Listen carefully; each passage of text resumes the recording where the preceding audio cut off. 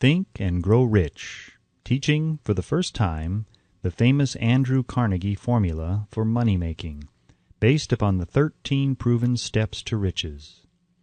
Organized through 25 years of research in collaboration with more than 500 distinguished men of great wealth, who proved by their own achievements that this philosophy is practical, by Napoleon Hill, author of The Law of Success Philosophy, published by the Ralston Society, 1938, Meridian, Connecticut. Copyright 1937 by Napoleon Hill. All rights reserved. Tributes to the author from great American leaders. Think and Grow Rich was 25 years in the making.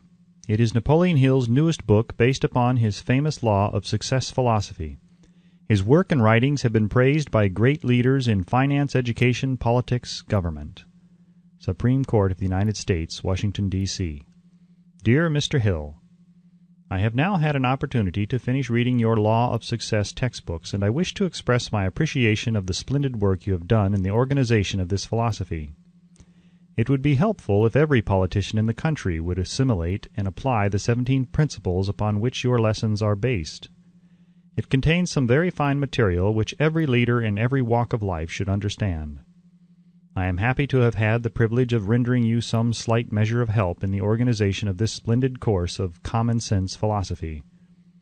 Sincerely yours, Howard Taft, former President and former Chief Justice of the United States.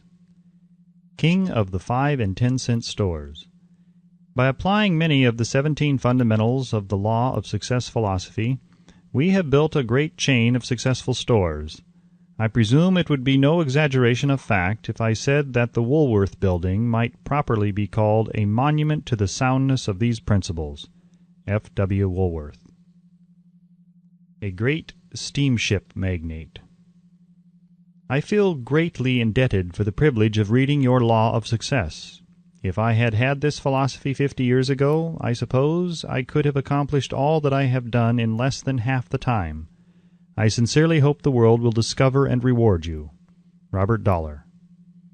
Famous American labor leader. Mastery of the Law of Success philosophy is the equivalent of an insurance policy against failure. Samuel Gompers. A former President of the United States. May I not congratulate you on your persistence? Any man who devotes that much time must of necessity make discoveries of great value to others. I am deeply impressed by your interpretation of the mastermind principles which you have so clearly described. Woodrow Wilson. A Merchant Prince. I know that your 17 fundamentals of success are sound because I have been applying them in my business for more than 30 years. John Wanamaker. World's largest maker of cameras. I know that you are doing a world of good with your Law of Success. I would not care to set a monetary value on this training because it brings to the student qualities which cannot be measured by money alone. George Eastman. A nationally known business chief. Whatever success I may have attained, I owe entirely to the application of your 17 fundamental principles of the Law of Success. I believe I have the honor of being your first student. W. M. Wrigley, Jr. Author's Preface. In every chapter of this book, mention has been made of the money-making secret which has made fortunes for more than 500 exceedingly wealthy men, whom I have carefully analyzed over a long period of years. The secret was brought to my attention by Andrew Carnegie, more than a quarter of a century ago. The canny, lovable old Scotsman carelessly tossed it into my mind when I was but a boy. Then he sat back in his chair with a merry twinkle in his eyes and watched carefully to see if I had brains enough to understand the full significance of what he had said to me. When he saw that I had grasped the idea, he asked if I would be willing to spend 20 years or more preparing myself to take it to the world, to men and women who, without the secret, might go through life as failures. I said I would, and with Mr. Carnegie's cooperation, I have kept my promise. This book contains the secret, after having been put to a practical test by thousands of people in almost every walk of life. It was Mr. Carnegie's idea that the magic formula, which gave him a stupendous fortune, ought to be placed within reach of people who do not have time to investigate how men make money, and it was his hope that I might test and demonstrate the soundness of the formula through the experience of men and women in every calling.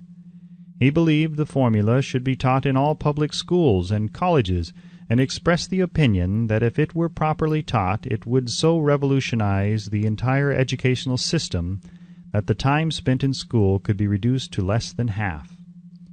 His experience with Mr. Charles M. Schwab and other young men of Mr. Schwab's type convinced Mr. Carnegie that much of that which is taught in the schools is of no value whatsoever in connection with the business of earning a living or accumulating riches. He had arrived at this decision because he had taken into his business one young man after another, many of them with but little schooling, and by coaching them in the use of this formula, developed in them rare leadership. Moreover, his coaching made fortunes for every one of them who followed his instructions. In the chapter on faith, you will read the astounding story of the organization of the giant United States Steel Corporation, as it was conceived and carried out by one of the young men through whom Mr. Carnegie proved that his formula will work for all who are ready for it. This single application of the secret by that young man, Charles M. Schwab, made him a huge fortune in both money and opportunity. Roughly speaking, this particular application of the formula was worth $600 million. These facts, and they are facts well known to almost everyone who knew Mr. Carnegie, give you a fair idea of what the reading of this book may bring to you, provided you know what it is that you want. Even before it has undergone 20 years of practical testing, the secret was passed on to more than 100,000 men and women who have used it for their personal benefit, as Mr. Carnegie planned that they should. Some have made fortunes with it. Others have used it successfully in creating harmony in their homes. A clergyman used it so effectively that it brought him an income of upwards of $75,000 a year.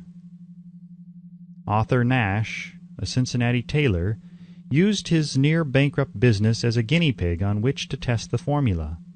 The business came to life and made a fortune for its owners. It is still thriving, although Mr. Nash has gone. The experiment was so unique that newspapers and magazines gave it more than $1 million worth of laudatory publicity. The secret was passed on to Stewart Austin Weir of Dallas, Texas. He was ready for it, so ready that he gave up his profession and studied law. Did he succeed? That story is told too. I gave the secret to Jennings Randolph the day he graduated from college, and he has used it so successfully that he is now serving his third term as a member of Congress, with an excellent opportunity to keep on using it until it carries him to the White House. While serving as advertising manager of the LaSalle Extension University, when it was little more than a name, I had the privilege of seeing J.G. Chaplin, president of the university, use the formula so effectively that he has since made the LaSalle one of the great extension schools of the country. The secret to which I refer has been mentioned no fewer than 100 times throughout this book. It has not been directly named, for it seems to work more successfully when it is merely uncovered and left in sight, where those who are ready and searching for it may pick it up. That is why Mr. Carnegie tossed it to me so quietly without giving me its specific name.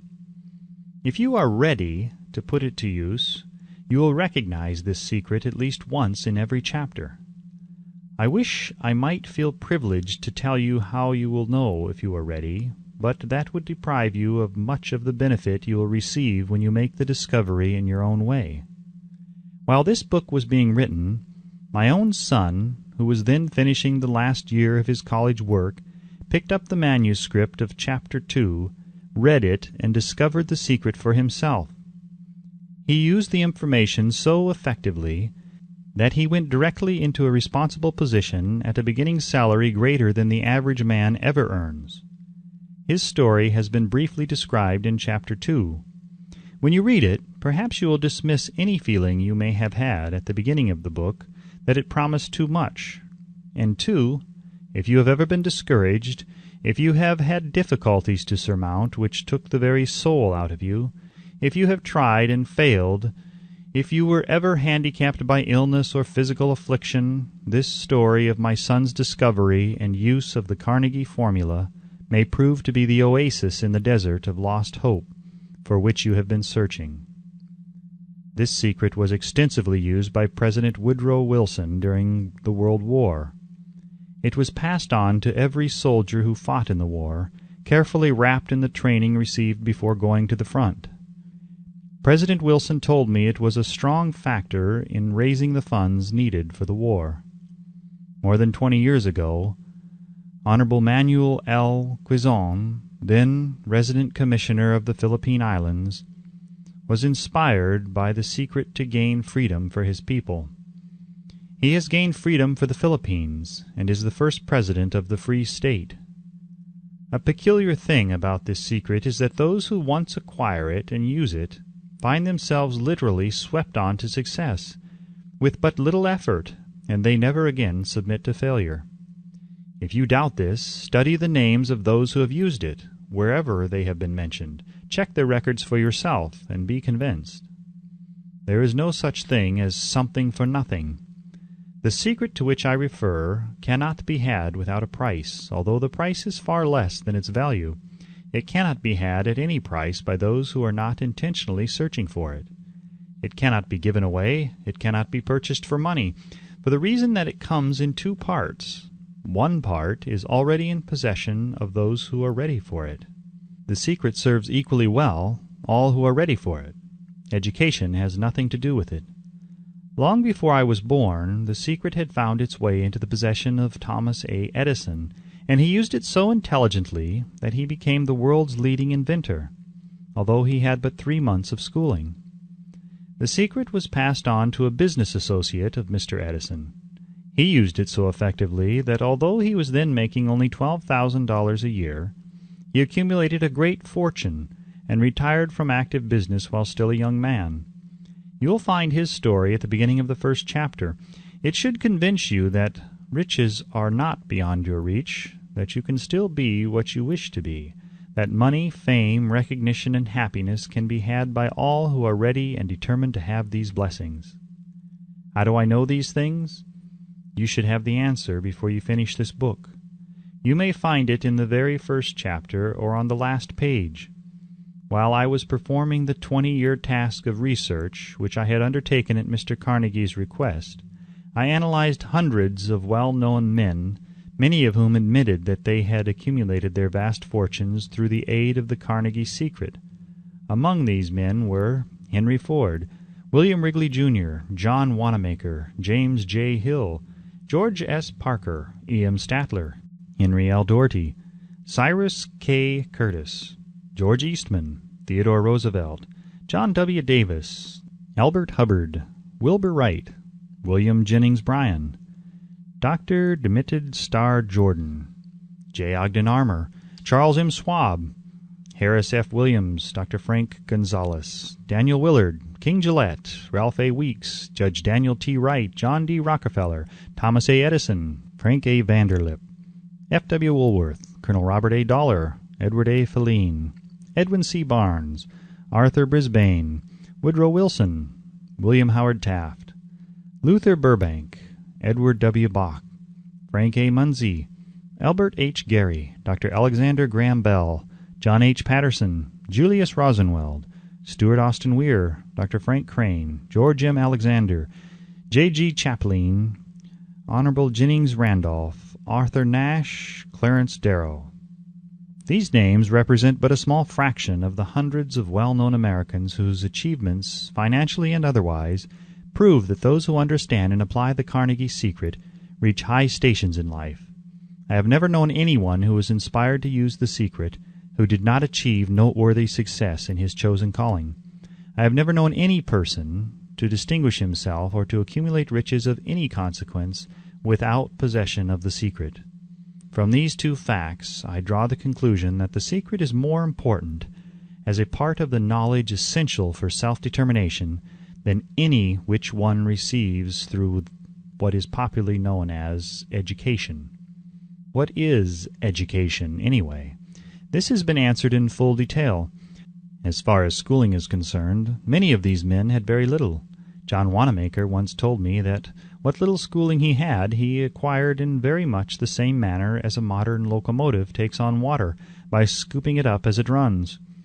Henry Ford never reached high school, let alone college. I am not attempting to minimize the value of schooling, but I am trying to express my earnest belief that those who master and apply the secret will reach high stations, accumulate riches, and bargain with life on their own terms, even if their schooling has been meager. Somewhere, as you read, the secret to which I refer will jump from the page and stand boldly before you, if you are ready for it. When it appears, you will recognize it. Whether you receive the sign in the first or the last chapter, stop for a moment when it presents itself and turn down a glass, for that occasion will mark the most important turning point of your life. We pass now to Chapter 1, and to the story of my very dear friend who has generously acknowledged having seen the mystic sign, and whose business achievements are evidence enough that he turned down a glass. As you read his story and the others, remember that they deal with the important problems of life such as all men experience.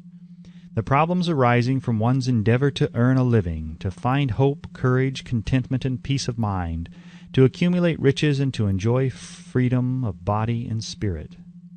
Remember, too, as you go through the book, that it deals with facts and not with fiction, its purpose being to convey a great universal truth through which all who are ready may learn, not only what to do, but also how to do it, and receive as well the needed stimulus to make a start. As a final word of preparation, before you begin the first chapter, may I offer one brief suggestion which may provide a clue by which the Carnegie secret may be recognized. It is this: all achievement, all earned riches have their beginning in an idea. If you are ready for the secret, you already possess one half of it. Therefore, you will readily recognize the other half the moment it reaches your mind. The Author. Chapter 1. Introduction. The Man Who Thought His Way into Partnership with Thomas A. Edison. Truly, thoughts are things, and powerful things at that, when they are mixed with definiteness of purpose, persistence, and a burning desire for their translation into riches or other material objects. A little more than 30 years ago, Edwin C. Barnes discovered how true it is that men really do think and grow rich. His discovery did not come about at one sitting. It came little by little, beginning with a burning desire to become a business associate of the great Edison. One of the chief characteristics of Barnes' desire was that it was definite. He wanted to work with Edison, not for him. Observe carefully the description of how he went about translating his desire into reality, and you will have a better understanding of the 13 principles which lead to riches. When this desire, or impulse of thought, first flashed into his mind, he was in no position to act upon it. Two difficulties stood in his way. He did not know Mr. Edison, and he did not have enough money to pay his railroad fare to Orange, New Jersey. These difficulties were sufficient to have discouraged the majority of men from making any attempt to carry out the desire. But this was no ordinary desire. He was so determined to find a way to carry out his desire that he finally decided to travel by blind baggage rather than be defeated. To the uninitiated, this means that he went to East Orange on a freight train. He presented himself at Mr. Edison's laboratory and announced he had come to go into business with the inventor.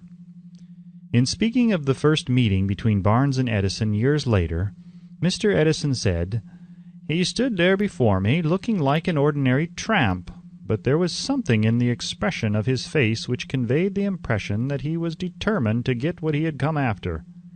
I had learned from years of experience with men that when a man really desires a thing so deeply that he is willing to stake his entire future on a single turn of the wheel in order to get it, he is sure to win.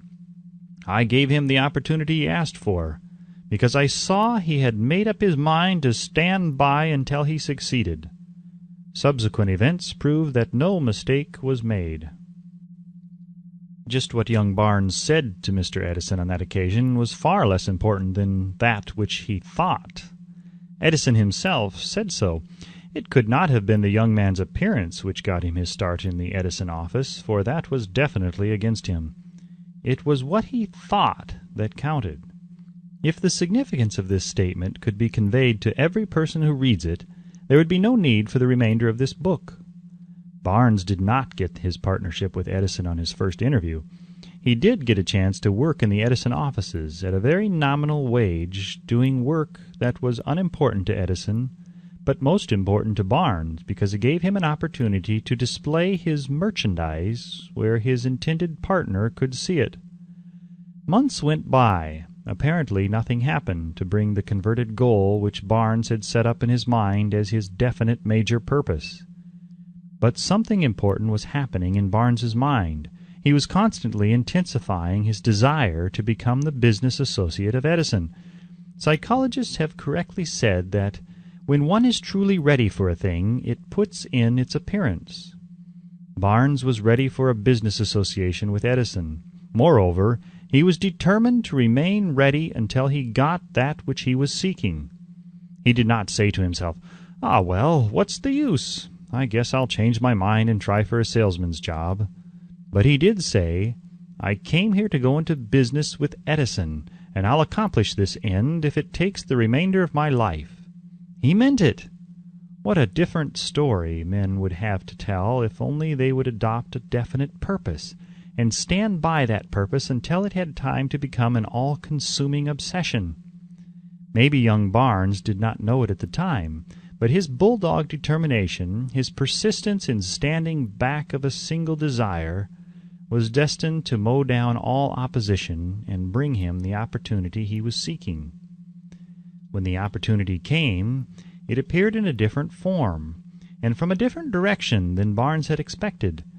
That is one of the tricks of opportunity.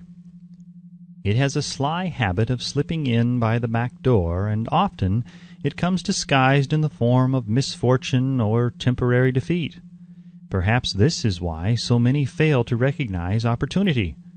Mr. Edison had just perfected a new office device known at that time as the Edison dictating machine, now the Ediphone. His salesmen were not enthusiastic over the machine. They did not believe it could be sold without great effort. Barnes saw his opportunity. It had crawled in quietly, hidden in a queer-looking machine which interested no one but Barnes and the inventor. Barnes knew he could sell the Edison dictating machine. He suggested this to Edison and promptly got his chance. He did sell the machine. In fact, he sold it so successfully that Edison gave him a contract to distribute and market it all over the nation. Out of that business association grew the slogan, "Made by Edison and installed by Barnes." The business alliance has been in operation for more than 30 years. Out of it, Barnes has made himself rich in money, but he has done something infinitely greater. He has proved that one really may think and grow rich.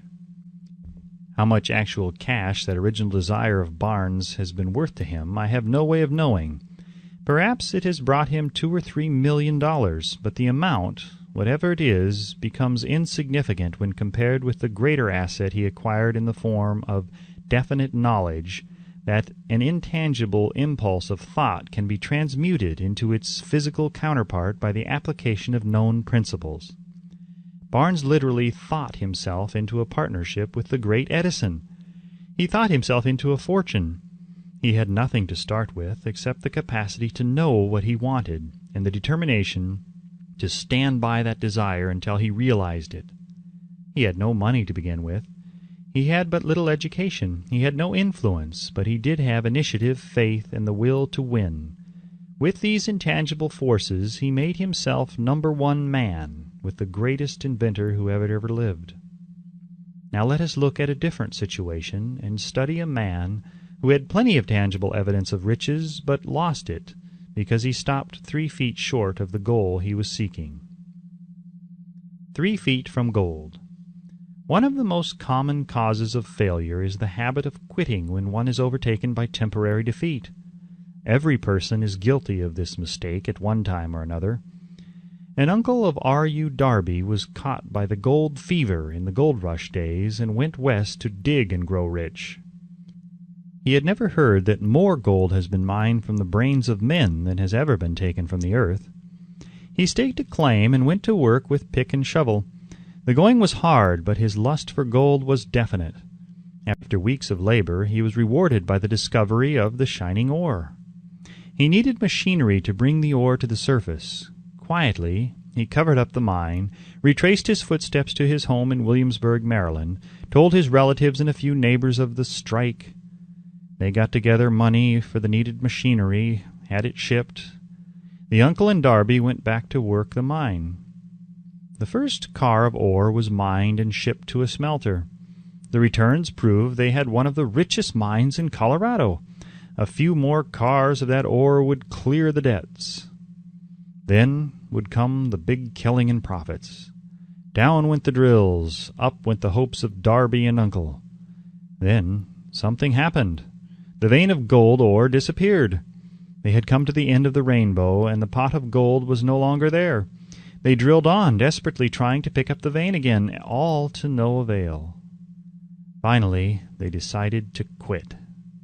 They sold the machinery to a junk man for a few $100s and took the train back home. Some junk men are dumb, but not this one. He called in a mining engineer to look at the mine and do a little calculating. The engineer advised that the project had failed because the owners were not familiar with fault lines. His calculations showed that the vein would be found just 3 feet from where the Darbys had stopped drilling. That is exactly where it was found. The junk man took millions of dollars in ore from the mine because he knew enough to seek expert counsel before giving up. Most of the money which went into the machinery was procured through the efforts of R.U. Darby, who was then a very young man. The money came from his relatives and neighbors because of their faith in him. He paid back every dollar of it, although he was years in doing so. Long afterward, Mr. Darby recouped his loss many times over when he made the discovery that desire can be transmuted into gold. The discovery came after he went into the business of selling life insurance. Remembering that he had lost a huge fortune because he stopped 3 feet from gold, Darby profited by the experience in his chosen work by the simple method of saying to himself, "I stopped 3 feet from gold, but I will never stop because men say no when I ask them to buy insurance." Darby is one of a small group of fewer than 50 men who sell more than $1 million in life insurance annually. He owes his stickability to the lesson he learned from his quitability in the gold mining business. Before success comes in any man's life, he is sure to meet with much temporary defeat, and perhaps some failure. When defeat overtakes a man, the easiest and most logical thing to do is to quit. That is exactly what the majority of men do. More than 500 of the most successful men this country has ever known told the author their greatest success came just one step beyond the point at which defeat had overtaken them. Failure is a trickster with a keen sense of irony and cunning. It takes great delight in tripping one when success is almost within reach. A 50-cent lesson in persistence. Shortly after Mr. Darby received his degree from the University of Hard Knocks and had decided to profit by his experience in the gold mining business, he had the good fortune to be present on an occasion that proved to him that no does not necessarily mean no. One afternoon he was helping his uncle grind wheat in an old-fashioned mill. The uncle operated a large farm on which a number of colored sharecrop farmers lived. Quietly the door was opened and a small colored child, the doctor of a tenant, walked in and took her place near the door. The uncle looked up, saw the child, and barked at her roughly.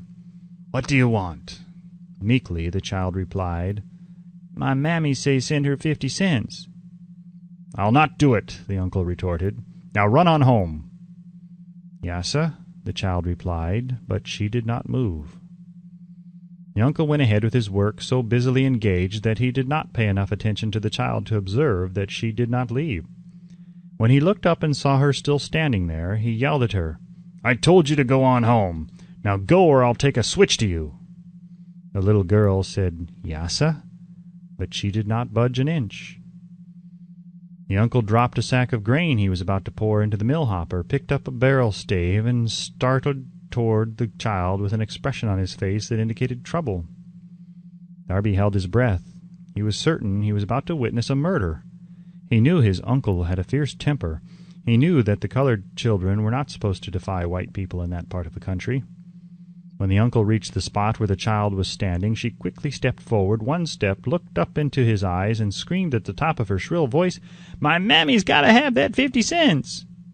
The uncle stopped, looked at her for a minute, then slowly laid the barrel stave on the floor, put his hand in his pocket, took out a $50, and gave it to her. The child took the money and slowly backed toward the door, never taking her eyes off the man whom she had just conquered. After she had gone, the uncle sat down on a box and looked out the window into space for more than 10 minutes. He was pondering with awe over the whipping he had just taken. Mr. Darby, too, was doing some thinking. That was the first time in all his experience that he had seen a colored child deliberately master an adult white person. How did she do it? What happened to his uncle that caused him to lose his fierceness and become as docile as a lamb? What strange power did this child use that made her master over her superior? These and other similar questions flashed into Darby's mind, but he did not find the answer until years later when he told me the story. Strangely, the story of this unusual experience was told to the author in the old mill on the very spot where the uncle took his whipping. Strangely, too, I had devoted nearly a quarter of a century to the study of the power which enabled an ignorant, illiterate colored child to conquer an intelligent man. As we stood there in that musty old mill, Mr. Darby repeated the story of the unusual conquest, and finished by asking, "What can you make of it? What strange power did that child use that so completely whipped my uncle?" The answer to his question will be found in the principles described in this book. The answer is full and complete. It contains details and instructions sufficient to enable anyone to understand and apply the same force which the little child accidentally stumbled upon. Keep your mind alert, and you will observe exactly what strange power came to the rescue of the child. You will catch a glimpse of this power in the next chapter. Somewhere in the book you will find an idea that will quicken your receptive powers and place at your command for your own benefit this same irresistible power. The awareness of this power may come to you in the first chapter, or it may flash into your mind in some subsequent chapter. It may come in the form of a single idea, or it may come in the nature of a plan or a purpose. Again, it may cause you to go back into your past experiences of failure or defeat, and bring to the surface some lesson by which you can regain all that you lost through defeat. After I had described to Mr. Darby the power unwittingly used by the little colored child, he quickly retraced his 30 years of experience as a life insurance salesman and frankly acknowledged that his success in that field was due in no small degree to the lesson he had learned from the child. Mr. Darby pointed out, every time a prospect tried to bow me out without buying, I saw that child standing there in the old mill, her big eyes glaring in defiance, and I said to myself, "I've got to make this sale." The better portion of all sales I have made were made after people had said no. He recalled, too, his mistake in having stopped only 3 feet from gold. But, he said, that experience was a blessing in disguise. It taught me to keep on keeping on, no matter how hard the going may be, a lesson I needed to learn before I could succeed in anything. This story of Mr. Darby and his uncle, the colored child, and the gold mine doubtless will be read by hundreds of men who make their living by selling life insurance, and to all of these the author wishes to offer the suggestion that Darby owes to these 2 experiences in his ability to sell more than $1 million of life insurance every year. Life is strange and often imponderable. Both the successes and the failures have their roots in simple experiences. Mr. Darby's experiences were commonplace and simple enough. Yet they held the answer to his destiny in life. Therefore they were as important to him as life itself. He profited by these 2 dramatic experiences because he analyzed them and found the lesson they taught. But what of the man who has neither the time nor the inclination to study failure in search of knowledge that may lead to success? Where and how is he to learn the art of converting defeat into stepping stones to opportunity? In the answer to these questions, this book was written. The answer called for a description of 13 principles, but remember, as you read, the answer you may be seeking to the questions which have caused you to ponder over the strangeness of life may be found in your own mind, through some idea, plan, or purpose which may spring into your mind as you read. One sound idea is all that one needs to achieve success. The principles described in this book contain the best and the most practical of all that is known concerning the ways and means of creating useful ideas. Before we go any further in our approach to the description of these principles, we believe you are entitled to receive this important suggestion. When riches begin to come, they come so quickly in such great abundance that one wonders where they have been hiding during all those lean years. This is an astounding statement, and all the more so when we take into consideration the popular belief that riches come only to those who work hard and long. When you begin to think and grow rich, you will observe that riches begin with a state of mind, with definiteness of purpose, with little or no hard work.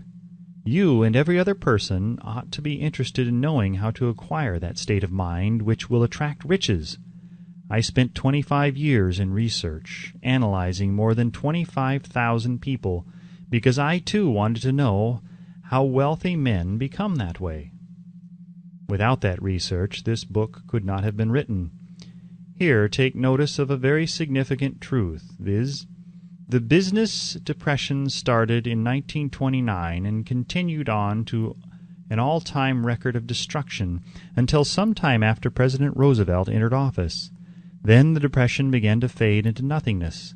Just as an electrician in a theater raises the light so gradually that darkness is transmuted into light before you realize it, so did the spell of fear in the minds of the people gradually fade away and become faith. Observe very closely as soon as you master the principles of this philosophy and begin to follow the instructions for applying those principles. Your financial status will begin to improve, and everything you touch will begin to transmute itself into an asset for your own benefit. Impossible? Not at all. One of the main weaknesses of mankind is the average man's familiarity with the word impossible. He knows all the rules which will not work. He knows all the things which cannot be done. This book was written for those who seek the rules which have made others successful and are willing to stake everything on those rules. A great many years ago I purchased a fine dictionary. The first thing I did with it was to turn to the word impossible and neatly clip it out of the book. That would not be an unwise thing for you to do. Success comes to those who become success-conscious. Failure comes to those who indifferently allow themselves to become failure-conscious. The object of this book is to help all who seek it to learn the art of changing their minds from failure-consciousness to success-consciousness.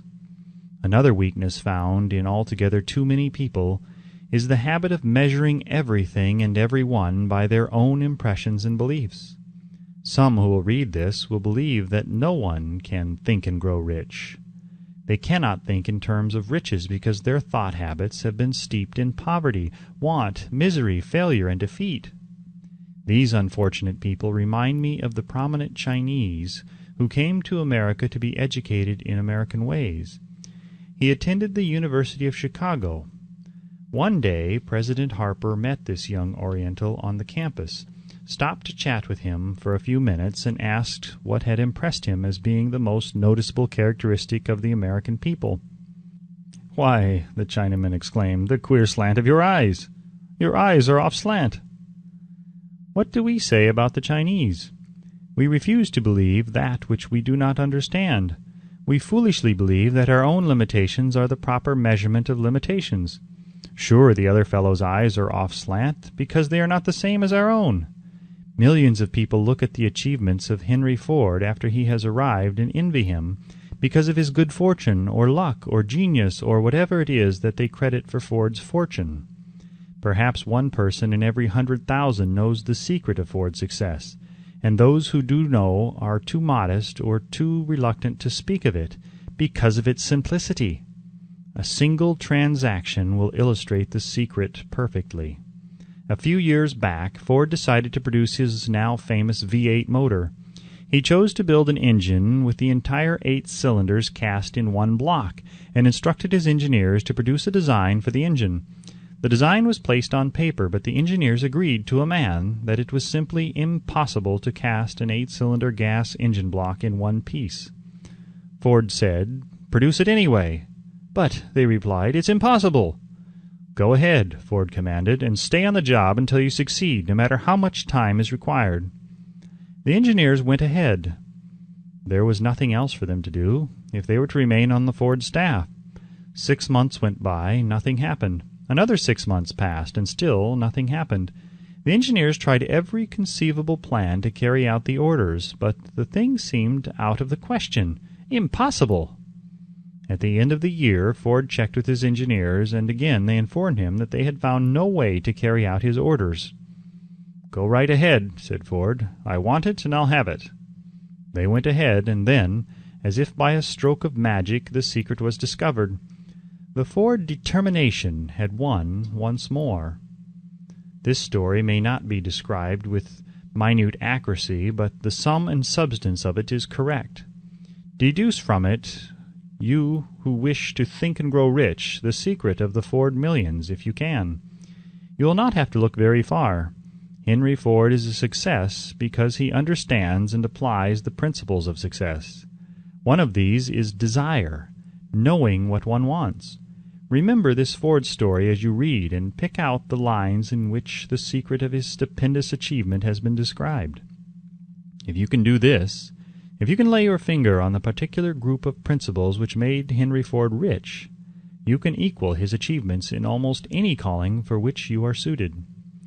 You are the master of your fate, the captain of your soul, because when Henley wrote the prophetic lines, "I am the master of my fate, I am the captain of my soul," he should have informed us that we are the masters of our fate, the captains of our souls, because we have the power to control our thoughts.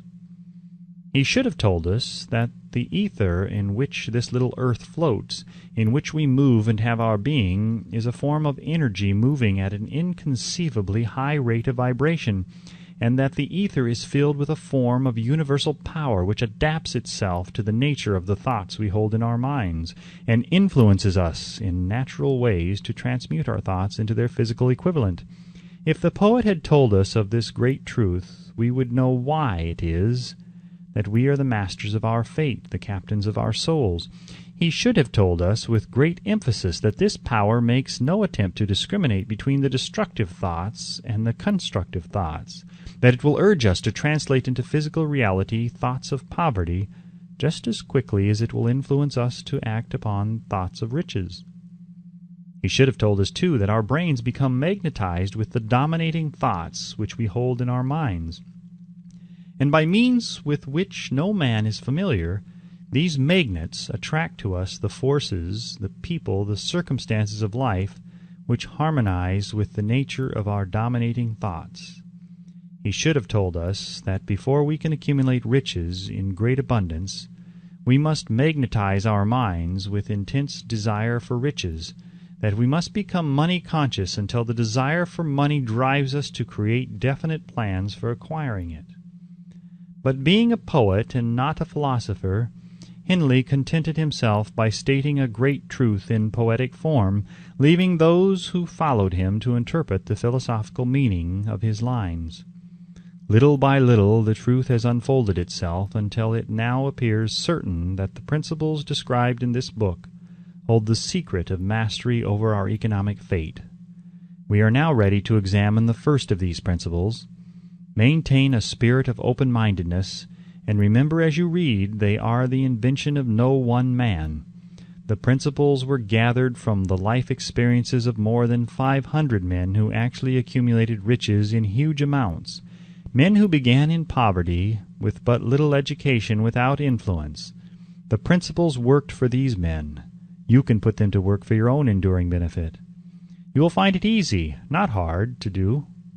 Before you read the next chapter, I want you to know that it conveys factual information which might easily change your entire financial destiny, as it has so definitely brought the changes of stupendous proportions to two people described.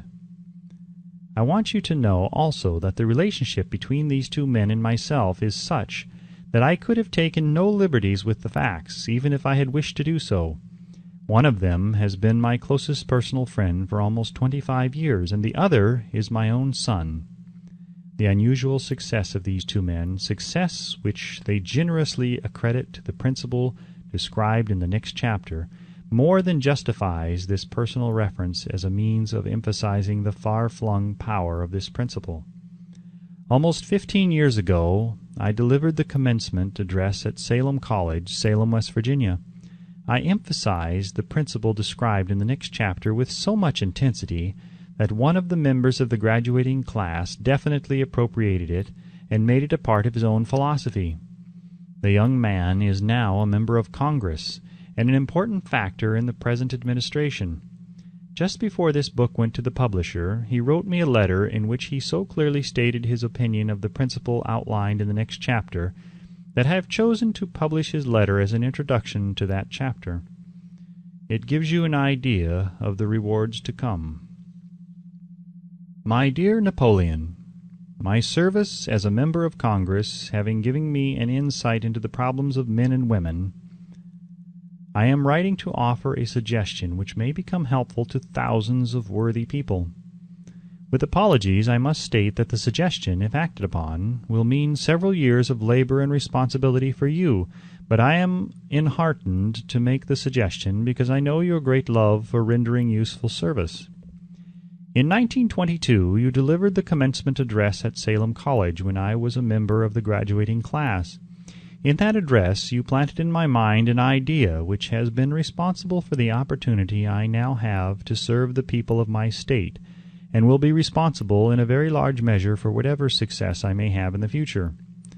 The suggestion I have in mind is that you put into a book the sum and substance of the address you delivered at Salem College, and in that way give the people of America an opportunity to profit by your many years of experience and association with the men who, by their greatness, have made America the richest nation on earth.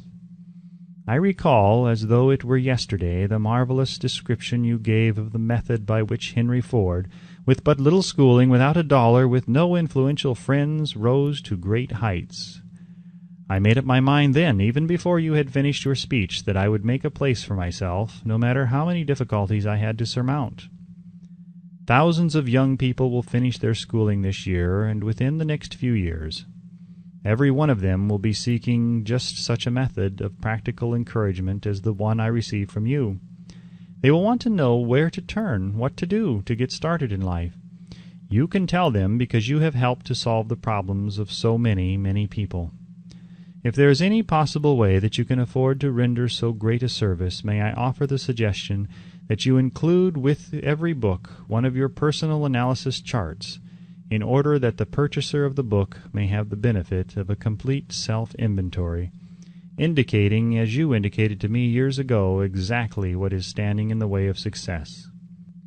Such a service as this, providing the readers of your book with a complete, unbiased picture of their faults and their virtues, would mean to them the difference between success and failure.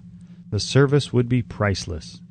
Millions of people are now facing the problem of staging a comeback because of the Depression, and I speak from personal experience when I say I know these earnest people would welcome the opportunity to tell you their problems and to receive your suggestions for the solution. You know the problems of those who face the necessity of beginning all over again. There are thousands of people in America today who would like to know how they can convert ideas into money, people who must start at scratch without finances and recoup their losses. If anyone can help them, you can. If you publish the book, I would like to own the first copy that comes from the press, personally autographed by you. With best wishes, believe me, cordially yours, Jennings Randolph. Chapter 2. Desire. The starting point of all achievement. The first step toward riches. When Edwin C. Barnes climbed down from the freight train in Orange, New Jersey, more than 30 years ago, he may have resembled a tramp, but his thoughts were those of a king. As he made his way from the railroad tracks to Thomas A. Edison's office, his mind was at work. He saw himself standing in Edison's presence. He heard himself asking Mr. Edison for an opportunity to carry out the one consuming obsession of his life, a burning desire to become the business associate of the great inventor. Barnes' desire was not a hope. It was not a wish.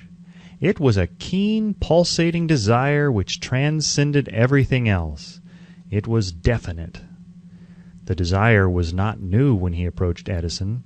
It had been Barnes's dominating desire for a long time.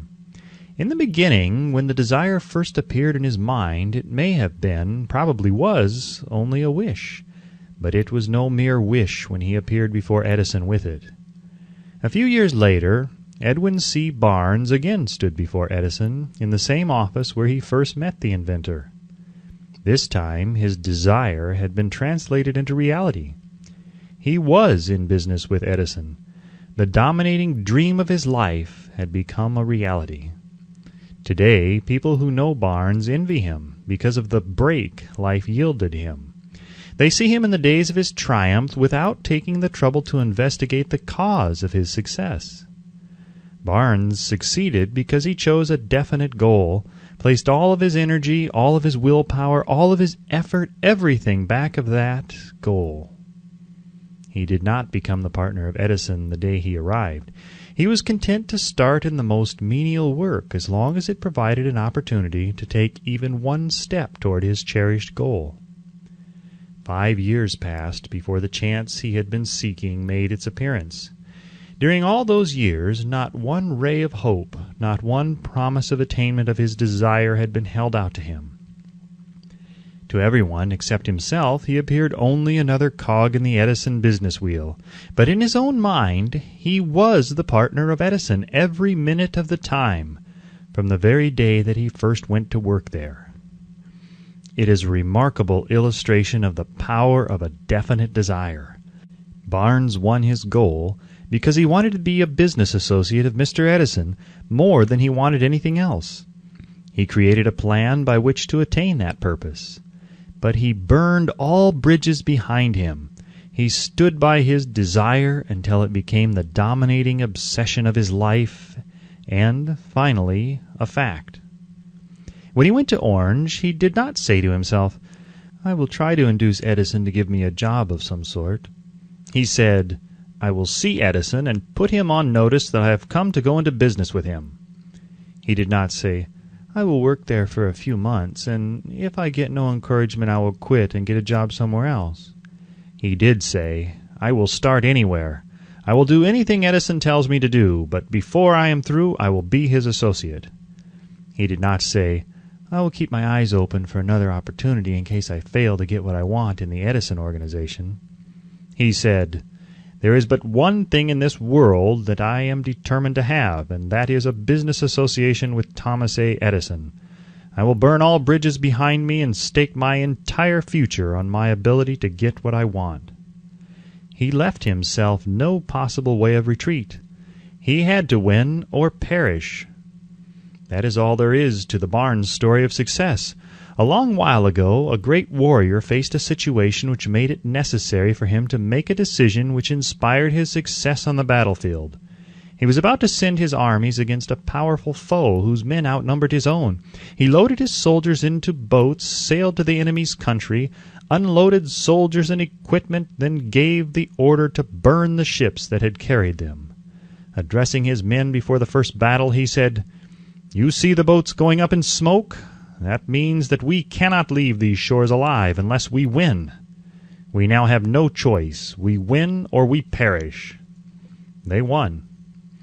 Every person who wins in any undertaking must be willing to burn his ships and cut all sources of retreat. Only by doing so can one be sure of maintaining that state of mind as a burning desire to win, essential to success. The morning after the Great Chicago Fire, a group of merchants stood on State Street looking at the smoking remains of what had been their stores. They went into a conference to decide if they would try to rebuild or leave Chicago and start over in a more promising section of the country. They reached a decision, all except one, to leave Chicago. The merchant who decided to stay and rebuild pointed a finger at the remains of his store and said, "Gentlemen, on that very spot I will build the world's greatest store, no matter how many times it may burn down." That was more than 50 years ago. The store was built. It stands there today, a towering monument to the power of that state of mind known as burning desire. The easy thing for Marshall Field to have done would have been exactly what his fellow merchants did. When the going was hard and the future looked dismal, they pulled up and went where the going seemed easier. Mark well this difference between Marshall Field and the other merchants, because it is the same difference which distinguishes Edwin C. Barnes from thousands of other young men who have worked in the Edison organization. It is the same difference which distinguishes practically all who succeed from those who fail. Every human being who reaches the age of understanding of the purpose of money wishes for it. Wishing will not bring riches, but desiring riches with a state of mind that becomes an obsession, then planning definite ways and means to acquire riches, and backing those plans with persistence which does not recognize failure, will bring riches. The method by which desire for riches can be transmuted into its financial equivalent consists of 6 definite practical steps, viz. First, fix in your mind the exact amount of money you desire. It is not sufficient merely to say, "I want plenty of money." Be definite as to the amount. There is a psychological reason for definiteness which will be described in a subsequent chapter. Second, determine exactly what you intend to give in return for the money you desire. There is no such reality as something for nothing. Third, establish a definite date when you intend to possess the money you desire. Fourth, create a definite plan for carrying out your desire, and begin at once, whether you are ready or not, to put this plan into action. Fifth, write out a clear, concise statement of the amount of money you intend to acquire. Name the time limit for its acquisition. State what you intend to give in return for the money, and describe clearly the plan through which you intend to accumulate it. Sixth, read your written statement aloud twice daily, once just before retiring at night, and once after arising in the morning. As you read, see and feel and believe yourself already in possession of the money. It is important that you follow the instructions described in these 6 steps. It is especially important that you observe and follow the instructions in the 6th paragraph. You may complain that it is impossible for you to see yourself in possession of money before you actually have it. Here is where a burning desire will come to your aid. If you truly desire money so keenly that your desire is an obsession, you will have no difficulty in convincing yourself that you will acquire it. The object is to want money and to become so determined to have it that you convince yourself you will have it. Only those who become money conscious ever accumulate great riches. Money consciousness means that the mind has become so thoroughly saturated with the desire for money that one can see one's self already in possession of it. To the uninitiated, who has not been schooled in the working principles of the human mind, these instructions may appear impractical. It may be helpful to all who fail to recognize the soundness of the 6 steps to know that the information they convey was received from Andrew Carnegie, who began as an ordinary laborer in the steel mills, but managed, despite his humble beginning, to make these principles yield himself a fortune of considerably more than $100 million. It may be of further help to know that the 6 steps here recommended were carefully scrutinized by the late Thomas A. Edison, who placed his stamp of approval upon them as being not only the steps essential for the accumulation of money, but necessary for the attainment of any definite goal. The steps call for no hard labor. They call for no sacrifice. They do not require one to become ridiculous or credulous. To apply them calls for no great amount of education. But the successful application of these 6 steps does call for sufficient imagination to enable one to see and to understand that accumulation of money cannot be left to chance, good fortune, and luck. One must realize that all who have accumulated great fortunes first did a certain amount of dreaming, hoping, wishing, desiring, and planning before they acquired money. You may as well know right here that you can never have riches in great quantities unless you can work yourself into a white heat of desire for money and actually believe you will possess it. You may as well know also that every great leader from the dawn of civilization down to the present was a dreamer. Christianity is the greatest potential power in the world today because its founder was an intense dreamer who had the vision and the imagination to see realities in their mental and spiritual form before they had been transmuted into physical form. If you do not see the great riches in your imagination, you will never see them in your bank balance. Never in the history of America has there been so great an opportunity for practical dreamers as now exists. The 6-year economic collapse has reduced all men substantially to the same level. A new race is about to be run. The stakes represent huge fortunes which will be accumulated within the next 10 years.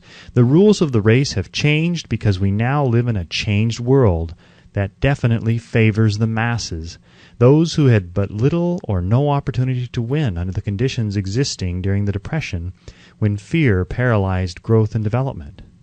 We who are in this race for riches should be encouraged to know that this changed world in which we live is demanding new ideas, new ways of doing things, new leaders, new inventions, new methods of teaching, new methods of marketing, new books, new literature, new features for the radio, new ideas for moving pictures.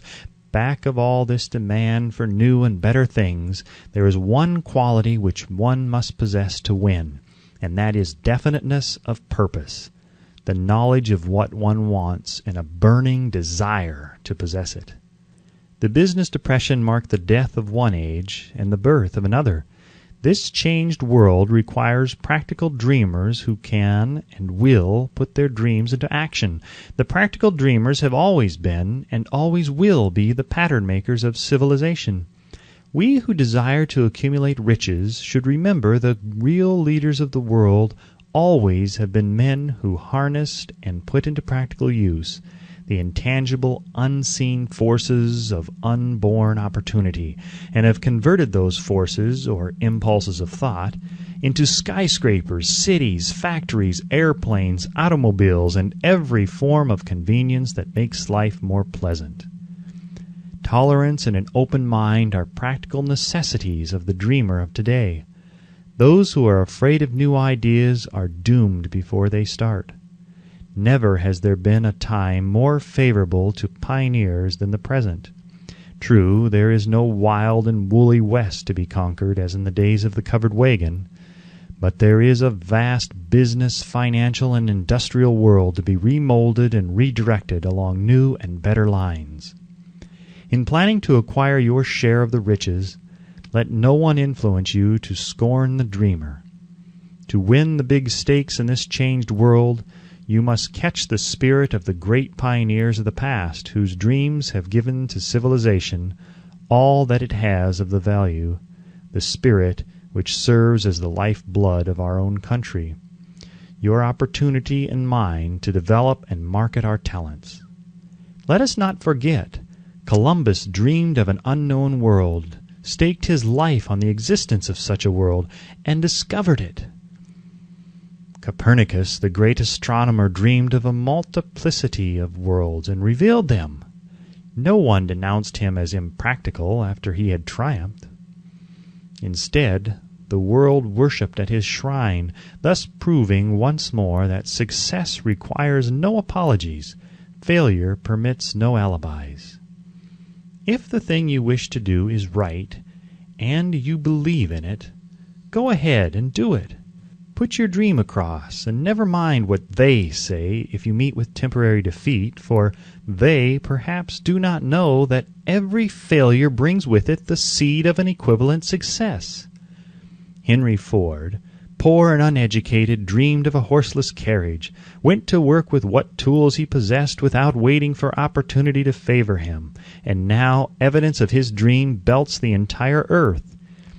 He has put more wheels into operation than any man who ever lived because he was not afraid to back his dreams. Thomas Edison dreamed of a lamp that could be operated by electricity, began where he stood to put his dream into action, and despite more than 10,000 failures, he stood by that dream until he made it a physical reality. Practical dreamers do not quit. Wayland dreamed of a chain of cigar stores, transformed his dream into action, and now the United Cigar Stores occupy the best corners in America. Lincoln dreamed of freedom for the black slaves, put his dream into action, and barely missed living to see a united North and South translate his dream into reality. The Wright brothers dreamed of a machine that would fly through the air. Now one may see evidence all over the world that they dreamed soundly. Marconi dreamed of a system for harnessing the intangible forces of the ether. Evidence that he did not dream in vain may be found in every wireless and radio in the world. Moreover, Marconi's dream brought the humblest cabin and the most stately manor house side by side. It made the people of every nation on earth backdoor neighbors. It gave the President of the United States a medium by which he may talk to all the people of America at one time and on short notice. It may interest you to know that Marconi's friends had him taken into custody and examined in a psychopathic hospital when he announced he had discovered a principle through which he could send messages through the air without the aid of wires or other direct physical means of communication. The dreamers of today fare better. The world has become accustomed to new discoveries. Nay, it has shown a willingness to reward the dreamer who gives the world a new idea. The greatest achievement was at first, and for a time, but a dream. The oak sleeps in the acorn, the bird waits in the egg, and in the highest vision of the soul, a waking angel stirs. Dreams are the seedlings of reality. Awake, arise, and assert yourself, you dreamers of the world. Your star is now in the ascendancy. The world depression brought the opportunity you have been waiting for. It taught people humility, tolerance, and open-mindedness. The world is filled with an abundance of opportunity, which the dreamers of the past never knew. A burning desire to be and to do is the starting point from which the dreamer must take off. Dreams are not born of indifference, laziness, or lack of ambition. The world no longer scoffs at the dreamer, nor calls him impractical. If you think it does, take a trip to Tennessee and witness what a dreamer president has done in the way of harnessing and using the great water power of America. A score of years ago, such a dream would have seemed like madness. You have been disappointed. You have undergone defeat during the Depression. You have felt the great heart within you crushed until it bled. Take courage, for these experiences have tempered the spiritual metal of which you are made. They are assets of incomparable value. Remember, too, that all who succeed in life get off to a bad start and pass through many heartbreaking struggles before they arrive. The turning point in the lives of those who succeed usually comes at the moment of some crisis through which they are introduced to their other selves. John Bunyan wrote The Pilgrim's Progress, which is among the finest of all English literature, after he had been confined in prison and sorely punished because of his views on the subject of religion. O. Henry discovered the genius which slept within his brain, after he had met with great misfortune and was confined in a prison cell in Columbus, Ohio. Being forced, through misfortune, to become acquainted with his other self, and to use his imagination, he discovered himself to be a great author instead of a miserable criminal and outcast. Strange and varied are the ways of life, and stranger still are the ways of infinite intelligence, through which men are sometimes forced to undergo all sorts of punishment before discovering their own brains and their own capacity to create useful ideas through imagination. Edison, the world's greatest inventor and scientist, was a tramp telegraph operator. He failed innumerable times before he was driven, finally, to the discovery of the genius which slept within his brain. Charles Dickens began by pasting labels on blacking pots. The tragedy of his first love penetrated the depths of his soul and converted him into one of the world's truly great authors. That tragedy produced, first, David Copperfield, then a succession of other works that made this a richer and better world for all who read his books. Disappointment over love affairs generally has the effect of driving men to drink and women to ruin, and this because most people never learn the art of transmuting their strongest emotions into dreams of a constructive nature. Helen Keller became deaf, dumb, and blind shortly after birth.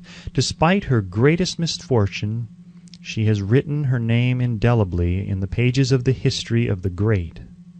Her entire life has served as evidence that no one ever is defeated until defeat has been accepted as a reality.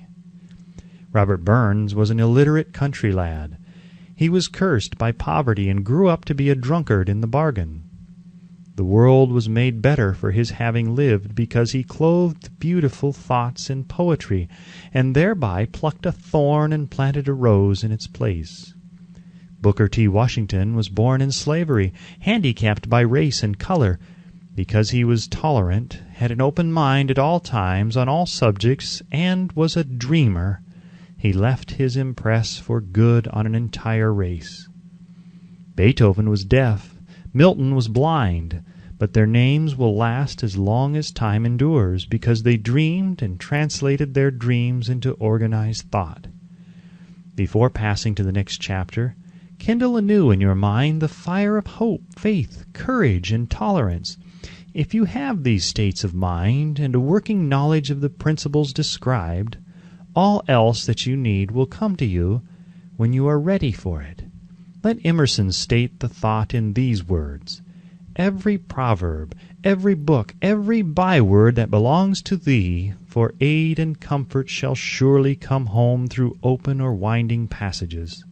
Every friend whom not thy fantastic will, but the great and tender soul in thee craveth, shall lock thee in his embrace." There is a difference between wishing for a thing and being ready to receive it. No one is ready for a thing until he believes he can acquire it. The state of mind must be belief, not mere hope or wish. Open-mindedness is essential for belief. Closed minds do not inspire faith, courage, and belief. Remember, no more effort is required to aim high in life, to demand abundance and prosperity, than is required to accept misery and poverty.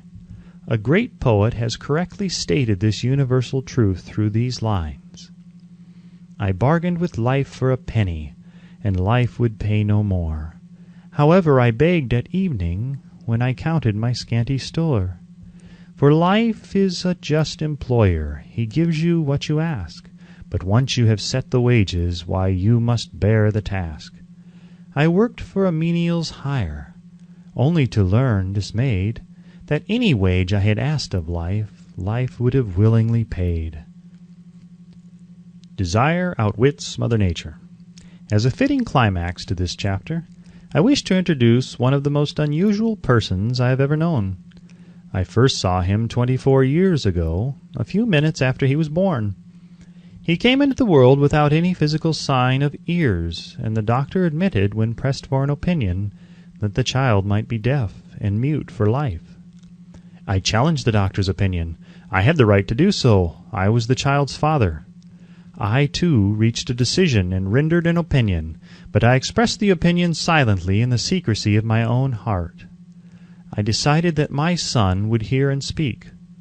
Nature could send me a child without ears, but nature could not induce me to accept the reality of the affliction. In my own mind, I knew that my son would hear and speak. How? I was sure there must be a way, and I knew I would find it. I thought of the words of the immortal Emerson: "The whole course of things goes to teach us faith. We need only obey." There is guidance for each of us, and by lowly listening we shall hear the right word. The right word? Desire! More than anything else, I desired that my son should not be a deaf-mute. From that desire I never receded, not for a second. Many years previously I had written, "Our only limitations are those we set up in our own minds." For the first time I wondered if that statement were true.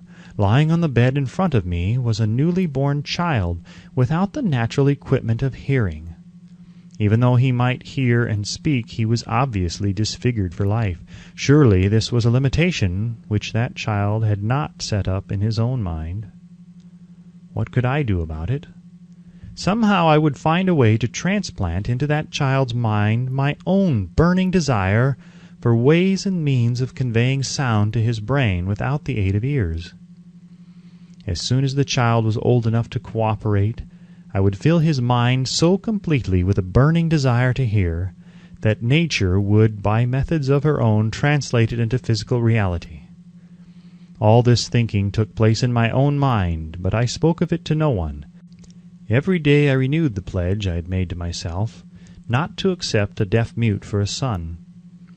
As he grew older and began to take notice of things around him, we observed that he had a slight degree of hearing.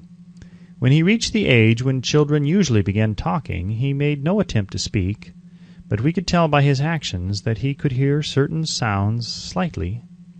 That was all I wanted to know.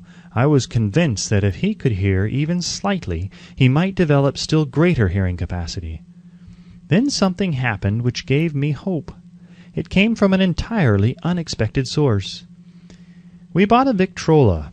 When the child heard the music for the first time, he went into ecstasies and promptly appropriated the machine. He soon showed a preference for certain records, among them "It's a Long Way to Tipperary." On one occasion he played that piece over and over for almost 2 hours, standing in front of the Victrola with his teeth clamped on the edge of the case. The significance of this self-formed habit of his did not become clear to us until years afterward, for we had never heard of the principle of bone conduction of sound at that time. Shortly after he appropriated the Victrola, I discovered that he could hear me quite clearly when I spoke with my lips touching his mastoid bone, or at the base of the brain. These discoveries placed in my possession the necessary media by which I began to translate into reality my burning desire to help my son develop hearing and speech. By that time he was making stabs at speaking certain words. The outlook was far from encouraging, but desire backed by faith knows no such words as impossible. Having determined that he could hear the sound of my voice plainly, I began immediately to transfer to his mind the desire to hear and speak. I soon discovered that the child enjoyed bedtime stories, so I went to work, creating stories designed to develop in him self-reliance, imagination, and a keen desire to hear and to be normal. There was one story in particular which I emphasized by giving it some new and dramatic coloring each time it was told. It was designed to plant in his mind the thought that his affliction was not a liability, but an asset of great value, despite the fact that all the philosophy I had examined clearly indicated that every adversity brings with it the seed of an equivalent advantage. I must confess that I had not the slightest idea how this affliction could ever become an asset.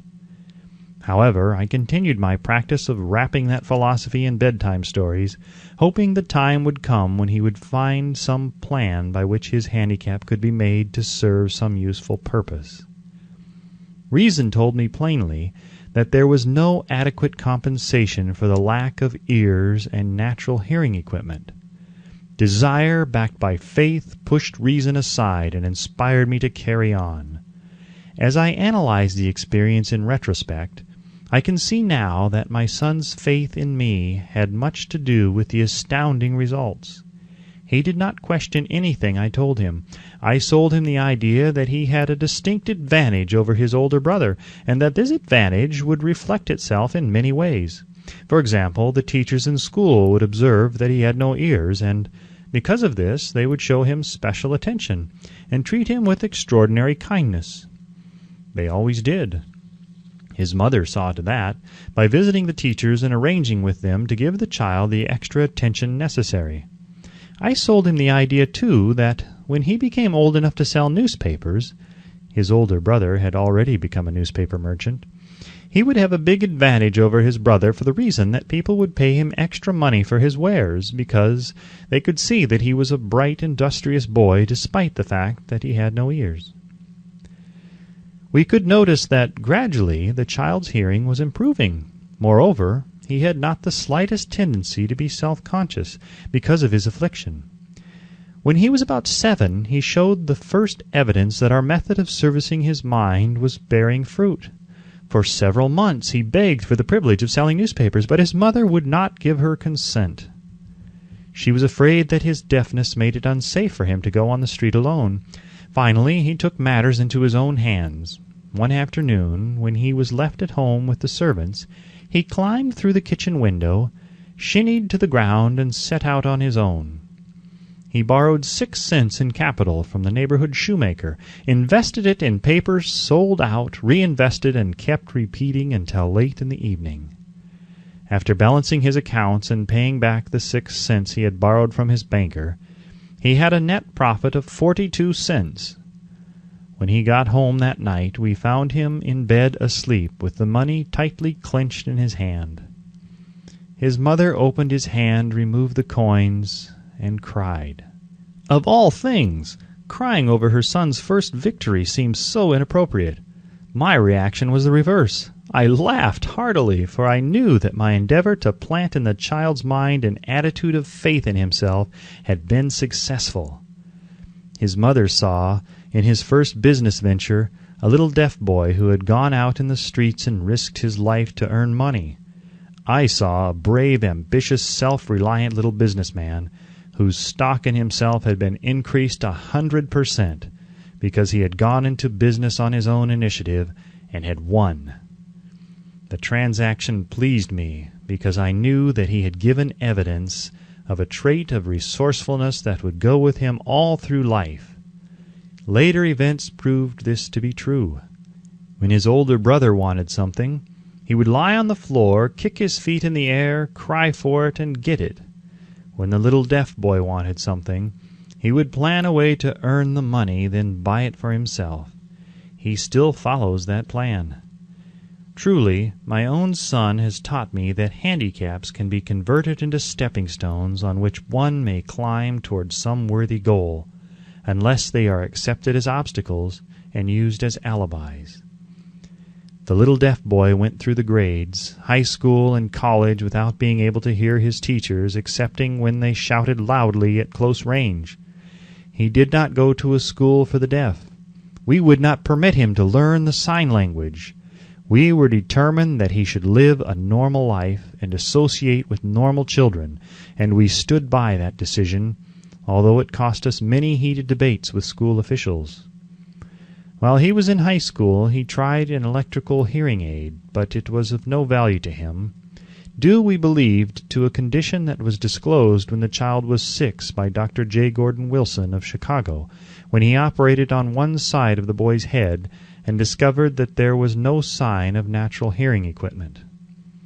During his last week in college, 18 years after the operation, something happened which marked the most important turning point of his life. Through what seemed to be mere chance, he came into possession of another electrical hearing device, which was sent to him on trial. He was slow about testing it due to his disappointment with a similar device. Finally, he picked the instrument up and more or less carelessly placed it on his head, hooked up the battery, and lo, as if by a stroke of magic, his lifelong desire for normal hearing became a reality. For the first time in his life, he heard practically as well as any person with normal hearing. God moves in mysterious ways his wonders to perform. Overjoyed because of the changed world which had been brought to him through his hearing device, he rushed to the telephone, called his mother, and heard her voice perfectly. The next day he plainly heard the voices of his professors in class for the first time in his life. Previously, he could hear them only when they shouted at short range. He heard the radio. He heard the talking pictures. For the first time in his life he could converse freely with other people without the necessity of their having to speak loudly. Truly he had come into possession of a changed world. We had refused to accept nature's error, and by persistent desire we had induced nature to correct that error through the only practical means available. Desire had commenced to pay dividends, but the victory was not yet complete.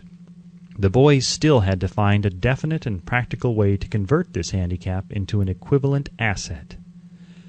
Hardly realizing the significance of what had already been accomplished, but intoxicated with the joy of his newly discovered world of sound, he wrote a letter to the manufacturer of the hearing aid, enthusiastically describing his experience.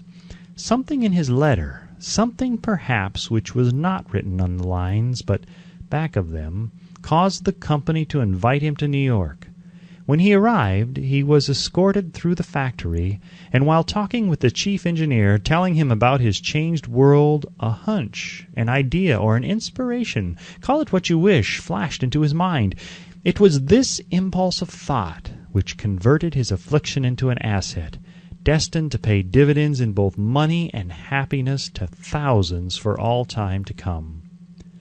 The sum and substance of that impulsive thought was this. It occurred to him that he might be of help to the millions of deafened people who go through life without the benefit of hearing devices, if he could find a way to tell them the story of his changed world. Then and there he reached a decision to devote the remainder of his life to rendering useful service to the hard of hearing. For an entire month he carried on an intensive research, during which he analyzed the entire marketing system of the manufacturer of the hearing device, and created ways and means of communicating with the hard of hearing all over the world for the purpose of sharing with them his newly discovered, changed world. When this was done, he put in writing a 2-year plan based upon his findings. When he presented the plan to the company, he was instantly given a position for the purpose of carrying out his ambition. Little did he dream when he went to work that he was destined to bring hope and practical relief to thousands of deafened people who, without his help, would have been doomed forever to deaf mutism.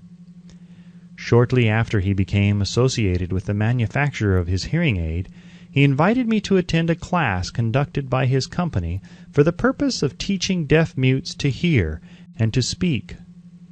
I had never heard of such a form of education. Therefore I visited the class, skeptical but hopeful that my time would not be entirely wasted.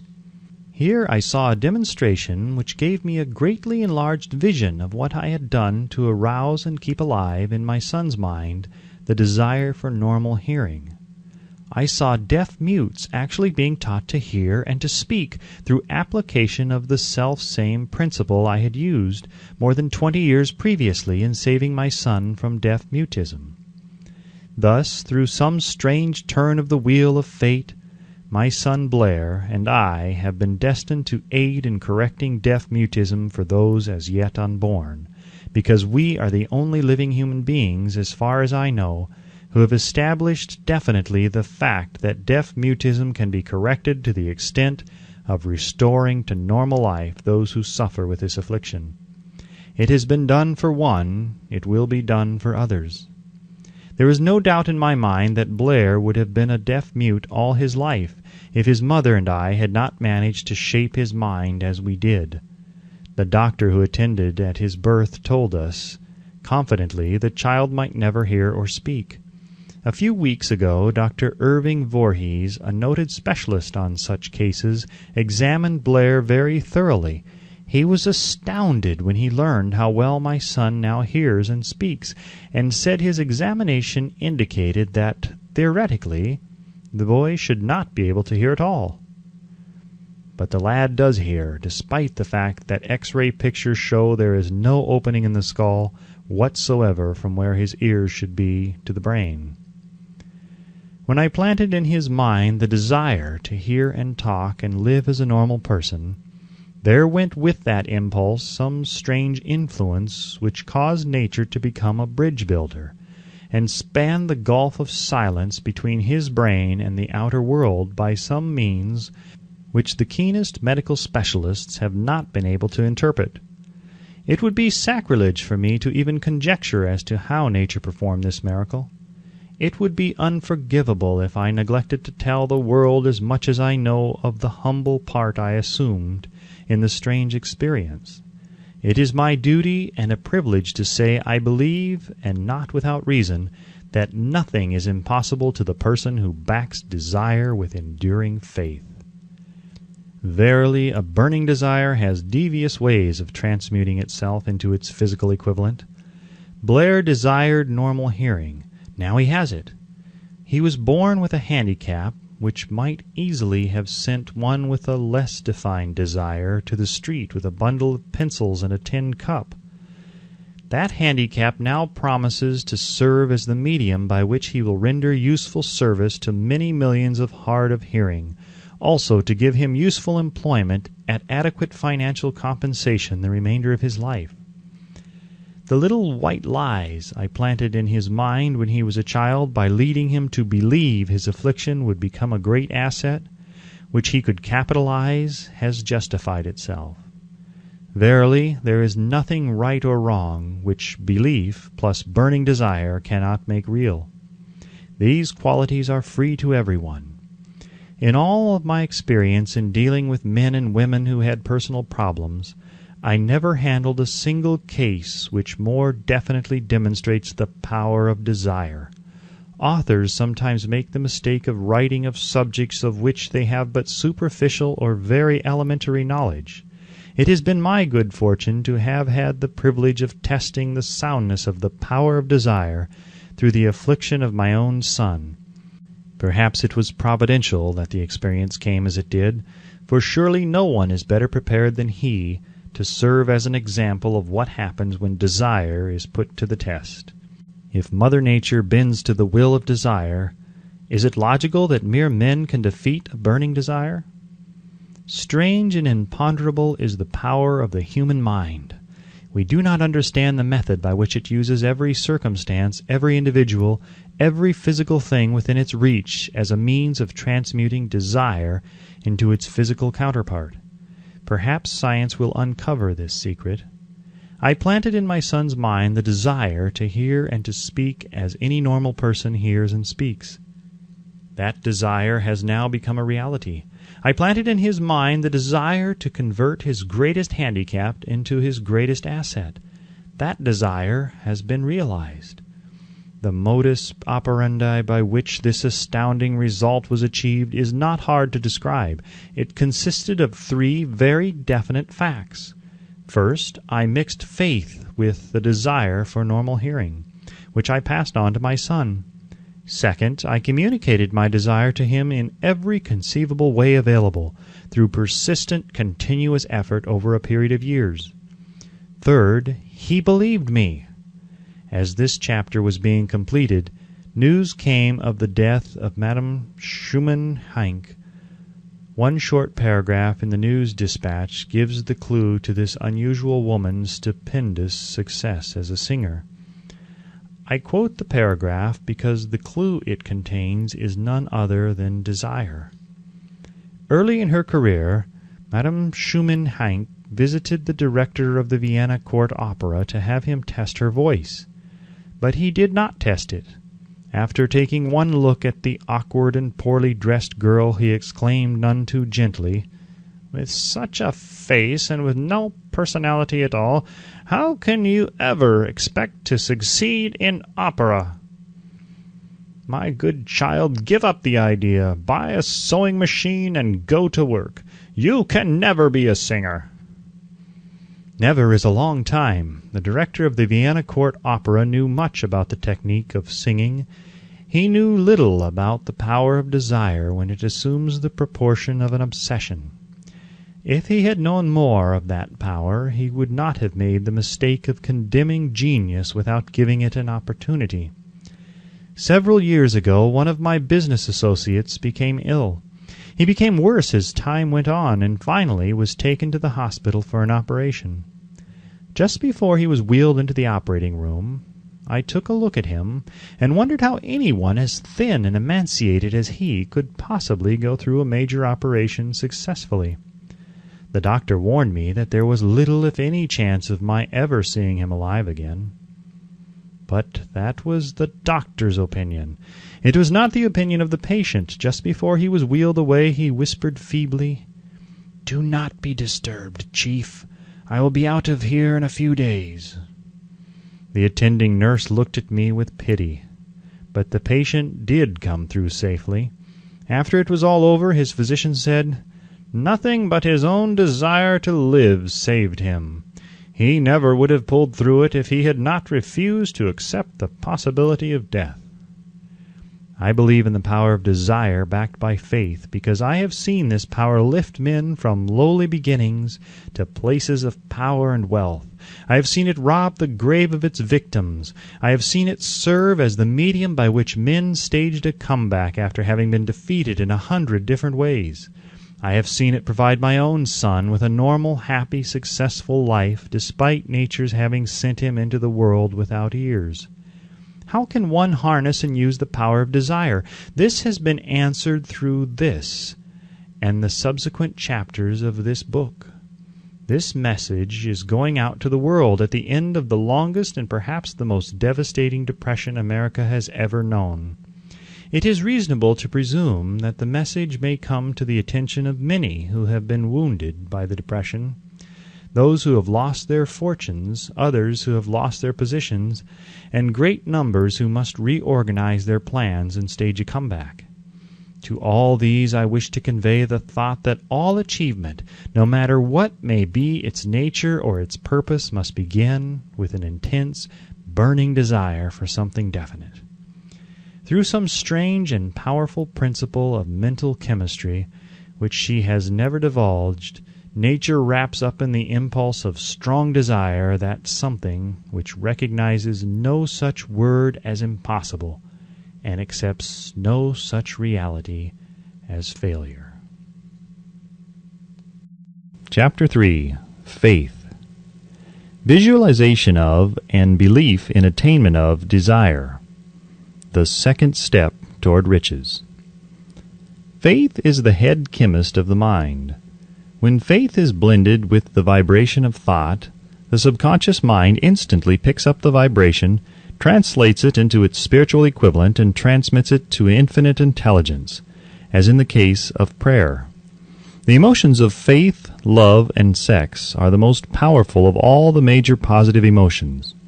When the three are blended, they have the effect of coloring the vibration of thought in such a way that it instantly reaches the subconscious mind, where it is changed into its spiritual equivalent, the only form that induces a response from infinite intelligence.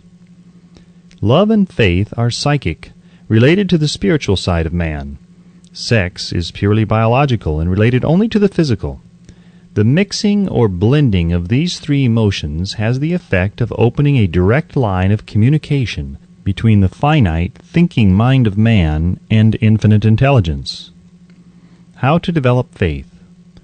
There comes now a statement which will give a better understanding of the importance the principle of autosuggestion assumes in the transmutation of desire into its physical or monetary equivalent, namely, faith is a state of mind which may be induced or created by affirmation or repeated instructions to the subconscious mind through the principle of autosuggestion.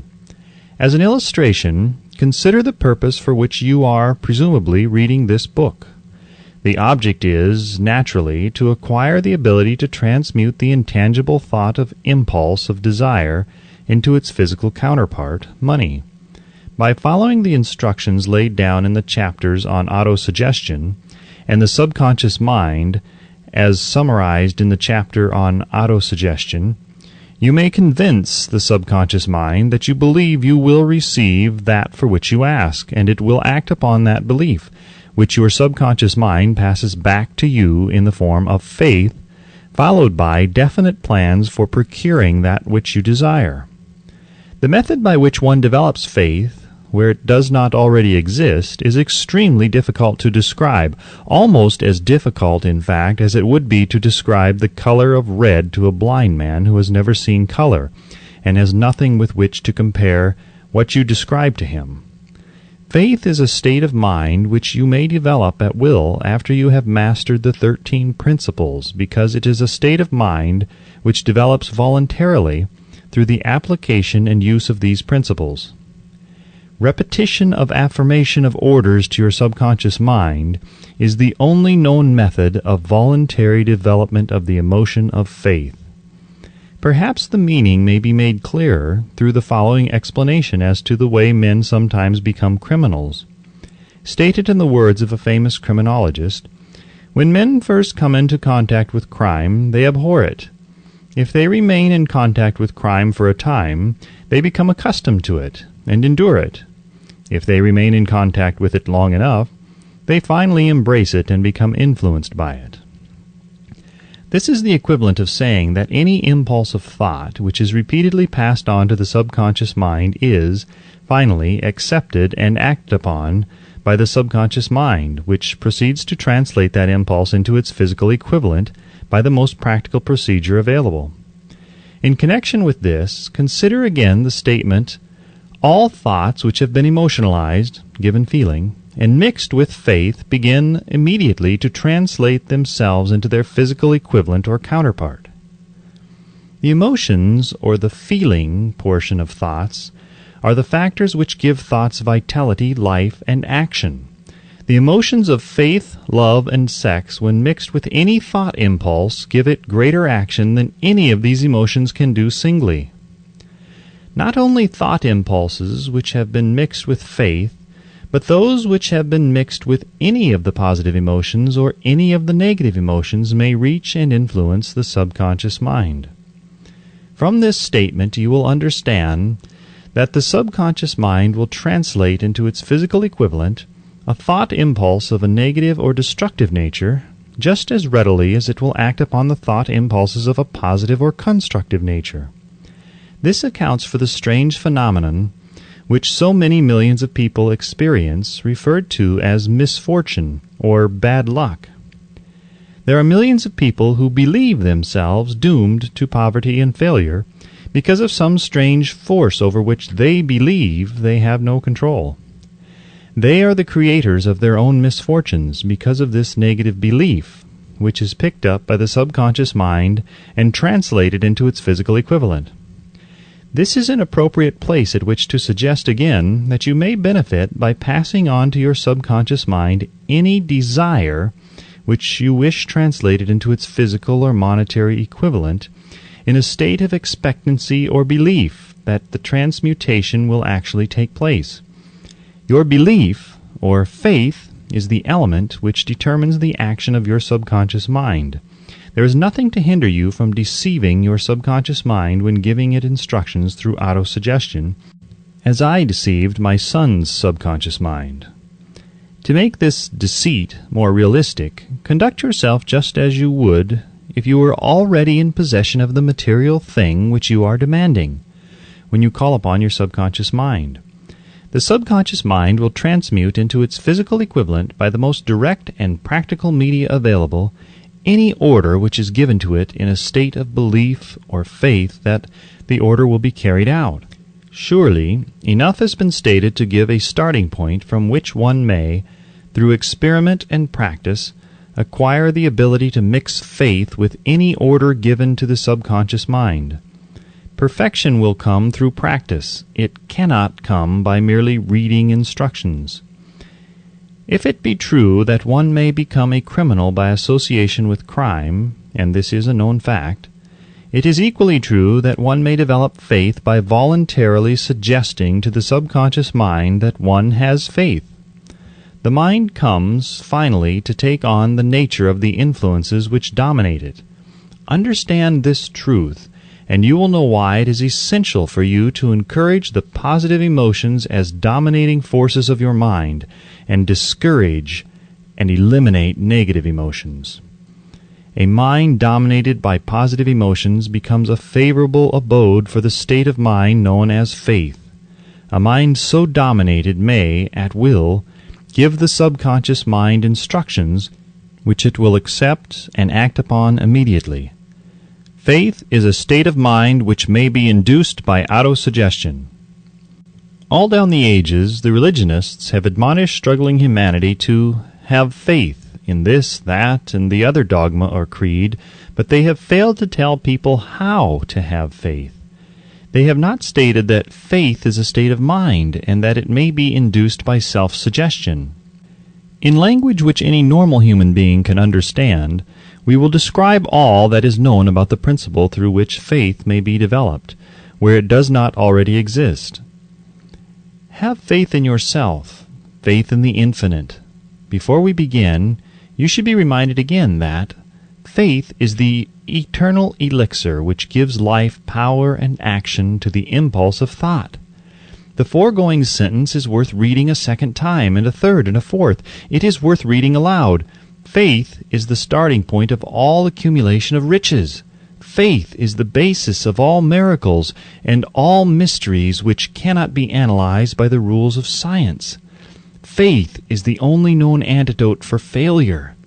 Faith is the element, the chemical, which, when mixed with prayer, gives one direct communication with infinite intelligence. Faith is the element which transforms the ordinary vibration of thought, created by the finite mind of man, into the spiritual equivalent.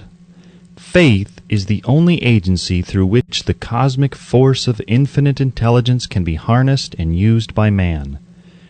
Every one of the foregoing statements is capable of proof. The proof is simple and easily demonstrated. It is wrapped up in the principle of autosuggestion. Let us center our attention, therefore, upon the subject of self-suggestion and find out what it is and what it is capable of achieving. It is a well-known fact that one comes finally to believe whatever one repeats to oneself, whether the statement be true or false. If a man repeats a lie over and over, he will eventually accept the lie as truth. Moreover, he will believe it to be the truth. Every man is what he is because of the dominating thoughts which he permits to occupy his mind. Thoughts which a man deliberately places in his own mind and encourages with sympathy, and with which he mixes any one or more of the emotions, constitute the motivating forces which direct and control his every movement, act, and deed. Comes now a very significant statement of truth.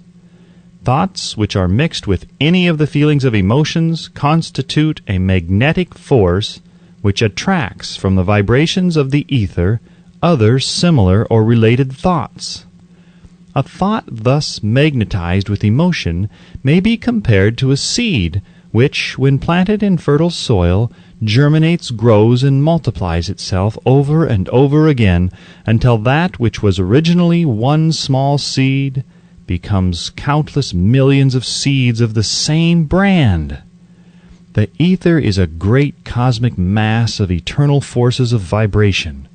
It is made up of both destructive vibrations and constructive vibrations. It carries at all times vibrations of fear, poverty, disease, failure, misery, and vibrations of prosperity, health, success, and happiness, just as surely as it carries the sound of hundreds of orchestrations of music and hundreds of human voices, all of which maintain their own individuality and means of identification through the medium of radio.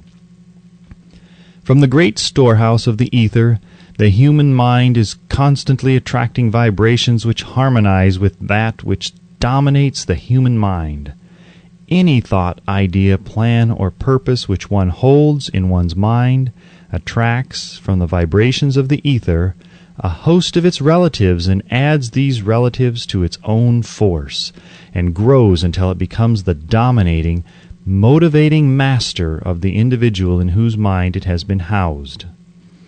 Now let us go back to the starting point and become informed as to how the original seed of an idea, plan, or purpose may be planted in the mind. The information is easily conveyed. Any idea, plan, or purpose may be placed in the mind through repetition of thought.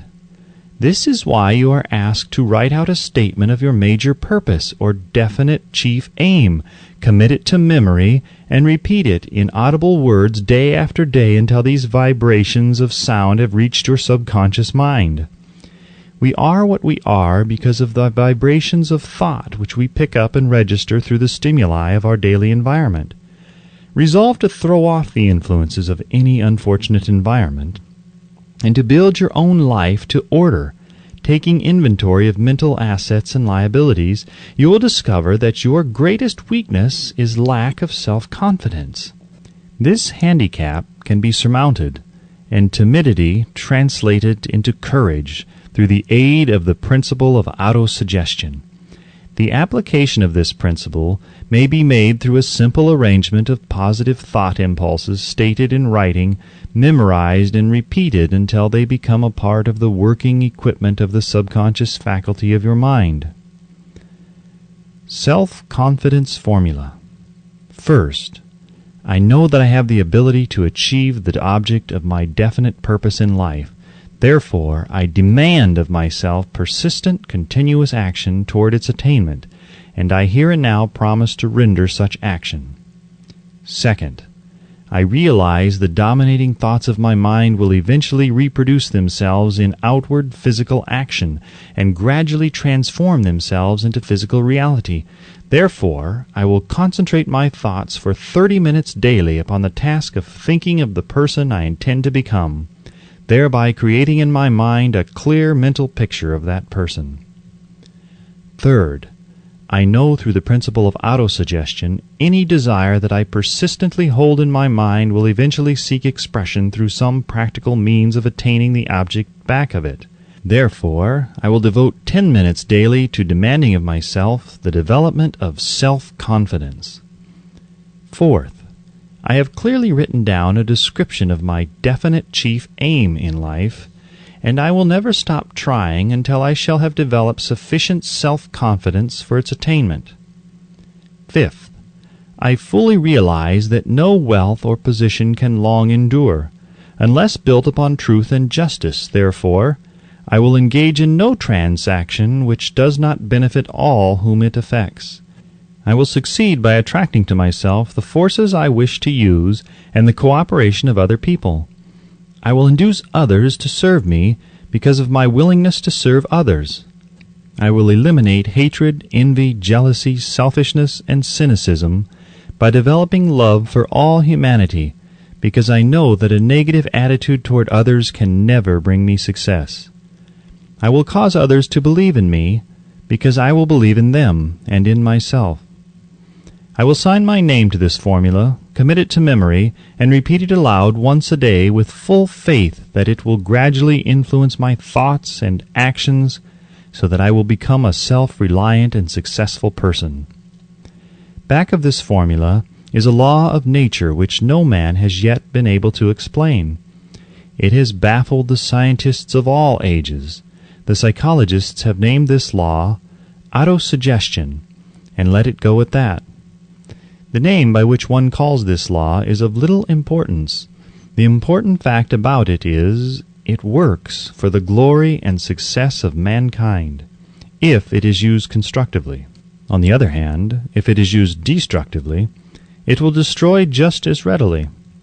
In this statement may be found a very significant truth, namely, that those who go down in defeat and end their lives in poverty, misery, and distress do so because of negative application of the principle of autosuggestion. The cause may be found in the fact that all impulses of thought have a tendency to clothe themselves in their physical equivalent. The subconscious mind, the chemical laboratory in which all thought impulses are combined and made ready for translation into physical reality, makes no distinction between constructive and destructive thought impulses. It works with the material we feed it through our thought impulses.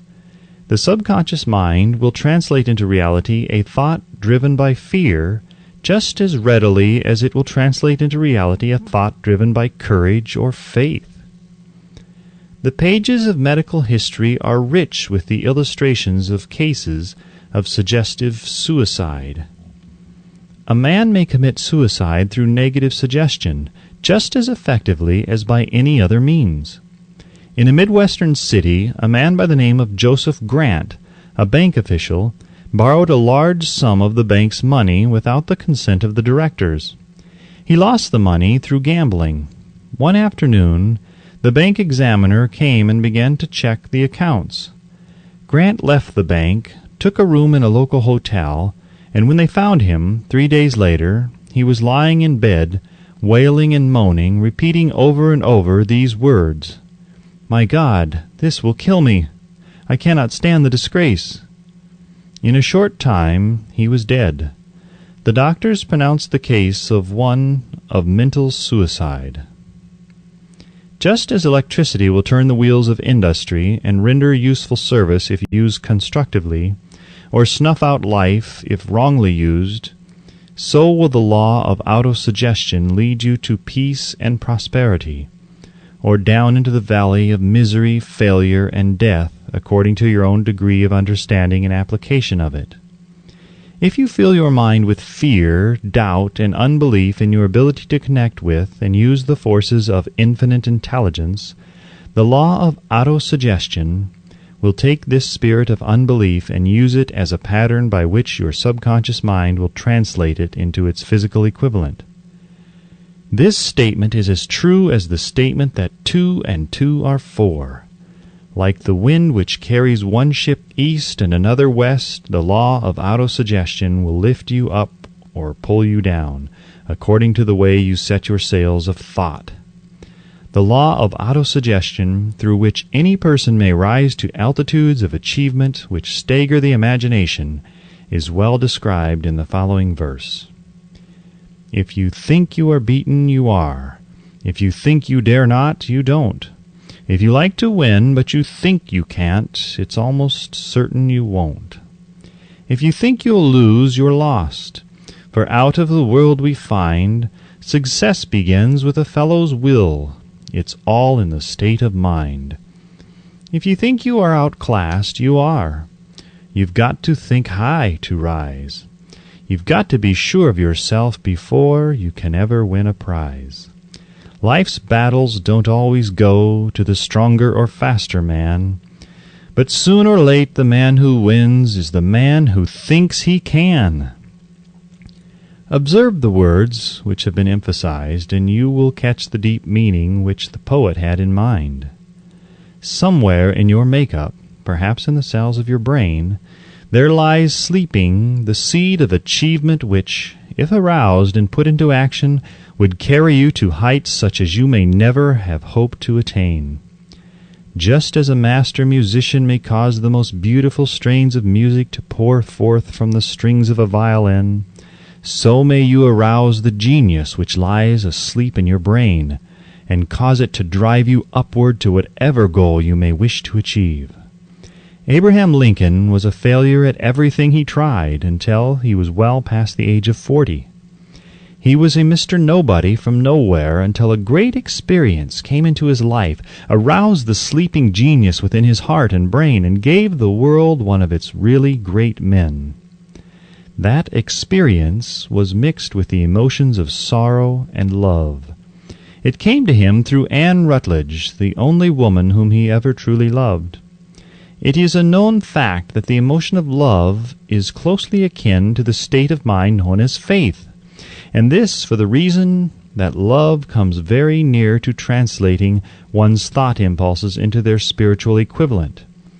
During his work of research, the author discovered, from the analysis of the life, work, and achievements of hundreds of men of outstanding accomplishment, that there was the influence of a woman's love back of nearly every one of them. The emotion of love in the human heart and brain creates a favorable field of magnetic attraction, which causes an influx of the higher and finer vibrations which are afloat in the ether. If you wish evidence of the power of faith, study the achievements of men and women who have employed it. At the head of the list comes the Nazarene. Christianity is the greatest single force which influences the minds of men. The basis of Christianity is faith. No matter how many people have perverted or misinterpreted the meaning of this great force, and no matter how many dogmas and creeds have been created in its name which do not reflect its tenets, the sum and substance of the teachings and the achievements of Christ, which may have been interpreted as miracles, were nothing more or less than faith. If there are any such phenomena as miracles, they are produced only through the state of mind known as faith. Some teachers of religion and many who call themselves Christians neither understand nor practice faith. Let us consider the power of faith as it is now being demonstrated by a man who is well known to all civilization, Mahatma Gandhi of India. In this man, the world has one of the most astounding examples known to civilization of the possibilities of faith. Gandhi wields more potential power than any man living at this time, and this, despite the fact that he has none of the orthodox tools of power, such as money, battleships, soldiers, and materials of warfare. Gandhi has no money, he has no home, he does not own a suit of clothes, but he does have power. How does he come by that power? He created it out of his understanding of the principle of faith, and through his ability to transplant that faith into the minds of 200 million people. Gandhi has accomplished through the influence of faith that which the strongest military power on earth could not, and never will accomplish through soldiers and military equipment. He has accomplished the astounding feat of influencing 200 million minds to coalesce and move in unison as a single mind. What other force on earth except faith could do as much? There will come a day when employees as well as employers will discover the possibilities of faith. That day is dawning. The whole world has had ample opportunity during the recent business depression to witness what the lack of faith will do to business. Surely civilization has produced a sufficient number of intelligent human beings to make use of this great lesson which the depression has taught the world. During this depression, the world had evidence in abundance that widespread fear will paralyze the wheels of industry and business.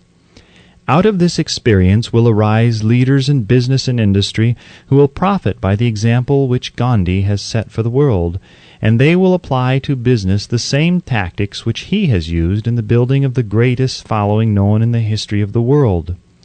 These leaders will come from the rank and file of the unknown men who now labor in the steel plants, the coal mines, the automobile factories, and in the small towns and cities of America. Business is due for a reform. Make no mistake about this. The methods of the past, based upon economic combinations of force and fear, will be supplanted by the better principles of faith and cooperation. Men who labor will receive more than daily wages.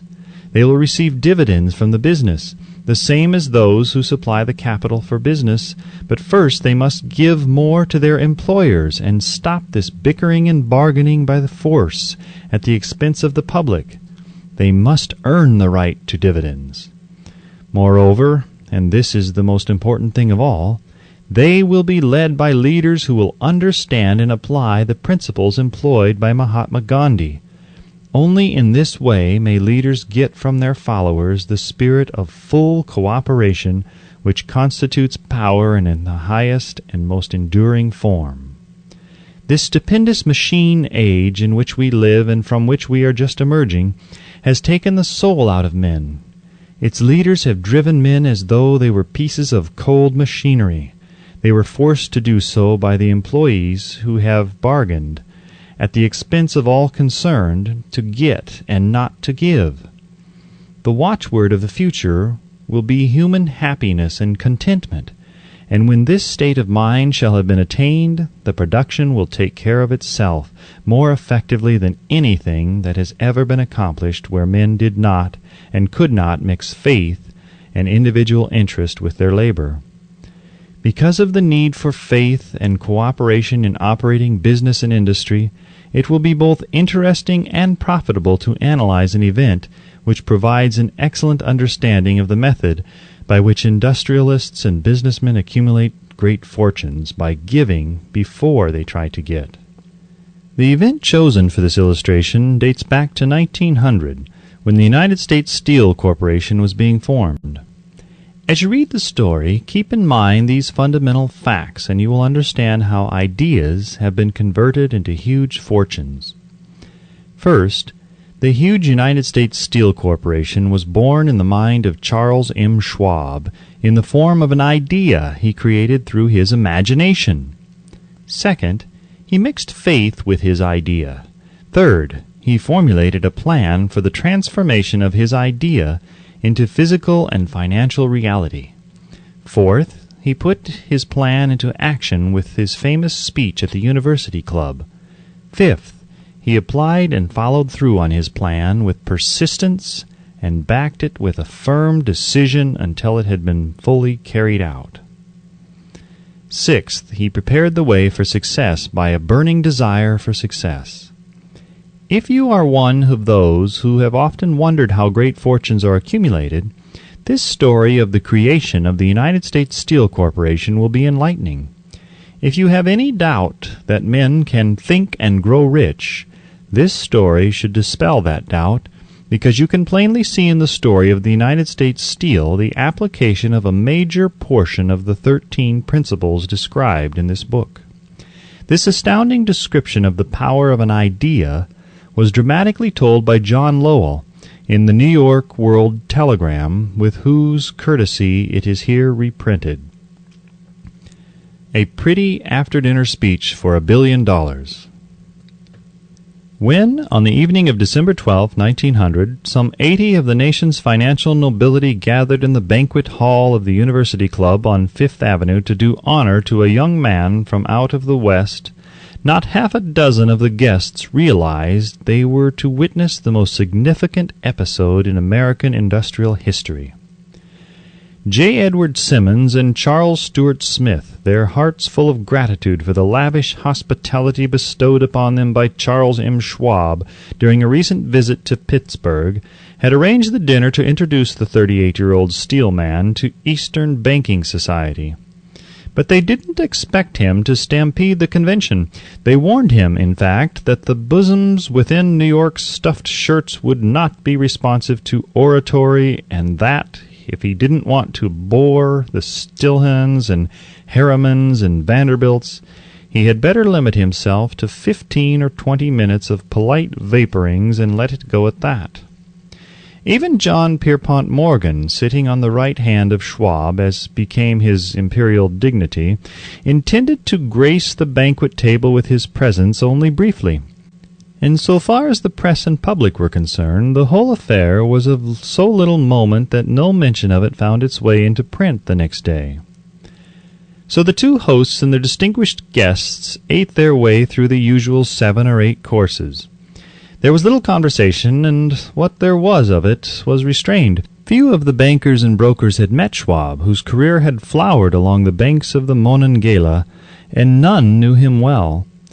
But before the evening was over, they, and with them Money Master Morgan, were to be swept off their feet, and $1 billion baby, the United States Steel Corporation, was to be conceived.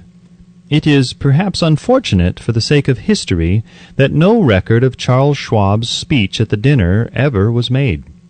He repeated some parts of it at a later date during a similar meeting of Chicago bankers, and still later, when the government brought suit to dissolve the Steel Trust, he gave his own version from the witness stand of the remarks that stimulated Morgan into a frenzy of financial activity. It is probable, however, that it was a homely speech, somewhat ungrammatical, for the niceties of language never bothered Schwab, full of epigram and threaded with wit. But aside from that, it had a galvanic force and effect upon the 5 billions of estimated capital that was represented by the diners. After it was over and the gathering was still under its spell, although Schwab had talked for 90 minutes, Morgan led the orator to a recessed window where, dangling their legs from the high, uncomfortable seat, they talked for an hour more.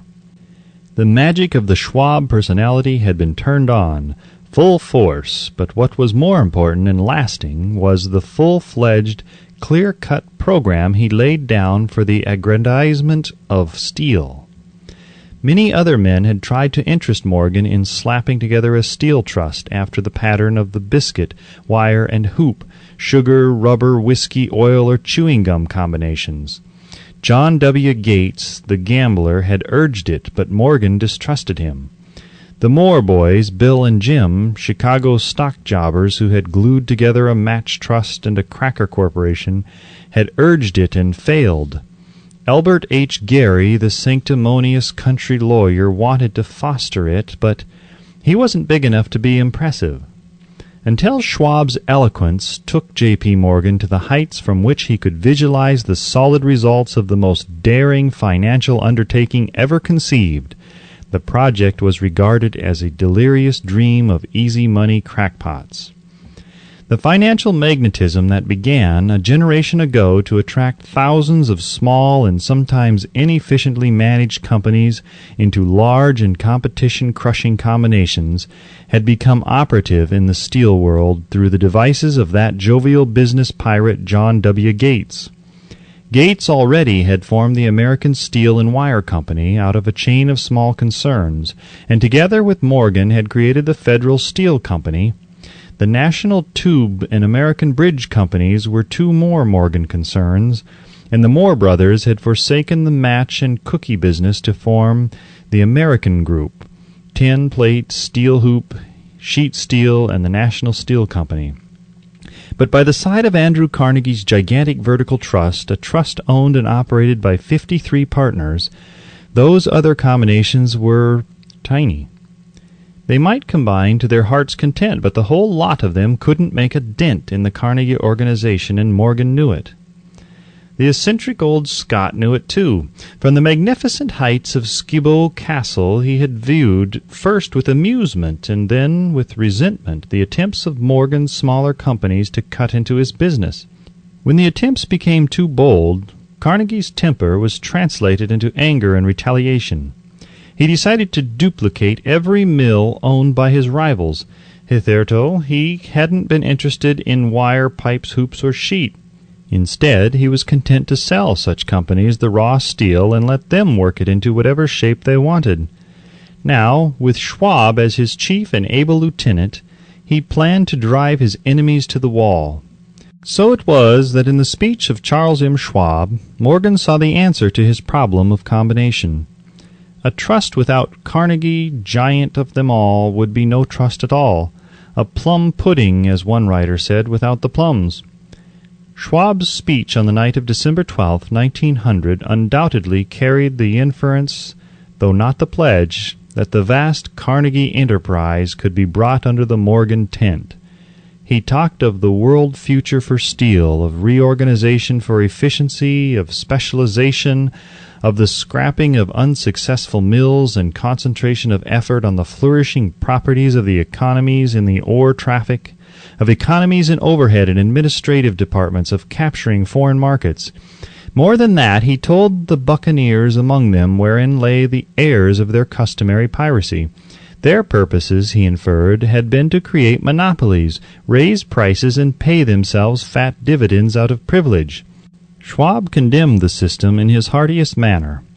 The short-sightedness of such a policy, he told his hearers, lay in the fact that it restricted the market in an era when everything cried for expansion.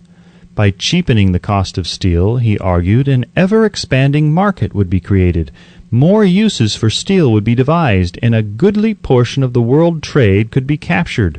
Actually, though he did not know it, Schwab was an apostle of modern mass production. So the dinner at the University Club came to an end. Morgan went home to think about Schwab's rosy predictions.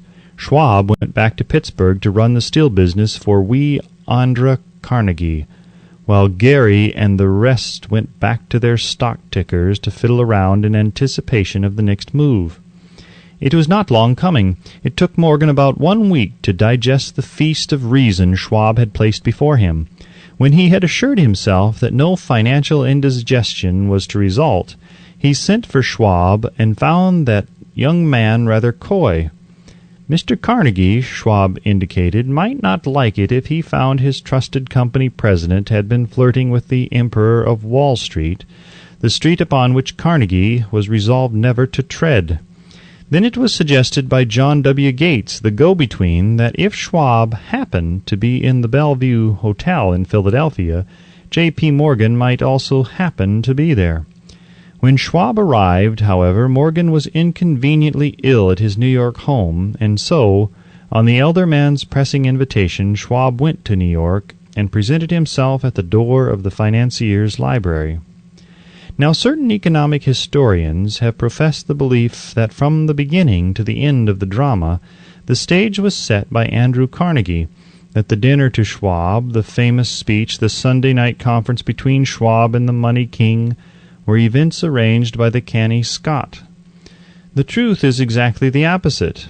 When Schwab was called to consummate the deal, he didn't even know whether the little boss, as Andrew was called, would so much as listen to an offer to sell, particularly to a group of men whom Andrew regarded as being endowed with something less than holiness.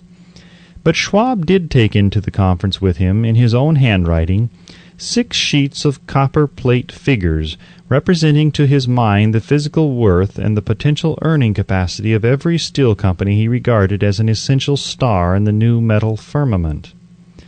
4 men pondered over these figures all night. The chief, of course, was Morgan, steadfast in his belief in the divine right of money. With him was his aristocratic partner, Robert Bacon, a scholar and a gentleman. The third was John W. Gates, whom Morgan scorned as a gambler and used as a tool.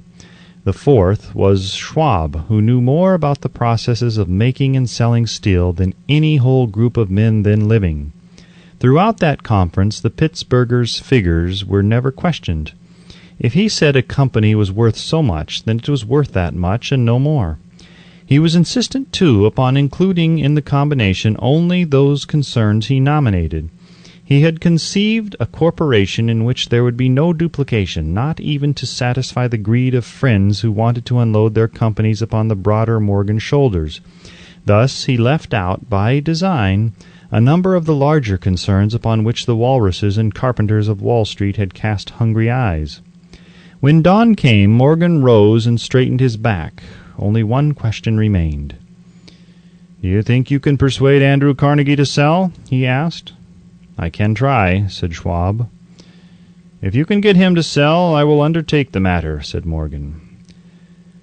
So far so good, but would Carnegie sell? How much would he demand?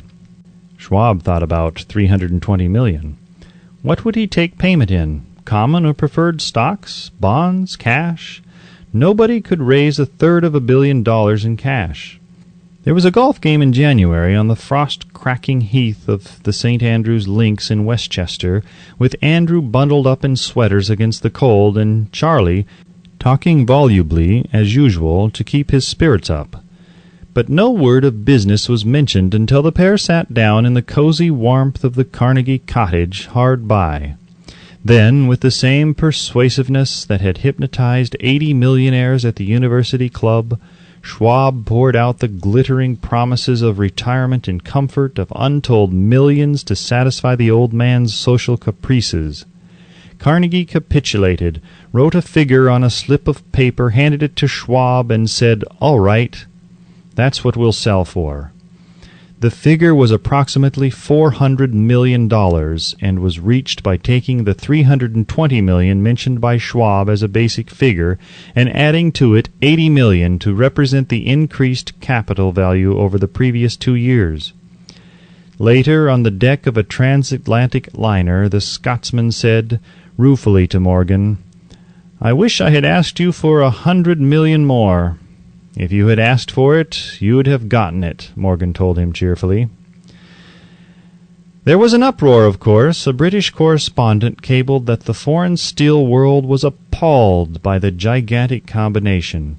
President Hadley of Yale declared that unless trusts were regulated, the country might expect an emperor in Washington within the next 25 years. But that able stock manipulator Keene went at his work of shoving the new stock at the public so vigorously that all the excess water, estimated by some at nearly 600 million, was absorbed in a twinkling. So Carnegie had his millions, and the Morgan Syndicate had 62 million for all its trouble, and all the boys from Gates to Gary had their millions. The 38-year-old Schwab had his reward. He was made president of the new corporation and remained in control until 1930. The dramatic story of big business which you have just finished was included in this book because it is a perfect illustration of the method by which desire can be transmuted into its physical equivalent. I imagine some readers will question the statement that a mere intangible desire can be converted into its physical equivalent. Doubtless, some will say, you cannot convert nothing into something. The answer is in the story of the United States Steel. That giant organization was created in the mind of one man. The plan by which the organization was provided with the steel mills that gave it financial stability was created in the mind of the same man. His faith, his desire, his imagination, his persistence were the real ingredients that went into the United States Steel. The steel mills and mechanical equipment acquired by the corporation after it had been brought into legal existence were incidental. But careful analysis will disclose the fact that the appraised value of the properties acquired by the corporation increased in value by an estimated $600 million by the mere transaction which consolidated them under one management.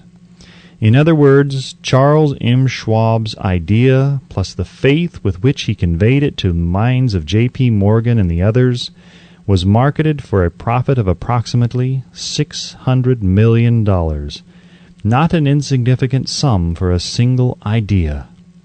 What happened to some of the men who took their share of the millions of dollars of profit made by this transaction is a matter with which we are not now concerned.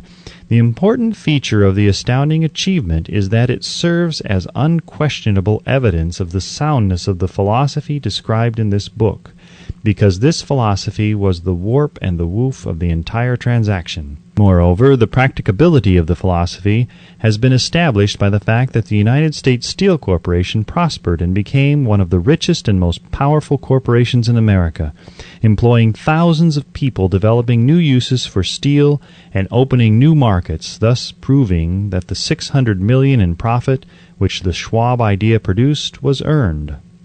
Riches begin in the form of thought. The amount is limited only by the person whose mind the thought is put into motion.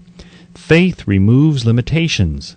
Remember this when you are ready to bargain with life for whatever it is that you ask as your price for having passed this way. Remember also that the man who created the United States Steel Corporation was practically unknown at the time.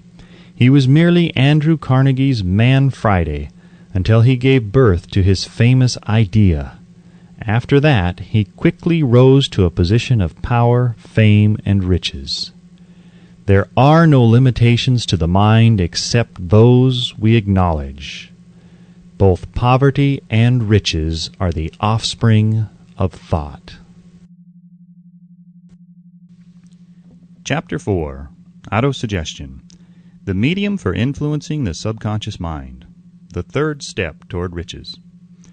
Autosuggestion is a term which applies to all suggestions and all self-administered stimuli which reach one's mind through the five senses. Stated in another way, autosuggestion is self-suggestion. It is the agency of communication between that part of the mind where conscious thought takes place and that which serves as the seat of action for the subconscious mind.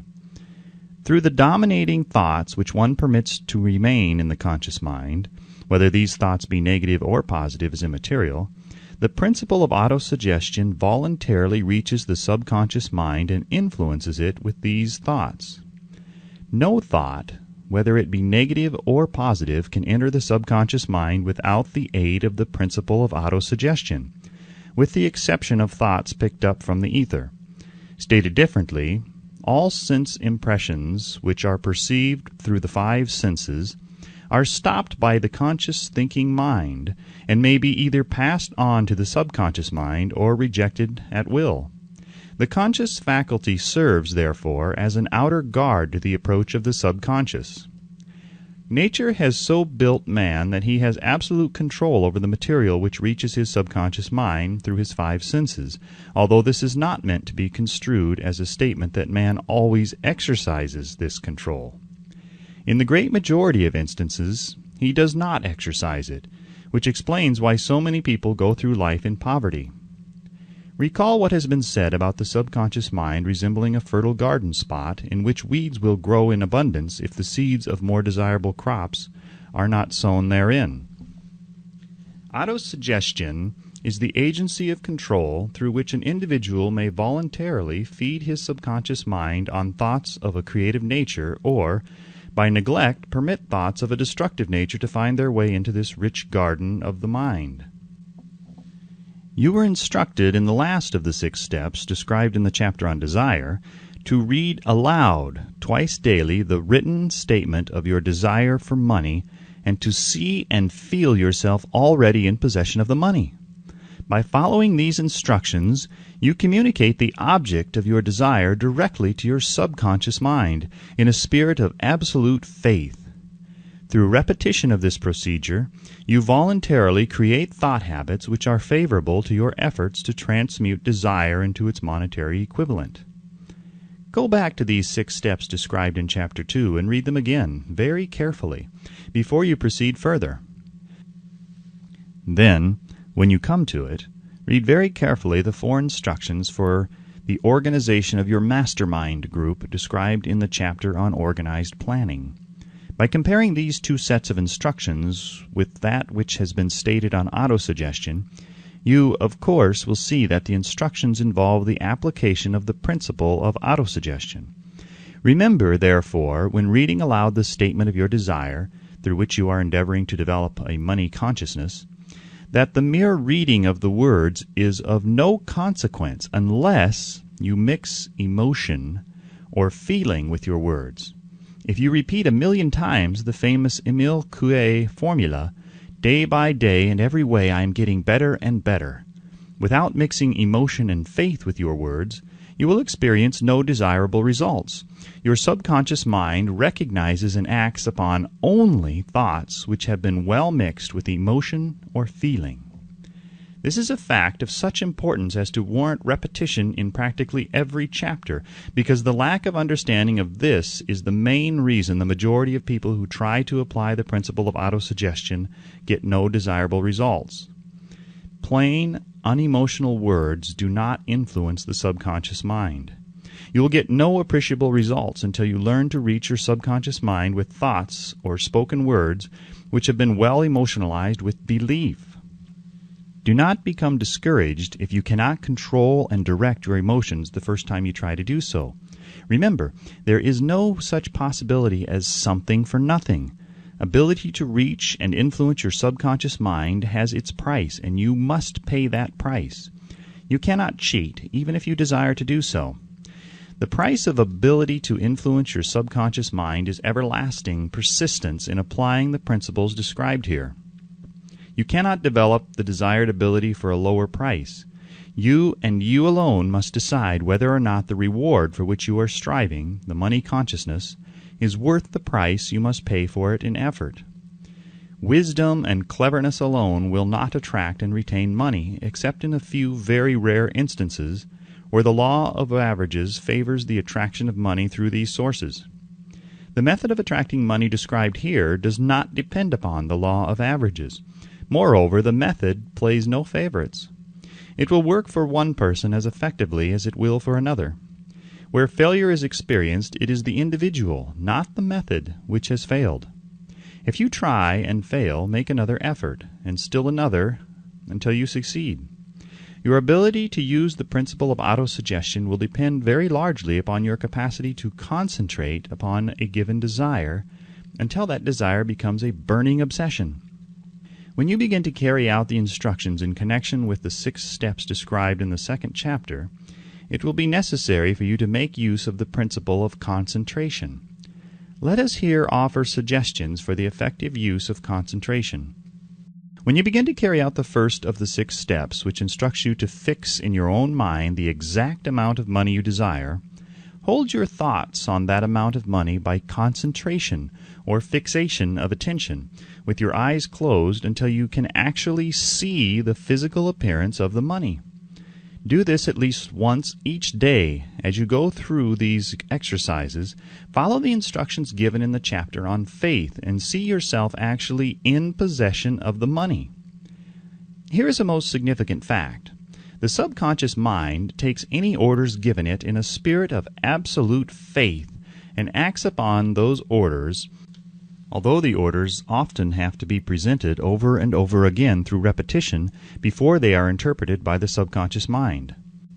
Following the preceding statement, consider the possibility of playing a perfectly legitimate trick on your subconscious mind by making it believe, because you believe it, that you must have the amount of money you are visualizing, that this money is already awaiting your claim, that the subconscious mind must hand over to you practical plans for acquiring the money which is yours.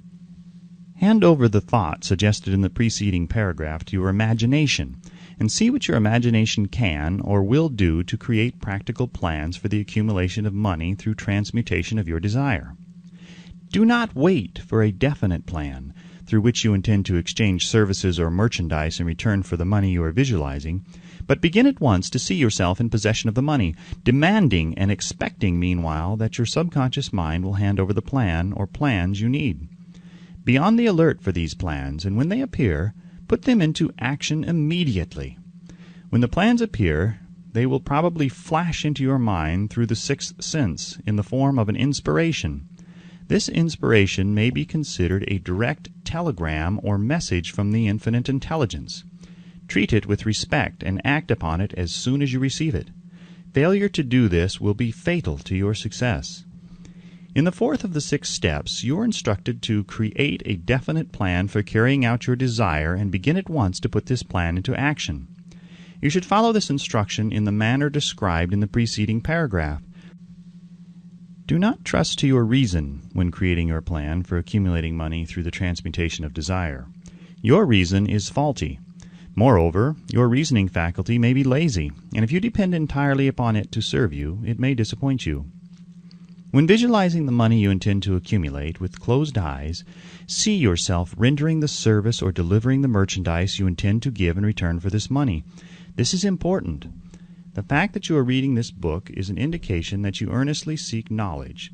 It is also an indication that you are a student of this subject. If you are only a student, there is a chance that you may learn much that you did not know, but will learn only by assuming an attitude of humility. If you choose to follow some of the instructions but neglect or refuse to follow others, you will fail. To get satisfactory results, you must follow all instructions in a spirit of faith. The instructions given in connection with the 6 steps in the 2nd chapter will now be summarized and blended with the principles covered by this chapter as follows. First, go into some quiet spot, preferably in bed at night, where you will not be disturbed or interrupted. Close your eyes and repeat aloud, so you may hear your own words, the written statement of the amount of money you intend to accumulate, the time limit for its accumulation, and a description of the service or merchandise you intend to give in return for the money. As you carry out these instructions, see yourself already in possession of the money. For example, suppose that you intend to accumulate $50,000 by the 1st of January. 5 years hence, that you intend to give personal services in return for the money in the capacity of a salesman. Your written statement of your purpose should be similar to the following. By the 1st day of January 2000 blank, I will have in my possession $50,000 which will come to me in various amounts from time to time during the interim. In return for this money, I will give the most efficient service of which I am capable, rendering the fullest possible quantity and the best possible quality of service in the capacity of a salesman of, describe the service or merchandise you intend to sell. I believe that I will have this money in my possession. My faith is so strong that I can now see this money before my eyes. I can touch it with my hands. It is now awaiting transfer to me at the time and in the proportion that I deliver the service I intend to render in return for it. I am awaiting a plan by which to accumulate this money, and I will follow that plan when it is received. Second, repeat this program night and morning until you can see, in your imagination, the money that you intend to accumulate.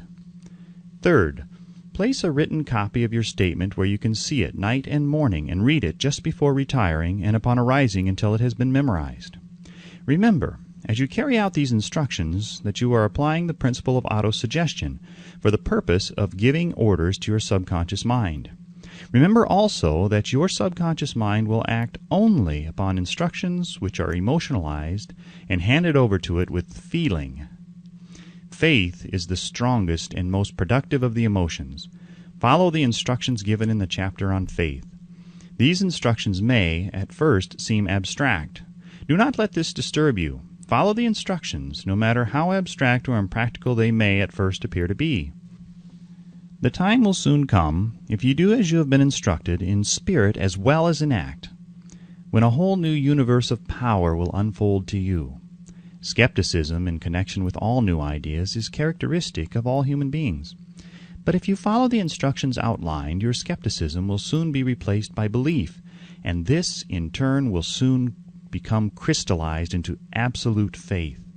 Then you will have arrived at the point where you may truly say, I am the master of my fate. I am the captain of my soul. Many philosophers have made the statement that man is the master of his own earthly destiny, but most of them have failed to say why he is the master. The reason that man may be master of his own earthly status, and especially his financial status, is thoroughly explained in this chapter. Man may become the master of himself and of his environment because he has the power to influence his own subconscious mind, and through it gain the cooperation of infinite intelligence. You are now reading the chapter which represents the keystone to the arc of this philosophy.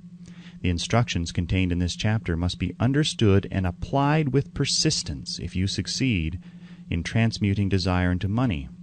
The actual performance of transmuting desire into money involves the use of autosuggestion as an agency by which one may reach and influence the subconscious mind. The other principles are simply tools with which to apply autosuggestion. Keep this thought in mind, and you will at all times be conscious of the important part the principle of autosuggestion is to play in your efforts to accumulate money through the methods described in this book. Carry out these instructions as though you were a small child. Inject into your efforts something of the faith of a child. The author has been most careful to see that no impractical instructions were included because of his sincere desire to be helpful. After you have read the entire book, come back to this chapter and follow in spirit and in action this instruction. Read the entire chapter aloud once every night until you become thoroughly convinced that the principle of autosuggestion is sound, that it will accomplish for you all that has been claimed for it. As you read, underscore with a pencil every sentence which impresses you favorably. Follow the foregoing instruction to the letter, and it will open the way for a complete understanding and mastery of the principles of success. Chapter 5. Specialized Knowledge. Personal Experiences or Observations. The fourth step toward riches. There are two kinds of knowledge. One is general. The other is specialized. General knowledge, no matter how great in quantity or variety it may be, is of but little use in the accumulation of money. The faculties of the great universities possess, in the aggregate, practically every form of general knowledge known to civilization. Most of the professors have but little or no money. They specialize on teaching knowledge, but they do not specialize on the organization or the use of knowledge. Knowledge will not attract money unless it is organized and intelligently directed through practical plans of action to the definite end of accumulation of money. Lack of understanding of this fact has been the source of confusion to millions of people who falsely believe that knowledge is power. It is nothing of the sort. Knowledge is only potential power. It becomes power only when and if it is organized into definite plans of action and directed to a definite end. The missing link in all systems of education known to civilization today may be found in the failure of educational institutions to teach their students how to organize and use knowledge after they acquire it. Many people make the mistake of assuming that, because Henry Ford had but little schooling, he is not a man of education. Those who make this mistake do not know Henry Ford, nor do they understand the real meaning of the word educate. That word is derived from the Latin word educo, meaning to educe, to draw out, to develop from within. An educated man is not, necessarily, one who has an abundance of general or specialized knowledge. An educated man is one who has so developed the faculties of his mind that he may acquire anything he wants, or its equivalent, without violating the rights of others. Henry Ford comes well within the meaning of this definition. During the war, a Chicago newspaper published certain editorials in which, among other statements, Henry Ford was called an ignorant pacifist. Mr. Ford objected to the statements and brought suit against the paper for libeling him. When the suit was tried in the courts, the attorneys for the paper pleaded justification and placed Mr. Ford himself on the witness stand for the purpose of proving to the jury that he was ignorant. The lawyers asked Mr. Ford a great variety of questions, all of them intended to prove by his own evidence that while he might possess considerable specialized knowledge pertaining to the manufacture of automobiles, he was in the main ignorant. Mr. Ford was plied with such questions as the following: "Who is Benedict Arnold, and how many soldiers did the British send over to America to put down the rebellion of 1776? In the answer to the last question, Mr. Ford replied, "I do not know the exact number of soldiers the British sent over, but I have heard that it was a considerably larger number than ever went back." Finally, Mr. Ford became tired of this line of questioning, and in reply to a particularly offensive question, he leaned over, pointed his finger at the lawyer who had asked the question, and said, "If I should really want to answer the foolish question you have just asked, or if any of the other questions you have been asking me, let me remind you that I have a row of electric push-buttons on my desk, and by pushing the right button, I can summon to my aid men who can answer any question I desire to ask concerning the business to which I am devoting most of my efforts. Now, will you kindly tell me why I should clutter up my mind with general knowledge for the purpose of being able to answer questions when I have men around me who can supply any knowledge I require?" There certainly was good logic to that reply. That answer floored the lawyer. Every person in the courtroom realized it was the answer, not of an ignorant man, but of a man of education. Any man is educated who knows where to get knowledge when he needs it, and how to organize that knowledge into definite plans of action. Through the assistance of his mastermind group, Henry Ford had at his command all the specialized knowledge he needed to enable him to become one of the wealthiest men in America. It was not essential that he have this knowledge in his own mind. Surely no person who has sufficient inclination and intelligence to read a book of this nature can possibly miss the significance of this illustration. Before you can be sure of your ability to transmute desire into its monetary equivalent, you will require specialized knowledge of the service, merchandise, or profession which you intend to offer in return for fortune. Perhaps you may need much more specialized knowledge than you have the ability or the inclination to acquire, and if this should be true, you may bridge your weakness through the aid of your mastermind group. Andrew Carnegie stated that he, personally, knew nothing about the technical end of the steel business. Moreover, he did not particularly care to know anything about it. The specialized knowledge which he required for the manufacture and marketing of steel he found available through the individual units of his mastermind group. The accumulation of great fortunes call for power, and power is acquired through highly organized and intelligently directed specialized knowledge. But that knowledge does not necessarily have to be in the possession of the man who accumulates the fortune. The preceding paragraph should give hope and encouragement to the man with ambition to accumulate a fortune who has not possessed himself of the necessary education to supply such specialized knowledge as he may require. Men sometimes go through life suffering from inferiority complexes because they are not men of education. The man who can organize and direct a mastermind group of men who possess knowledge useful in the accumulation of money is just as much a man of education as any man in the group. Remember this if you suffer from a feeling of inferiority because your schooling has been limited. Thomas A. Edison had only 3 months of schooling during his entire life. He did not lack education, neither did he die poor. Henry Ford had less than a 6th grade schooling, but he has managed to do pretty well by himself financially. Specialized knowledge is among the most plentiful and the cheapest forms of service which may be had. If you doubt this, consult the payroll at any university.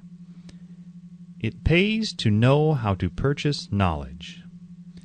First of all, decide the sort of specialized knowledge you require and the purpose for which it is needed. To a large extent, your major purpose in life, the goal toward which you are working, will help determine what knowledge you need. With this question settled, your next move requires that you have accurate information concerning dependable sources of knowledge. The more important of these are A. One's own experience and education. B. Experience and education available through cooperation of others, mastermind alliance. C. Colleges and universities. D. Public libraries, through books and periodicals in which may be found all the knowledge organized by civilization. E. Special training courses, through night schools and home study schools in particular. As knowledge is acquired, it must be organized and put into use for a definite purpose through practical plans. Knowledge has no value except that which can be gained from its application toward some worthy end. This is one reason why college degrees are not valued more highly. They represent nothing but miscellaneous knowledge. If you contemplate taking additional schooling, first determine the purpose for which you want the knowledge you are seeking. Then learn where this particular sort of knowledge can be obtained from reliable sources.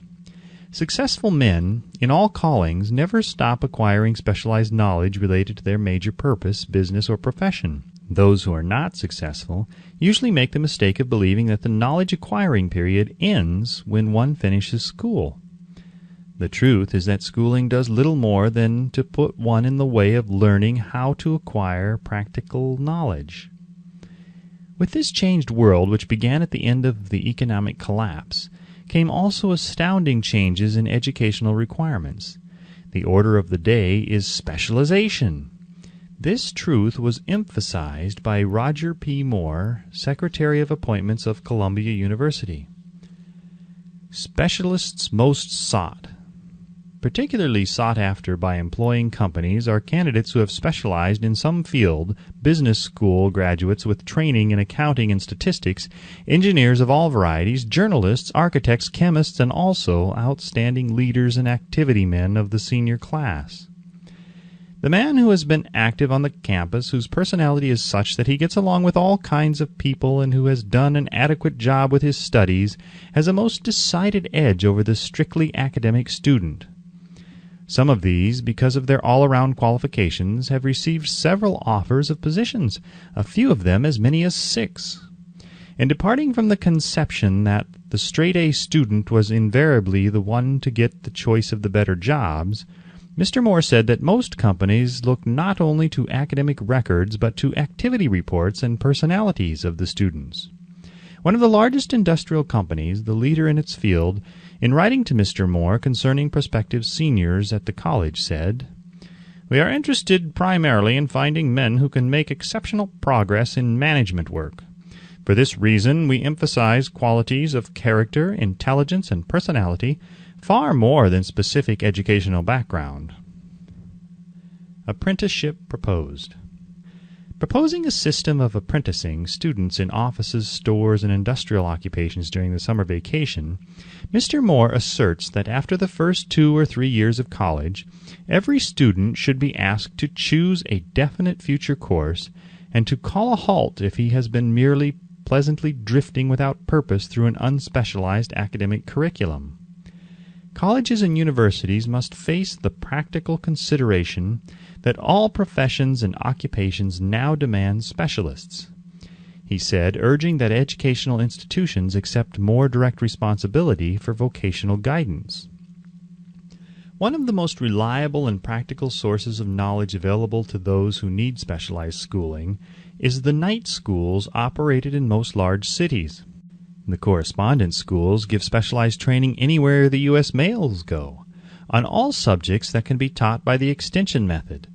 One advantage of home study training is the flexibility of the study program, which permits one to study during spare time. Another stupendous advantage of home study training, if the school is carefully chosen, is the fact that most courses offered by home study schools carry with them generous privileges of consultation, which can be of priceless value to those needing specialized knowledge. No matter where you live, you can share the benefits. Anything acquired without effort and without cost is generally unappreciated, often discredited. Perhaps this is why we get so little from our marvelous opportunity in public schools. The self-discipline one receives from a definite program of specialized study makes up to some extent for the wasted opportunity when knowledge was available without cost. Correspondence schools are highly organized business institutions. Their tuition fees are so low that they are forced to insist upon prompt payments. Being asked to pay, whether the student makes good grades or poor, has the effect of causing one to follow through with the course when he would otherwise drop it. The correspondence schools have not stressed this point sufficiently, for the truth is that their collection departments constitute the very finest sort of training on decision, promptness, action, and the habit of finishing that which one begins. I learned this from experience more than 25 years ago. I enrolled for a home study course in advertising. After completing 8 or 10 lessons, I stopped studying, but the school did not stop sending me bills. Moreover, it insisted upon payment whether I kept up my studies or not. I decided that if I had to pay for the course, which I had legally obligated myself to do, I should complete the lessons and get my money's worth. I felt at the time that the collection system of the school was somewhat too well organized, but I learned later in life that it was a valuable part of my training for which no charge had been made. Being forced to pay, I went ahead and completed the course. Later in life, I discovered that the efficient collection system of that school had been worth much in the form of money earned, because of the training in advertising I had so reluctantly taken. We have in this country what is said to be the greatest public school system in the world. We have invested fabulous sums for fine buildings. We have provided convenient transportation for children living in rural districts so they may attend the best schools. But there is one astounding weakness to this marvelous system. It is free. One of the strange things about human beings is that they value only that which has a price. The free schools of America and the free public libraries do not impress people because they are free. This is the major reason why so many people find it necessary to acquire additional training after they quit school and go to work. It is also one of the major reasons why employers give greater consideration to employees who take home study courses. They have learned from experience that any person who has the ambition to give up a part of his spare time to studying at home has in him those qualities which make for leadership. This recognition is not a charitable gesture. It is sound business judgment upon the part of the employers. There is one weakness in people for which there is no remedy. It is the universal weakness of lack of ambition. Persons, especially salaried people, who schedule their spare time to provide for home study seldom remain at the bottom very long. Their action opens the way for the upward climb, removes many obstacles from their path, and gains the friendly interest of those who have the power to put them in the way of opportunity. The home study method of training is especially suited to the needs of employed people who find, after leaving school, that they must acquire additional specialized knowledge but cannot spare the time to go back to school. The changed economic conditions prevailing since the Depression have made it necessary for thousands of people to find additional or new sources of income. For the majority of these, the solution to their problem may be found only by acquiring specialized knowledge. Many will be forced to change their occupations entirely. When a merchant finds that a certain line of merchandise is not selling, he usually supplants it with another that is in demand. The person whose business is that of marketing personal services must also be an efficient merchant. If his services do not bring adequate returns in one occupation, he must change to another, where broader opportunities are available. Stuart Austin Weir prepared himself as a construction engineer and followed this line of work until the Depression limited his market to where it did not give him the income he required. He took inventory of himself, decided to change his profession to the law, went back to school, and took special courses by which he prepared himself as a corporation lawyer. Despite the fact that the Depression had not ended, he completed his training, passed the bar examination, and quickly built a lucrative law practice in Dallas, Texas. In fact, he is turning away clients. Just to keep the records straight and to anticipate the alibis of those who will say, "I couldn't go to school because I have a family to support," or "I'm too old," I will add the information that Mr. Weir was past 40 and married when he went back to school. Moreover, by carefully selecting highly specialized courses in colleges best prepared to teach the subjects chosen, Mr. Weir completed in 2 years the work for which the majority of law students require 4 years. It pays to know how to purchase knowledge. The person who stops studying merely because he has finished school is forever hopelessly doomed to mediocrity, no matter what may be his calling. The way of success is the way of continuous pursuit of knowledge. Let us consider a specific instance. During the Depression, a salesman in a grocery store found himself without a position. Having had some bookkeeping experience, he took a special course in accounting, familiarized himself with all the latest bookkeeping and office equipment, and went into business for himself. Starting with the grocer for whom he had formerly worked, he made contracts with more than 100 small merchants to keep their books at a very nominal monthly fee. His idea was so practical that he soon found it necessary to set up a portable office in a light delivery truck, which he equipped with modern bookkeeping machinery. He now has a fleet of these bookkeeping offices on wheels and employs a large staff of assistants, thus providing small merchants with accounting service equal to the best that money can buy, at a very nominal cost. Specialized knowledge plus imagination were the ingredients that went into this unique and successful business.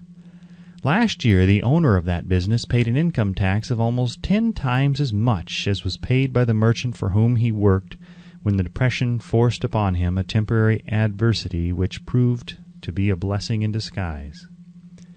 The beginning of this successful business was an idea.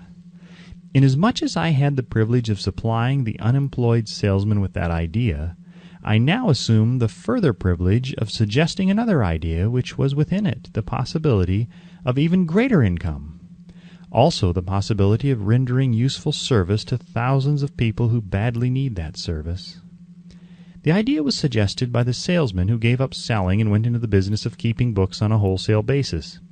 When the plan was suggested as a solution of his unemployment problem, he quickly exclaimed, "I like the idea, but I would not know how to turn it into cash." In other words, he complained he would not know how to market his bookkeeping knowledge after he acquired it. So that brought up another problem which had to be solved. With the aid of a young woman typist, clever at hand lettering, and who could put the story together, a very attractive book was prepared describing the advantages of the new system of bookkeeping. The pages were neatly typed and pasted in an ordinary scrapbook, which was used as a silent salesman with which the story of this new business was so effectively told that its owner soon had more accounts than he could possibly handle. There are thousands of people all over the country who need the services of a merchandising specialist capable of preparing an attractive brief for use in marketing personal services. The aggregate annual income from such a service might easily exceed that received by the largest employment agency, and the benefits of the service might be made far greater to the purchaser than any to be obtained from an employment agency. The idea here described was born of necessity to bridge an emergency which had to be covered, but it did not stop by merely serving one person. The woman who created the idea has a keen imagination. She saw in her newly born brainchild the making of a new profession, one that is destined to render valuable service to thousands of people who need practical guidance in marketing personal services. Spurred to action by the instantaneous success of her first prepared plan to market personal services, this energetic woman turned next to the solution of a familiar problem for her son, who had just finished college, but had been totally unable to find a market for his services. The plan she originated for his use was the finest specimen of merchandising of personal services I have ever seen. When the plan book had been completed, it contained nearly 50 pages of beautifully typed, properly organized information, telling the story of her son's native ability, schooling, personal experiences, and a great variety of other information too extensive for description. The plan book also contained a complete description of the position her son desired, together with a marvelous word picture of the exact plan he would use in filling the position. The preparation of the plan book required several weeks' labor, during which time its creator sent her son to the public library almost daily to procure data needed in selling his services to best advantage. She sent him also to all the competitors of his prospective employer, and gathered from them vital information concerning their business methods, which was of great value in the formation of the plan he intended to use in filling the position he sought. When the plan had been finished, it contained more than half a dozen very fine suggestions for the use and benefit of the prospective employer. The suggestions were put into use by the company. One may be inclined to ask, why go to all this trouble to secure a job? The answer is straight to the point. Also, it is dramatic, because it deals with a subject which assumes the proportion of a tragedy with millions of men and women whose sole source of income is personal services. The answer is, doing a thing well never is trouble. The plan, prepared by this woman for the benefit of her son, helped him get the job for which he applied at the first interview at a salary fixed by himself.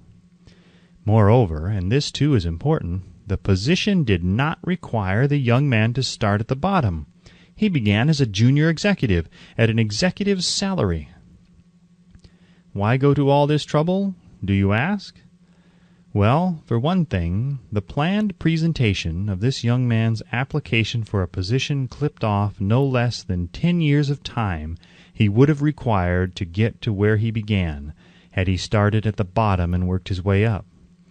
The idea of starting at the bottom and working one's way up may appear to be sound, but the major objection to it is this. Too many of those who begin at the bottom never manage to lift their heads high enough to be seen by opportunity, so they remain at the bottom. It should be remembered also that the outlook from the bottom is not very bright or encouraging. It has a tendency to kill off ambition. We call it getting into a rut, which means that we accept our fate because we form the habit of daily routine, a habit that finally becomes so strong we cease to try to throw it off. And that is another reason why it pays to start 1 or 2 steps above the bottom. By so doing, one forms the habit of looking around, of observing how others get ahead, of seeing opportunity, and of embracing it without hesitation. Dan Halpin is a splendid example of what I mean. During his college days, he was manager of the famous 1930 National Championship Notre Dame football team when it was under the direction of the late Newt Rockne. Perhaps he was inspired by the great football coach to aim high and not mistake temporary defeat for failure, just as Andrew Carnegie, the great industrial leader, inspired his young business lieutenants to set high goals for themselves. At any rate, young Halpin finished college at a mighty unfavorable time, when the Depression had made jobs scarce. So, after a fling at investment banking and motion pictures, he took the first opening with a potential future he could find: selling electrical hearing aids on a commission basis. Anyone could start in that sort of job, and Halpin knew it. But it was enough to open the door of opportunity to him. For almost 2 years he continued in a job not to his liking, and he would never have risen above that job if he had not done something about his dissatisfaction.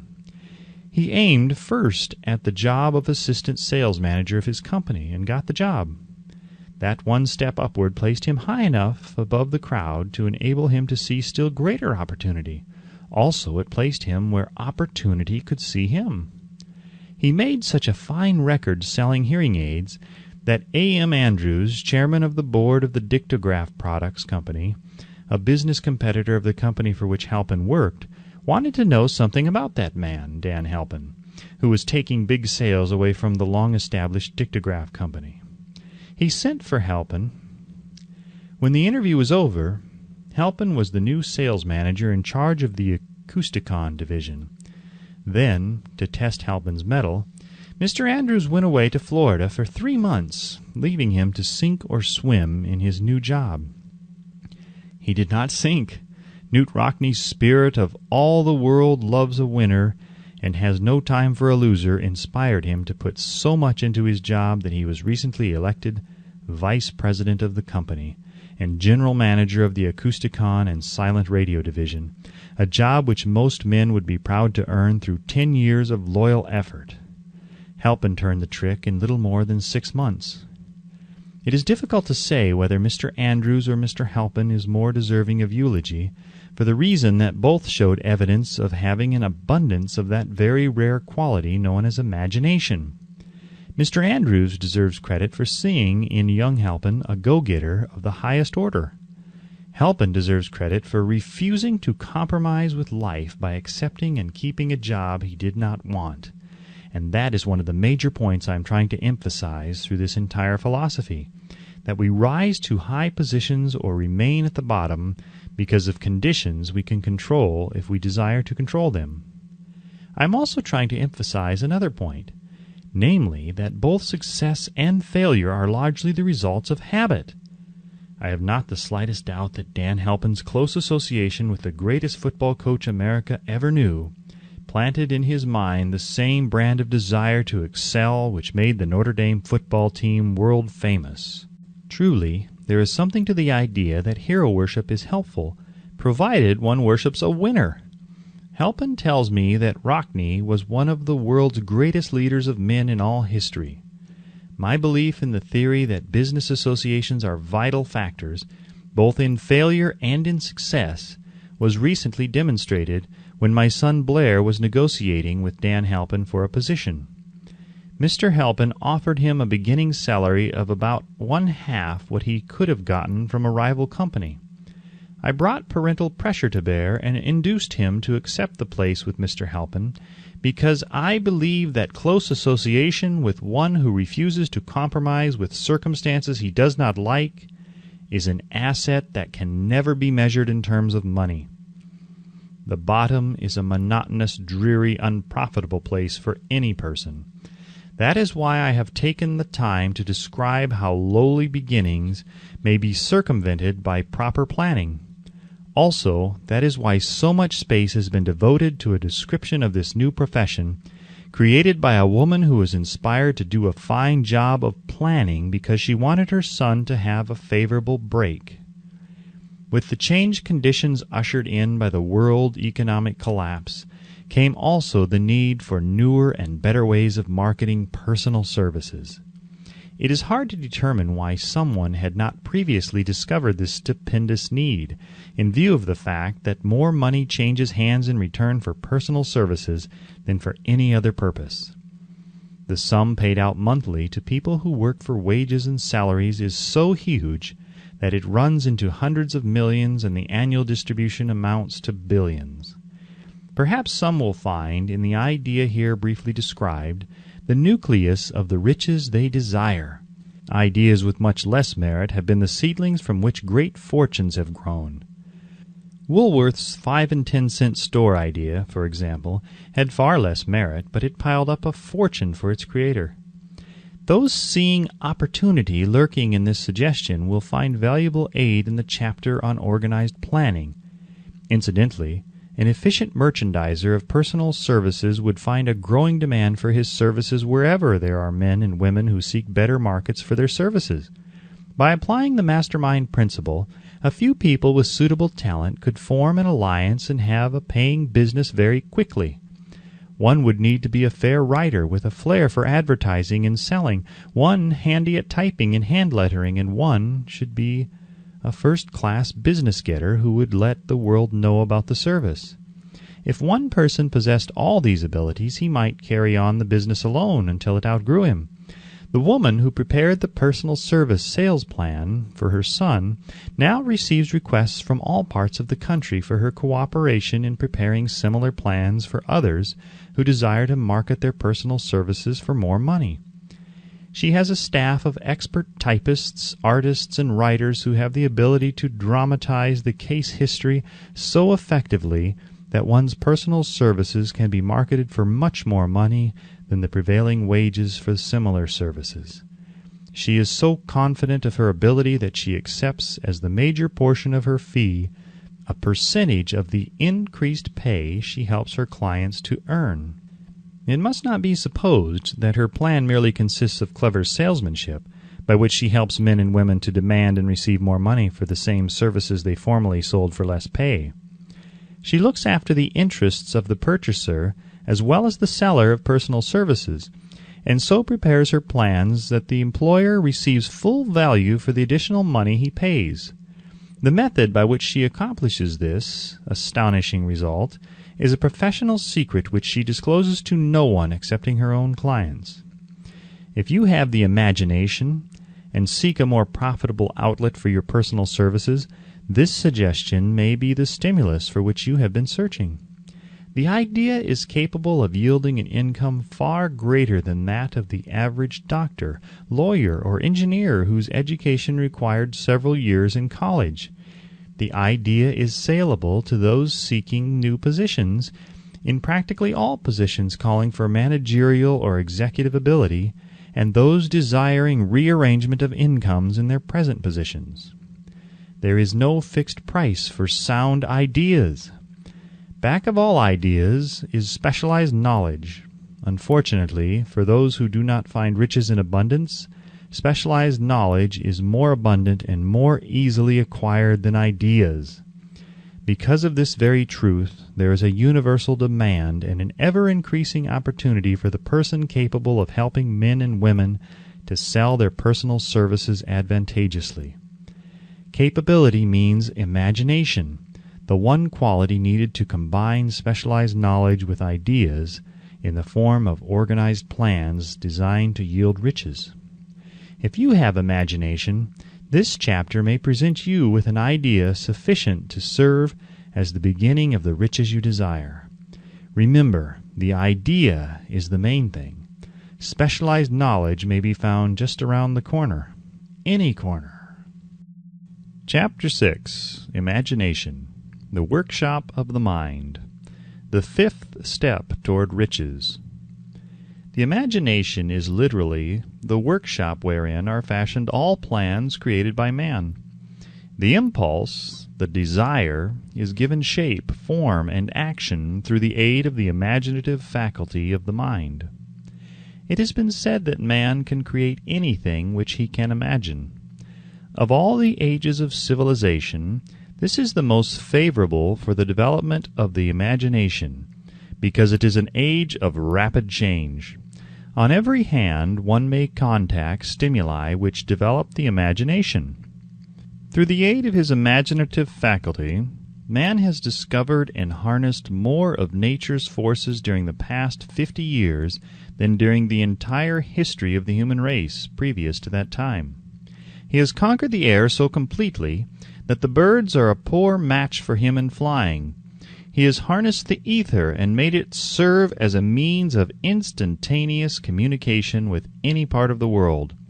He has analyzed and weighed the sun at a distance of millions of miles, and has determined through the aid of imagination the elements of which it consists.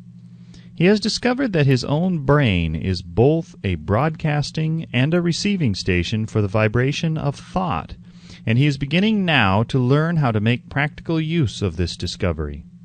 He has increased the speed of locomotion until he may now travel at a speed of more than 300 miles an hour. The time will soon come when a man may breakfast in New York and lunch in San Francisco. Man's only limitation, within reason, lies in his development and use of his imagination. He has not yet reached the apex of development in the use of his imaginative faculty. He has merely discovered that he has an imagination, and has commenced to use it in a very elementary way. Two forms of imagination. The imaginative faculty functions in two forms. One is known as synthetic imagination, and the other as creative imagination. Synthetic imagination. Through this faculty, one may arrange old concepts, ideas, or plans into new combinations. This faculty creates nothing. It merely works with the material of experience, education, and observation with which it is fed. It is the faculty used most by the inventor, with the exception of the genius who draws upon the creative imagination when he cannot solve his problem through synthetic imagination. Creative imagination. Through the faculty of creative imagination, the finite mind of man has direct communication with infinite intelligence. It is the faculty through which hunches and inspirations are received. It is by this faculty that all basic or new ideas are handed over to man. It is through this faculty that thought vibrations from the minds of others are received. It is through this faculty that one individual may tune in or communicate with the subconscious minds of other men. The creative imagination works automatically, in the manner described in subsequent pages. This faculty functions only when the conscious mind is vibrating at an exceedingly rapid rate, as for example when the conscious mind is stimulated through the emotion of a strong desire. The creative faculty becomes more alert, more receptive to vibrations from the sources mentioned, in proportion to its development through use. This statement is significant. Ponder over it before passing on. Keep in mind as you follow these principles that the entire story of how one may convert desire into money cannot be told in one statement. The story will be complete only when one has mastered, assimilated, and begun to make use of all the principles. The great leaders of business, industry, finance, and the great artists, musicians, poets, and writers became great because they developed the faculty of creative imagination. Both the synthetic and creative faculties of imagination become more alert with use, just as any muscle or organ of the body develops through use. Desire is only a thought, an impulse. It is nebulous and ephemeral. It is abstract and of no value until it has been transformed into its physical counterpart. While the synthetic imagination is the one which will be used most frequently, in the process of transforming the impulse of desire into money, you must keep in mind the fact that you may face circumstances and situations which demand use of the creative imagination as well. Your imaginative faculty may have become weak through inaction. It can be revived and made alert through use. This faculty does not die, though it may become quiescent through the lack of use. Center your attention, for the time being, on the development of the synthetic imagination, because this is the faculty which you will use more often in the process of converting desire into money. Transformation of the intangible impulse of desire into the tangible reality of money calls for the use of a plan or plans. These plans must be formed with the aid of the imagination, and mainly with the synthetic faculty. Read the entire book through, then come back to this chapter and begin at once to put your imagination to work on the building of a plan or plans for the transformation of your desire into money. Detailed instructions for the building of plans have been given in almost every chapter. Carry out the instructions best suited to your needs. Reduce your plan to writing, if you have not already done so. The moment you complete this, you will have definitely given concrete form to the intangible desire. Read the preceding sentence once more. Read it aloud, very slowly, and as you do so, remember that the moment you reduce the statement of your desire and a plan for its realization to writing, you have actually taken the first of a series of steps which will enable you to convert the thought into its physical counterpart. The earth on which you live, you yourself, and every other material thing are the result of evolutionary change, through which microscopic bits of matter have been organized and arranged in an orderly fashion. Moreover, and this statement is of stupendous importance, this earth, every one of the billions of individual cells of your body and every atom of matter, began as an intangible form of energy. Desire is thought impulse. Thought impulses are forms of energy. When you begin with the thought impulse, desire to accumulate money, you are drafting into your service the same stuff that nature used in creating this earth and every material form in the universe, including the body and brain in which the thought impulses function. As far as science has been able to determine, the entire universe consists of but two elements, matter and energy. Through the combination of energy and matter has been created everything perceptible to man, from the largest star which floats in the heavens down to and including man himself. You are now engaged in the task of trying to profit by nature's method. You are sincerely and earnestly, we hope, trying to adapt yourself to nature's laws by endeavoring to convert desire into its physical or monetary equivalent. You can do it. It has been done before. You can build a fortune through the aid of laws which are immutable, but first you must become familiar with these laws and learn to use them. Through repetition and by approaching the description of these principles from every conceivable angle, the author hopes to reveal to you the secret through which every great fortune has been accumulated. Strange and paradoxical as it may seem, the secret is not a secret. Nature herself advertises it in the earth on which we live, the stars, the planets suspended within our view, in the elements above and around us, in every blade of grass, and in every form of life within our vision. Nature advertises this secret in the terms of biology, in the conversion of a tiny cell so small that it may be lost on the point of a pin into the human being now reading this line. The conversion of desire into its physical equivalent is certainly no more miraculous. Do not become discouraged if you do not fully comprehend all that has been stated. Unless you have long been a student of the mind, it is not to be expected that you will assimilate all that is in this chapter upon a first reading. But you will, in time, make good progress. The principles which follow will open the way for understanding of imagination. Assimilate that which you understand as you read this philosophy for the first time. Then, when you reread and study it, you will discover that something has happened to clarify it and give you a broader understanding of the whole. Above all, do not stop or hesitate in your study of these principles until you have read the book at least 3 times, for then you will not want to stop. How to make practical use of imagination. Ideas are the beginning points of all fortunes. Ideas are products of the imagination. Let us examine a few well-known ideas which have yielded huge fortunes, with the hope that these illustrations will convey definite information concerning the method by which imagination may be used in accumulating riches. The Enchanted Kettle. 50 years ago, an old country doctor drove to town, hitched his horse, quietly slipped into a drug store by the back door, and began dickering with the young drug clerk.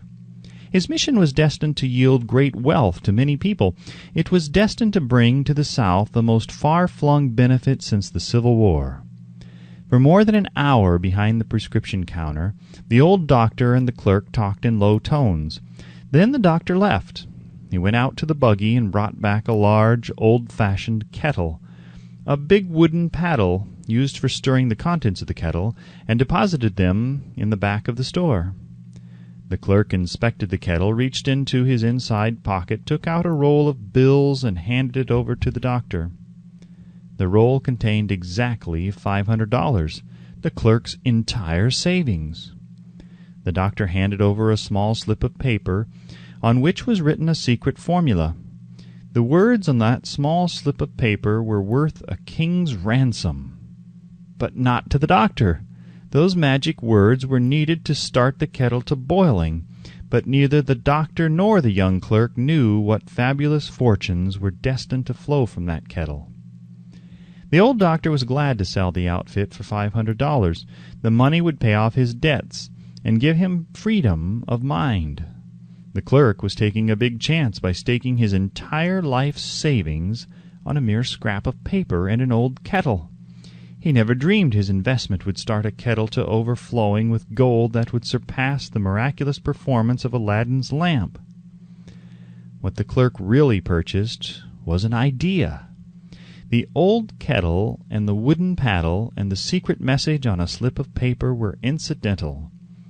The strange performance of that kettle began to take place after the new owner mixed with the secret instructions an ingredient on which the doctor knew nothing. Read this story carefully. Give your imagination a test. See if you can discover what it was that the young man added to the secret message which caused the kettle to overflow with gold. Remember, as you read, that this is not a story from Arabian Nights. Here you have a story of facts, stranger than fiction, facts which began in the form of an idea. Let us take a look at the vast fortunes of gold this idea has produced. It has paid and still pays huge fortunes to men and women all over the world who distribute the contents of the kettle to millions of people. The old kettle is now one of the world's largest consumers of sugar, thus providing jobs of a permanent nature to thousands of men and women engaged in growing sugar cane and in refining and marketing sugar. The old kettle consumes annually millions of glass bottles, providing jobs to huge numbers of glass workers. The old kettle gives employment to an army of clerks, stenographers, copywriters, and advertising experts throughout the nation. It has brought fame and fortune to scores of artists who have created magnificent pictures describing the product. The old kettle has converted a small southern city into the business capital of the South, where it now benefits directly or indirectly every business and practically every resident of the city. The influence of this idea now benefits every civilized country in the world, pouring out a continuous stream of gold to all who touch it. Gold from the kettle built and maintains one of the most prominent colleges of the South, where thousands of young people receive the training essential for success. The old kettle has done other marvelous things.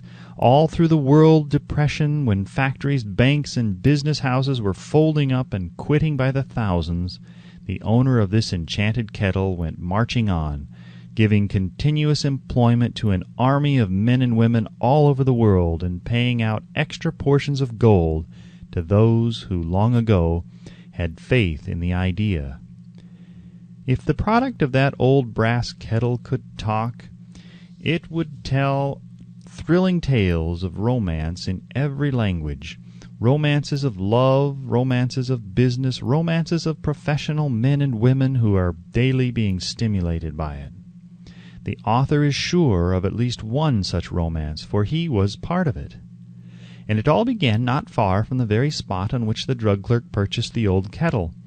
It was here that the author met his wife, and it was she who first told him of the enchanted kettle. It was the product of that kettle they were drinking when he asked her to accept him for better or for worse. Now that you know the content of the enchanted kettle is a world-famous drink, It is fitting that the author confess that the home city of the drink supplied him with a wife, also that the drink itself provides him with stimulation of thought without intoxication, and thereby it serves to give the refreshment of mind which an author must have to do his best work.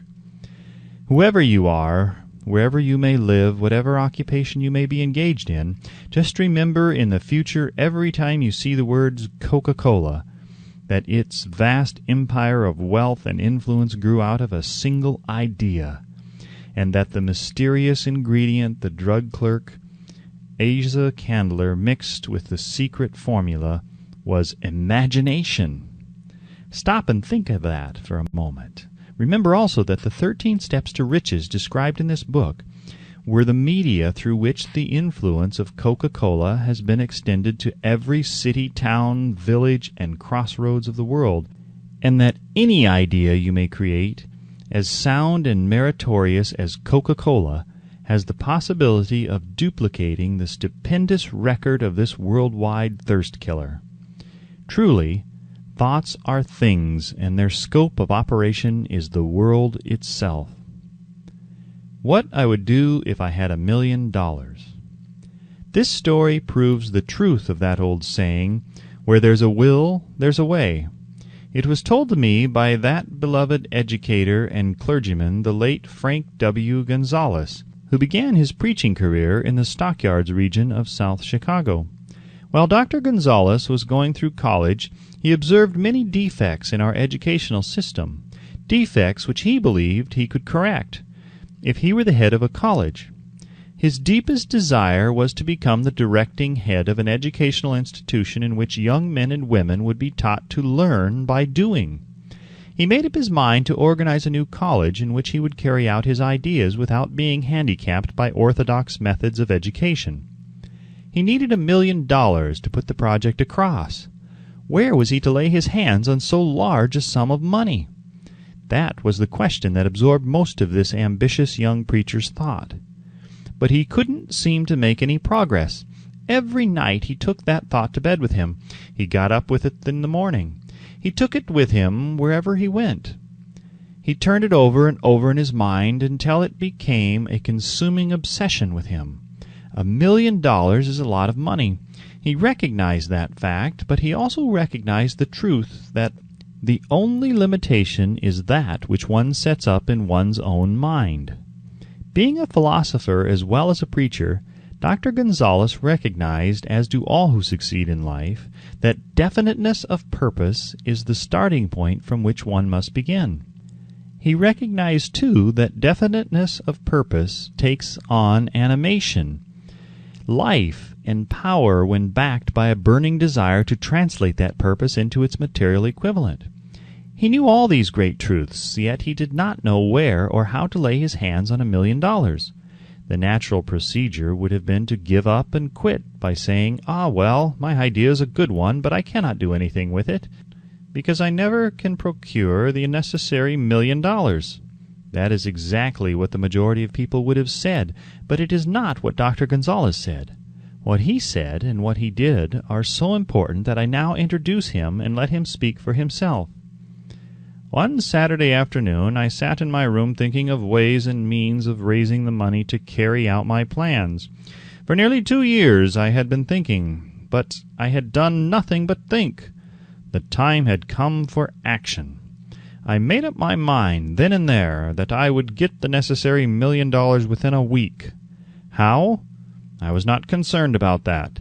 The main thing of importance was the decision to get the money within a specified time, and I want to tell you that the moment I reached a definite decision to get the money within a specified time, a strange feeling of assurance came over me, such as I had never before experienced.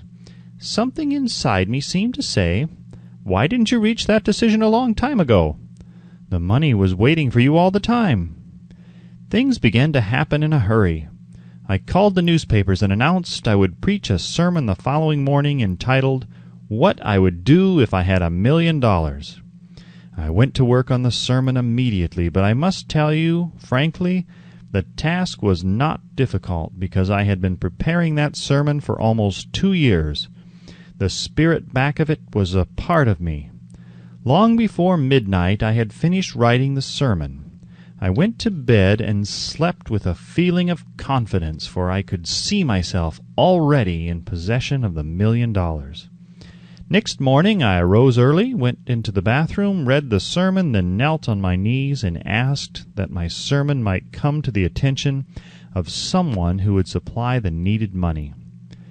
While I was praying, I again had that feeling of assurance that the money would be forthcoming. In my excitement I walked out without my sermon, and did not discover the oversight until I was in my pulpit and about ready to begin delivering it. It was too late to go back for my notes, and what a blessing that I couldn't go back. Instead, my own subconscious mind yielded the material I needed. When I arose to begin my sermon, I closed my eyes and spoke with all my heart and soul of my dreams. I not only talked to my audience, but I fancy I also talked to God. I told what I would do with $1 million if that amount were placed in my hands. I described the plan I had in my mind for organizing a great educational institution where young people would learn to do practical things and at the same time develop their minds. When I had finished and sat down, a man slowly arose from his seat about 3 rows from the rear and made his way toward the pulpit. I wondered what he was going to do. He came into the pulpit, extended his hand, and said, "Reverend, I liked your sermon. I believe you can do everything you said you would if you had $1 million. To prove that I believe in you and your sermon, if you will come to my office tomorrow morning, I will give you the $1 million. My name is Philip D. Armoire." Young Gonzalez went to Mr. Armoire's office, and the $1 million was presented to him. With the money, he founded the Armoire Institute of Technology. That is more money than the majority of preachers ever see in an entire lifetime. Yet the thought impulse back of the money was created in the young preacher's mind in a fraction of a minute. The necessary $1 million came as a result of an idea. Back of the idea was a desire which young Gonzalez had been nursing in his mind for almost 2 years. Observe this important fact. He got the money within 36 hours after he reached a definite decision in his own mind to get it, and decided upon a definite plan for getting it. There was nothing new or unique about young Gonzalez's vague thinking about $1 million and weakly hoping for it. Others before him, and many since his time, have had similar thoughts. But there was something very unique and different about the decision he reached on that memorable Saturday when he put vagueness into the background and definitely said, "I will get that money within a week." God seems to throw himself on the side of the man who knows exactly what he wants, if he is determined to get just that. Moreover, the principle through which Dr. Gonzalez got his $1 million is still alive. It is available to you. This universal law is as workable today as it was when the young preacher made use of it so successfully. This book describes, step by step, the 13 elements of this great law and suggests how they may be put to use. Observe that Asa Candler and Dr. Frank Gonzalez had one characteristic in common. Both knew the astounding truth that ideas can be transmuted into cash through the power of definite purpose plus definite plans. If you are one of those who believe that hard work and honesty alone will bring riches, perish the thought. It is not true. Riches, when they come in huge quantities, are never the result of hard work. Riches come, if they come at all, in response to definite demands based upon the application of definite principles and not by chance or luck. Generally speaking, an idea is an impulse of thought that impels action by an appeal to the imagination. All master salesmen know that ideas can be sold where merchandise cannot. Ordinary salesmen do not know this. That is why they are ordinary. A publisher of books which sell for a nickel made a discovery that should be worth much to publishers generally. He learned that many people buy titles and not contents of books by merely changing the name of one book that was not moving. His sales on that book jumped upward more than 1 million copies. The inside of the book was not changed in any way. He merely ripped off the cover bearing the title that did not sell and put on a new cover with a title that had box office value. That, as simple as it may seem, was an idea. It was imagination. There is no standard price on ideas. The creator of ideas makes his own price, and if he is smart, gets it. The moving picture industry created a whole flock of millionaires. Most of them were men who couldn't create ideas, but they had the imagination to recognize ideas when they saw them. The next flock of millionaires will grow out of the radio business, which is new and not overburdened with men of keen imagination. The money will be made by those who discover or create new and more meritorious radio programs and have the imagination to recognize merit and to give the radio listeners a chance to profit by it. The sponsor, that unfortunate victim who now pays the cost of all radio entertainment, soon will become idea-conscious and demands something for his money. The man who beats the sponsor to the draw and supplies programs that render useful service is the man who will become rich in this new industry. Crooners and light chatter artists who now pollute the air with wisecracks and silly giggles will go the way of all light timbers, and their places will be taken by real artists who interpret carefully planned programs which have been designed to service the minds of men as well as provide entertainment. Here is a wide-open field of opportunity screaming its protest at the way it is being butchered because of a lack of imagination and begging for rescue at any price. Above all, the thing that radio needs is new ideas. If this new field of opportunity intrigues you, perhaps you might profit by the suggestion that the successful radio programs of the future will give more attention to creating buyer audiences and less attention to listener audiences. Stated more plainly, the builder of radio programs who succeeds in the future must find practical ways to convert listeners into buyers. Moreover, the successful producer of radio programs in the future must key his features so that he can definitely show its effect upon the audience. Sponsors are becoming a bit weary of buying glib selling talks based upon statements grabbed out of thin air.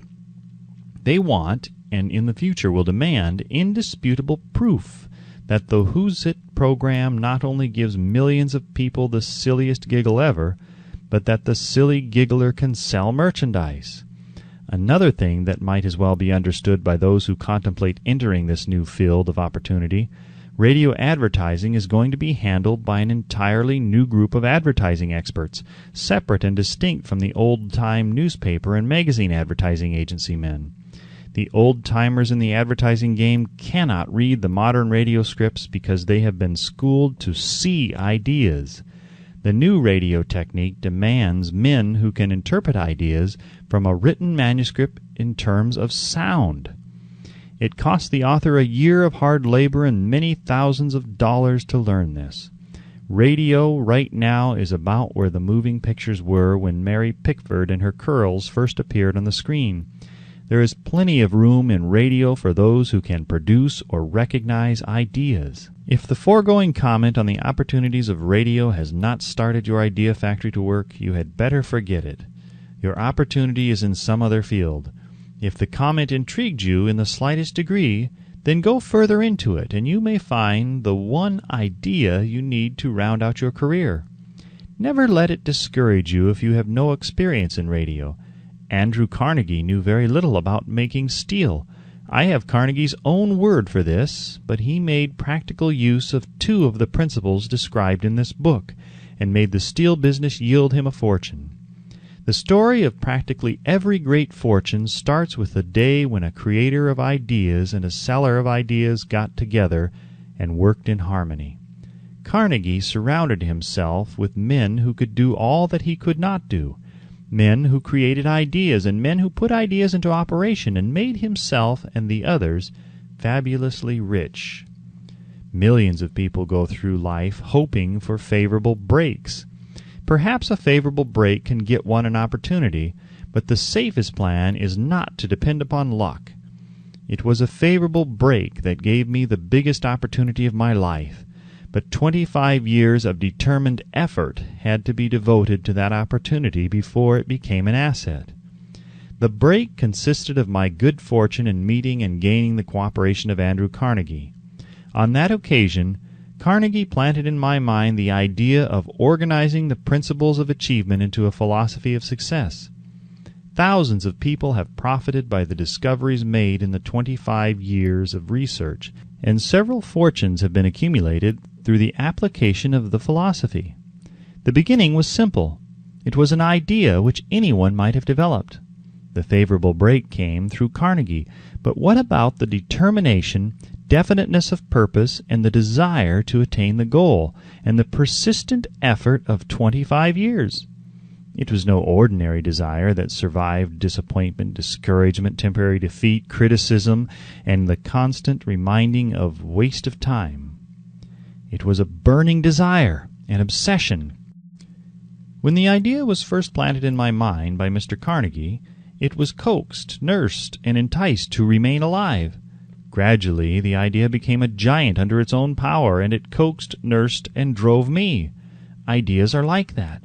First, you give life and action and guidance to ideas. Then they take on the power of their own and sweep aside all opposition. Ideas are intangible forces, but they have more power than the physical brains that give birth to them. They have the power to live on after the brain that creates them has returned to dust. For example, take the power of Christianity. That began with a simple idea, born in the brain of Christ. Its chief tenet was, "Do unto others as you would have others do unto you." Christ has gone back to the source from whence he came, but his idea goes marching on. Some day it may grow up and come into its own. Then it will have fulfilled Christ's deepest desire. The idea has been developing only 2,000 years. Give it time. Success requires no explanations. Failure permits no alibis. Chapter 7. Organized Planning. The Crystallization of Desire into Action. The sixth step toward riches. You have learned that everything man creates or acquires begins in the form of desire. That desire is taken on the first lap of its journey from the abstract to the concrete, into the workshop of the imagination, where plans for its transition are created and organized. In Chapter 2, you were instructed to take 6 definite practical steps as your first move in translating the desire for money into its monetary equivalent. One of these steps is the formation of a definite practical plan, or plans through which this transformation may be made. You will now be instructed how to build plans which will be practical, viz. A. Ally yourself with a group of as many people as you may need for the creation and carrying out of your plan, or plans for the accumulation of money, making use of the mastermind principle described in a later chapter. Compliance with this instruction is absolutely essential. Do not neglect it. B. Before forming your mastermind alliance, decide what advantages and benefits you may offer the individual members of your group in return for their cooperation. No one will work indefinitely without some form of compensation. No intelligent person will either request or expect another to work without adequate compensation, although this may not always be in the form of money. C. Arrange to meet with the members of your mastermind group at least twice a week, and more often if possible, until you have jointly perfected the necessary plan or plans for the accumulation of money. D. Maintain perfect harmony between yourself and every member of your mastermind group. If you fail to carry out this instruction to the letter, you may expect to meet with failure. The mastermind principle cannot obtain where perfect harmony does not prevail. Keep in mind these facts. First, you are engaged in an undertaking of major importance to you. To be sure of success, you must have plans which are faultless. Second, you must have the advantage of the experience, education, native ability, and imagination of other minds. This is in harmony with the methods followed by every person who has accumulated a great fortune. No individual has sufficient experience, education, native ability, and knowledge to ensure the accumulation of a great fortune without the cooperation of other people. Every plan you adopt in your endeavor to accumulate wealth should be the joint creation of yourself and every other member of your mastermind group. You may originate your plans either in whole or in part, but see that those plans are checked and approved by the members of your mastermind alliance. If the first plan which you adopt does not work successfully, replace it with a new plan. If this new plan fails to work, replace it in turn with still another, and so on until you find a plan which does work. Right here is the point at which the majority of men meet with failure, because of their lack of persistence in creating new plans to take the place of those which fail. The most intelligent man living cannot succeed in accumulating money, nor in any other undertaking, without plans which are practical and workable. Just keep this fact in mind, and remember when your plans fail that temporary defeat is not permanent failure. It may only mean that your plans have not been sound. Build other plans. Start all over again. Thomas A. Edison failed 10,000 times before he perfected the incandescent electric light bulb. That is, he met with temporary defeat 10,000 times before his efforts were crowned with success. Temporary defeat should mean only one thing: the certain knowledge that there is something wrong with your plan. Millions of men go through life in misery and poverty because they lack a sound plan through which to accumulate a fortune. Henry Ford accumulated a fortune not because of his superior mind, but because he adopted and followed a plan which proved to be sound. 1,000 men could be pointed out, each with a better education than Ford's, yet each of whom lives in poverty because he does not possess the right plan for the accumulation of money. Your achievement can be no greater than your plans are sound. That may seem to be an axiomatic statement, but it is true. Samuel Insull lost his fortune of over $100 million. The Insull fortune was built on plans which were sound. The business depression forced Mr. Insull to change his plans, and the change brought temporary defeat, because his new plans were not sound. Mr. Insull is now an old man. He may consequently accept failure instead of temporary defeat. But if his experience turns out to be failure, it will be for the reason that he lacks the fire of persistence to rebuild his plans. No man is ever whipped until he quits in his own mind. This fact will be repeated many times because it is so easy to take the count at the first sign of defeat. James J. Hill met with temporary defeat when he first endeavored to raise the necessary capital to build a railroad from the east to the west, but he too turned defeat into victory through new plans. Mr. Ford met with temporary defeat, not only at the beginning of his automobile career, but after he had gone far toward the top. He created new plans and went marching on to financial victory. We see men who have accumulated great fortunes, but we often recognize only their triumph, overlooking the temporary defeats which they had to surmount before arriving. No follower of this philosophy can reasonably expect to accumulate a fortune without experiencing temporary defeat. When defeat comes, accept it as a signal that your plans are not sound. Rebuild those plans and set sail once more towards your coveted goal. If you give up before your goal has been reached, you are a quitter. A quitter never wins, and a winner never quits. Lift this sentence out, write it on a piece of paper in letters an inch high, and place it where you will see it every night before you go to sleep, and every morning before you go to work. When you begin to select members for your mastermind group, endeavor to select those who do not take defeat seriously. Some people foolishly believe that only money can make money. This is not true.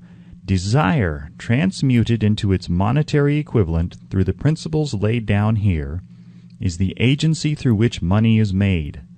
Money of itself is nothing but inert matter. It cannot move, think, or talk, but it can hear when a man who desires it calls it to come.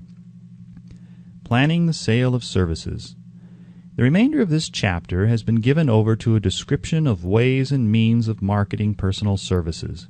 The information here conveyed will be of practical help to any person having any form of personal services to market, but it will be of priceless benefit to those who aspire to leadership in their chosen occupations. Intelligent planning is essential for success in any undertaking designed to accumulate riches. Here will be found detailed instructions to those who must begin the accumulation of riches by selling personal services. It should be encouraging to know that practically all the great fortunes began in the form of compensation for personal services, or from the sale of ideas. What else, except ideas and personal services, would one not possessed of property have to give in return for riches? Broadly speaking, there are two types of people in the world. One type is known as leaders, and the other as followers. Decide at the outset whether you intend to become a leader in your chosen calling or remain a follower. The difference in compensation is vast. The follower cannot reasonably expect the compensation to which a leader is entitled, although many followers make the mistake of expecting such pay. It is no disgrace to be a follower. On the other hand, it is no credit to remain a follower. Most great leaders began in the capacity of followers. They became great leaders because they were intelligent followers. With few exceptions, the man who cannot follow a leader intelligently cannot become an efficient leader. The man who can follow a leader most efficiently is usually the man who develops into the leadership most rapidly. An intelligent follower has many advantages, among them the opportunity to acquire knowledge from his leader. The major attributes of leadership. The following are important factors of leadership. Unwavering courage, based upon knowledge of self and of one's occupation. No follower wishes to be dominated by a leader who lacks self-confidence and courage. No intelligent follower will be dominated by such a leader very long. 2. Self-control. The man who cannot control himself can never control others. Self-control sets a mighty example for one's followers, which the more intelligent will emulate. 3. A keen sense of justice. Without a sense of fairness and justice, no leader can command and retain the respect of his followers. 4. Definiteness of decision. The man who wavers in his decisions shows that he is not sure of himself. He cannot lead others successfully. 5. Definiteness of plans. The successful leader must plan his work and work his plan. A leader who moves by guesswork without practical, definite plans is comparable to a ship without a rudder. Sooner or later he will land on the rocks. 6. The habit of doing more than paid for. One of the penalties of leadership is the necessity of willingness upon the part of the leader to do more than he requires of his followers. 7. A pleasing personality. No slovenly, careless person can become a successful leader. Leadership calls for respect. Followers will not respect a leader who does not grade high on all of the factors of a pleasing personality. 8. Sympathy and understanding. The successful leader must be in sympathy with his followers. Moreover, he must understand them and their problems. 9. Mastery of detail. Successful leadership calls for mastery of details of the leader's position. 10. Willingness to assume full responsibility. The successful leader must be willing to assume responsibility for the mistakes and the shortcomings of his followers. If he tries to shift this responsibility, he will not remain the leader. If one of his followers makes a mistake and shows himself incompetent, the leader must consider that it is he who failed. 11. Cooperation. The successful leader must understand and apply the principle of cooperative effort and be able to induce his followers to do the same. Leadership calls for power, and power calls for cooperation. There are two forms of leadership. The first, and by far the most effective, is leadership by consent of and with the sympathy of the followers. The second is leadership by force, without the consent and sympathy of the followers. History is filled with evidence that leadership by force cannot endure. The downfall and disappearance of dictators and kings is significant. It means that people will not follow forced leadership indefinitely. The world has just entered a new era of relationship between leaders and followers, which very clearly calls for new leaders and a new brand of leadership in business and industry. Those who belong to the old school of leadership by force must acquire an understanding of the new brand of leadership, cooperation, or be relegated to the rank and file of the followers. There is no other way out for them. The relationship of employer and employee, or of leader and follower in the future, will be one of mutual cooperation based upon an equitable division of the profits of business.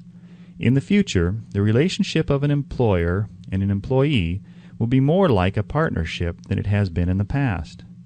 Napoleon, Kaiser Wilhelm of Germany, the Tsar of Russia, and the King of Spain were examples of leadership by force. Their leadership passed. Without much difficulty, one might point to the prototypes of these ex-leaders among the business, financial, and labor leaders of America who have been dethroned or slated to go. Leadership by consent of the followers is the only brand which can endure. Men may follow the forced leadership temporarily, but they will not do so willingly. The new brand of leadership will embrace the 11 factors of leadership described in this chapter, as well as some other factors.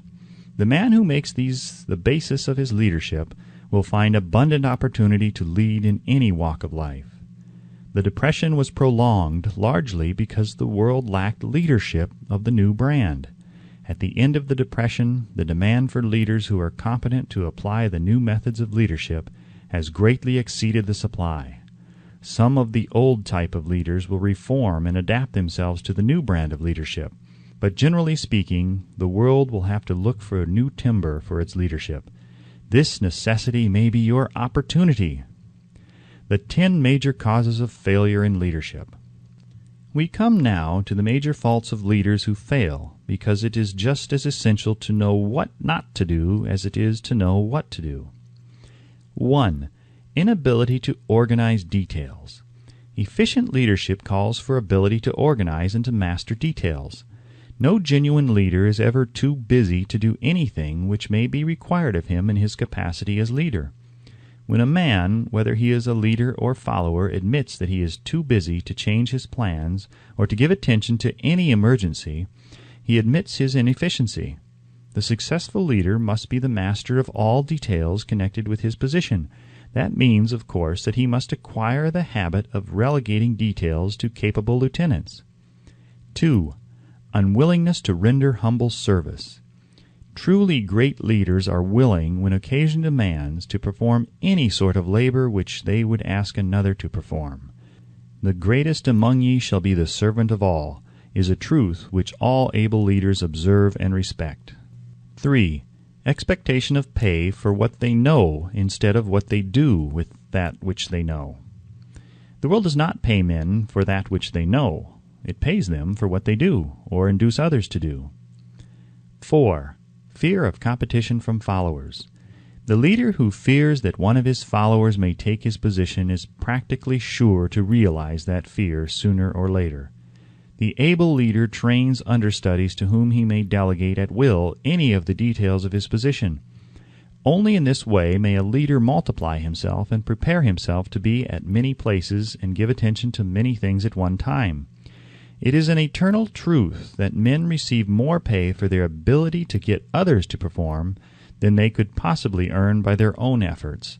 An efficient leader may, through his knowledge of his job and magnetism of his personality, greatly increase the efficiency of others and induce them to render more service and better service than they could render without his aid. 5. Lack of imagination. Without imagination, the leader is incapable of meeting emergencies and of creating plans by which to guide his followers efficiently.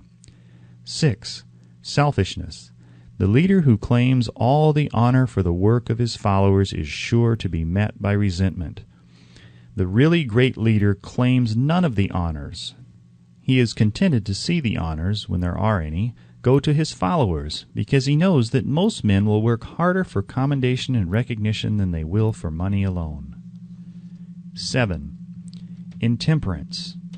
Followers do not respect an intemperate leader. Moreover, intemperance in any of its various forms destroys the endurance and the vitality of all who indulge in it. 8. Disloyalty. Perhaps this should have come at the head of the list.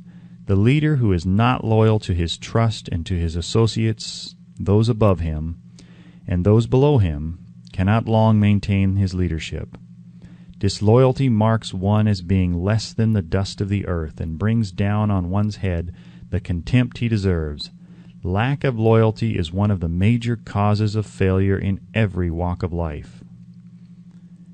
9. Emphasis on the authority of leadership.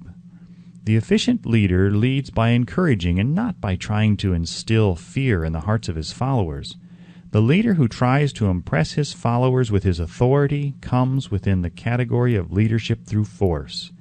If a leader is a real leader, he will have no need to advertise that fact except by his conduct, his sympathy, understanding, fairness, and a demonstration that he knows his job.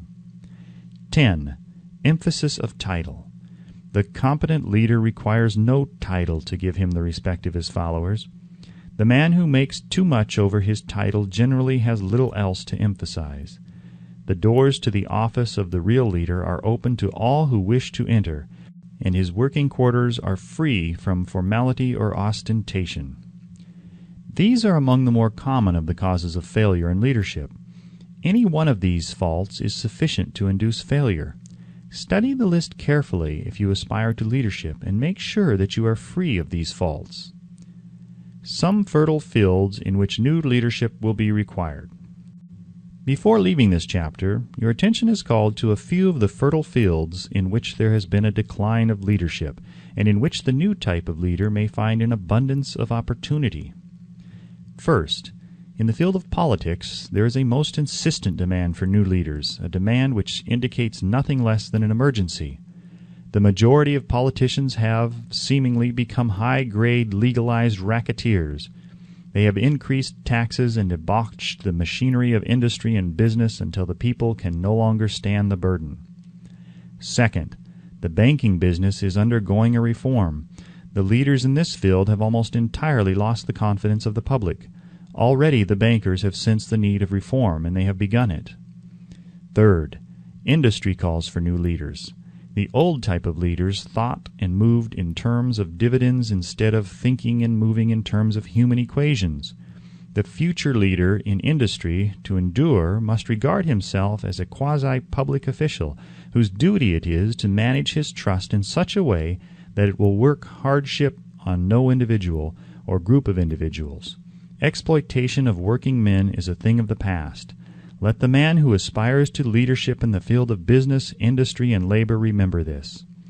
Fourth, the religious leader of the future will be forced to give more attention to the temporal needs of his followers in the solution of their economic and personal problems of the present, and less attention to the dead past and the yet unborn future.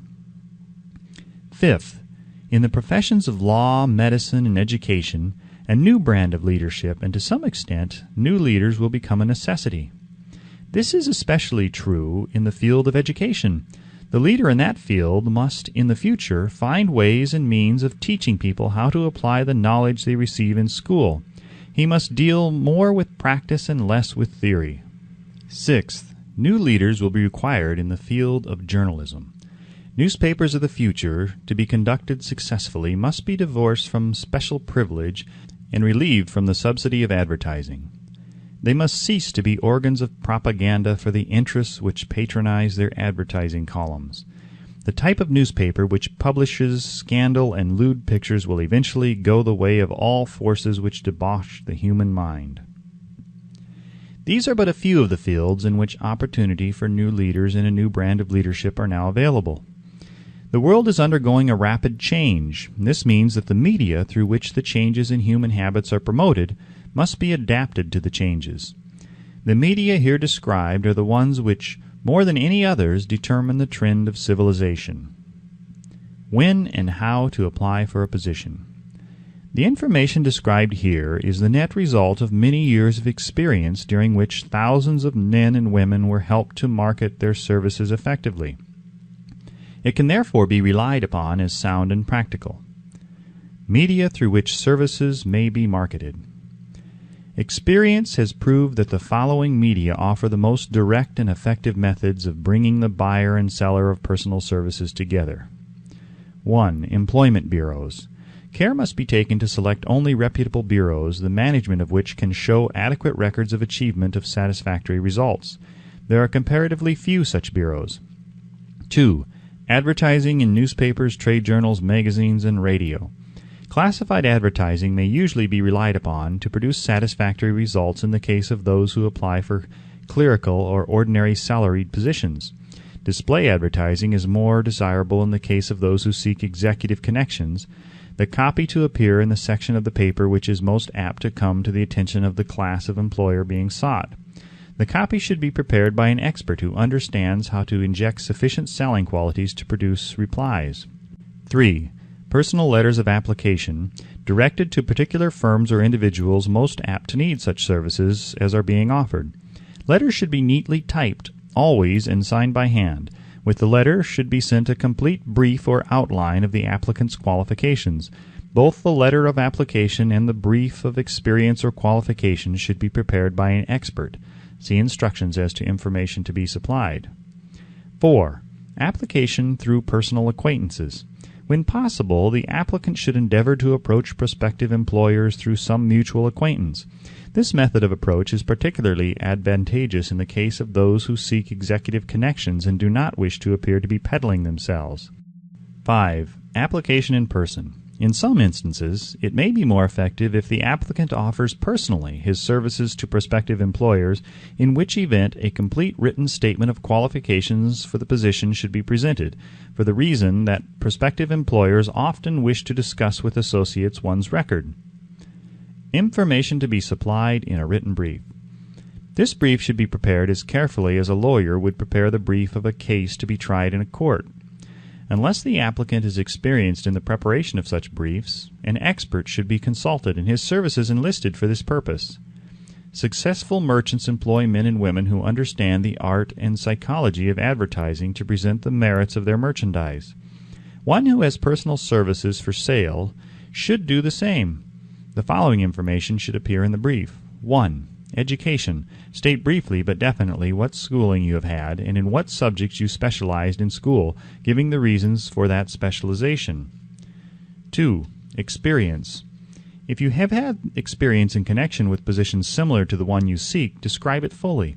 State names and addresses of former employers. Be sure to bring out clearly any special experience you may have which would equip you to fill the position you seek. 3. References. Practically every business firm desires to know all about the previous records, antecedents, etc. of prospective employees who seek positions of responsibility. Attach to your brief photostatic copies of letters from A. Former employers, B. Teachers under whom you studied, C. Prominent people whose judgment may be relied upon. 4. Photograph of self. Attach to your brief a recent unmounted photograph of yourself. 5. Apply for a specific position. Avoid application for a position without describing exactly what particular position you seek. Never apply for just a position. That indicates you lack specialized qualifications. 6. State your qualifications for the particular position for which you apply. Give full details as to the reason you believe you are qualified for the particular position you seek. This is the application. It will determine more than anything else what consideration you receive. 7. Offer to go to work on probation. In the majority of instances, if you are determined to have the position for which you apply, it will be most effective if you offer to work for a week or a month or for a sufficient length of time to enable your prospective employer to judge your value without pay. This may appear to be a radical suggestion, but experience has proved that it seldom fails to win at least a trial. If you are sure of your qualifications, a trial is all you need. Incidentally, such an offer indicates that you have confidence in your ability to fill the position you seek. It is most convincing. If your offer is accepted and you make good, more than likely you will be paid for your probation period.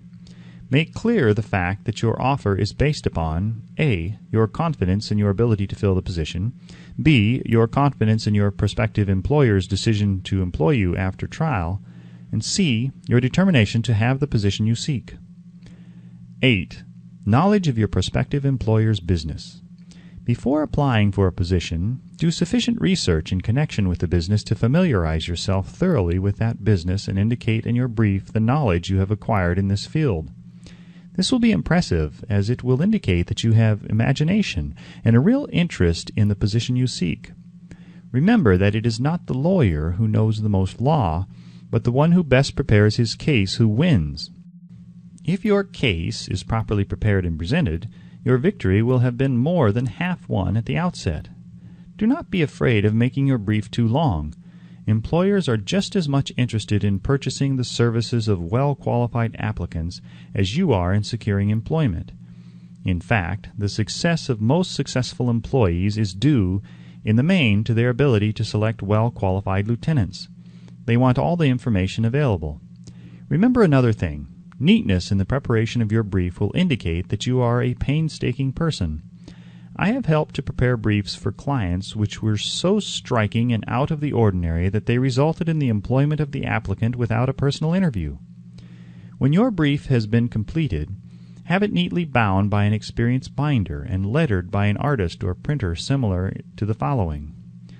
Brief of the qualifications of Robert K. Smith, applying for the position of Private Secretary of the President of the Bank Company, Incorporated. Change names each time brief is shown. This personal touch is sure to command attention. Have your brief neatly typed or mimeographed on the finest paper you can obtain and bound with a heavy paper of the book cover variety, the binder to be changed and the proper firm name to be inserted if it is to be shown to more than one company. Your photograph should be pasted on one of the pages of your brief. Follow these instructions to the letter, improving upon them wherever your imagination suggests. Successful salesmen groom themselves with care. They understand that first impressions are lasting. Your brief is your salesman. Give it a good suit of clothes so it will stand out in bold contrast to anything your prospective employer ever saw in the way of an application for a position. If the position you seek is worth having, it is worth going after with care. Moreover, if you sell yourself to an employer in a manner that impresses him with your individuality, you probably will receive more money for your services from the very start than you would if you applied for employment in the usual conventional way.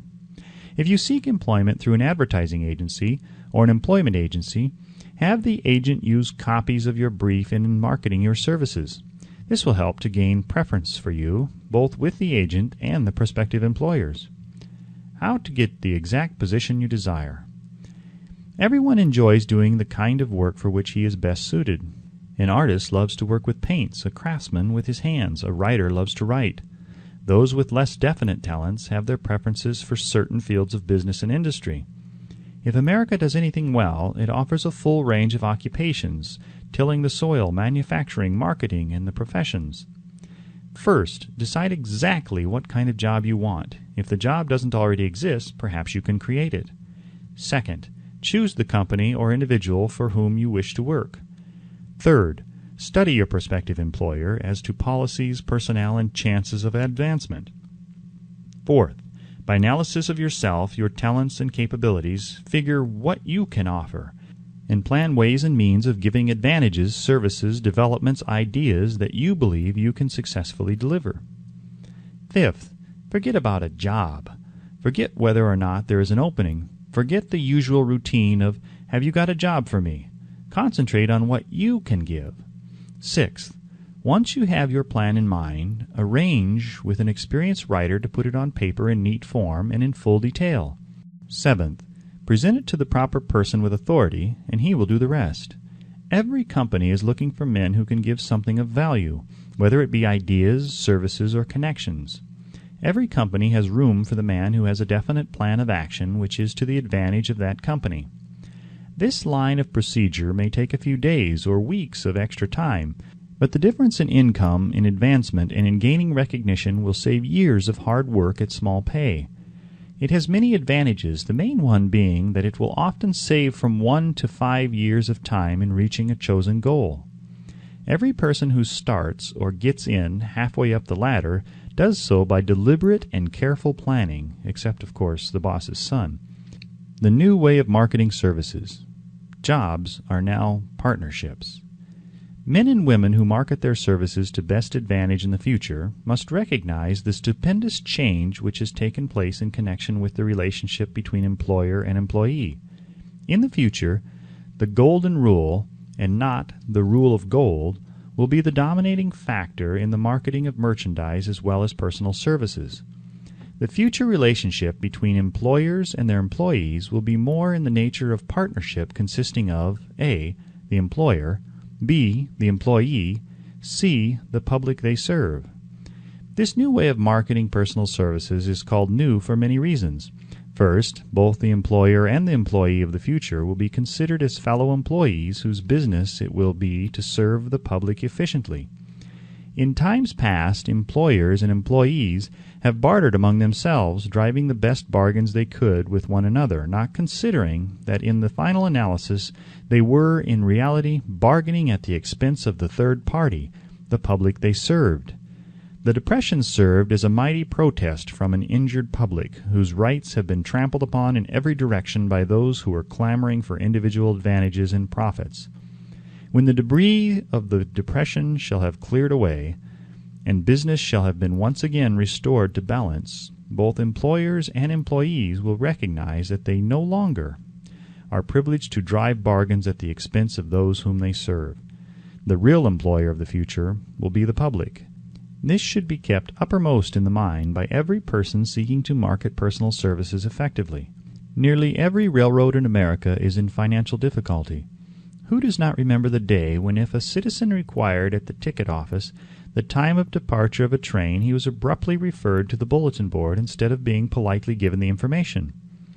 The streetcar companies have experienced a change of times also. There was a time not so very long ago when streetcar conductors took pride in giving argument to passengers. Many of the streetcar tracks have been removed and passengers ride on a bus, whose driver is the last word in politeness. All over the country, streetcar tracks are rusting from abandonment, or have been taken up.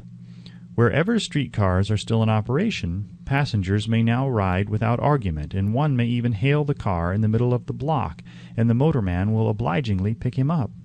How times have changed! That is just the point I am trying to emphasize. Times have changed. Moreover, the change is reflected not merely in railroad offices and on streetcars, but in other walks of life as well. The public be damned policy is now passé. It has been supplanted by the "we are obligingly at your service, sir" policy. The bankers have learned a thing or two during this rapid change which has taken place during the past few years. Impoliteness on the part of a bank official or bank employee today is as rare as it was conspicuous a dozen years ago. In the years past, some bankers, not all of them of course, carried an atmosphere of austerity which gave every would-be borrower a chill when he even thought of approaching his banker for a loan. The thousands of bank failures during the Depression had the effect of removing the mahogany doors behind which bankers formerly barricaded themselves. They now sit at desks in the open where they may be seen and approached at will by any depositor or by anyone who wishes to see them, and the whole atmosphere of the bank is one of courtesy and understanding. It used to be customary for customers to have to stand and wait at the corner grocery until the clerks were through passing the time of day with friends, and the proprietor had finished making up his bank deposit before being waited upon. Chain stores managed by courteous men who do everything in the way of service short of shining the customer's shoes have pushed the old-time merchants into the background. Time marches on. Courtesy and service are the watchwords of merchandising today, and apply to the person who is marketing personal services even more directly than to the employer whom he serves. Because in the final analysis both the employer and his employee are employed by the public they serve. If they fail to serve well, they pay by the loss of their privilege of serving. We can all remember the time when the gas meter reader pounded on the door hard enough to break the panels. When the door was opened, he pushed his way in uninvited with a scowl on his face, which plainly said, "What the hell did you keep me waiting for?" All that has undergone a change. The meter man now conducts himself as a gentleman who is delighted to be at your service, sir.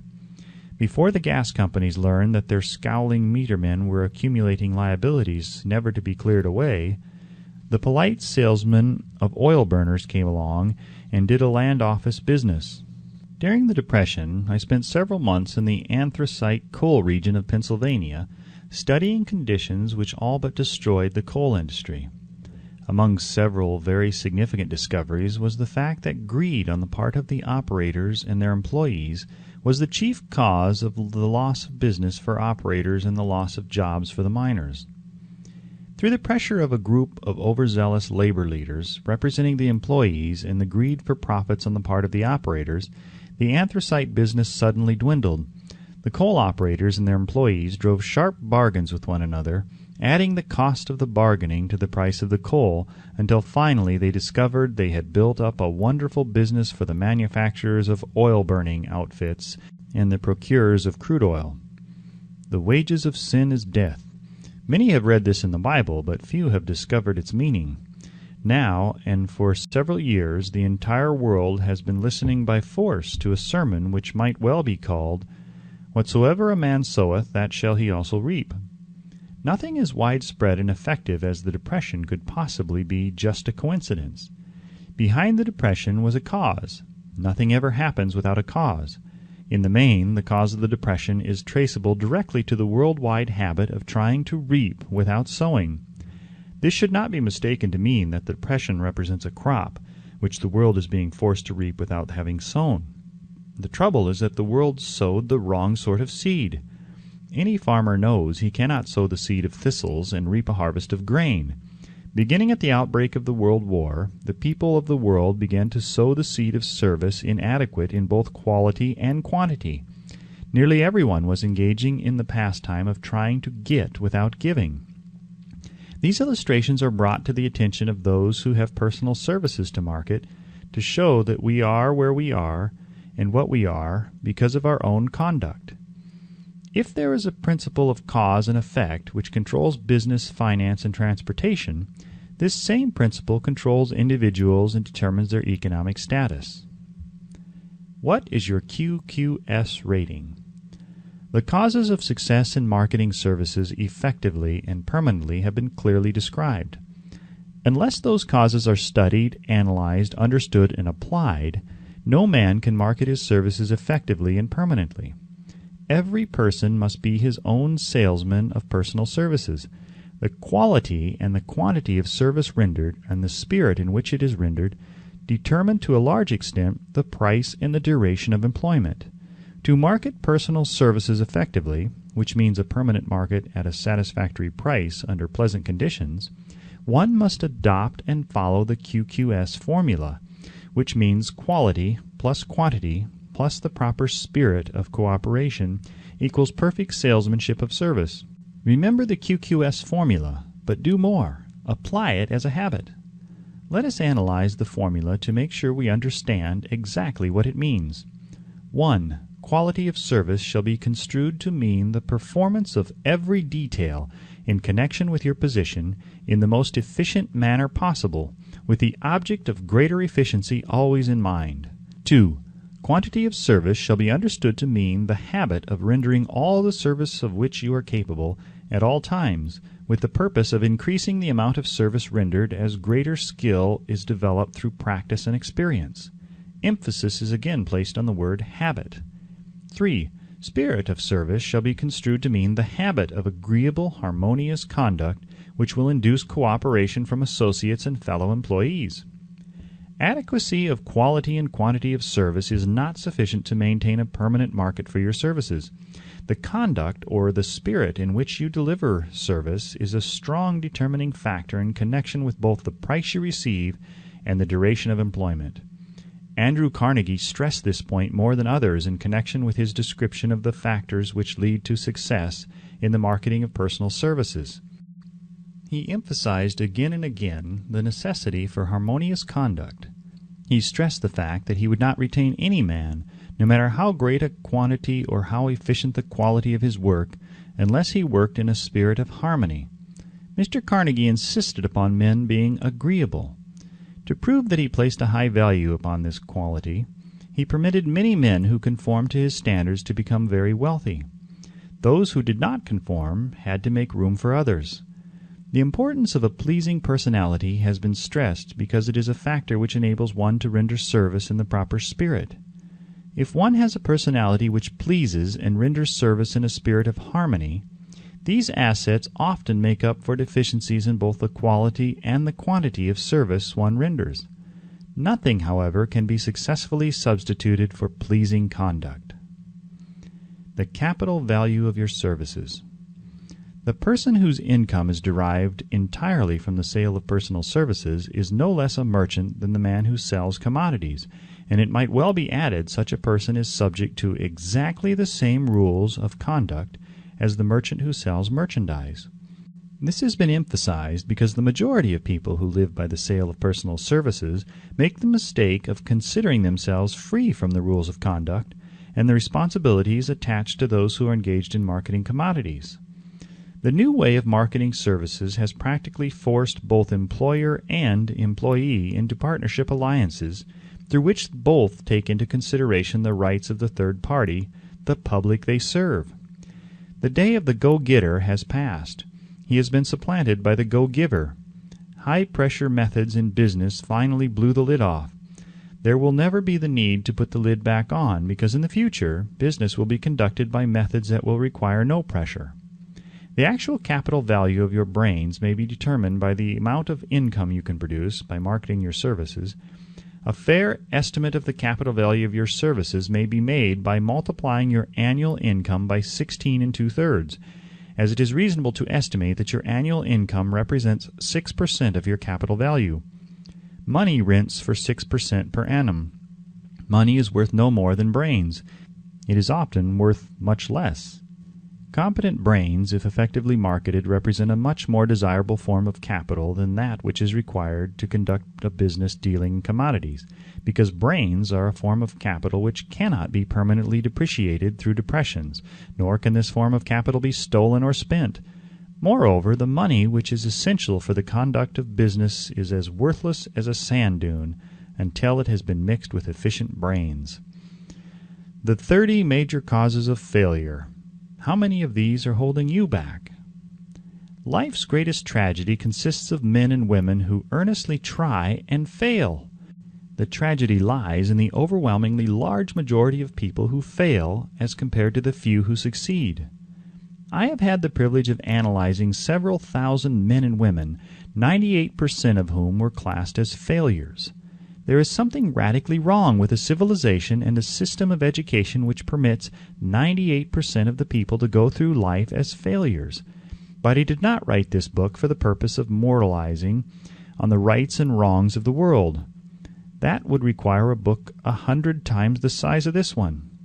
My analysis work proved that there are 30 major reasons for failure and 13 major principles through which people accumulate fortunes. In this chapter, a description of the 30 major causes of failure will be given. As you go over the list, check yourself by it, point by point, for the purpose of discovering how many of these causes of failure stand between you and success. 1. Unfavorable hereditary background. There is but little, if anything, which can be done for people who are born with a deficiency in brain power.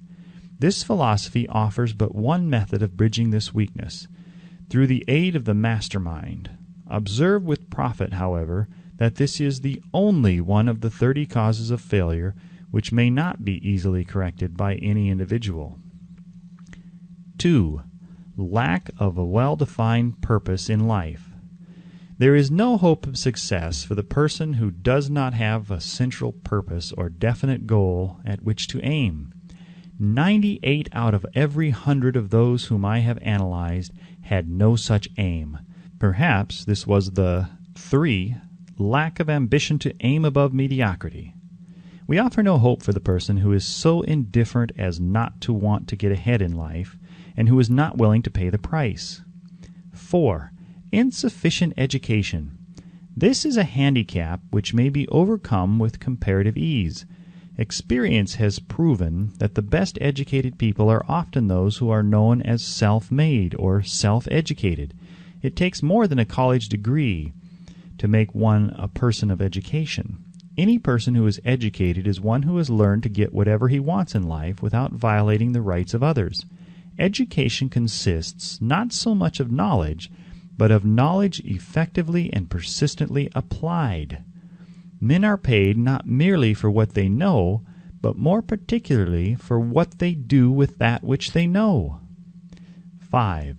Lack of self-discipline. Discipline comes through self-control. This means that one must control all negative qualities. Before you control conditions, you must first control yourself. Self-mastery is the hardest job you will ever tackle. If you do not conquer self, you will be conquered by self. You may see at one and the same time both your best friend and your greatest enemy by stepping in front of a mirror. 6. Ill health. No person may enjoy outstanding success without good health. Many of the causes of ill health are subject to mastery and control. These, in the main, are A. Overeating of foods not conducive to health. B. Wrong habits of thought, giving expression to negatives. C. Wrong use of and overindulgence in sex. D. Lack of proper physical exercise. E. An inadequate supply of fresh air due to improper breathing. 7. Unfavorable environmental influences during childhood. As the twig is bent, so shall the tree grow. Most people who have criminal tendencies acquire them as the result of bad environment and improper associates during childhood. 8. Procrastination. This is one of the most common causes of failure. Old man procrastination stands within the shadow of every human being, waiting his opportunity to spoil one's chances of success. Most of us go through life as failures because we are waiting for the time to be right to start doing something worthwhile. Do not wait. The time will never be just right. Start where you stand and work with whatever tools you may have at your command, and better tools will be found as you go along. 9. Lack of persistence. Most of us are good starters but poor finishers of everything we begin. Moreover, people are prone to give up at the first signs of defeat. There is no substitute for persistence. The person who makes persistence his watchword discovers that old man failure finally becomes tired and makes his departure. Failure cannot cope with persistence. 10. Negative personality. There is no hope of success for the person who repels people through negative personality. Success comes through the application of power, and power is attained through the cooperative efforts of other people. A negative personality will not induce cooperation. 11. Lack of controlled sexual urge. Sex energy is the most powerful of all the stimuli which move people into action. Because it is the most powerful of the emotions, it must be controlled through transmutation and converted into other channels. 12. Uncontrolled desire for something for nothing. The gambling instinct drives millions of people to failure. Evidence of this may be found in a study of the Wall Street crash of '29, during which millions of people tried to make money by gambling on stock margins. 13. Lack of a well-defined power of decision. Men who succeed reach decisions promptly and change them, if at all, very slowly. Men who fail reach decisions, if at all, very slowly and change them frequently and quickly. Indecision and procrastination are twin brothers. Where one is found, the other may usually be found also. Kill off this pair before they completely hog-tie you to the treadmill of failure. 14. One or more of the 6 basic fears. These fears have been analyzed for you in a later chapter. They must be mastered before you can market your services effectively. 15. Wrong selection of a mate in marriage. This is a most common cause of failure. The relationship of marriage brings people intimately into contact. Unless this relationship is harmonious, failure is likely to follow. Moreover, it will be a form of failure that is marked by misery and unhappiness, destroying all signs of ambition. 16. Overcaution. The person who takes no chances generally has to take whatever is left when others are through choosing. Overcaution is as bad as undercaution. Both are extremes to be guarded against.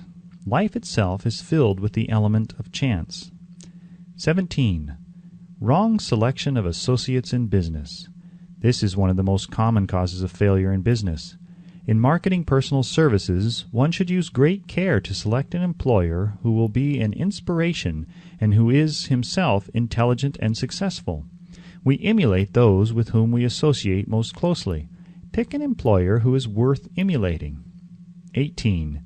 Superstition and prejudice. Superstition is a form of fear. It is also a sign of ignorance. Men who succeed keep open minds and are afraid of nothing. 19. Wrong selection of a vocation. No man can succeed in a line of endeavor which he does not like. The most essential step in the marketing of personal services is that of selecting an occupation into which you can throw yourself wholeheartedly. 20. Lack of concentration of effort. The jack of all trades seldom is good at any. Concentrate all your efforts on one definite chief aim. 21. The habit of indiscriminate spending. The spendthrift cannot succeed, mainly because he stands eternally in fear of poverty. Form the habit of systematic saving by putting aside a definite percentage of your income. Money in the bank gives one a very safe foundation of courage when bargaining for the sale of personal services. Without money, one must take what one is offered and be glad to get it. 22. Lack of enthusiasm. Without enthusiasm, one cannot be convincing. Moreover, enthusiasm is contagious, and the person who has it under control is generally welcome in any group of people. 23. Intolerance. The person with a closed mind on any subject seldom gets ahead. Intolerance means that one has stopped acquiring knowledge. The most damaging forms of intolerance are those connected with religion, racial, and political differences of opinion. 24. Intemperance. The most damaging forms of intemperance are connected with eating, strong drink, and sexual activities.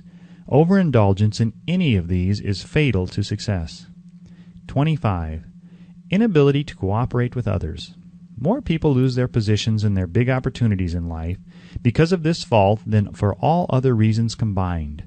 It is a fault which no well-informed businessman or leader will tolerate. 26. Possession of power that was not acquired through self-effort. Sons and daughters of wealthy men and others who inherit money which they did not earn. Power in the hands of one who did not acquire it gradually is often fatal to success. Quick riches are more dangerous than poverty. 27. Intentional dishonesty. There is no substitute for honesty. One may be temporarily dishonest by force of circumstances over which one has no control, without permanent damage. But there is no hope for the person who is dishonest by choice. Sooner or later his deeds will catch up with him, and he will pay by loss of reputation and perhaps even loss of liberty.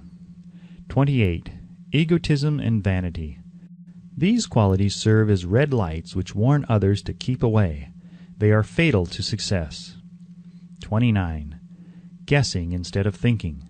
Most people are too indifferent or lazy to acquire facts with which to think accurately. They prefer to act on opinions created by guesswork or snap judgments. 30. Lack of capital. This is a common cause of failure among those who start out in business for the first time without sufficient reserve of capital to absorb the shock of their mistakes and to carry them over until they have established a reputation. 31. Under this name, any particular cause of failure from which you have suffered has not been included in the foregoing list. In these 30 major causes of failure is found a description of the tragedy of life which obtains for practically every person who tries and fails. It will be helpful if you can induce someone who knows you well to go over this list with you, and help to analyze you by the 30 causes of failure. It may be beneficial if you try this alone. Most people cannot see themselves as others see them. You may be one who cannot. The oldest of admonitions is, "Man, know thyself." If you market merchandise successfully, you must know the merchandise. The same is true in marketing personal services. You should know all of your weaknesses in order that you may either bridge them or eliminate them entirely. You should know your strength in order that you may call attention to it when selling your services. You can know yourself only through accurate analysis. The folly of ignorance in connection with self was displayed by a young man who applied to the manager of a well-known business for a position. He made a very good impression until the manager asked him what salary he expected. He replied that he had no fixed sum in mind, lack of a definite aim. The manager then said, "We will pay you all you are worth, after we try you out for a week." "I will not accept it," the applicant replied, "because I am getting more than that where I am now employed." Before you even start to negotiate for a readjustment of your salary in your present position, or to seek employment elsewhere, be sure that you are worth more than you now receive. It is one thing to want money, everyone wants more, but it is something entirely different to be worth more. Many people mistake their wants for their just dues. Your financial requirements or wants have nothing whatever to do with your worth. Your value is established entirely by your ability to render useful service or your capacity to induce others to render such service. Take inventory of yourself. 28 questions you should answer. Annual self-analysis is as essential in the effective marketing of personal services as is annual inventory in merchandising. Moreover, the yearly analysis should disclose a decrease in faults and an increase in virtues. One goes ahead, stands still, or goes backward in life. One's object should be, of course, to go ahead. Annual self-analysis will disclose whether advancement has been made, and if so, how much. It will also disclose any backward steps one may have made. The effective marketing of personal services requires one to move forward, even if the progress is slow. Your annual self-analysis should be made at the end of each year, so you can include in your New Year's resolutions any improvements which the analysis indicates should be made. Take this inventory by asking yourself the following questions and by checking your answers with the aid of someone who will not permit you to deceive yourself as to their accuracy. Self-analysis questionnaire for personal inventory. 1. Have I attained the goal which I established as my objective for this year? You should work with a definite yearly objective to be attained as a part of your major life objective.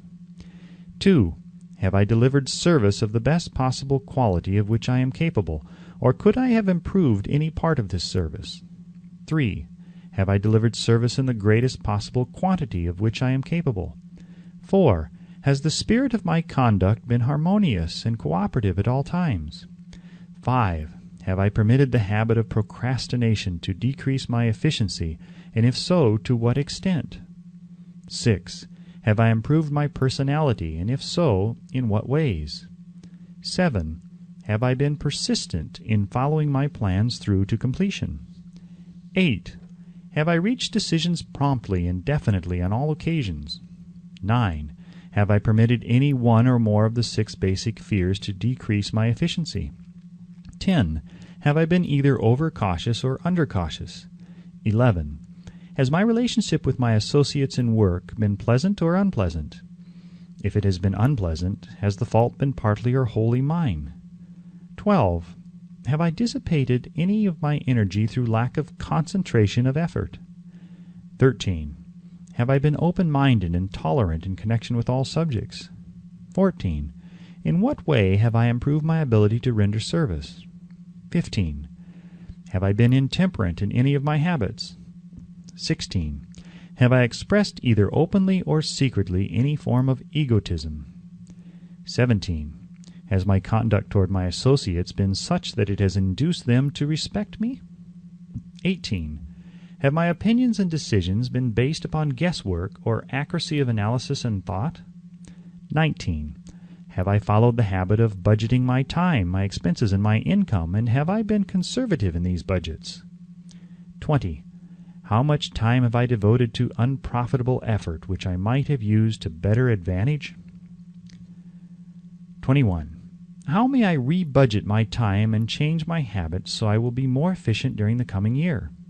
22. Have I been guilty of any conduct which was not approved by my conscience? 23. In what ways have I rendered more service and better service than I was paid to render? 24. Have I been unfair to anyone, and if so, in what way? 25. If I had been the purchaser of my own services for the year, would I be satisfied with my purchase? 26. Am I in the right vocation, and if not, why not? 27. Has the purchaser of my services been satisfied with the service I have rendered, and if not, why not? 28. What is my present rating on the fundamental principles of success? Make this rating fairly and frankly, and have it checked by someone who is courageous enough to do it accurately. Having read and assimilated the information conveyed through this chapter, you are now ready to create a practical plan for marketing your personal services. In this chapter will be found an adequate description of every principle essential in planning the sale of personal services, including the major attributes of leadership, the most common causes of failure in leadership, a description of the fields of opportunity for leadership, the main causes of failure in all walks of life, and the important questions which should be used in self-analysis. This extensive and detailed presentation of accurate information has been included because it will be needed by all who must begin the accumulation of riches by marketing personal services. Those who have lost their fortunes and those who are just beginning to earn money have nothing but personal services to offer in return for riches. Therefore, it is essential that they have available the practical information needed to market services to best advantage. The information contained in this chapter will be of great value to all who aspire to attain leadership in any calling.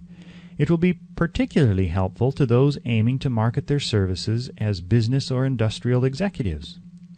Complete assimilation and understanding of the information here conveyed will be helpful in marketing one's own services, and it will also help one to become more analytical and capable of judging people.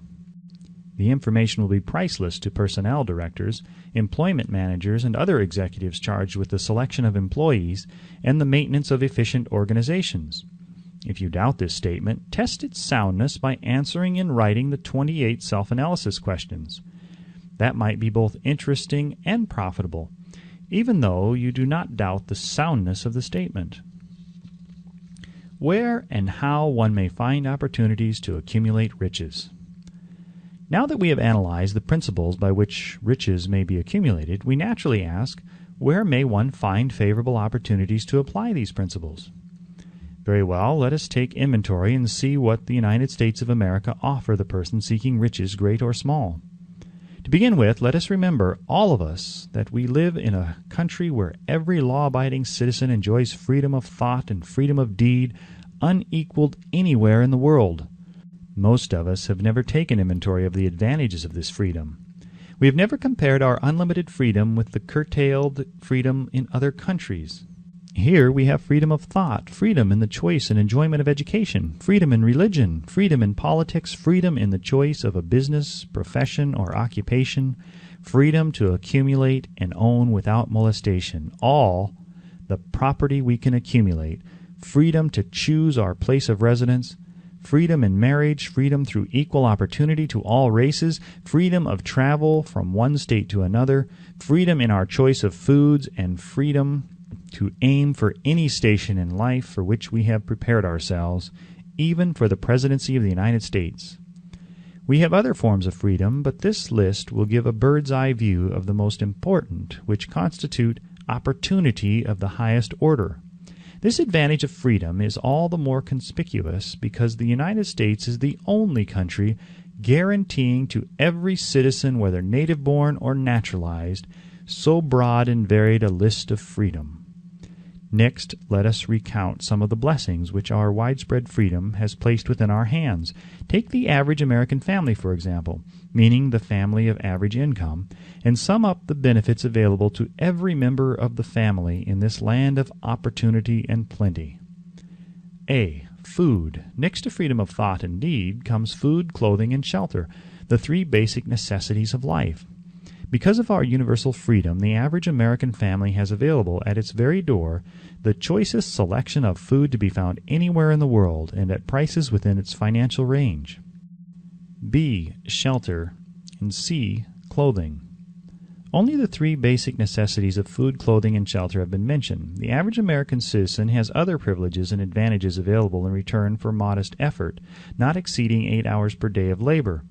Among these is the privilege of automobile transportation, with which one can go and come at will at a very small cost. He can place his surplus money in a bank with the assurance that his government will protect it and make good to him if the bank fails. If an American citizen wants to travel from one state to another, he needs no passport, no one's permission.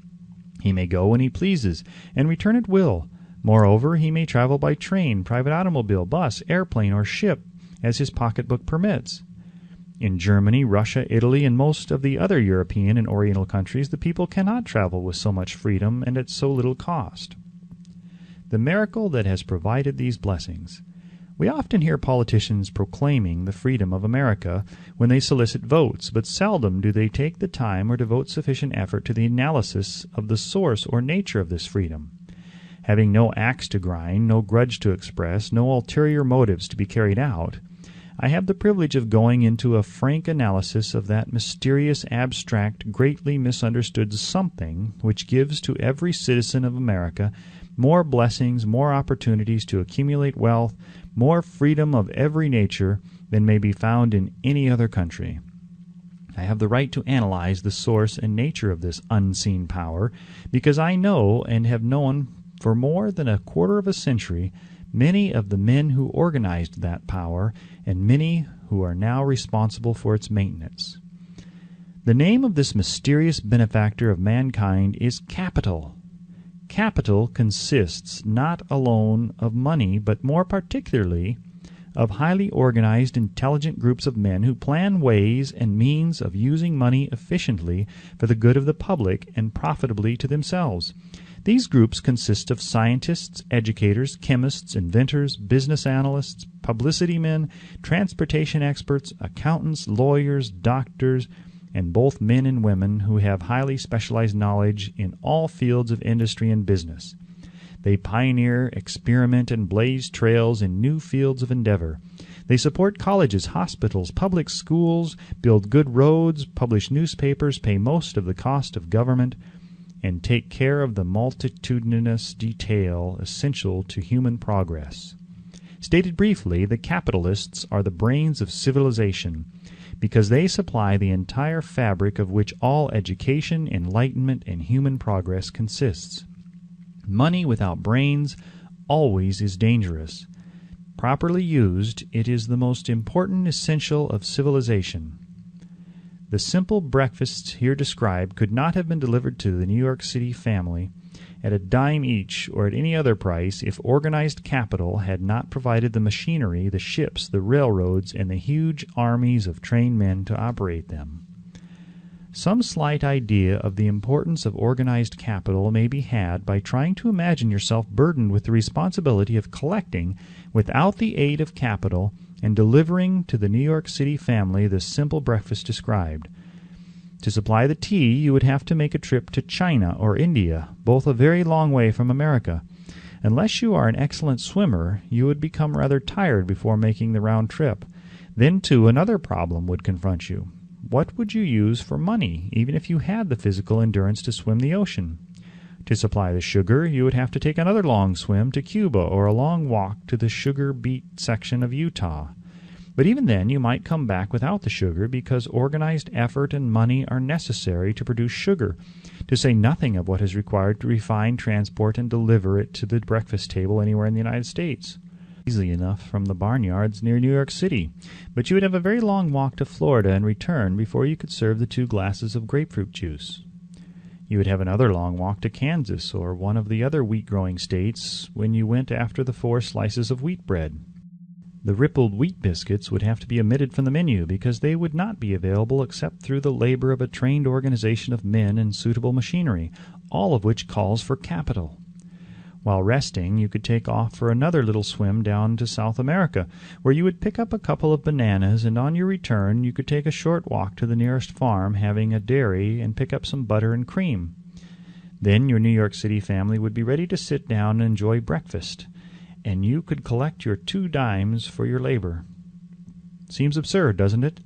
Well, the procedure described would be the only possible way these simple items of food could be delivered to the heart of New York City if we had no capitalistic system. The sum of money required for the building and maintenance of the railroads and steamships used in the delivery of that simple breakfast is so huge that it staggers one's imagination. It runs into hundreds of millions of dollars, not to mention the armies of trained employees required to man the ships and trains. But transportation is only a part of the requirements of modern civilization in capitalistic America. Before there can be anything to haul, something must be grown from the ground or manufactured and prepared for market. This calls for more millions of dollars for equipment, machinery, boxing, marketing, and for the wages of the millions of men and women. Steamships and railroads do not spring up from the earth and function automatically. They come in response to the call of civilization, through the labor and ingenuity and organizing ability of men who have the imagination, faith, enthusiasm, decision, persistence. These men are known as capitalists. They are motivated by the desire to build, construct, achieve, render useful service, earn profits, and accumulate riches. And because they render service without which there would be no civilization, they put themselves in the way of great riches. Just to keep the record simple and understandable, I will add that these capitalists are the same men of whom most of us have heard soapbox orators speak. They are the same men to whom radicals, racketeers, dishonest politicians, and grafting labor leaders refer as the predatory interests, or Wall Street. I am not attempting to present a brief for or against any group of men or any system of economics. I am not attempting to condemn collective bargaining when I refer to grafting labor leaders, nor do I aim to give a clean bill of health to all individuals known as capitalists. The purpose of this book, a purpose to which I have faithfully devoted over a quarter of a century, is to present to all who want the knowledge the most dependable philosophy through which individuals may accumulate riches in whatever amounts they desire. I have here analyzed the economic advantages of the capitalistic system for the twofold purpose of showing, 1, that all who seek riches must recognize and adapt themselves to the system that controls all approaches to fortunes, large or small, and 2, to present the side of the picture opposite to that being shown by politicians and demagogues who deliberately becloud the issues they bring up by referring to organized capital as if it were something poisonous. This is a capitalistic country. It was developed through the use of capital, and we who claim the right to partake of the blessings of freedom and opportunity, we who seek to accumulate riches here, may as well know that neither riches nor opportunity would be available to us if organized capital had not provided these benefits. For more than 20 years it has been a somewhat popular and growing pastime for radicals, self-seeking politicians, racketeers, crooked labor leaders, and on occasion religious leaders to take potshots at Wall Street, the money changers, and big business. The practice became so general that we witnessed during the business depression the unbelievable sight of high government officials lining up with the cheap politicians and labor leaders with the openly avowed purpose of throttling the system which has made industrial America the richest country on earth. The lineup was so general and so well organized that it prolonged the worst depression America has ever known. It cost millions of men their jobs because those jobs were inseparably a part of the industrial and capitalistic system which form the very backbone of the nation.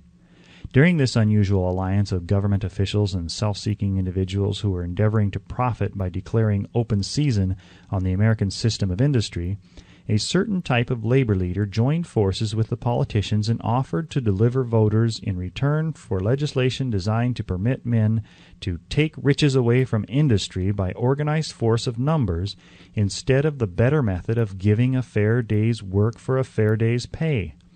Millions of men and women throughout the nation are still engaged in this popular pastime of trying to get without giving. Some of them are lined up with labor unions where they demand shorter hours and more pay. Others do not take the trouble to work at all. They demand government relief and are getting it. Their idea of their rights of freedom was demonstrated in New York City, where violent complaint was registered with the postmaster by a group of relief beneficiaries because the postmen awakened them at 7:30 a.m. to deliver government relief checks. They demanded that the time of delivery be set up to 10 o'clock. If you are one of those who believe that riches can be accumulated by the mere act of men who organize themselves into groups and demand more pay for less service, if you are one of those who demand government relief without early morning disturbance when money is delivered to you, If you are one of those who believe in trading their votes to politicians in return for the passing of laws which permit the raiding of the public treasury, you may rest securely on your belief with certain knowledge that no one will disturb you, because this is a free country where every man may think as he pleases, where nearly everybody can live with but little effort, where many men live well without doing any work whatsoever. However, you should know the full truth concerning this freedom of which so many people boast and so few understand. As great as it is, as far as it reaches as many privileges as it provides, it does not and cannot bring riches without effort. There is but one dependable method of accumulating and legally holding riches, and that is by rendering useful service. No system has ever been created by which men can legally acquire riches through mere force of numbers, or without giving in return an equivalent value of one form or another. There is a principle known as the law of economics.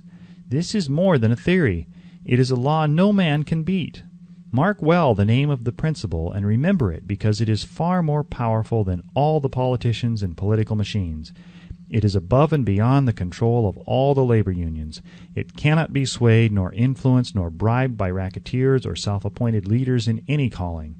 Moreover, it has an all-seeing eye and a perfect system of bookkeeping, in which it keeps an accurate account of the transactions of every human being engaged in the business of trying to get without giving. Sooner or later its auditors come around, looking over the records of individuals both great and small, and demand an accounting. Wall Street, big business, capital, predatory interests, or whatever name you choose to give the system which has given us American freedom, represents a group of men who understand, respect, and adapt themselves to this powerful law of economics. Their financial continuation depends upon their respecting the law. Most people living in America like this country, its capitalistic system and all. I must confess I know of no better country where one may find greater opportunities to accumulate riches. Judging by their acts and deeds, there are some in this country who do not like it. That, of course, is their privilege. If they do not like this country, its capitalistic system, its boundless opportunities, they have the privilege of clearing out.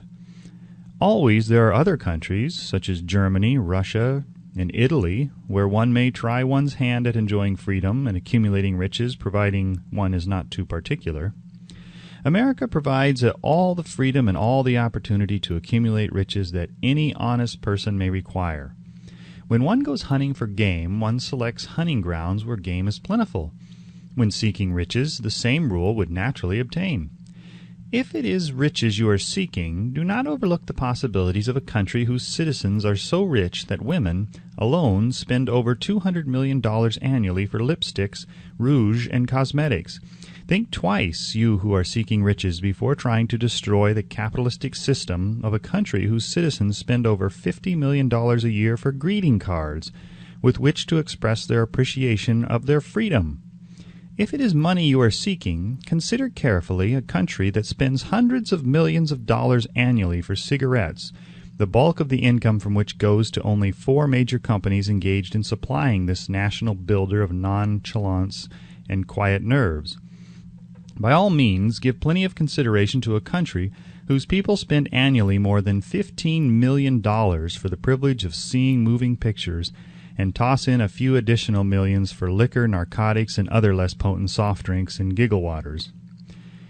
Do not be in too big a hurry to get away from a country whose people willingly, even eagerly, hand over millions of dollars annually for football, baseball, and prize fights. And by all means, stick by a country whose inhabitants give up more than $1 million a year for chewing gum and another $1 million for safety razor blades. Remember also that this is but the beginning of the available sources for the accumulation of wealth. Only a few of the luxuries and non-essentials have been mentioned, but remember that the business of producing, transporting, and marketing these few items of merchandise gives regular employment to many millions of men and women who receive for their services many millions of dollars monthly and spend it freely for both the luxuries and the necessities. Especially remember that back of all this exchange of merchandise and personal services may be found an abundance of opportunity to accumulate riches. Here our American freedom comes to one's aid. There is nothing to stop you or anyone from engaging in any portion of the effort necessary to carry on these businesses. If one has superior talent, training, experience, one may accumulate riches in large amounts.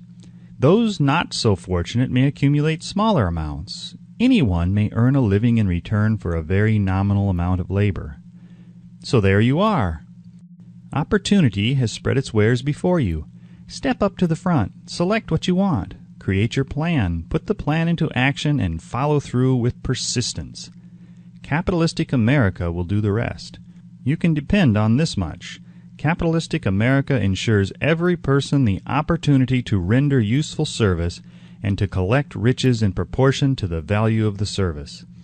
The system denies no one this right, but it does not and cannot promise something for nothing, because the system itself is irrevocably controlled by the law of economics, which neither recognizes nor tolerates for long getting without giving.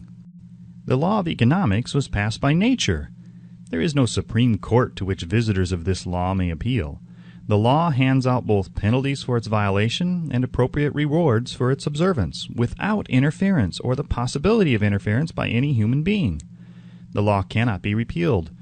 It is as fixed as the stars in the heavens and subject to and part of the same system that controls the stars. May one refuse to adapt oneself to the law of economics? Certainly.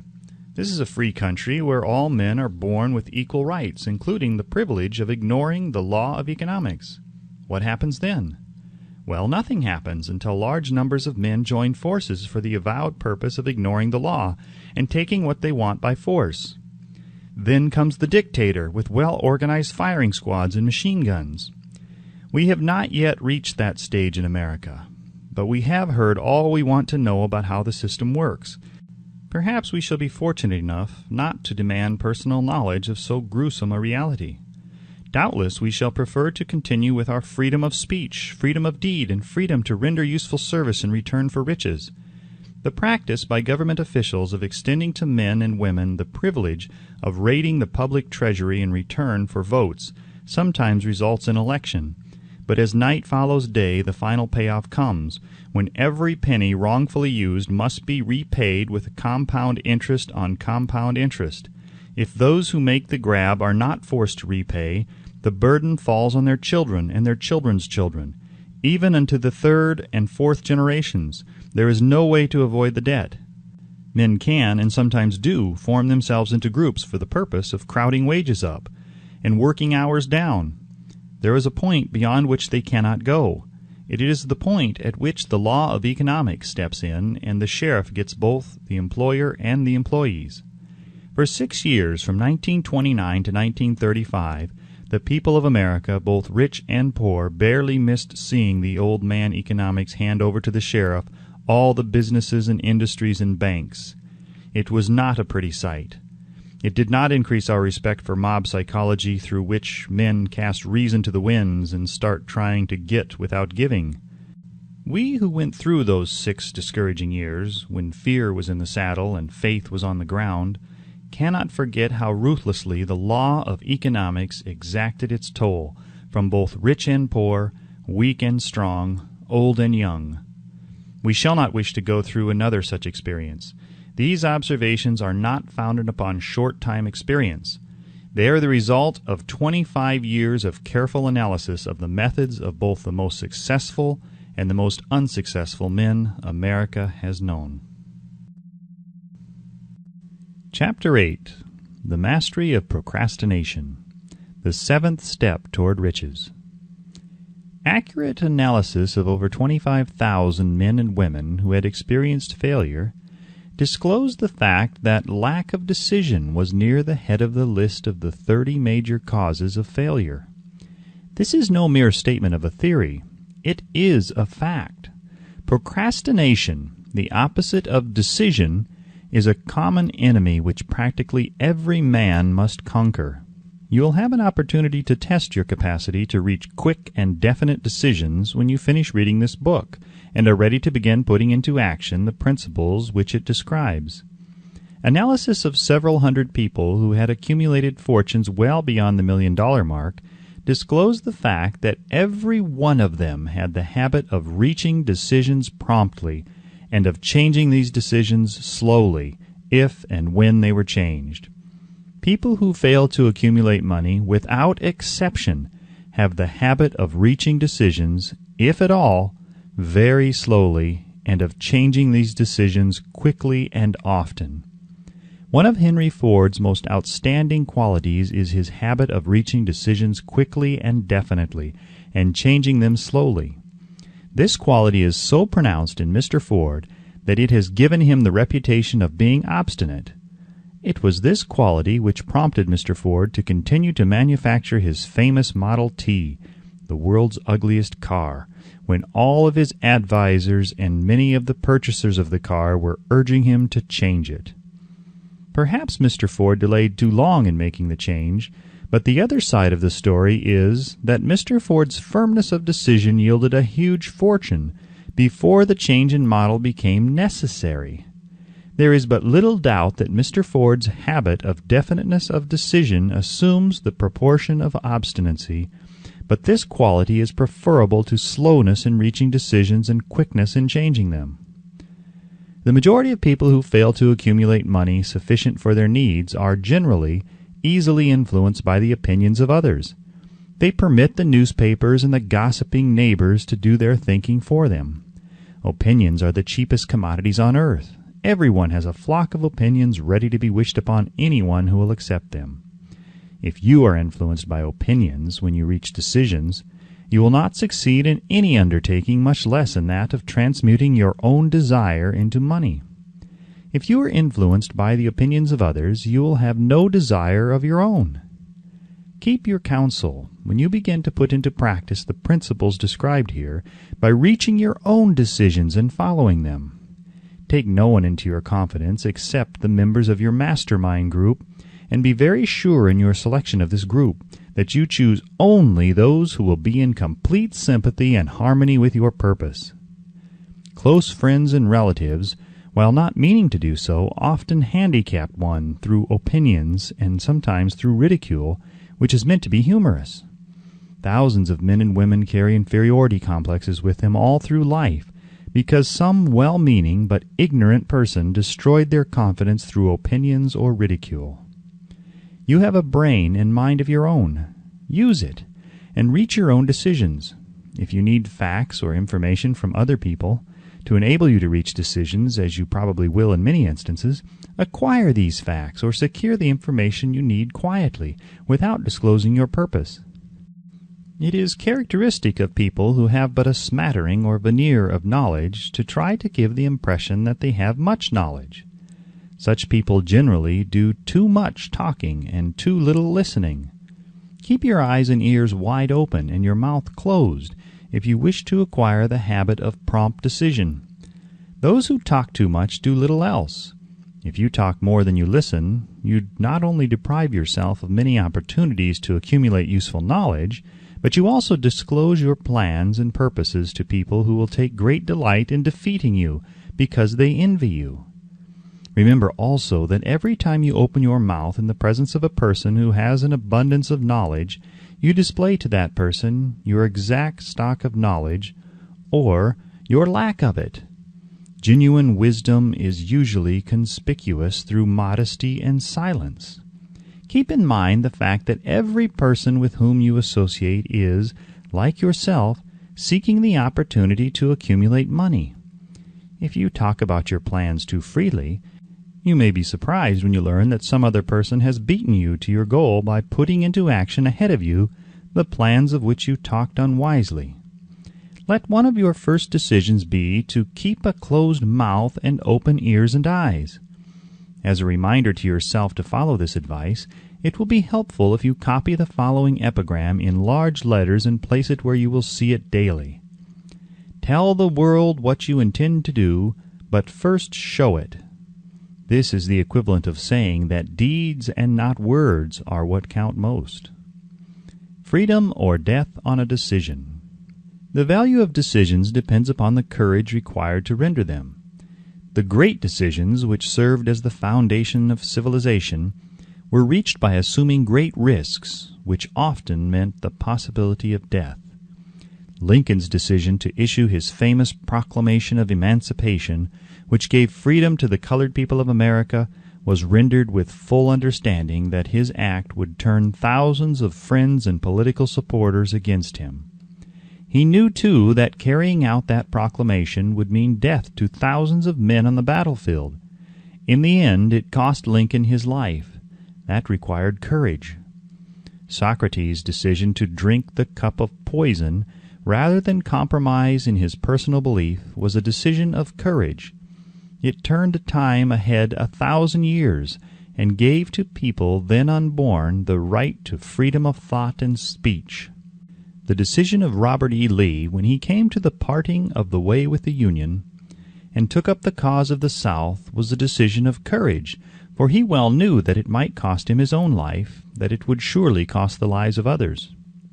But the greatest decision of all time, as far as any American citizen is concerned, was reached in Philadelphia, July 4th, 1776, when 56 men signed their names to a document which they well knew would bring freedom to all Americans, or leave every one of the 56 hanging from a gallows.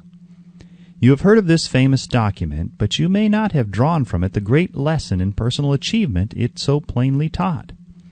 We all remember the date of this monumentous decision, but few of us realize what courage that decision required. We remember our history as it was taught. We remember dates and the names of the men who fought. We remember Valley Forge and Yorktown.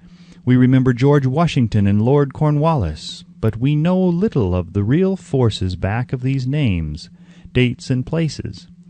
We know still less of that intangible power which ensured us freedom long before Washington's armies reached Yorktown. We read the history of the Revolution and falsely imagine that George Washington was the father of our country, that it was he who won our freedom, while the truth is, Washington was only an accessory after the fact, because victory for his armies had been ensured long before Lord Cornwallis surrendered.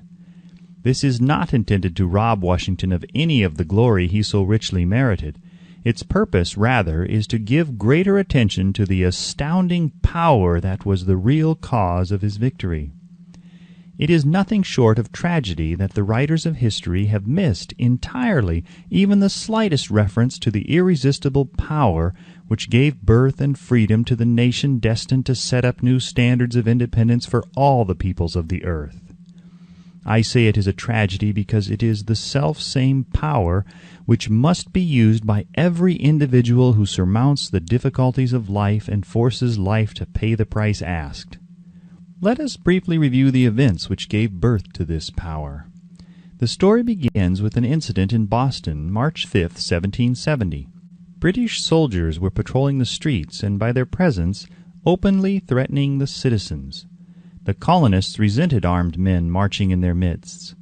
They began to express their resentment openly, hurling stones as well as epithets at the marching soldiers until the commanding officer gave orders, "Fix bayonets! Charge!" The battle was on. It resulted in the death and injury of many. The incident aroused such resentment that the provincial assembly, made up of prominent colonists, called a meeting for the purpose of taking definite action.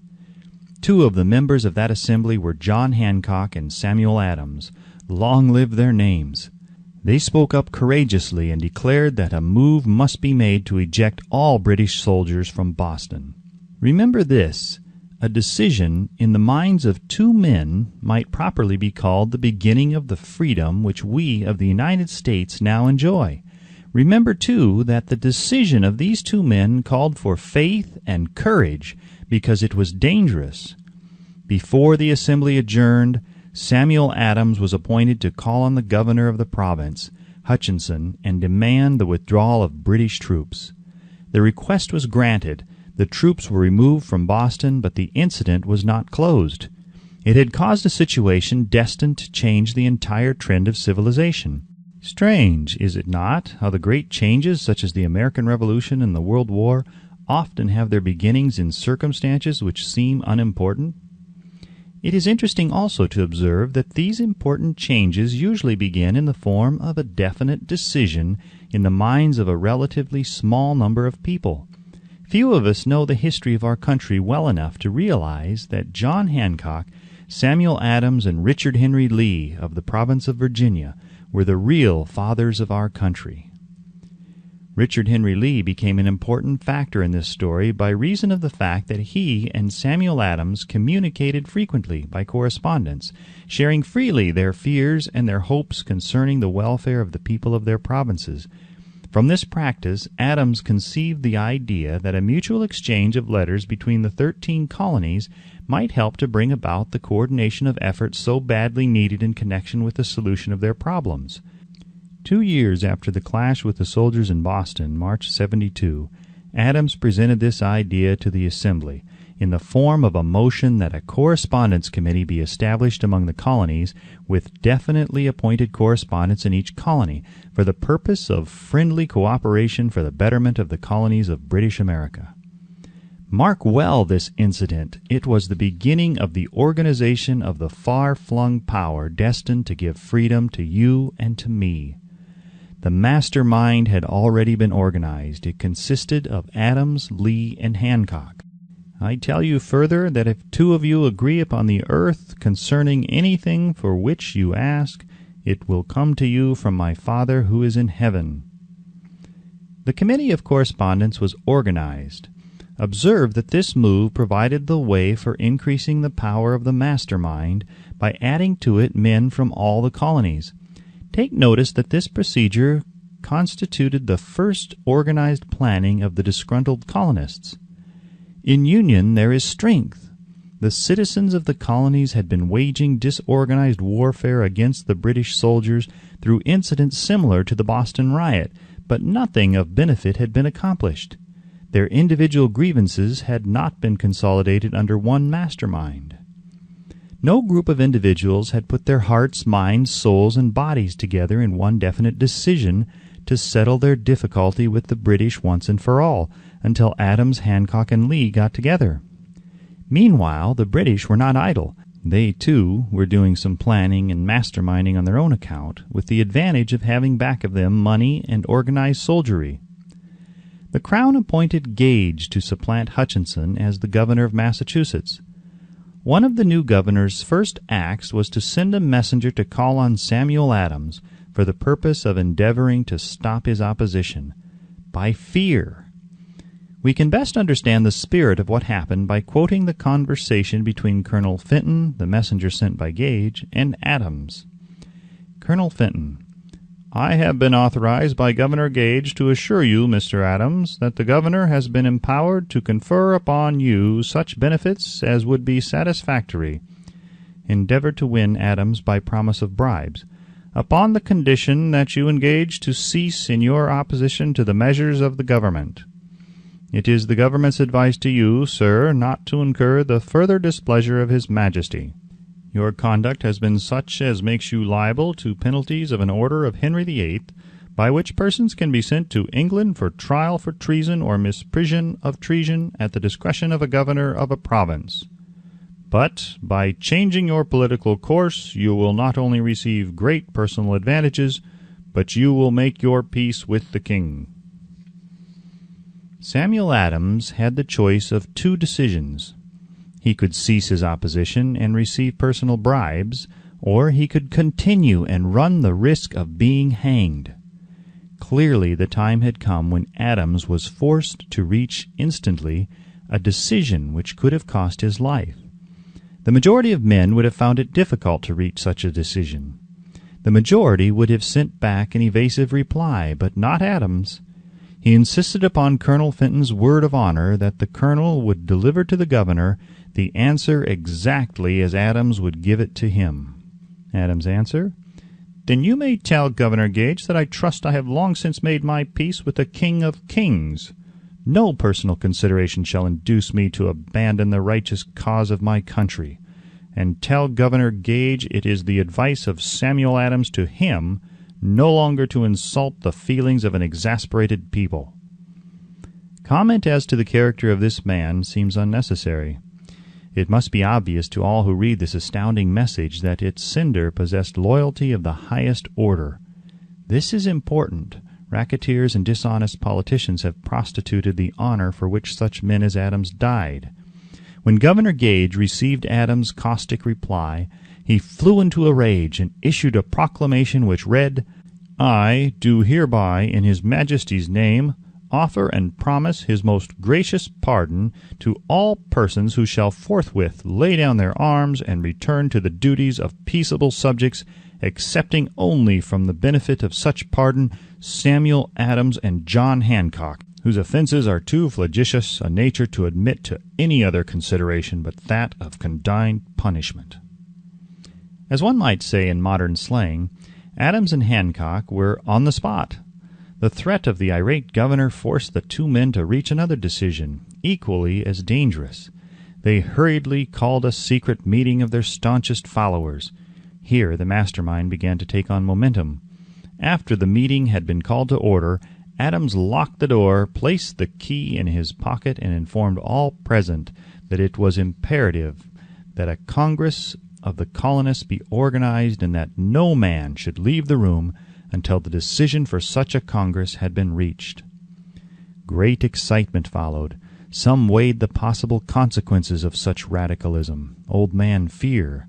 Some expressed grave doubt as to the wisdom of so definite a decision in defiance of the Crown. Locked in that room were two men immune to fear, blind to the possibility of failure, Hancock and Adams.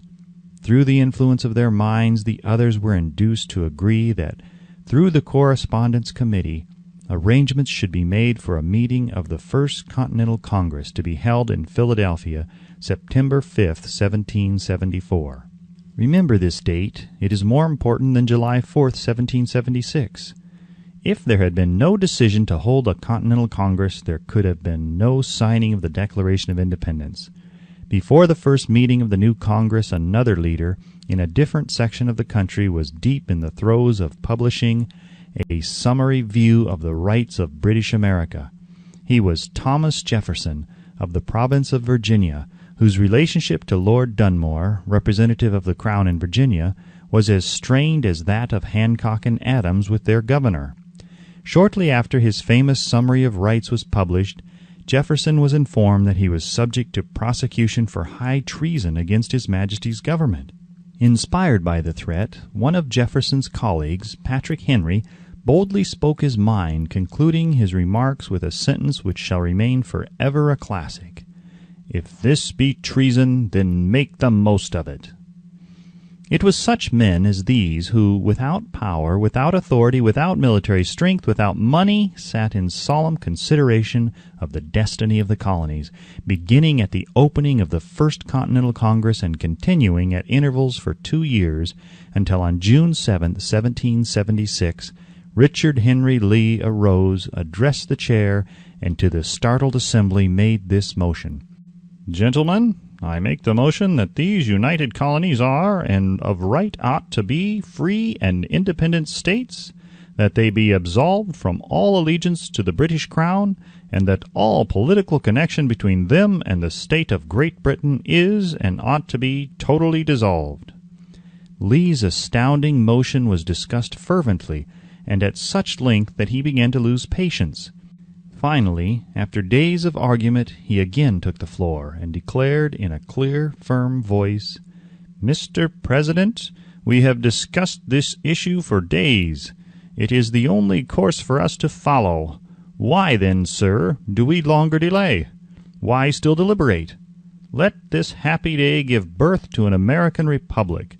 Let her arise not to devastate and to conquer, but to reestablish the reign of peace and of law. The eyes of Europe are fixed upon us. She demands of us a living example of freedom that may exhibit a contrast in the felicity of the citizen to the ever-increasing tyranny." Before this motion was finally voted upon, Lee was called back to Virginia because of serious family illness, but before leaving he placed his cause in the hands of his friend, Thomas Jefferson, who promised to fight until favorable action was taken. Shortly thereafter, the President of the Congress, Hancock, appointed Jefferson as chairman of a committee to draw up a Declaration of Independence. Long and hard the committee labored on a document which would mean, when accepted by the Congress, that every man who signed it would be signing his own death warrant should the colonies lose in the fight with Great Britain, which was sure to follow. The document was drawn, and on June 28 the original draft was read before the Congress. For several days it was discussed, altered, and made ready. On July 4, 1776, Thomas Jefferson stood before the Assembly and fearlessly read the most momentous decision ever placed upon paper. When, in the course of human events, it is necessary for one people to dissolve the political bands which have connected them with another, and to assume among the powers of the earth the separate and equal station to which the laws of nature and of nature's God entitle them, a decent respect to the opinions of mankind requires that they should declare the causes which impel them to the separation. When Jefferson finished, the document was voted upon, accepted, and signed by the 56 men, every one staking his own life upon his decision to write his name.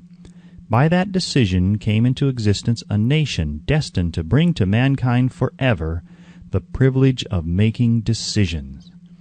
By decisions made in a similar spirit of faith, and only by such decisions, can men solve their personal problems and win for themselves high estates of material and spiritual wealth.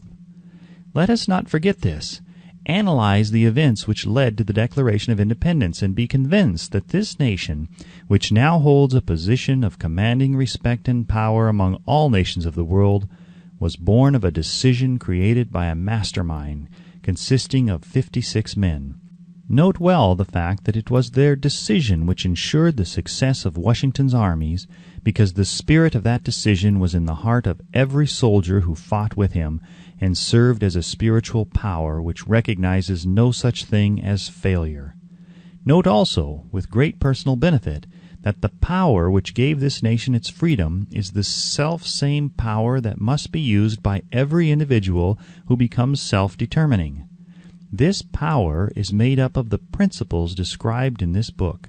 It will not be difficult to detect in the story of the Declaration of Independence at least 6 of these principles: desire, decision, faith, persistence, the mastermind, and organized planning.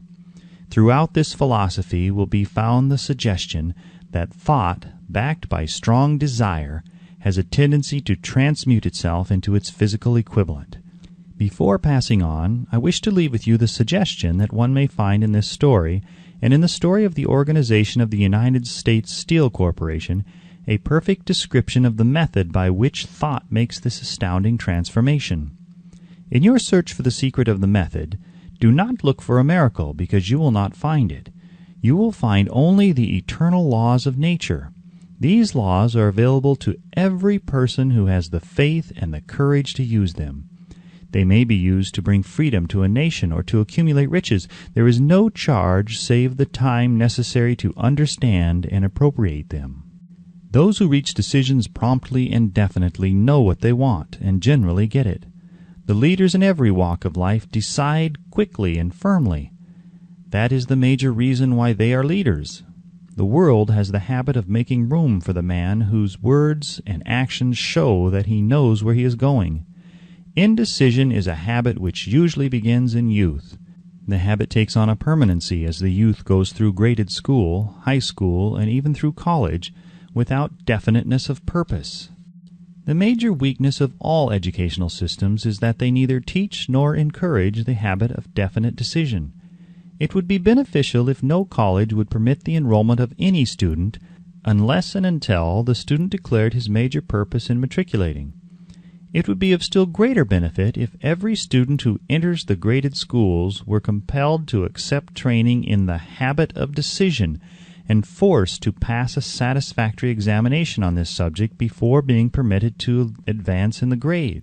The habit of indecision, acquired because of the deficiencies of our school system, goes with the student into the occupation he chooses, if, in fact, he chooses his occupation.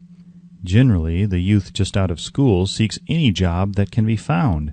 He takes the first place he finds because he has fallen into the habit of indecision. 98 out of every 100 people working for wages today are in the positions they hold because they lack the definiteness of decision to plan a definite position and the knowledge of how to choose an employer.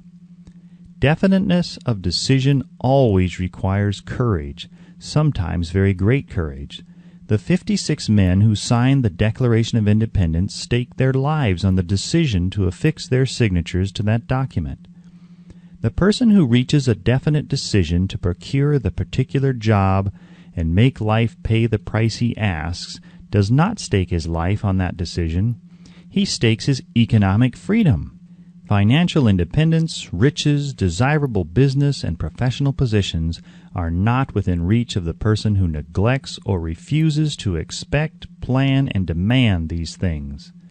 The person who desires riches in the same spirit that Samuel Adams desired freedom for the colonies is sure to accumulate wealth. In the chapter on organized planning, you will find complete instructions for marketing every type of personal services. You will find also detailed information on how to choose the employer you prefer and the particular job you desire. These instructions will be of no value to you unless you definitely decide to organize them into a plan of action. Chapter 9. Persistence. The sustained effort necessary to induce faith. The 8th step toward riches. Persistence is an essential factor in the procedure of transmuting desire into its monetary equivalent. The basis of persistence is the power of will. Willpower and desire, when properly combined, make an irresistible pair. Men who accumulate great fortunes are generally known as cold-blooded and sometimes ruthless. Often they are misunderstood. What they have is willpower, which they mix with persistence and place back of their desires to ensure the attainment of their objectives. Henry Ford has been generally misunderstood to be ruthless and cold-blooded. This misconception grew out of Ford's habit of following through in all of his plans with persistence. The majority of people are ready to throw their aims and purposes overboard and give up at the first sign of opposition or misfortune. A few carry on despite all opposition until they attain their goal. These few are the Fords, Carnegies, Rockefellers, and Edisons. There may be no heroic connotation to the word persistence, but the quality is to the character of man what carbon is to steel. The building of a fortune generally involves the application of the entire 13 factors of this philosophy. These principles must be understood. They must be applied with persistence by all who accumulate money. If you are following this book with the intention of applying the knowledge it conveys, your first test as to your persistence will come when you begin to follow the 6 steps described in the 2nd chapter. Unless you are one of the 2 out of every 100 who already have a definite goal at which you are aiming, and a definite plan for its attainment, you may read the instructions and then pass on with your daily routine and never comply with those instructions. The author is checking you up at this point because lack of persistence is one of the major causes of failure. Moreover, experience with thousands of people has proved that lack of persistence is a weakness common to the majority of men. It is a weakness which may be overcome by effort. The ease with which lack of persistence may be conquered will depend entirely upon the intensity of one's desire. The starting point of all achievement is desire. Keep this constantly in mind. Weak desires bring weak results, just as a small amount of fire makes a small amount of heat. If you find yourself lacking in persistence, this weakness may be remedied by building a stronger fire under your desires. Continue to read through to the end, then go back to Chapter 2 and start immediately to carry out the instructions given in connection with the 6 steps. The eagerness with which you follow these instructions will indicate clearly how much or how little you really desire to accumulate money. If you find that you are indifferent, you may be sure that you have not yet acquired the money consciousness which you must possess before you can be sure of accumulating a fortune. Fortunes gravitate to men whose minds have been prepared to attract them, just as surely as water gravitates to the ocean. In this book may be found all the stimuli necessary to attune any normal mind to the vibrations which will attract the object of one's desires. If you find you are weak in persistence, center your attention upon the instructions contained in the chapter on power. Surround yourself with a mastermind group, and through the cooperative efforts of the members of this group, you can develop persistence. You will find additional instructions for development of persistence in the chapters on autosuggestion in the subconscious mind. Follow the instructions outlined in these chapters until your habit nature hands over to your subconscious mind a clear picture of the object of your desire. From that point on, you will not be handicapped by lack of persistence. Your subconscious mind works continuously while you are awake and while you are asleep. Spasmodic or occasional effort to apply the rules will be of no value to you. To get results, you must apply all of the rules until their application becomes a fixed habit with you. In no other way can you develop the necessary money consciousness. Poverty is attracted to the one whose mind is favorable to it, as money is attracted to him whose mind has been deliberately prepared to attract it, and through the same laws. Poverty consciousness will voluntarily seize the mind which is not occupied with the money consciousness. A poverty consciousness develops without conscious application of habits favorable to it. The money consciousness must be created to order, unless one is born with such a consciousness. Catch the full significance of the statements in the preceding paragraph, and you will understand the importance of persistence in the accumulation of a fortune. Without persistence, you will be defeated, even before you start. With persistence, you will win. If you have ever experienced a nightmare, you will realize the value of persistence. You are lying in bed, half awake, with a feeling that you are about to smother. You are unable to turn over or to move a muscle. You realize that you must begin to regain control over your muscles. Through persistent effort of willpower, you finally manage to move the fingers of one hand. By continuing to move your fingers, you extend your control to the muscles of one arm until you can lift it. Then you gain control of the other arm in the same manner. You finally gain control over the muscles of one leg and then extend it to the other leg. Then, with one supreme effort of will, you regain complete control over your muscular system and snap out of your nightmare. The trick has been turned step by step. You may find it necessary to snap out of your mental inertia through a similar procedure, moving slowly at first and then increasing your speed until you gain complete control over your will. Be persistent, no matter how slowly you may at first have to move. With persistence will come success. If you select your mastermind group with care, you will have in it at least one person who will aid you in the development of persistence.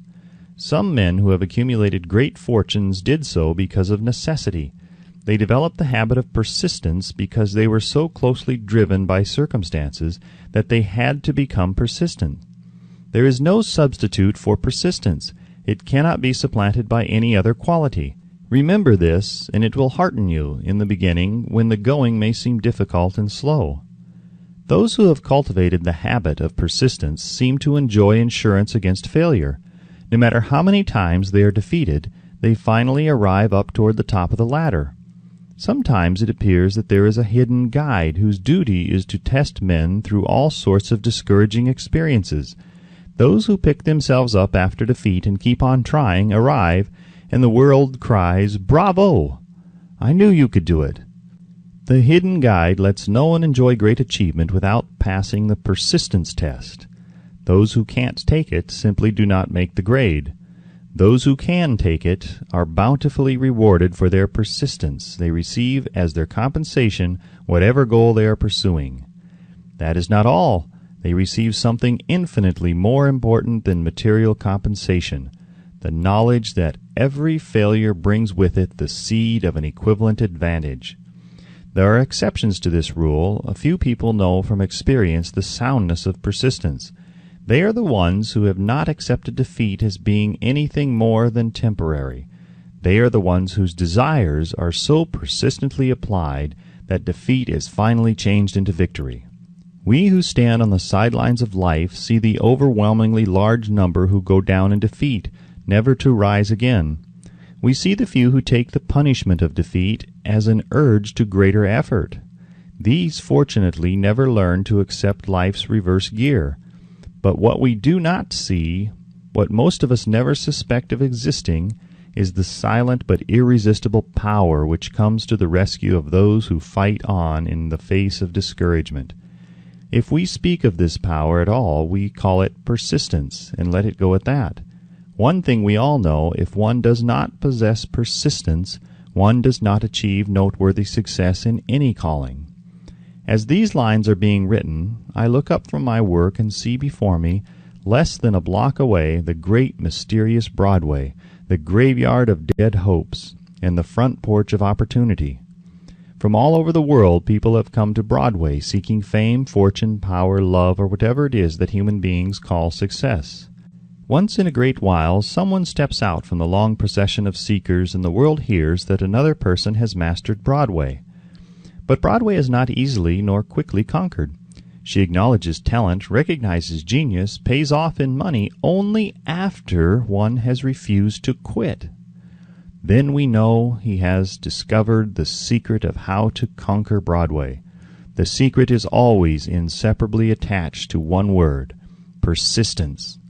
The secret is told in the struggle of Fannie Hurst, whose persistence conquered the Great White Way. She came to New York in 1915 to convert writing into riches. The conversion did not come quickly, but it came. For 4 years Miss Hurst learned about the sidewalks of New York from first-hand experience. She spent her days laboring and her nights hoping. When hope grew dim, she did not say, "All right, Broadway, you win." She said, "Very well, Broadway, you may whip some, but not me. I'm going to force you to give up." One publisher, the Saturday Evening Post, sent her 36 rejection slips before she broke the ice and got a story across. The average writer, like the average in other walks of life, would have given up the job when the first rejection slip came. She pounded the pavements for 4 years to the tune of the publisher's no, because she was determined to win. Then came the payoff. The spell had been broken. The unseen guide had tested Fannie Hurst, and she could take it. From that time on, publishers made a beaten path to her door. Money came so fast she hardly had time to count it. Then the moving picture men discovered her, and money came not in small change, but in floods.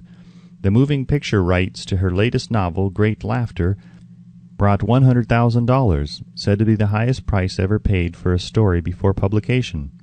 Her royalties from the sale of the book probably will run much more. Briefly, you have a description of what persistence is capable of achieving. Fannie Hurst is no exception. Wherever men and women accumulate great riches, you may be sure they first acquired persistence. Broadway will give any beggar a cup of coffee and a sandwich, but it demands persistence of those who go after the big stakes.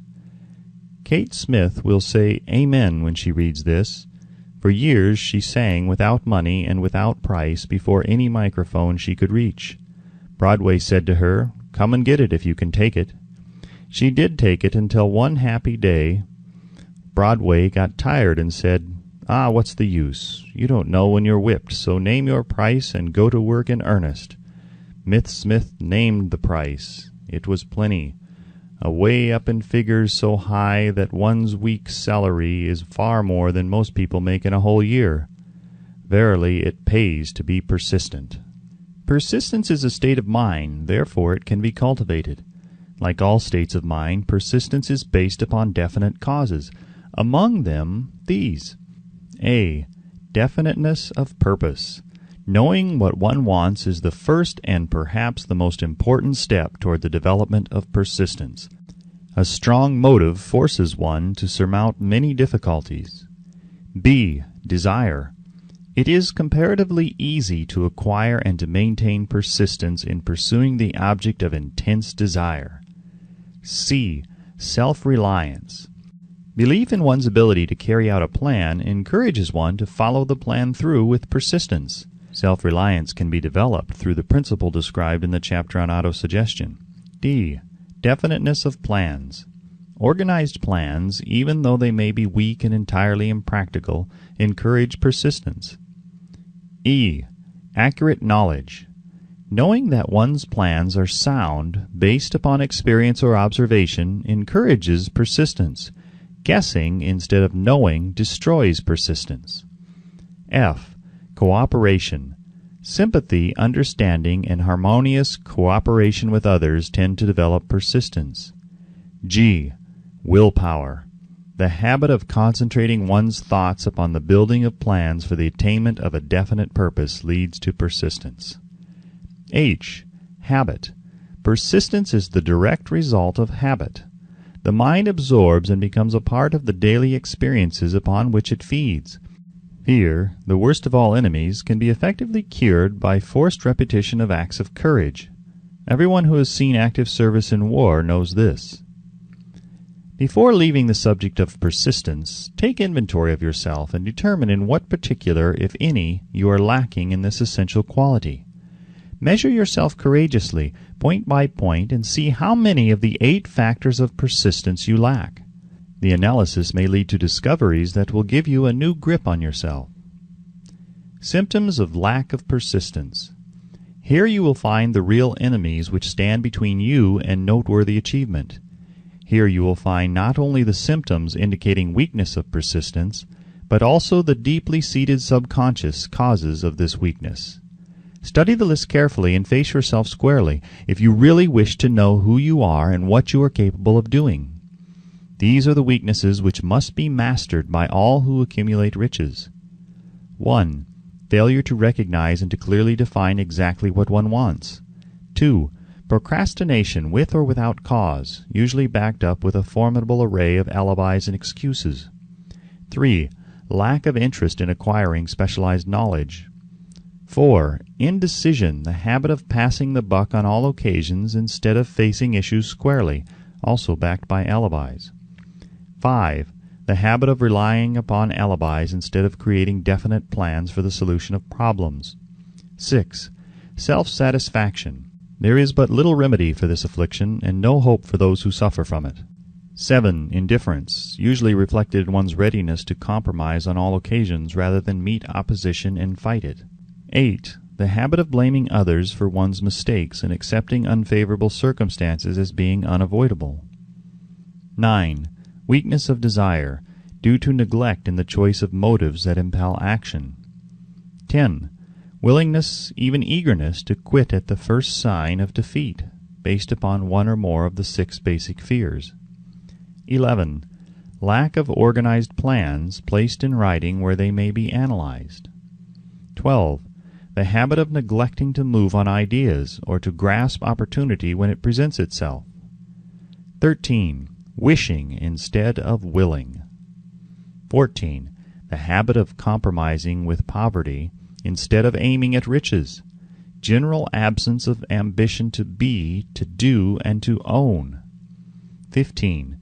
Searching for all the shortcuts to riches, trying to get without giving a fair equivalent, usually reflected in the habit of gambling, endeavoring to drive sharp bargains.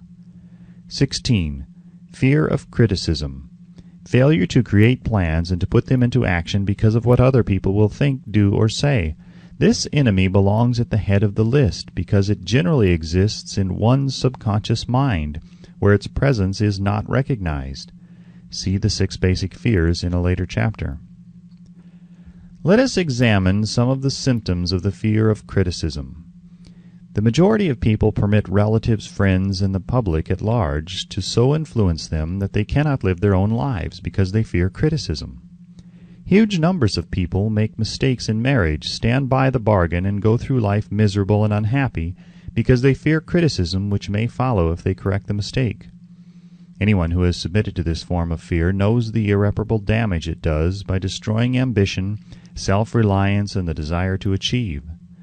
Millions of people neglect to acquire belated educations after having left school because they fear criticism.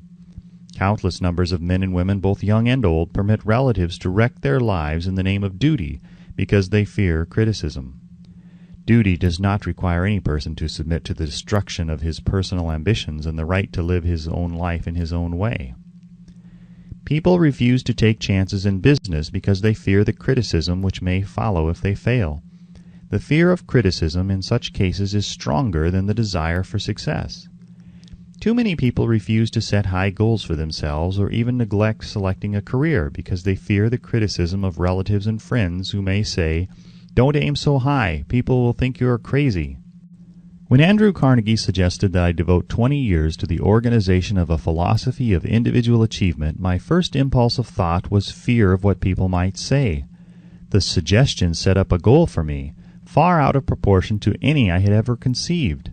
As quick as a flash, my mind began to create alibis and excuses, all of them traceable to the inherent fear of criticism. Something inside of me said, "You can't do it. The job is too big and requires too much time. What will your relatives think of you? How will you earn a living? No one has ever organized a philosophy of success. What right have you to believe you can do it? Who are you, anyway, to aim so high? Remember your humble birth. What do you know about philosophy? People will think you are crazy," and they did. "Why hasn't some other person done this before now?" These and many other questions flashed into my mind and demanded attention. It seemed as if the whole world had suddenly turned its attention to me with the purpose of ridiculing me into giving up all the desire to carry out Mr. Carnegie's suggestion. I had a fine opportunity then and there to kill off ambition before it gained control of me. Later in life, after having analyzed thousands of people, I discovered that most ideas are stillborn and need the breath of life injected into them through definite plans of immediate action. The time to nurse an idea is at the time of its birth. Every minute it lives gives it a better chance of surviving. The fear of criticism is at the bottom of the destruction of most ideas which never reach the planning and action stage. Many people believe that material success is the result of favorable breaks. There is an element of ground for that belief, but those depending entirely upon luck are nearly always disappointed, because they overlook another important factor which must be present before one can be sure of success. It is the knowledge with which favorable breaks can be made to order. During the Depression, W.C. Fields, the comedian, lost all his money and found himself without income, without a job and his means of earning a living. Vaudeville no longer existed. Moreover, he was past 60 when many men consider themselves old. He was so eager to stage a comeback that he offered to work without pay in a new field, movies. In addition to his other troubles, he fell and injured his neck. To many, that would have been the place to give up and quit. But Fields was persistent. He knew that if he carried on, he would get the breaks sooner or later, and he did get them, but not by chance. Marie Dressler found herself down and out with her money gone with no job when she was about 60. She, too, went after the breaks and got them. Her persistence brought an astounding triumph late in life, long beyond the age when most men and women are done with ambition to achieve. Eddie Cantor lost his money in the 1929 stock crash, but he still had his persistence and his courage. With these, plus 2 prominent eyes, he exploited himself back into an income of $10,000 a week. Verily, if one has persistence, one can get along very well without many other qualities. The only break anyone can afford to rely upon is a self-made break. These come through the application of persistence. The starting point is definiteness of purpose. Examine the first 100 people you meet. Ask them what they want most in life, and 98 of them will not be able to tell you. If you press them for an answer, some will say security, many will say money, a few will say happiness, others will say fame and power, and still others will say social recognition, ease in living, ability to sing, dance, or write. But none of them will be able to define these terms or give the slightest indication of a plan by which they hope to attain these vaguely expressed wishes. Riches do not respond to wishes. They respond only to definite plans backed by definite desires through constant persistence. How to develop persistence? There are 4 simple steps which lead to the habit of persistence. They call for no great amount of intelligence, no particular amount of education, and but little time or effort. The necessary steps are: 1. A definite purpose backed by burning desire for its fulfillment. 2. A definite plan expressed in continuous action. 3. A mind closed tightly against all negative and discouraging influences, including negative suggestions of relatives, friends, and acquaintances. 4. A friendly alliance with one or more persons who will encourage one to follow through with both plan and purpose. These 4 steps are essential for success in all walks of life. The entire purpose of the 13 principles of this philosophy is to enable one to take these 4 steps as a matter of habit. These are the steps by which one may control one's economic destiny. They are the steps that lead to freedom and independence of thought. They are the steps that lead to riches in small or great quantities. They lead the way to power, fame, and worldly recognition.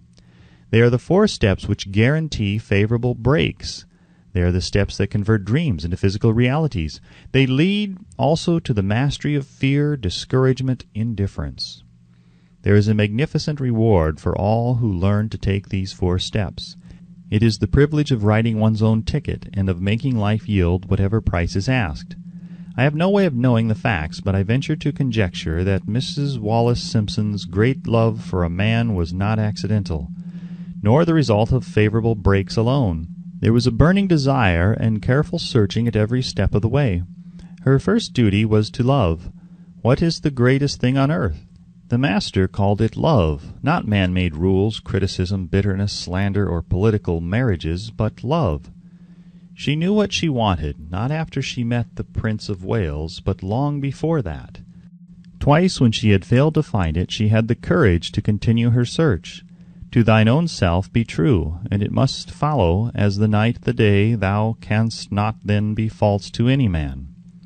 Her rise from obscurity was of the slow, progressive, persistent order, but it was sure.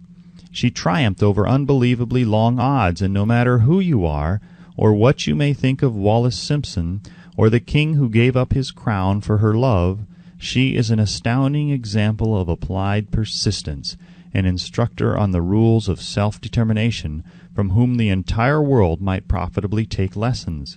When you think of Wallace Simpson, think of one who knew what she wanted, and shook the greatest empire on earth to get it. Women who complain that this is a man's world, that women do not have an equal chance to win, owe it to themselves to study carefully the life of this unusual woman, who at an age when most women consider old, captured the affections of the most desirable bachelor in the entire world. And what of King Edward? What lesson may we learn from his part in the world's greatest drama of recent times? Did he pay too high a price for the affections of the woman of his choice? Surely no one but he can give the correct answer. The rest of us can only conjecture. This much we know. The king came into the world without his own consent. He was born to great riches without requesting them. He was persistently sought in marriage. Politicians and statesmen throughout Europe tossed dowagers and princesses at his feet. Because he was the firstborn of his parents, he inherited a crown which he did not seek, and perhaps did not desire. For more than 40 years he was not a free agent, could not live his life in his own way, had but little privacy, and finally assumed duties inflicted upon him when he ascended the throne. Some will say, with all these blessings, King Edward should have found peace of mind, contentment, and joy of living. The truth is that back of all the privileges of a crown, all the money, the fame, and the power inherited by King Edward, there was an emptiness which could be filled only by love. His greatest desire was for love. Long before he met Wallace Simpson, he doubtless felt this great universal emotion tugging at the strings of his heart, beating upon the door of his soul, and crying out for expression. And when he met a kindred spirit crying out for this same holy privilege of expression, he recognized it, and without fear or apology opened his heart and bade it enter. All the scandal-mongers in the world cannot destroy the beauty of this international drama, through which 2 people found love and had the courage to face open criticism, renounce all else to give it holy expression. King Edward's decision to give up the crown of the world's most powerful empire for the privilege of going the remainder of the way through life with the woman of his choice was a decision that required courage. The decision also had a price, but who has the right to say the price was too great? Surely not he who said, "He among you who is without sin, let him cast the first stone."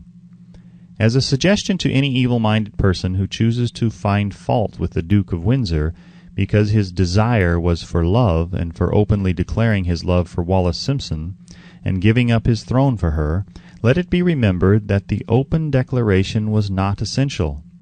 He could have followed the custom of clandestine liaison. which has prevailed in Europe for centuries without giving up either his throne or the woman of his choice, and there would have been no complaint from either church or laity. But this unusual man was built of sterner stuff.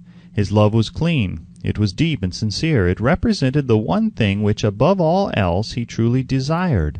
Therefore he took what he wanted and paid the price demanded. If Europe had been blessed with more rulers with the human heart and the traits of honesty of ex-King Edward, for the past century that unfortunate hemisphere, now seething with greed, hate, lust, political connivance, and threats of war, would have a different and a better story to tell, a story in which love and not hate would rule. In the words of Stuart Austin Weir, we raise our cup and drink this toast to ex-King Edward and Wallace Simpson. Blessed is the man who has come to know that our muted thoughts are our sweetest thoughts. Blessed is the man who from the blackest depths can see the luminous figure of love, and seeing, sing, and singing say, sweeter far than uttered lays are the thoughts I have of you. In these words would we pay tribute to the two people who, more than all others of modern times, have been the victims of criticism and the recipients of abuse, because they found life's greatest treasure and claimed it. Mrs. Simpson read and approved this analysis. Most of the world will applaud the Duke of Windsor and Wallace Simpson because of their persistence in searching until they found life's greatest reward. All of us can profit by following their example in our own search for that which we demand of life. What mystical power gives to men of persistence the capacity to master difficulties? Does the quality of persistence set up in one's mind some form of spiritual, mental, or chemical activity which gives one access to supernatural forces? Does infinite intelligence throw itself on the side of the person who still fights on after the battle has been lost, with the whole world on the opposing side? These and many other similar questions have arisen in my mind as I have observed men like Henry Ford, who started at scratch and built an industrial empire of huge proportions with little else in the way of a beginning but persistence, or Thomas A. Edison, who, with less than 3 months of schooling, became the world's leading inventor and converted persistence into the talking machine, the moving picture machine, and the incandescent light, to say nothing of 100 other useful inventions.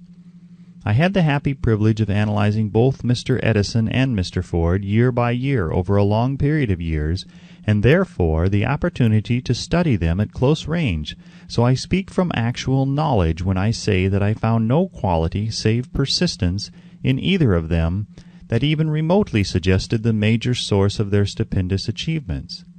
As one makes an impartial study of the prophets, philosophers, miracle men, and religious leaders of the past, one is drawn to the inevitable conclusion that persistence, concentration of effort, and definiteness of purpose were the major sources of their achievements. Consider, for example, the strange and fascinating story of Mohammed. Analyze his life, compare him with men of achievement in this modern age of industry and finance, and observe how they have one outstanding trait in common: persistence. If you are keenly interested in studying the strange power which gives potency to persistence, read a biography of Mohammed, especially the one by Asad Bai.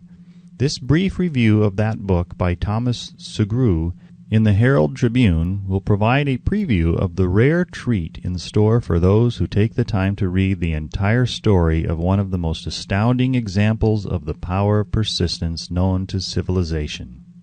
The Last Great Prophet, reviewed by Thomas Sugrue. Mohammed was a prophet, but he never performed a miracle. He was not a mystic, he had no formal schooling, he did not begin his mission until he was 40. When he announced that he was the messenger of God, bringing the word of the true religion, he was ridiculed and labeled a lunatic. Children tripped him, and women threw filth upon him. He was banished from his native city, Mecca, and his followers were stripped of their worldly goods and sent into the desert after him. When he had been preaching 10 years, he had nothing to show for it but banishment, poverty, and ridicule. Yet before another 10 years had passed, he was dictator of all Arabia, ruler of Mecca, and the head of a new world religion which was to sweep to the Danube and the Pyrenees before exhausting the impetus he gave it. That impetus was threefold: the power of words, the efficacy of prayer, and man's kinship with God. His career never made sense. Muhammad was born to impoverished members of a leading family of Mecca. Because Mecca, the crossroads of the world, home of the magic stone called the Kaaba, great city of trade and the center of trade routes, was unsanitary, its children were sent to be raised in the desert by Bedouins. Muhammad was thus nurtured, drawing strength and health from the milk of nomad, vicarious mothers. He tended sheep and soon hired out to a rich widow as leader of her caravans.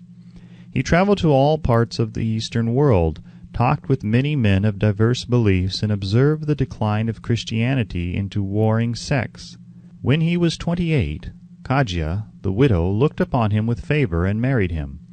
Her father would have objected to such a marriage, so she got him drunk and held him up while he gave the paternal blessing. For the next 12 years Muhammad lived as a rich and respected and very shrewd trader. Then he took to wandering in the desert, and one day he returned with the first verse of the Koran and told Khadija that the archangel Gabriel had appeared to him and said that he was to be the messenger of God. The Koran, the revealed word of God, was the closest thing to a miracle in Muhammad's life. He had not been a poet, he had no gift of words. Yet the verses of the Koran, as he received them and recited them to the faithful, were better than any verses which the professional poets of the tribes could produce.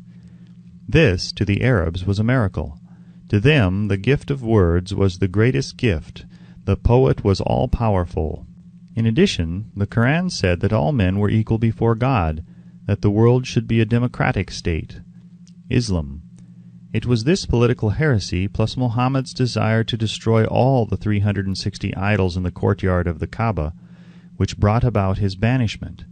The idols brought the desert tribes to Mecca, and that meant trade. So the businessmen of Mecca, the capitalists of which he had been one, set upon Muhammad. Then he retreated to the desert and demanded sovereignty over the world. The rise of Islam began. Out of the desert came a flame which would not be extinguished, a democratic army fighting as a unit and prepared to die without wincing. Muhammad had invited the Jews and Christians to join him, for he was not building a new religion. He was calling all who believed in one God to join in a single faith. If the Jews and Christians had accepted his invitation, Islam would have conquered the world. They didn't.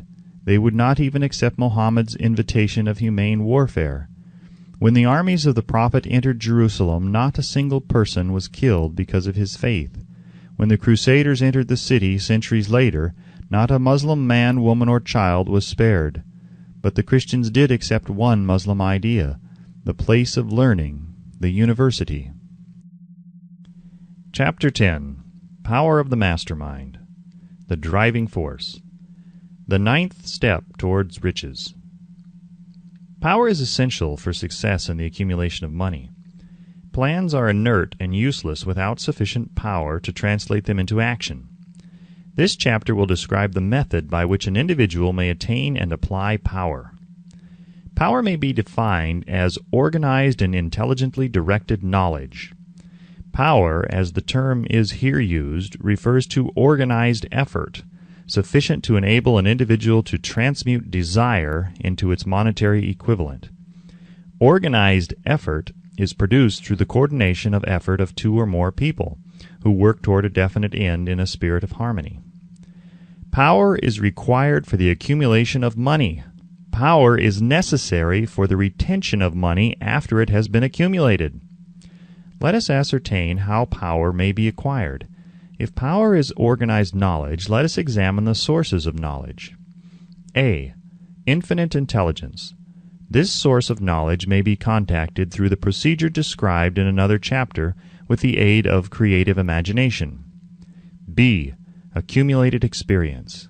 The accumulated experience of man, or that portion of it which has been organized and recorded, may be found in any well-equipped public library.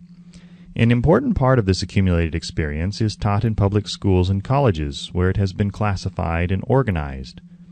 C. Experiment and research. In the field of science and in practically every other walk of life, men are gathering, classifying, and organizing new facts daily. This is the source to which one must turn when knowledge is not available through accumulated experience. Here, too, the creative imagination must often be used. Knowledge may be acquired from any of the foregoing sources. It may be converted into power by organizing it into definite plans and by expressing those plans in terms of action. Examination of the three major sources of knowledge will readily disclose the difficulty an individual would have if he depended upon his efforts alone in assembling knowledge and expressing it through definite plans in terms of action. If his plans are comprehensive, and if they contemplate large proportions, he must generally induce others to cooperate with him before he can inject into them the necessary element of power. Gaining power through the mastermind. The mastermind may be defined as coordination of knowledge and effort in a spirit of harmony between two or more people for the attainment of a definite purpose. No individual may have great power without availing himself of the mastermind. In a preceding chapter, instructions were given for the creation of plans for the purpose of translating desire into its monetary equivalent. If you carry out these instructions with persistence and intelligence, and use discrimination in the selection of your mastermind group, your objective will have been halfway reached even before you begin to recognize it. So you may better understand the intangible potentialities of power available to you through a properly chosen mastermind group, we will here explain the two characteristics of the mastermind principle, one of which is economic in nature and the other psychic. The economic feature is obvious. Economic advantages may be created by any person who surrounds himself with the advice, counsel, and personal cooperation of a group of men who are willing to lend him wholehearted aid, in a spirit of perfect harmony. This form of cooperative alliance has been the basis of nearly every great fortune. Your understanding of this great truth may definitely determine your financial status. The psychic phase of the mastermind principle is much more abstract, much more difficult to comprehend because it has reference to the spiritual forces with which the human race as a whole is not acquainted. You may catch a significant suggestion from this statement. No two minds ever come together without thereby creating a third invisible, intangible force, which may be likened to a third mind. Keep in mind the fact that there are only two known elements in the whole universe, energy and matter. It is a well-known fact that matter may be broken down into units of molecules, atoms, and electrons. There are units of matter which may be isolated, separated, and analyzed. Likewise, there are units of energy. The human mind is a form of energy, a part of it being spiritual in nature. When the minds of two people are coordinated in a spirit of harmony, the spiritual units of energy of each mind form an affinity, which constitutes the psychic phase of the mastermind. The mastermind principle, or rather the economic feature of it, was first called to my attention by Andrew Carnegie over 25 years ago. Discovery of this principle was responsible for the choice of my life's work. Mr. Carnegie's mastermind group consisted of a staff of approximately 50 men with whom he surrounded himself for the definite purpose of manufacturing and marketing steel. He attributed his entire fortune to the power he accumulated through this mastermind. Analyze the record of any man who has accumulated a great fortune, and many of those who have accumulated modest fortunes, and you will find that they have either consciously or unconsciously employed the mastermind principle. Great power can be accumulated through no other principle. Energy is nature's universal set of building blocks, out of which she constructs every material thing in the universe, including man and every form of animal and vegetable life. Through a process which only nature completely understands, she translates energy into matter. Nature's building blocks are available to man in the energy involved in thinking. Man's brain may be compared to an electric battery. It absorbs energy from the ether, which permeates every atom of matter and fills the entire universe. It is a well-known fact that a group of electric batteries will provide more energy than a single battery.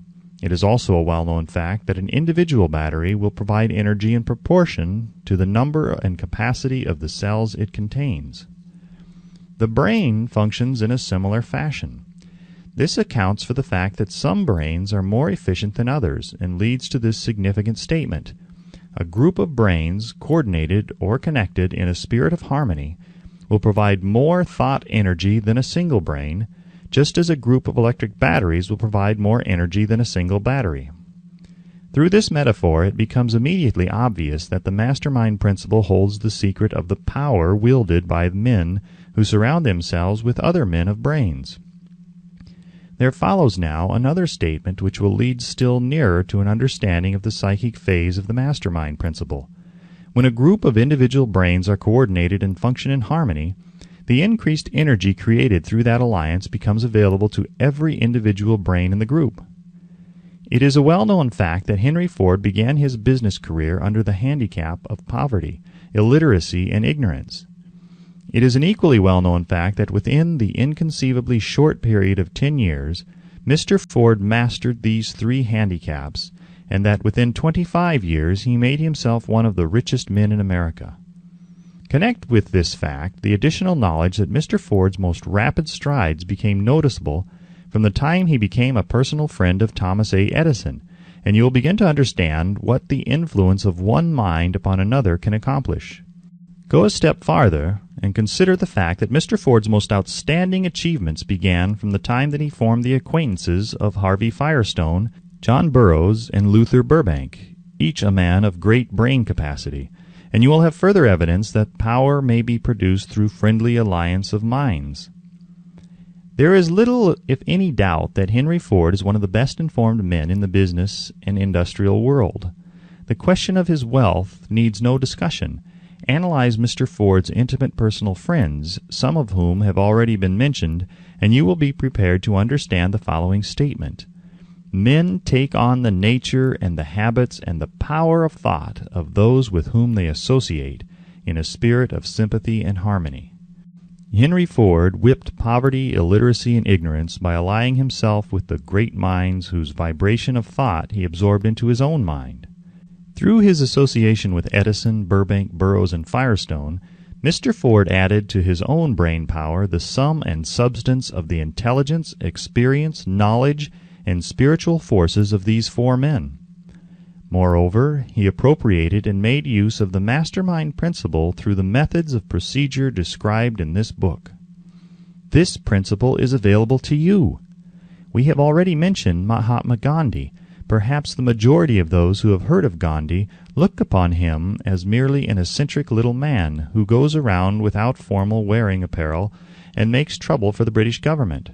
In reality, Gandhi is not eccentric, but he is the most powerful man now living, estimated by the number of his followers and their faith in their leader. Moreover, he is probably the most powerful man who has ever lived. His power is passive, but it is real. Let us study the method by which he attained his stupendous power. It may be explained in a few words. He came by power through inducing over 200 million people to coordinate with mind and body in a spirit of harmony for a definite purpose. In brief, Gandhi has accomplished a miracle, for it is a miracle when 200 million people can be induced, not forced, to cooperate in a spirit of harmony for a limitless time. If you doubt that this is a miracle, try to induce any two people to cooperate in a spirit of harmony for any length of time. Every man who manages a business knows what a difficult matter it is to get employees to work together in a spirit even remotely resembling harmony. The list of the chief sources from which power may be attained is, as you have seen, headed by infinite intelligence. When two or more people coordinate in a spirit of harmony and work toward a definite objective, they place themselves in position through that alliance to absorb power directly from the great universal storehouse of infinite intelligence. This is the greatest of all sources of power. It is the source to which the genius turns. It is the source to which every great leader turns, whether he may be conscious of the fact or not. The other two major sources from which the knowledge necessary for the accumulation of power may be obtained are no more reliable than the five senses of man. The senses are not always reliable. Infinite intelligence does not err. In subsequent chapters, the methods by which infinite intelligence may be most readily contacted will be adequately described. This is not a course on religion. No fundamental principle described in this book should be interpreted as being intended to interfere either directly or indirectly with any man's religious habits. This book has been confined exclusively to instructing the reader how to transmute the definite purpose of desire for money into its monetary equivalent. Read, think, and meditate as you read. Soon the entire subject will unfold and you will see it in perspective. You are now seeing the detail of the individual chapters. Money is as shy and elusive as the old-time maiden. It must be wooed and won by methods not unlike those used by a determined lover in pursuit of the girl of his choice. And coincidental as it is, the power used in the wooing of money is not greatly different from that used in wooing a maiden. That power, when successfully used in the pursuit of money, must be mixed with faith. It must be mixed with desire. It must be mixed with persistence. It must be applied through a plan, and that plan must be set into action. When money comes in quantities known as the big money, it flows to the one who accumulates it as easily as water flows downhill.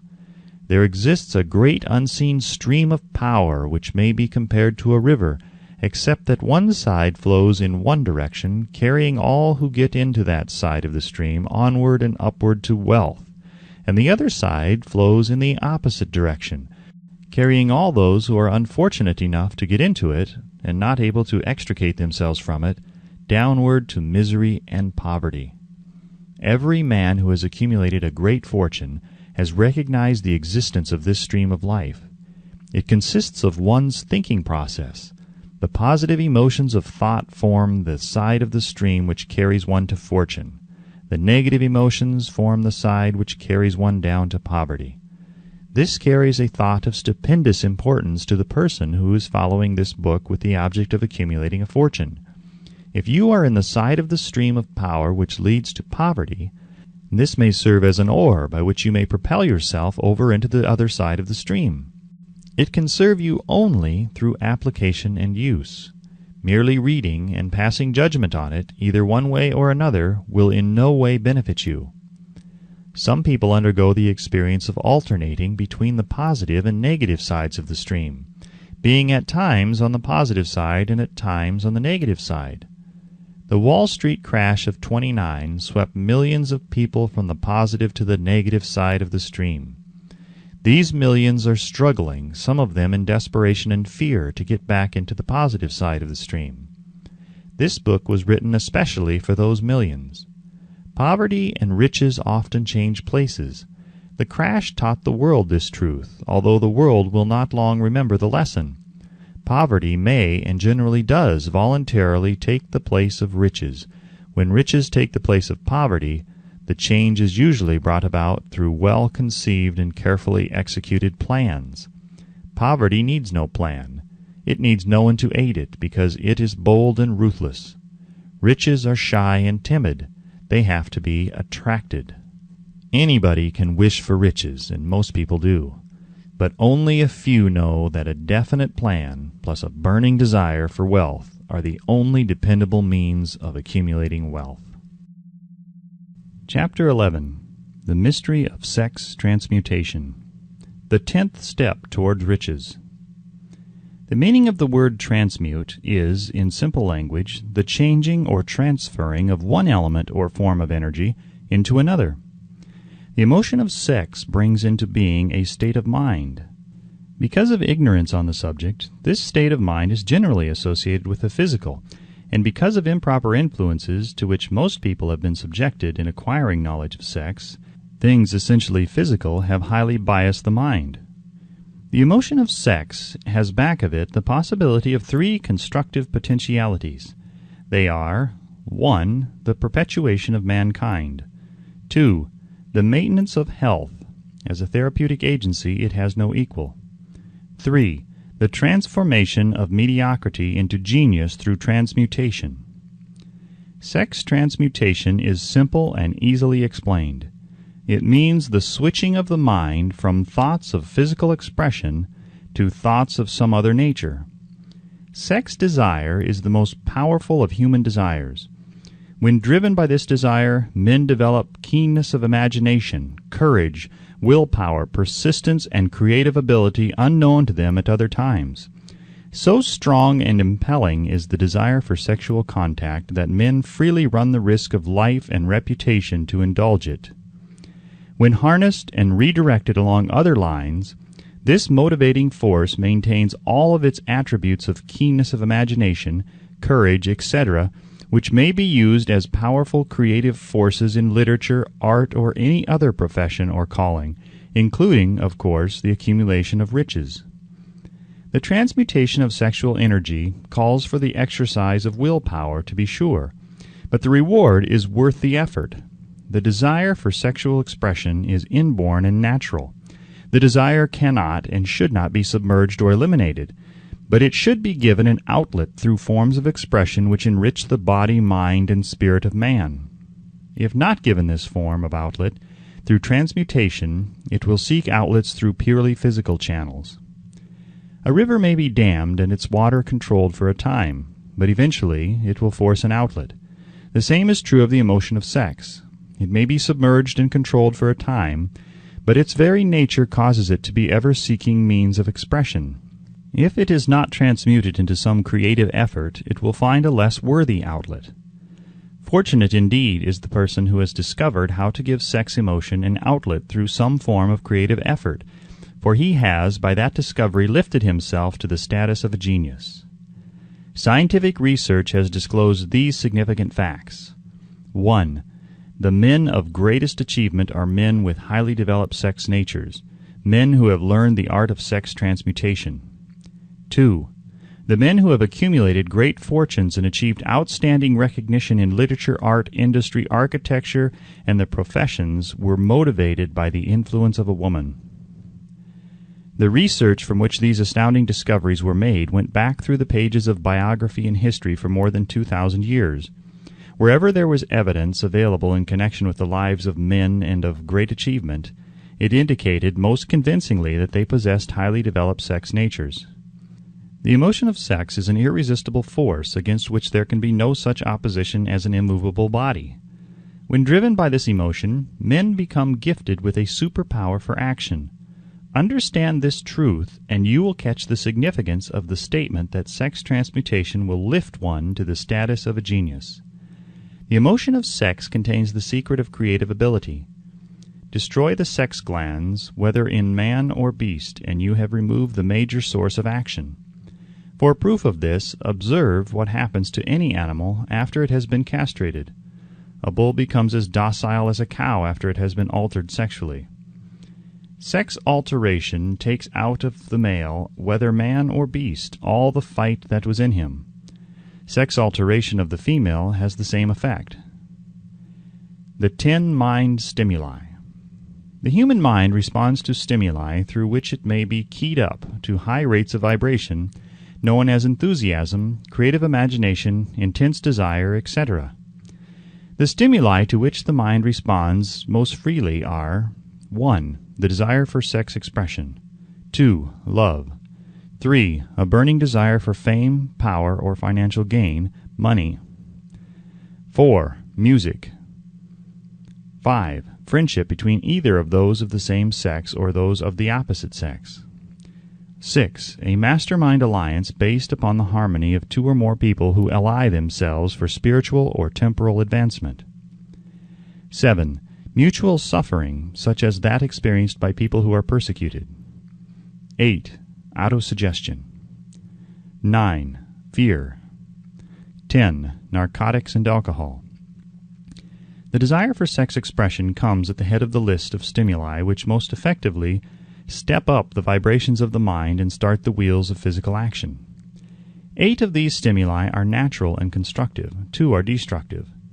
The list is here presented for the purpose of enabling you to make a comparative study of the major sources of mind stimulation.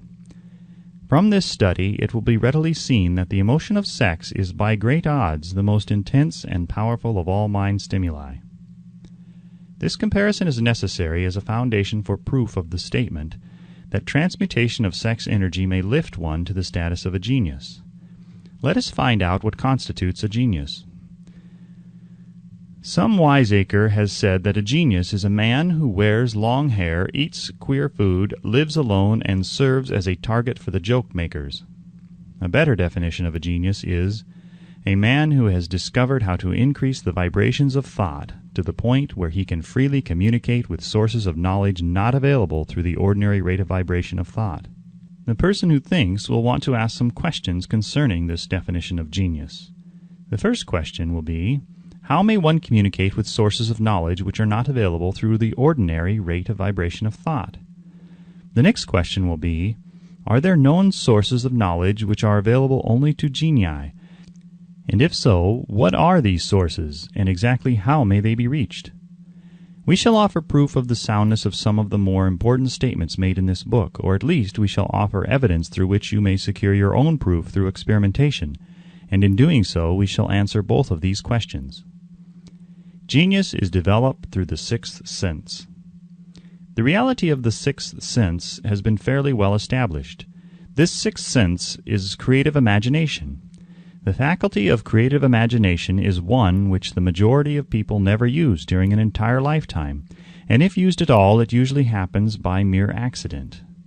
A relatively small number of people use, with deliberation and purpose of forethought, the faculty of creative imagination. Those who use this faculty voluntarily and with understanding of its function are genii. The faculty of creative imagination is the direct link between the finite mind of man and infinite intelligence. All so-called revelations referred to in the realm of religion, and all discoveries of basic or new principles in the field of invention, take place through the faculty of creative imagination. When ideas or concepts flash into one's mind through what is popularly called a hunch, they come from one or more of the following sources. 1. Infinite intelligence. 2. One's subconscious mind, wherein is stored every sense impression and thought impulse which ever reached the brain through any of the five senses. 3. From the mind of some other person who has just released the thought or picture of the idea or concept through conscious thought, or 4. From the other person's subconscious storehouse. There are no other known sources from which inspired ideas or hunches may be received. The creative imagination functions best when the mind is vibrating due to some form of mind stimulation at an exceedingly high rate, that is, when the mind is functioning at a rate of vibration higher than that of ordinary normal thought. When brain action has been stimulated through one or more of the 10 mind stimulants, it has the effect of lifting the individual far above the horizon of ordinary thought, and permits him to envision distance, scope, and quality of thoughts not available on the lower plane, such as that occupied while one is engaged in the solution of the problems of business and professional routine. When lifted to this higher level of thought, through any form of mind stimulation, an individual occupies, relatively, the same position as one who has ascended in an airplane to a height from which he may see over and beyond the horizon line, which limits his vision while on the ground. Moreover, while on this higher level of thought, the individual is not hampered or bound by any of the stimuli which circumscribe and limit his vision while wrestling with the problems of gaining the 3 basic necessities of food, clothing, and shelter. He is in a world of thought in which the ordinary workaday thoughts have been as effectively removed as are the hills and valleys and other limitations of physical vision when he rises in an airplane. While on this exalted plane of thought, the creative faculty of the mind is given freedom for action. The way has been cleared for the sixth sense to function. It becomes receptive to ideas which could not reach the individual under any other circumstances. The sixth sense is the faculty which marks the difference between a genius and an ordinary individual. The creative faculty becomes more alert and receptive to vibrations originating outside the individual's subconscious mind. The more this faculty is used, and the more the individual relies upon it and makes demands upon it for thought impulses. This faculty can be cultivated and developed only through use. That which is known as one's conscious operates entirely through the faculty of the sixth sense. The great artists, writers, musicians, and poets become great because they acquire the habit of relying upon the still small voice, which speaks from within through the faculty of creative imagination. It is a fact well known to people who have keen imaginations that their best ideas come through so-called hunches. There is a great orator who does not attain to greatness until he closes his eyes and begins to rely entirely upon the faculty of creative imagination. When asked why he closed his eyes just before the climaxes of his oratory, he replied, "I do it because then I speak through ideas which come to me from within." One of America's most successful and best-known financiers followed the habit of closing his eyes for 2 or 3 minutes before making a decision. When asked why he did this, he replied, "With my eyes closed, I am able to draw upon a source of superior intelligence." The late Dr. Elmer R. Gates of Chevy Chase, Maryland, created more than 200 useful patents, many of them basic, through the process of cultivating and using the creative faculty. His method is both significant and interesting to one interested in attaining to the status of genius, in which category Dr. Gates unquestionably belonged. Dr. Gates was one of the really great, though less publicized, scientists of the world. In his laboratory, he had what he called his personal communication room. It was practically soundproof and so arranged that all light could be shut out. It was equipped with a small table on which he kept a pad of writing paper. In front of the table on the wall was an electric push-button which controlled the lights. When Dr. Gates desired to draw upon the forces available to him through his creative imagination, he would go into this room, seat himself at the table, shut off the lights, and concentrate upon the known factors of the invention on which he was working, remaining in that position until ideas began to flash into his mind in connection with the unknown factors of the invention. On one occasion, ideas came through so fast that he was forced to write for almost 3 hours. When the thoughts stopped flowing and he examined his notes, he found that they contained a minute description of principles which had not a parallel among the known data of the scientific world. Moreover, the answer to his problem was intelligently presented in those notes. In this manner, Dr. Gates completed over 200 patents, which had been begun, but not completed, by half-baked brains. Evidence of the truth of this statement is in the United States Patent Office. Dr. Gates earned his living by sitting for ideas for individuals and corporations. Some of the largest corporations in America paid him substantial fees by the hour for sitting for ideas. The reasoning faculty is often faulty because it is largely guided by one's accumulated experience. Not all knowledge which one accumulates through experience is accurate. Ideas received through the creative faculty are much more reliable for the reason that they come from sources more reliable than any which are available to the reasoning faculty of the mind.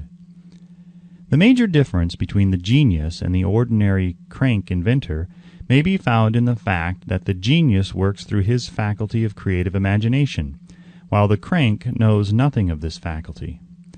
The scientific inventor, such as Mr. Edison and Dr. Gates, makes use of both the synthetic and the creative faculties of imagination. For example, the scientific inventor or genius begins an invention by organizing and combining the known ideas or principles accumulated through experience, through the synthetic faculty, the reasoning faculty. If he finds this accumulated knowledge to be insufficient for the completion of his invention, he then draws upon the sources of knowledge available to him through his creative faculty. The method by which he does this varies with the individual, but this is the sum and substance of his procedure. 1. He stimulates his mind so that it vibrates on a higher than average plane, using one or more of the 10 mind stimulants or some other stimulant of his choice. 2. He concentrates upon the known factors, the finished part of his invention, and creates in his mind a perfect picture of unknown factors, the unfinished part of his invention. He holds this picture in his mind until it has been taken over by the subconscious mind, then relaxes by clearing his mind of all thought and waits for his answers to flash into his mind. Sometimes the results are both definite and immediate. At other times the results are negative, depending upon the state of development of the sixth sense or creative faculty. Mr. Edison tried out more than 10,000 different combinations of ideas through the synthetic faculty of his imagination before he tuned in through the creative faculty and got the answer which perfected the incandescent light. His experience was similar when he produced the talking machine. There is plenty of reliable evidence that the faculty of creative imagination exists. This evidence is available through accurate analysis of men who have become leaders in their respective callings without having had extensive educations. Lincoln was a notable example of a great leader who achieved greatness through the discovery and use of his faculty of creative imagination. He discovered and began to use this faculty as the result of the stimulation of love which he experienced after he met Anne Rutledge, a statement of the highest significance in connection with the study of the source of genius. The pages of history are filled with the records of great leaders whose achievements may be traced directly to the influence of women who aroused the creative faculties of their minds through the stimulation of sex desire. Napoleon Bonaparte was one of these. When inspired by his first wife, Josephine, he was irresistible and invincible. When his better judgment or reasoning faculty prompted him to put Josephine aside, he began to decline. His defeat and St. Helena were not far distant. If good taste would permit, we might easily mention scores of men, well known to the American people, who climbed to great heights of achievement under the stimulating influence of their wives, only to drop back to destruction after money and power went to their heads and they put aside the old wife for a new one. Napoleon was not the only man to discover that sex influence, from the right source, is more powerful than any substitute of expediency which may be created by mere reason. The human mind responds to stimulation. Among the greatest and most powerful of these stimuli is the urge of sex. When harnessed and transmuted, this driving force is capable of lifting men into that higher sphere of thought which enables them to master the sources of worry and petty annoyance which beset their pathway on the lower plane. Unfortunately, only the genii have made the discovery. Others have accepted the experience of sex urge without discovering one of its major potentialities, a fact which accounts for the great number of others as compared to the limited number of genii. For the purpose of refreshing the memory in connection with the facts available from the biographies of certain men, we here present the names of a few men of outstanding achievement, each of whom was known to have been of a highly sexed nature. The genius which was theirs undoubtedly found its source of power in transmuted sex energy. George Washington, Napoleon Bonaparte, William Shakespeare, Abraham Lincoln, Ralph Waldo Emerson, Robert Burns, Thomas Jefferson, Elbert Hubbard, Albert H. Gary, Oscar Wilde, Woodrow Wilson, John H. Patterson, Andrew Jackson, Enrico Caruso. Your own knowledge of biography will enable you to add to this list. Find, if you can, a single man in all history of civilization who achieved outstanding success in any calling who was not driven by a well-developed sex nature. If you do not wish to rely upon biographies of men not now living, take inventory of those whom you know to be men of great achievement, and see if you can find one among them who is not highly sexed. Sex energy is the creative energy of all genii. There never has been and never will be a great leader, builder, or artist lacking in this driving force of sex. Surely no one will misunderstand these statements to mean that all who are highly sexed are genii. Man attains to the status of genius only when and if he stimulates his mind so that it draws upon the forces available through the creative faculty of the imagination. Chief among the stimuli with which this stepping up of the vibrations may be produced is sex energy. The mere possession of this energy is not sufficient to produce a genius. The energy must be transmuted from desire for physical contact into some other form of desire and action before it will lift one to the status of a genius. Far from becoming genii, because of great sex desires, the majority of men lower themselves through misunderstanding and misuse of this great force to the status of the lower animals. Why men seldom succeed before 40. I discovered from the analysis of over 25,000 people that men who succeed in an outstanding way seldom do so before the age of 40, and more often they do not strike their real pace until they are well beyond the age of 50. This fact was so astounding that it prompted me to go into the study of its cause most carefully, carrying the investigation over a period of more than 12 years. This study disclosed the fact that the major reason why the majority of men who succeeded do not begin to do so before the age of 40 to 50 is their tendency to dissipate their energies through overindulgence in physical expression of the emotion of sex.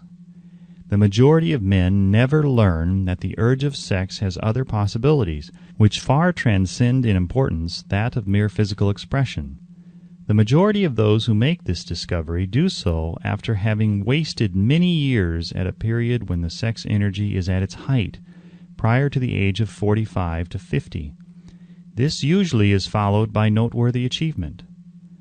The lives of many men up to and sometimes well past the age of 40 reflect a continued dissipation of energies which could have been more profitably turned into better channels.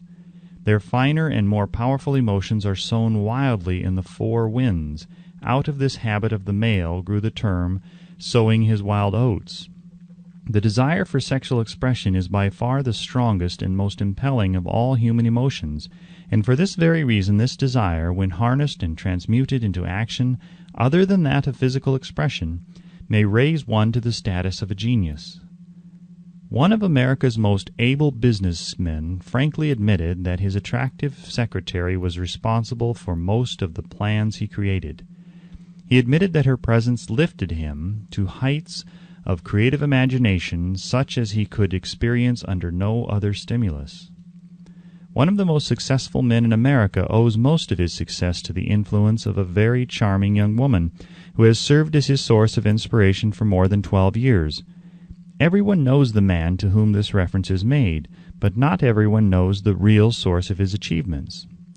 History is not lacking in examples of men who attained to the status of genii as the result of the use of artificial mind stimulants in the form of alcohol and narcotics. Edgar Allan Poe wrote The Raven while under the influence of liquor, dreaming dreams that mortal never dared to dream before. James Whitcomb Riley did his best writing while under the influence of alcohol. Perhaps it was thus he saw the ordered intermingling of the real and the dream, the mill above the river and the mist above the stream. Robert Burns wrote best when intoxicated, "For Auld Lang Syne, my dear, we'll take a cup of kindness yet for Auld Lang Syne." But let it be remembered that many such men have destroyed themselves in the end. Nature has prepared her own potions with which men may safely stimulate their minds, so they vibrate on a plane that enables them to tune in to fine and rare thoughts which come from no man knows where. No satisfactory substitute for nature's stimulants has ever been found. It is a fact well known to psychologists that there is a very close relationship between sex desires and spiritual urges, a fact which accounts for the peculiar behavior of people who participate in the orgies known as religious revivals, common among the primitive types. The world is ruled and the destiny of civilization is established by the human emotions. People are influenced in their actions not by reason so much as by feelings. The creative faculty of the mind is set into action entirely by emotions and not by cold reason. The most powerful of all human emotions is that of sex. There are other mind stimulants, some of which have been listed, but no one of them, nor all of them combined, can equal the driving power of sex. A mind stimulant is any influence which will either temporarily or permanently increase the vibrations of thought. The 10 major stimulants described are those most commonly resorted to. Through these sources one may commune with an infinite intelligence, or enter at will the storehouse of the subconscious mind, either one's own or that of another person, a procedure which is all there is of genius. A teacher who has trained and directed the efforts of more than 30,000 salespeople made the astounding discovery that highly sexed men are the most efficient salesmen. The explanation is that the factor of personality known as personal magnetism is nothing more or less than sex energy. Highly sexed people always have a plentiful supply of magnetism. Through cultivation and understanding, this vital force may be drawn upon and used to great advantage in the relationships between people. This energy may be communicated to others through the following media. 1. The handshake. The touch of the hand indicates instantly the presence of magnetism or the lack of it. 2. The tone of voice. Magnetism, or sex energy, is the factor with which the voice may be colored or made musical and charming. 3. Posture and carriage of the body. Highly sexed people move briskly and with grace and ease. 4. The vibrations of thought. Highly sexed people mix the emotion of sex with their thoughts, or may do so at will, and in that way may influence those around them. 5. Body adornment. People who are highly sexed are usually very careful about their personal appearance. They usually select clothing of a style becoming to their personality, physique, complexion, etc. When employing salesmen, the more capable sales manager looks for the quality of personal magnetism as the first requirement of a salesman. People who lack sex energy will never become enthusiastic, nor inspire others with enthusiasm, and enthusiasm is one of the most important requisites in salesmanship, no matter what one is selling. The public speaker, orator, preacher, lawyer, or salesman who is lacking in sex energy is a flop, as far as being able to influence others is concerned. Couple with this the fact that most people can be influenced only through an appeal to their emotions, and you will understand the importance of sex energy as a part of the salesman's native ability. Master salesmen attain the status of mastery in selling because they, either consciously or unconsciously, transmute the energy of sex into sales enthusiasm. In this statement may be found a very practical suggestion as to the actual meaning of sex transmutation. The salesman who knows how to take his mind off the subject of sex and direct it in sales effort with as much enthusiasm and determination as he would apply to its original purpose, has acquired the art of sex transmutation, whether he knows it or not. The majority of salesmen who transmute their sex energy do so without being in the least aware of what they are doing or how they are doing it. Transmutation of sex energy calls for more willpower than the average person cares to use for this purpose. Those who find it difficult to summon willpower sufficient for transmutation may gradually acquire this ability. Though this requires willpower, the reward for the practice is more than worth the effort. The entire subject of sex is one with which the majority of people appear to be unpardonably ignorant. The urge of sex has been grossly misunderstood, slandered, and burlesqued by the ignorant and the evil-minded for so long that the very word sex is seldom used in polite society. Men and women who are known to be blessed, yes, blessed with highly sexed natures, are usually looked upon as being people who will bear watching. Instead of being called blessed, they are usually called cursed. Millions of people, even in this age of enlightenment, have inferiority complexes which they developed because of this false belief that a highly sexed nature is a curse. These statements of the virtue of sex energy should not be construed as justification for the libertine. The emotion of sex is a virtue only when used intelligently and with discrimination. It may be misused, and often is, to such an extent that it debases instead of enriches both body and mind. The better use of this power is the burden of this chapter. It seemed quite significant to the author when he made the discovery that practically every great leader whom he had the privilege of analyzing was a man whose achievements were largely inspired by a woman. In many instances, the woman in the case was a modest, self-denying wife, of whom the public had heard but little or nothing. In a few instances, the source of inspiration has been traced to the other woman. Perhaps such cases may not be entirely unknown to you. Intemperance in sex habits is just as detrimental as intemperance in habits of drinking and eating. In this age in which we live, an age which began with the World War, intemperance in habits of sex is common. This orgy of indulgence may account for the shortage of great leaders. No man can avail himself of the forces of his creative imagination while dissipating them. Man is the only creature on earth which violates nature's purpose in this connection. Every other animal indulges its sex nature in moderation and with purpose which harmonizes with the laws of nature.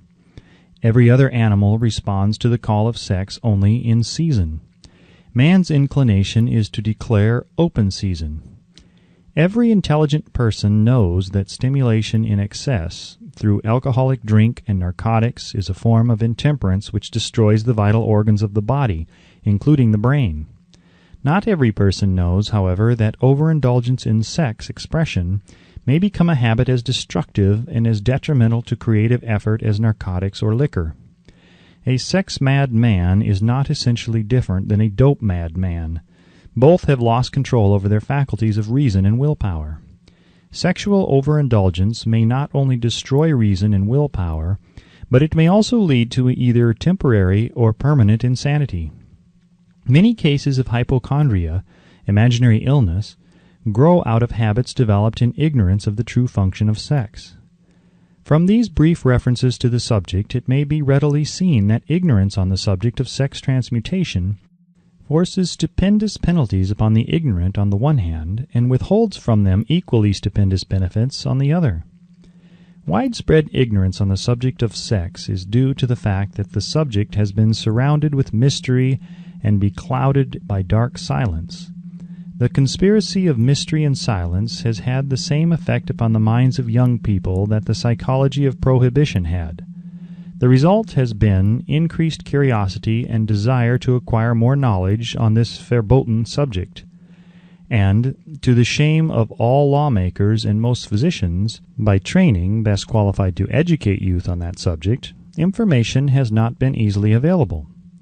Seldom does an individual enter upon highly creative effort in any field of endeavor before the age of 40. The average man reaches the period of his greatest capacity to create between 40 and 60. These statements are based upon analysis of thousands of men and women who have been carefully observed. They should be encouraging to those who fail to arrive before the age of 40, and to those who become frightened at the approach of old age around the 40-year mark. The years between 40 and 50 are, as a rule, the most fruitful. Man should approach this age not with fear and trembling, but with hope and eager anticipation. If you want evidence that most men do not begin to do their best work before the age of 40, study the records of the most successful men known to the American people, and you will find it. Henry Ford had not hit his pace of achievement until he had passed the age of 40. Andrew Carnegie was well past 40 before he began to reap the reward of his efforts. James J. Hill was still running a telegraph key at the age of 40. His stupendous achievements took place after that age. Biographies of American industrialists and financiers are filled with evidence that the period from 40 to 60 is the most productive age of man. Between the ages of 30 and 40, man begins to learn, if he ever learns, the art of sex transmutation. This discovery is generally accidental, and more often than otherwise, the man who makes it is totally unconscious of his discovery. He may observe that his powers of achievement have increased around the age of 35 to 40, but in most cases he is not familiar with the cause of this change, that nature begins to harmonize the emotions of love and sex in the individual between the ages of 30 and 40, so that he may draw upon these great forces and apply them jointly as stimuli to action. Sex alone is a mighty urge to action, but its forces are like a cyclone. They are often uncontrollable. When the emotion of love begins to mix itself with the emotion of sex, the result is calmness of purpose, poise, accuracy of judgment, and balance. What person who has attained to the age of 40 is so unfortunate as to be unable to analyze these statements and to corroborate them by his own experience? When driven by his desire to please a woman, based solely upon the emotion of sex, a man may be, and usually is, capable of great achievement, but his actions may be disorganized, distorted, and totally destructive. When driven by his desire to please a woman, based upon the motive of sex alone, a man may steal, cheat, and even commit murder. But when the emotion of love is mixed with the emotion of sex, that same man will guide his actions with more sanity, balance, and reason. Criminologists have discovered that the most hardened criminals can be reformed through the influence of a woman's love. There is no record of a criminal having been reformed solely through the sex influence. These facts are well known, but their cause is not. Reformation comes, if at all, through the heart or emotional side of man, not through his head or reasoning side. Reformation means a change of heart. It does not mean a change of head. A man may, because of reason, make certain changes in his personal conduct to avoid the consequences of undesirable effects, but genuine reformation comes only through a change of heart, through a desire to change. Love, romance, and sex are all emotions capable of driving men to heights of superachievement. Love is the emotion which serves as a safety valve and ensures balance, poise, and constructive effort. When combined, these three emotions may lift one to an altitude of a genius. There are genii, however, who know but little of the emotion of love. Most of them may be found engaged in some form of action which is destructive, or at least not based upon justice and fairness toward others. If good taste would permit, a dozen genii could be named in the field of industry and finance, who ride ruthlessly over the rights of their fellow men. They seem totally lacking in conscience. The reader can easily supply his own list of such men. The emotions are states of mind. Nature has provided man with a chemistry of the mind which operates in a manner similar to the principles of chemistry of matter. It is a well-known fact that through the aid of chemistry of matter, a chemist may create a deadly poison by mixing certain elements, none of which are in themselves harmful in the right proportions. The emotions may likewise be combined so as to create a deadly poison. The emotions of sex and jealousy, when mixed, may turn a person into an insane beast. The presence of any one or more of the destructive emotions in the human mind, through the chemistry of the mind, sets up a poison which may destroy one's sense of justice and fairness. In extreme cases, the presence of any combination of these emotions in the mind may destroy one's reason. The road to genius consists of the development, control, and use of sex, love, and romance. Briefly, the process may be stated as follows. Encourage the presence of these emotions as the dominating thoughts in one's mind, and discourage the presence of all the destructive emotions. The mind is a creature of habit. It thrives upon the dominating thoughts fed it. Through the faculty of willpower, one may discourage the presence of any emotion and encourage the presence of any other. Control of the mind through the power of will is not difficult. Control comes from persistence and habit. The secret of control lies in understanding the process of transmutation. When any negative emotion presents itself in one's mind, it can be transmuted into a positive or constructive emotion by the simple procedure of changing one's thoughts. There is no other road to genius than through voluntary self-effort. A man may attain to great heights of financial or business achievement solely by the driving force of sex energy, but history is filled with evidence that he may, and usually does, carry with him certain traits of character which rob him of the ability to either hold or enjoy his fortune. This is worthy of analysis, thought, and meditation, for it states a truth, the knowledge of which may be helpful to women as well as men. Ignorance of this has cost thousands of people their privilege of happiness, even though they possessed riches. The emotions of love and sex leave their unmistakable marks upon the features. Moreover, these signs are so visible that all who wish may read them. The man who is driven by the storm of passion, based upon sex desires alone, plainly advertises that fact to the entire world by the expression of his eyes and the lines of his face. The emotion of love, when mixed with the emotion of sex, softens, modifies, and beautifies the facial expression. No character analyst is needed to tell you this. You may observe it for yourself.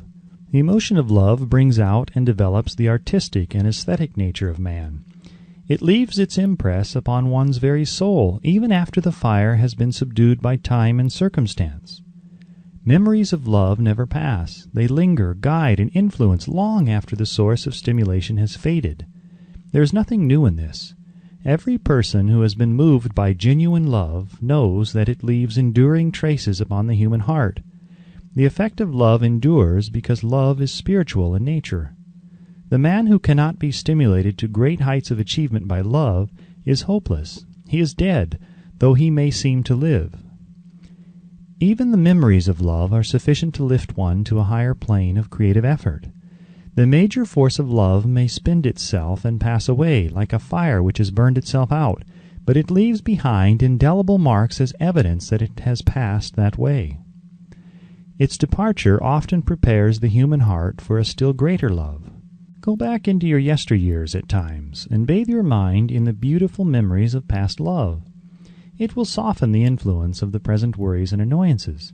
It will give you a source of escape from the unpleasant realities of life, and maybe, who knows, your mind will yield to you, during this temporary retreat into the world of fantasy, ideas or plans which may change the entire financial or spiritual status of your life.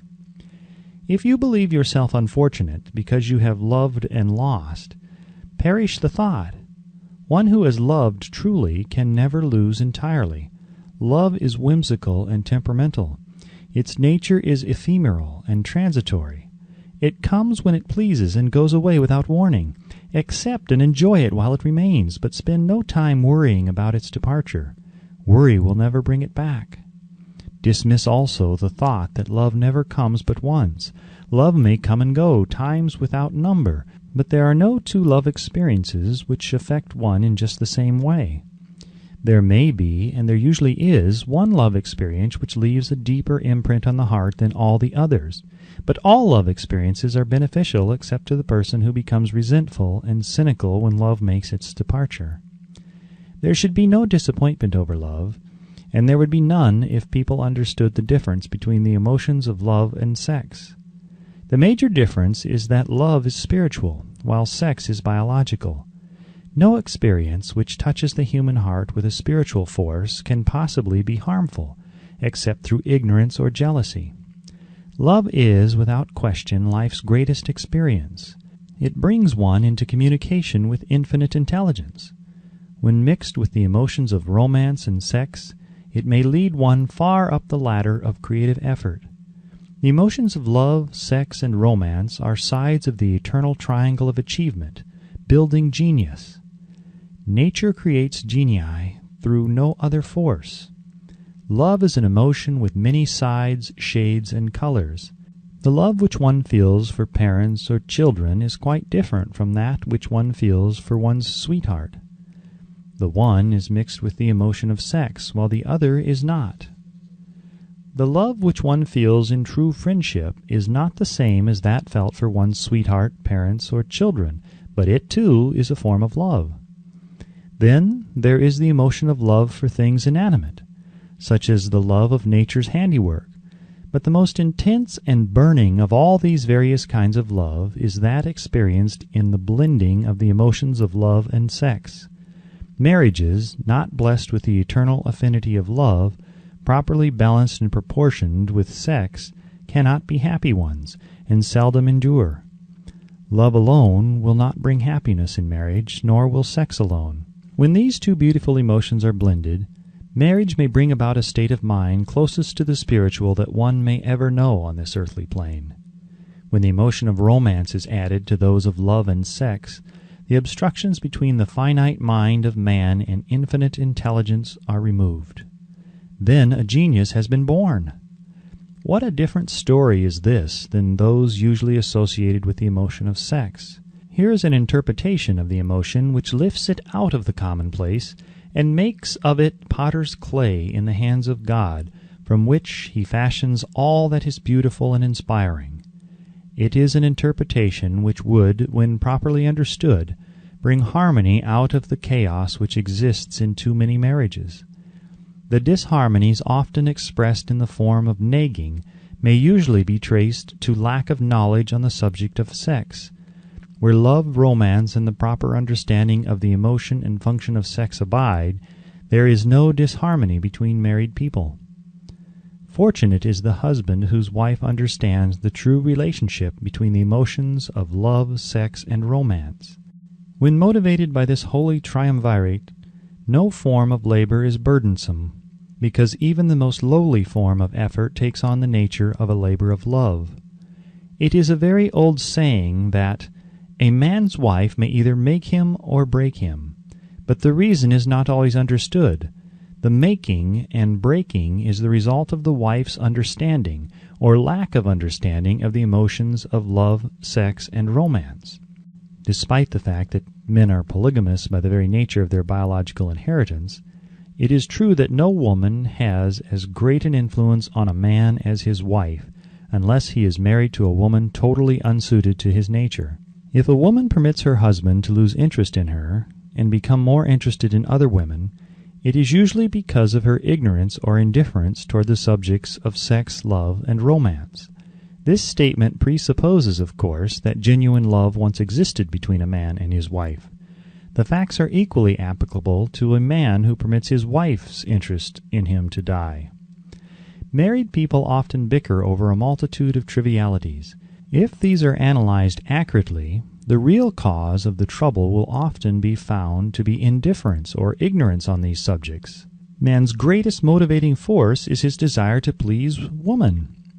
The hunter who excelled during prehistoric days before the dawn of civilization did so because of his desire to appear great in the eyes of woman. Man's nature has not changed in this respect. The hunter of today brings home no skins of wild animals, but he indicates his desire for her favor by supplying fine clothes, motor cars, and wealth. Man has the same desire to please woman that he had before the dawn of civilization. The only thing that has changed is his method of pleasing. Men who accumulate large fortunes and attain to great heights of power and fame do so mainly to satisfy their desire to please women. Take women out of their lives, and great wealth would be useless to most men. It is this inherent desire of man to please woman which gives woman the power to make or break a man. The woman who understands man's nature and tactfully caters to it need have no fear of competition from other women. Men may be giants with indomitable willpower when dealing with other men, but they are easily managed by the woman of their choice. Most men will not admit that they are easily influenced by the women they prefer, because it is in the nature of the male to want to be recognized as the stronger of the species. Moreover, the intelligent woman recognizes this manly trait and very wisely makes no issue of it. Some men know that they are being influenced by the women of their choice, their wives, sweethearts, mothers, or sisters, but they tactfully refrain from rebelling against the influence because they are intelligent enough to know that no man is happy or complete without the modifying influence of the right woman. The man who does not recognize this important truth deprives himself of the power which has done more to help men achieve success than all other forces combined. Chapter 12. The Subconscious Mind. The Connecting Link. The 11th Step Toward Riches. The subconscious mind consists of a field of consciousness in which every impulse of thought that reaches the objective mind through any of the five senses is classified and recorded, and from which thoughts may be recalled or withdrawn as letters may be taken from a filing cabinet. It receives and files sense impressions or thoughts regardless of their nature. You may voluntarily plant in your subconscious mind any plan, thought, or purpose which you desire to translate into its physical or monetary equivalent. The subconscious acts first on the dominating desires which have been mixed with emotional feelings, such as faith. Consider this in connection with the instructions given in the chapter on desire, for taking the 6 steps there outlined, and instructions given in the chapter on the building and execution of plans, and you will understand the importance of the thought conveyed. The subconscious mind works day and night. Through a method or procedure unknown to man, the subconscious mind draws upon the forces of infinite intelligence for the power with which it voluntarily transmutes one's desires into their physical equivalent, making use always of the most practical media by which this end may be accomplished. You cannot entirely control your subconscious mind, but you can voluntarily hand over to it any plan, desire, or purpose which you wish transformed into concrete form. Read again instructions for using the subconscious mind in the chapter on autosuggestion. There is plenty of evidence to support the belief that the subconscious mind is the connecting link between the finite mind of man and infinite intelligence. It is the intermediary through which one may draw upon the forces of infinite intelligence at will. It alone contains the secret process by which mental impulses are modified and changed into their spiritual equivalent. It alone is the medium through which prayer may be transmitted to the source capable of answering prayer. The possibilities of creative effort connected with the subconscious mind are stupendous and imponderable. They inspire one with awe. I never approach the discussion of the subconscious mind without a feeling of littleness and inferiority due, perhaps, to the fact that man's entire stock of knowledge on this subject is so pitifully limited. The very fact that the subconscious mind is the medium of communication between the thinking mind of man and infinite intelligence is, of itself, a thought which almost paralyzes one's reason. After you have accepted as a reality the existence of the subconscious mind, and understand its possibilities as a medium for transmuting your desires into their physical or monetary equivalent, you will comprehend the full significance of the instructions given in the chapter on desire. You will also understand why you have been repeatedly admonished to make your desires clear and to reduce them to writing. You will also understand the necessity of persistence in carrying out instructions.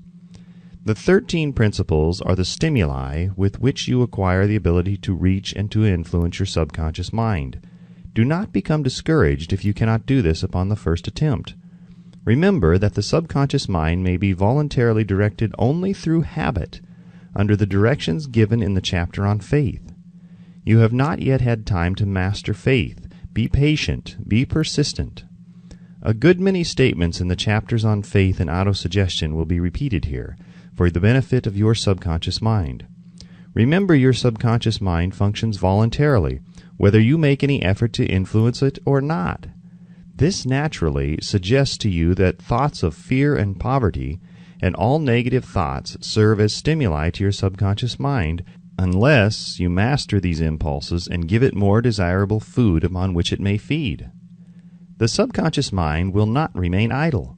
If you fail to plant desires in your subconscious mind, it will feed upon the thoughts which reach it as the result of your neglect. We have already explained that thought impulses, both negative and positive, are reaching the subconscious mind continuously from the 4 sources which were mentioned in the chapter on sex transmutation. For the present, it is sufficient if you remember that you are living daily in the midst of all manner of thought impulses which are reaching your subconscious mind without your knowledge. Some of these impulses are negative, some are positive. You are now engaged in trying to help shut off the flow of negative impulses and to aid in voluntarily influencing your subconscious mind through positive impulses of desire. When you achieve this, you will possess the key which unlocks the door to your subconscious mind. Moreover, you will control that door so completely that no undesirable thought may influence your subconscious mind. Everything which man creates begins in the form of a thought impulse. Man can create nothing which he does not first conceive in thought. Through the aid of the imagination, thought impulses may be assembled into plans. The imagination, when under control, may be used for the creation of plans or purposes that lead to success in one's chosen occupation. All thought impulses intended for transmutation into their physical equivalent, voluntarily planted in the subconscious mind, must pass through the imagination and be mixed with faith. The mixing of faith with a plan or purpose intended for submission to the subconscious mind may be done only through the imagination. From these statements you will readily observe that voluntary use of the subconscious mind calls for coordination and application of all the principles. Ella Wheeler Wilcox gave evidence of her understanding of the power of the subconscious mind when she wrote, "You never can tell what a thought will do in bringing you hate or love, for thoughts are things, and their airy wings are swifter than carrier doves. They follow the law of the universe, each thing creates its kind, and they speed o'er the track to bring you back whatever went out from your mind." Mrs. Wilcox understood the truth that thoughts which go out from one's mind also embed themselves deeply in one's subconscious mind, where they serve as a magnet, pattern, or blueprint by which the subconscious mind is influenced while translating them into their physical equivalent. Thoughts are truly things for the reason that every material thing begins in the form of thought energy. The subconscious mind is more susceptible to influence by impulses of thought mixed with feeling or emotion than by those originating solely in the reasoning portion of the mind. In fact, there is much evidence to support the theory that only emotionalized thoughts have any action influence upon the subconscious mind. It is a well-known fact that emotion or feeling rules the majority of people. If it is true that the subconscious mind responds more quickly to and is influenced more readily by thought impulses which are mixed with emotion, it is essential to become familiar with the more important of the emotions. There are 7 major positive emotions and 7 major negative emotions. The negatives voluntarily inject themselves into the thought impulses which ensure passage into the subconscious mind. The positives must be injected through the principle of autosuggestion into the thought impulses which an individual wishes to pass on to his subconscious mind. Instructions have been given in the chapter on autosuggestion. These emotions or feeling impulses may be likened to yeast in a loaf of bread, because they constitute the action element, which transforms thought impulses from the passive to the active state. Thus may one understand why thought impulses, which may have been well mixed with emotion, are acted upon more readily than thought impulses originating in cold reason. You are preparing yourself to influence and control the inner audience of your subconscious mind, in order to hand over to it the desire for money, which you wish transmuted into its monetary equivalent. It is essential, therefore, that you understand the method of approach to this inner audience. You must speak its language, or it will not heed your call. It understands best the language of emotion or feeling. Let us therefore describe here the 7 major positive emotions and the 7 major negative emotions, so that you may draw upon the positives and avoid the negatives when giving instructions to your subconscious mind. The 7 major positive emotions. The emotion of desire, the emotion of faith, the emotion of love, the emotion of sex, the emotion of enthusiasm, the emotion of romance, the emotion of hope. There are other positive emotions, but these are the 7 most powerful and the ones most commonly used in creative effort. Master these 7 emotions, they can be mastered only by use, and the other positive emotions will be at your command when you need them. Remember in this connection that you are studying a book which is intended to help you develop a money consciousness by filling your mind with positive emotions. One does not become money conscious by filling one's mind with negative emotions. The 7 major negative emotions to be avoided. The emotion of fear, the emotion of jealousy, the emotion of hatred, the emotion of revenge, the emotion of greed, the emotion of superstition, the emotion of anger. Positive and negative emotions cannot occupy the mind at the same time. One or the other must dominate. It is your responsibility to make sure that positive emotions constitute the dominating influence on your mind. Here the law of habit will come to your aid, from the habit of applying and using the positive emotions. Eventually they will dominate your mind so completely that the negatives cannot enter it. Only by following these instructions literally and continuously can you gain control over your subconscious mind. The presence of a single negative in your conscious mind is sufficient to destroy all chances of constructive aid from your subconscious mind. If you are an observing person, you must have noticed that most people resort to prayer only after everything else has failed, or else they pray by a ritual of meaningless words. And, because it is a fact that most people who pray do so only after everything else has failed, they go to prayer with their minds filled with fear and doubt, which are the emotions the subconscious mind acts upon and passes on to infinite intelligence. Likewise, that is the emotion which infinite intelligence receives and acts upon. If you pray for a thing but have fear as you pray that you may not receive it, or that your prayer will not be acted upon by infinite intelligence, your prayer will have been in vain. Prayer does sometimes result in the realization of that for which one prays. If you have ever had the experience of receiving that for which you prayed, go back in your memory and recall your actual state of mind while you were praying, and you'll know for sure that the theory here described is more than a theory. The time will come when the schools and educational institutions of the country will teach the science of prayer. Moreover, then, prayer may be and will be reduced to a science. When that time comes, it will come as soon as mankind is ready for it and demands it. No one will approach the universal mind in a state of fear, for the very good reason that there will be no such emotion as fear. Ignorance, superstition, and false teaching will have disappeared, and man will have attained his true status as a child of infinite intelligence. A few have already attained this blessing. If you believe this prophecy is far-fetched, take a look at the human race in retrospect. Less than 100 years ago, men believed the lightning to be evidence of the wrath of God, and feared it. Now, thanks to the power of faith, men have harnessed the lightning and made it turn the wheels of industry. Much less than 100 years ago, men believed the space between the planets to be nothing but a great void, a stretch of dead nothingness. Now, thanks to this same power of faith, men know that far from being either dead or void, the space between the planets is very much alive, that it is the highest form of vibration known, excepting perhaps the vibration of thought.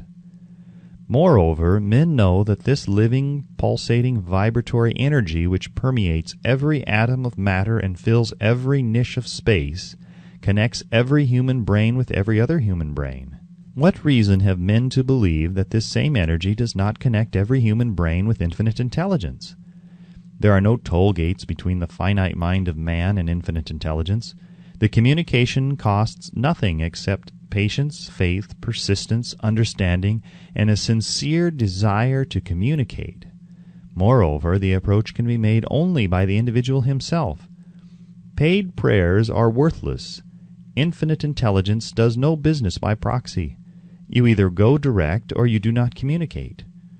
You may buy prayer books and repeat them until the day of your doom without avail. Thoughts which you wish to communicate to infinite intelligence must undergo transformation, such as can be given only through your own subconscious mind. The method by which you may communicate with infinite intelligence is very similar to that through which the vibration of sound is communicated by radio. If you understand the working principle of radio, you of course know that sound cannot be communicated through the ether until it has been stepped up or changed into a rate of vibration which the human ear cannot detect. The radio sending station picks up the sound of the human voice and scrambles or modifies it by stepping up the vibration millions of times. Only in this way can the vibration of sound be communicated through the ether. After this transformation has taken place, the ether picks up the energy, which originally was in the form of vibrations of sound, carries that energy to radio receiving stations, and these receiving sets step that energy back down to its original rate of vibration, so it's recognized as sound.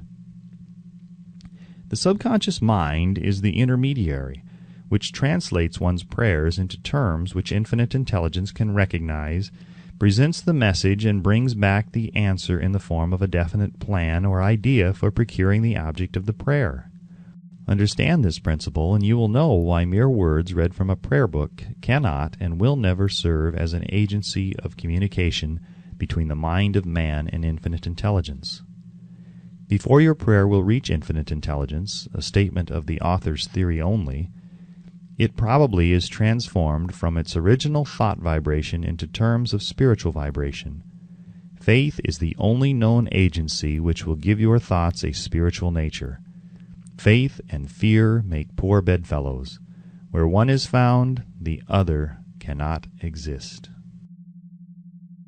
Chapter 13. The Brain, a broadcasting and receiving station for thought. The 12th step toward riches. More than 20 years ago, the author, working in conjunction with the late Dr. Alexander Graham Bell and Dr. Elmer R. Gates, observed that every human brain is both a broadcasting and receiving station for the vibration of thought. Through the medium of the ether, in a fashion similar to that employed by the radio broadcasting principle, every human brain is capable of picking up vibrations of thought which are being released by other brains. In connection with the statement in the preceding paragraph, compare and consider the description of the creative imagination, as outlined in the chapter on imagination. The creative imagination is the receiving set of the brain, which receives thoughts released by the brains of others. It is the agency of communication between one's conscious or reasoning mind and the four sources from which one may receive thought stimuli. When stimulated or stepped up to a high rate of vibration, the mind becomes more receptive to the vibration of thought which reaches it through the ether from outside sources. This stepping up process takes place through the positive emotions or the negative emotions. Through the emotions, the vibrations of thought may be increased. Vibrations of an exceedingly high rate are the only vibrations picked up and carried by the ether from one brain to another. Thought is energy traveling at an exceedingly high rate of vibration. Thought which has been modified or stepped up by any of the major emotions vibrates at a much higher rate than ordinary thought, and it is this type of thought which passes from one brain to another through the broadcasting machinery of the human brain. The emotion of sex stands at the head of the list of human emotions, as far as intensity and driving force are concerned. The brain, which has been stimulated by the emotion of sex, vibrates at a much more rapid rate than it does when that emotion is quiescent or absent. The result of sex transmutation is the increase of the rate of vibration of thoughts to such a pitch that the creative imagination becomes highly receptive to ideas which it picks up from the ether. On the other hand, when the brain is vibrating at a rapid rate, it not only attracts thoughts and ideas released by other brains through the medium of the ether, but it gives to one's own thoughts that feeling which is essential before those thoughts will be picked up and acted upon by one's subconscious mind. Thus you will see that the broadcasting principle is the factor through which you mix feeling or emotion with your thoughts and pass them on to your subconscious mind. The subconscious mind is the sending station of the brain through which vibrations of thought are broadcast. The creative imagination is the receiving set through which the vibrations of thought are picked up from the ether. Along with the important factors of the subconscious mind and the faculty of the creative imagination, which constitute the sending and receiving sets of your mental broadcasting machinery, consider how the principle of autosuggestion, which is the medium by which you may put into operation your broadcasting station. Through the instructions described in the chapter on autosuggestion, you are definitely informed of the method by which desire may be transmuted into its monetary equivalent. Operation of your mental broadcasting station is a comparatively simple procedure. You have but three principles to bear in mind and to apply when you wish to use your broadcasting station, the subconscious mind, creative imagination, and autosuggestion. The stimuli through which you put these three principles into action has been described. The procedure begins with desire. The greatest forces are intangible.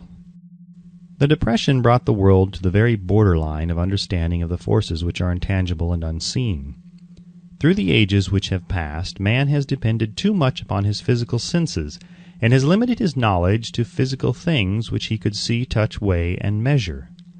We are now entering the most marvelous of all ages, an age which will teach us something of the intangible forces of the world about us. Perhaps we shall learn, as we pass through this age, that the other self is more powerful than the physical self we see when we look into a mirror. Sometimes men speak lightly of the intangibles, the things which they cannot perceive through any of their five senses, and when we hear them, it should remind us that all of us are controlled by forces which are unseen and intangible. The whole of mankind has not the power to cope with nor to control the intangible force wrapped up in the rolling waves of the oceans. Man has not the capacity to understand the intangible force of gravity which keeps this little earth suspended in mid-air and keeps man from falling from it, much less the power to control that force. Man is entirely subservient to the intangible force which comes with a thunderstorm, and he is just as helpless in the presence of the intangible force of electricity. Nay, he does not even know what electricity is, where it comes from, or what is its purpose. Nor is this by any means the end of man's ignorance in connection with things unseen and intangible. He does not understand the intangible force and intelligence wrapped up in the soil of the earth, the force which provides him with every morsel of food he eats, every article of clothing he wears, every dollar he carries in his pockets. The dramatic story of the brain. Last but not least, man, with all of his boasted culture and education, understands little or nothing of the intangible force, the greatest of all the intangibles, of thought. He knows but little concerning the physical brain and its vast network of intricate machinery through which the power of thought is translated into its material equivalent, but he is now entering an age which shall yield enlightenment on the subject. Already men of science have begun to turn their attention to the study of this stupendous thing called a brain, and while they are still in the kindergarten stage of their studies, they have uncovered enough knowledge to know that the central switchboard of the human brain, the number of lines which connect the brain cells with one another, equal the figure 1, followed by 15 million ciphers. "The figure is so stupendous," said Dr. C. Judson Herrick of the University of Chicago, "that astronomical figures dealing with hundreds of millions of light years become insignificant by comparison. It has been determined that there are from 10 billion to 14 billion nerve cells in the human cerebral cortex, and we know that these are arranged in definite patterns. These arrangements are not haphazard. They are orderly. Recently developed materials of electrophysiology draw off action currents from very precisely located cells or fibers with microelectrodes, amplify them with radio tubes, and record potential differences to a millionth of a volt. It is inconceivable that such a network of intricate machinery should be in existence for the sole purpose of carrying on the physical functions incidental to growth and maintenance of the physical body. Is it not likely that the same system, which gives billions of brain cells the media for communication one with another, provides also the means of communication with other intangible forces? After this book had been written, just before the manuscript went to the publisher, there appeared in the New York Times an editorial showing that at least one great university and one intelligent investigator in the field of mental phenomena are carrying on an organized research through which conclusions have been reached that parallel many of those described in this and the following chapter. The editorial briefly analyzed the work carried on by Dr. Rhine and his associates at Duke University, vis-a-vis, what is telepathy? Quoting the editorial now, "A month ago we cited on this page some of the remarkable results achieved by Professor Rhine and his associates in Duke University from more than 100,000 tests to determine the existence of telepathy and clairvoyance. These results were summarized in the first 2 articles in Harper's Magazine. In the second, which has now appeared, the author E.H. Wright attempts to summarize what has been learned, or what it seems reasonable to infer regarding the exact nature of these extrasensory modes of perception. The actual existence of telepathy and clairvoyance now seems to some scientists enormously probable as the result of Rhine's experiments. Various participants were asked to name as many cards in a special pack as they could, without looking at them and without other sensory access to them. About a score of men and women were discovered who could regularly name so many of the cards correctly that there was not one chance in many a million of their having done their feats by luck or accident. But how did they do them? These powers, assuming that they exist, do not seem to be sensory. There is no known organ for them. The experiments work just as well at distances of several hundred miles as they did in the same room. These facts also dispose, in Mr. Wright's opinion, of the attempt to explain telepathy or clairvoyance through any physical theory of radiation. All known forms of radiant energy decline inversely as the square of the distance traversed. Telepathy and clairvoyance do not. But they do vary through physical causes as our other mental powers do. Contrary to widespread opinion, they do not improve when the participant is asleep or half asleep, but on the contrary when he is most wide awake and alert. Rhine discovered that a narcotic will invariably lower a participant's score, while a stimulant will always send it higher. The most reliable performer apparently cannot make a good score unless he tries to do his best. One conclusion that Wright draws with some confidence is that telepathy and clairvoyance are really one and the same gift. That is, the faculty that sees a card face down on the table seems to be exactly the same one that reads a thought residing only in another mind. There are several grounds for believing this. So far, for example, the 2 gifts have been found in every person who enjoys either of them. In every one so far, the 2 have been of equal vigor, almost exactly. Screens, walls, distances have no effect at all on either. Wright advances from his conclusion to express what he puts forward as no more than the mere hunch that other extrasensory experiences, prophetic dreams, premonitions of disaster, and the like may also prove to be part of the same faculty. The reader is not asked to accept any of these conclusions unless he finds it necessary, but the evidence that Rhine has piled up must remain impressive. In view of Dr. Rhine's announcement in connection with the conditions under which the mind responds to what he terms extrasensory modes of perception, I now feel privileged to add to his testimony by stating that my associates and I have discovered what we believe to be the ideal conditions under which the mind can be stimulated so that the sixth sense described in the next chapter can be made to function in a practical way. The conditions to which I refer consist of a close working alliance between myself and 2 members of my staff.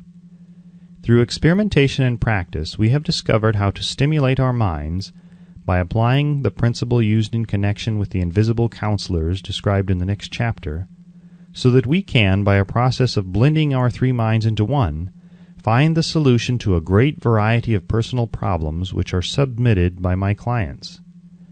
The procedure is very simple. We sit down at a conference table, clearly state the nature of the problem we have under consideration, then begin discussing it. Each contributes whatever thoughts that may occur.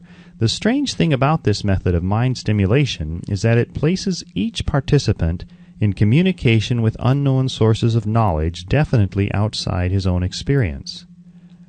If you understand the principle described in the chapter on mastermind, you of course recognize the roundtable procedure here described as being a practical application of the mastermind.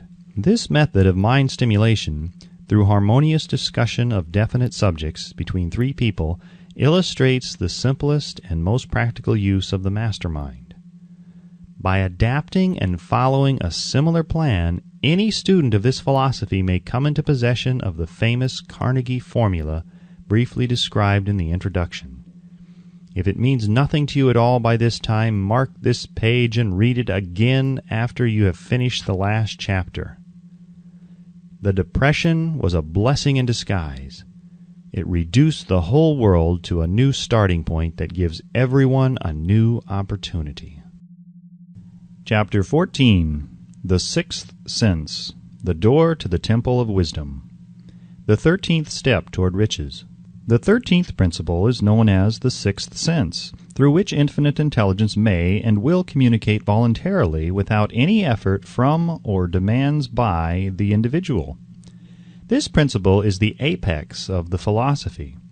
It can be assimilated, understood, and applied only by first mastering the other 12 principles. The sixth sense is that portion of the subconscious mind which has been referred to as the creative imagination. It has also been referred to as the receiving set through which ideas, plans, and thoughts flash into the mind. The flashes are sometimes called hunches or inspirations. The sixth sense defies description. It cannot be described to a person who has not mastered the other principles of this philosophy, because such a person has no knowledge and no experience with which the sixth sense may be compared. Understanding of the sixth sense comes only by meditation through mind development from within. The sixth sense probably is the medium of contact between the finite mind of man and infinite intelligence, and for this reason it is a mixture of both the mental and the spiritual. It is believed to be the point at which the mind of man contacts the universal mind.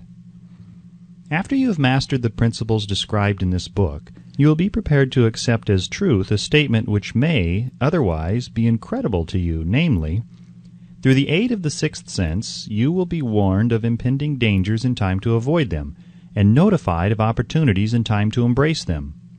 There comes to your aid, and to do your bidding, with the development of the sixth sense, a guardian angel, who will open to you at all times the door to the temple of wisdom. Whether or not this is a statement of truth, you will never know except by following the instructions described in the pages of this book, or some similar method of procedure. The author is not a believer in, nor an advocate of miracles, for the reason that he has enough knowledge of nature to understand that nature never deviates from her established laws. Some of her laws are so incomprehensible that they produce what appear to be miracles. the sixth sense comes as near to being a miracle as anything I have ever experienced, and it appears so only because I do not understand the method by which this principle is operated. This much the author does know, that there is a power, or a first cause, or an intelligence which permeates every atom of matter and embraces every unit of energy perceptible to man, that this infinite intelligence converts acorns into oak trees, causes water to flow downhill in response to the law of gravity, follows night with day and winter with summer, each maintaining its proper place in relationship to the other. This intelligence may, through the principles of this philosophy, be induced to aid in transmuting desires into concrete or material form. The author has this knowledge because he has experimented with it and has experienced it. Step by step, through the preceding chapters, you have been led to this, the last principle. If you have mastered each of the preceding principles, you are now prepared to accept, without being skeptical, the stupendous claims made here. If you have not mastered the other principles, you must do so before you may determine definitely whether or not the claims made in this chapter are fact or fiction. While I was passing through the age of hero worship, I found myself trying to imitate those whom I most admired. Moreover, I discovered that the element of faith with which I endeavored to imitate my idols gave me great capacity to do so quite successfully. I have never entirely divested myself of this habit of hero worship, although I have passed the age commonly given over to such. My experience has taught me that the next best thing to being truly great is to emulate the great by feeling and action as nearly as possible.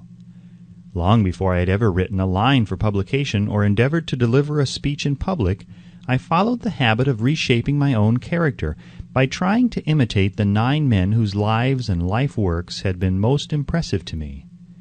These 9 men were Emerson, Paine, Edison, Darwin, Lincoln, Burbank, Napoleon, Ford, and Carnegie. Every night over a long period of years I held an imaginary council meeting with this group whom I called my invisible counselors. The procedure was this. Just before going to sleep at night, I would shut my eyes and see in my imagination this group of men seated with me around my council table. Here I had not only an opportunity to sit among those whom I considered to be great, but I actually dominated the group by serving as the chairman. I had a very definite purpose in indulging my imagination through these nightly meetings. My purpose was to rebuild my own character so it would represent a composite of the characters of my imaginary counselors. Realizing, as I did early in life, that I had to overcome the handicap of birth in an environment of ignorance and superstition, I deliberately assigned myself the task of voluntary rebirth through the method here described. Building character through autosuggestion. Being an earnest student of psychology, I knew, of course, that all men have become what they are because of their dominating thoughts and desires. I knew that every deeply seated desire has the effect of causing one to seek outward expression through which that desire may be transmuted into reality. I knew that self-suggestion is a powerful factor in building character, that it is, in fact, the sole principle through which character is built. With this knowledge of the principles of mind operation, I was fairly well armed with the equipment needed in rebuilding my character. In these imaginary council meetings, I called on my cabinet members for the knowledge I wished each to contribute, addressing myself to each member in audible words as follows. Mr. Emerson, I desire to acquire from you the marvelous understanding of nature which distinguished your life. I ask that you make an impress upon my subconscious mind of whatever qualities you possessed which enabled you to understand and adapt yourself to the laws of nature. I ask that you assist me in reaching and drawing upon whatever sources of knowledge are available to this end. Mr. Burbank, I request that you pass on to me the knowledge which enabled you to so harmonize the laws of nature that you caused the cactus to shed its thorns and become an edible food. Give me access to the knowledge which enabled you to make 2 blades of grass grow where but 1 grew before, and helped you to blend the coloring of the flowers with more splendor and harmony, for you alone have successfully gilded the lily. Napoleon, I desire to acquire from you, by emulation, the marvelous ability you possess to inspire men and to arouse them to greater and more determined spirit of action. Also to acquire the spirit of enduring faith, which enabled you to turn defeat into victory and to surmount staggering obstacles. Emperor of fate, king of chance, man of destiny, I salute you. Mr. Payne, I desire to acquire from you the freedom of thought and the courage and clarity with which to express convictions which so distinguished you. Mr. Darwin, I wish to acquire from you the marvelous patience and ability to study cause and effect, without bias or prejudice, so exemplified by you in the field of natural science. Mr. Lincoln, I desire to build in my own character the keen sense of justice, the untiring spirit of patience, the sense of humor, the human understanding, and the tolerance which were your distinguishing characteristics. Mr. Carnegie, I am already indebted to you for my choice of life work, which has brought me great happiness and peace of mind. I wish to acquire a thorough understanding of the principles of organized effort, which you used so effectively in the building of a great industrial enterprise. Mr. Ford, you have been among the most helpful of the men who have supplied much of the material essential to my work. I wish to acquire your spirit of persistence, the determination, poise, and self-confidence which have enabled you to master poverty, organize, unify, and simplify human effort, so I may help others to follow in your footsteps. Mr. Edison, I have seated you nearest to me at my right, because of the personal cooperation you have given me during my research into the causes of success and failure. I wish to acquire from you the marvelous spirit of faith, with which you have uncovered so many of nature's secrets, the spirit of unremitting toil with which you have so often wrested victory from defeat. My method of addressing the members of the imaginary cabinet would vary according to the traits of character in which I was, for the moment, most interested in acquiring. I studied the records of their lives with painstaking care.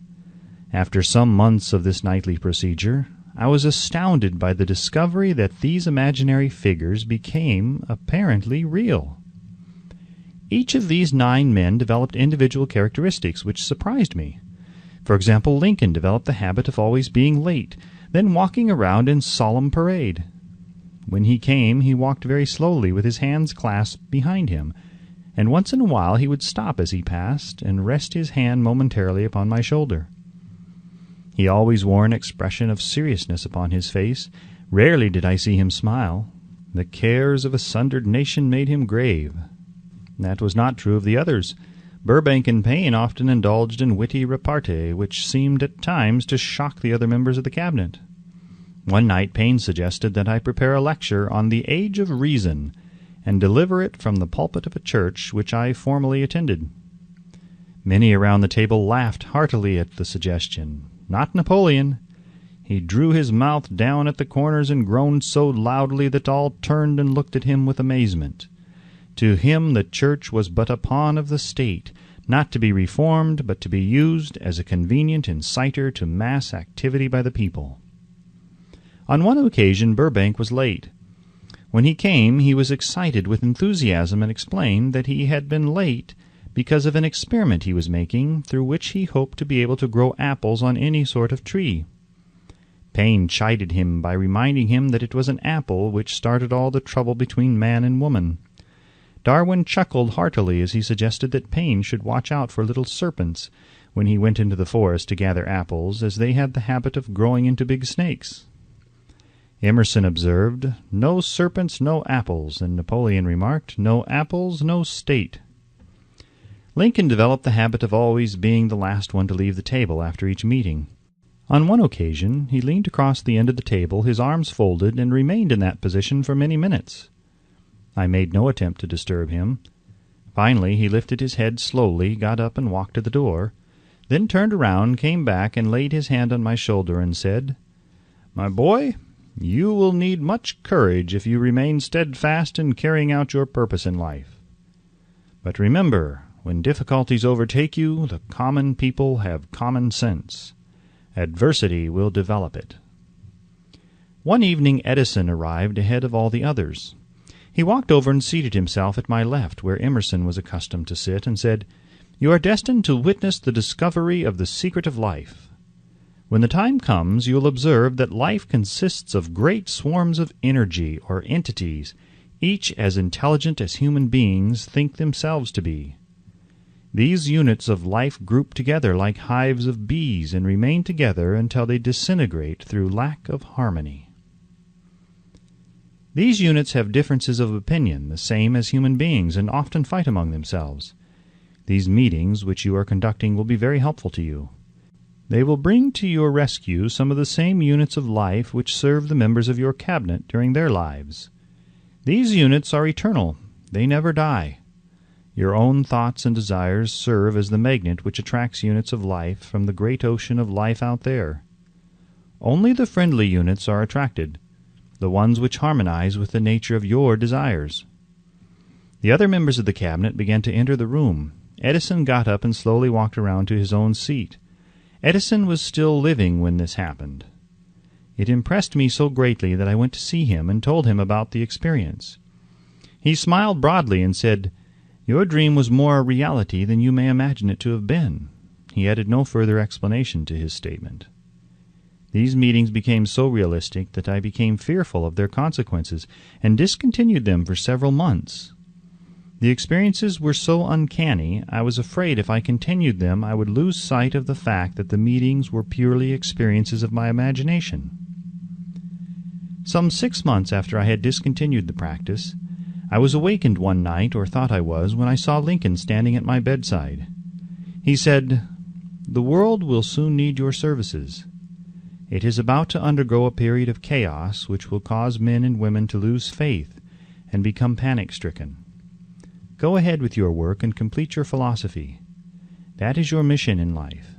If you neglect it for any cause whatsoever, you will be reduced to a primal state and be compelled to retrace the cycles through which you have passed during thousands of years." I was unable to tell the following morning whether I had dreamed this or had actually been awake, and I have never since found out which it was. But I do know that the dream, if it were a dream, was so vivid in my mind the next day that I resumed my meetings the following night. At our next meeting, the members of my cabinet all filed into the room together and stood at their accustomed places at the council table, while Lincoln raised a glass and said, "Gentlemen, let us drink a toast to a friend who has returned to the fold." After that I began to add new members to my cabinet, until now it consists of more than 50, among them Christ, St. Paul, Galileo, Copernicus, Aristotle, Plato, Socrates, Homer, Voltaire, Bruno, Spinoza, Drummond, Kant, Schopenhauer, Newton, Confucius, Albert Hubbard, Braun Ingersoll, Wilson, and William James. This is the first time that I have had the courage to mention this. Heretofore I have remained quiet on the subject because I knew from my own attitude in connection with such matters that I would be misunderstood if I described my unusual experience. I have been emboldened now to reduce my experience to the printed page because I am now less concerned about what they say than I was in the years that have passed. One of the blessings of maturity is that it sometimes brings one greater courage to be truthful, regardless of what those who do not understand may think or say. Lest I be misunderstood, I wish here to state most emphatically that I still regard my cabinet meetings as being purely imaginary, but I feel entitled to suggest that, while the members of my cabinet may be purely fictional, and the meetings existent only in my own imagination, they have led me into glorious paths of adventure, rekindled an appreciation of true greatness, encouraged creative endeavor, and emboldened the expression of honest thought. Somewhere in the cell structure of the brain is located an organ which receives vibrations of thought ordinarily called hunches. So far, science has not discovered where this organ of the sixth sense is located, but this is not important. The fact remains that human beings do receive accurate knowledge through sources other than the physical senses. Such knowledge generally is received when the mind is under the influence of extraordinary stimulation. Any emergency which arouses the emotions and causes the heart to beat more rapidly than normal may, and generally does, bring the sixth sense into action.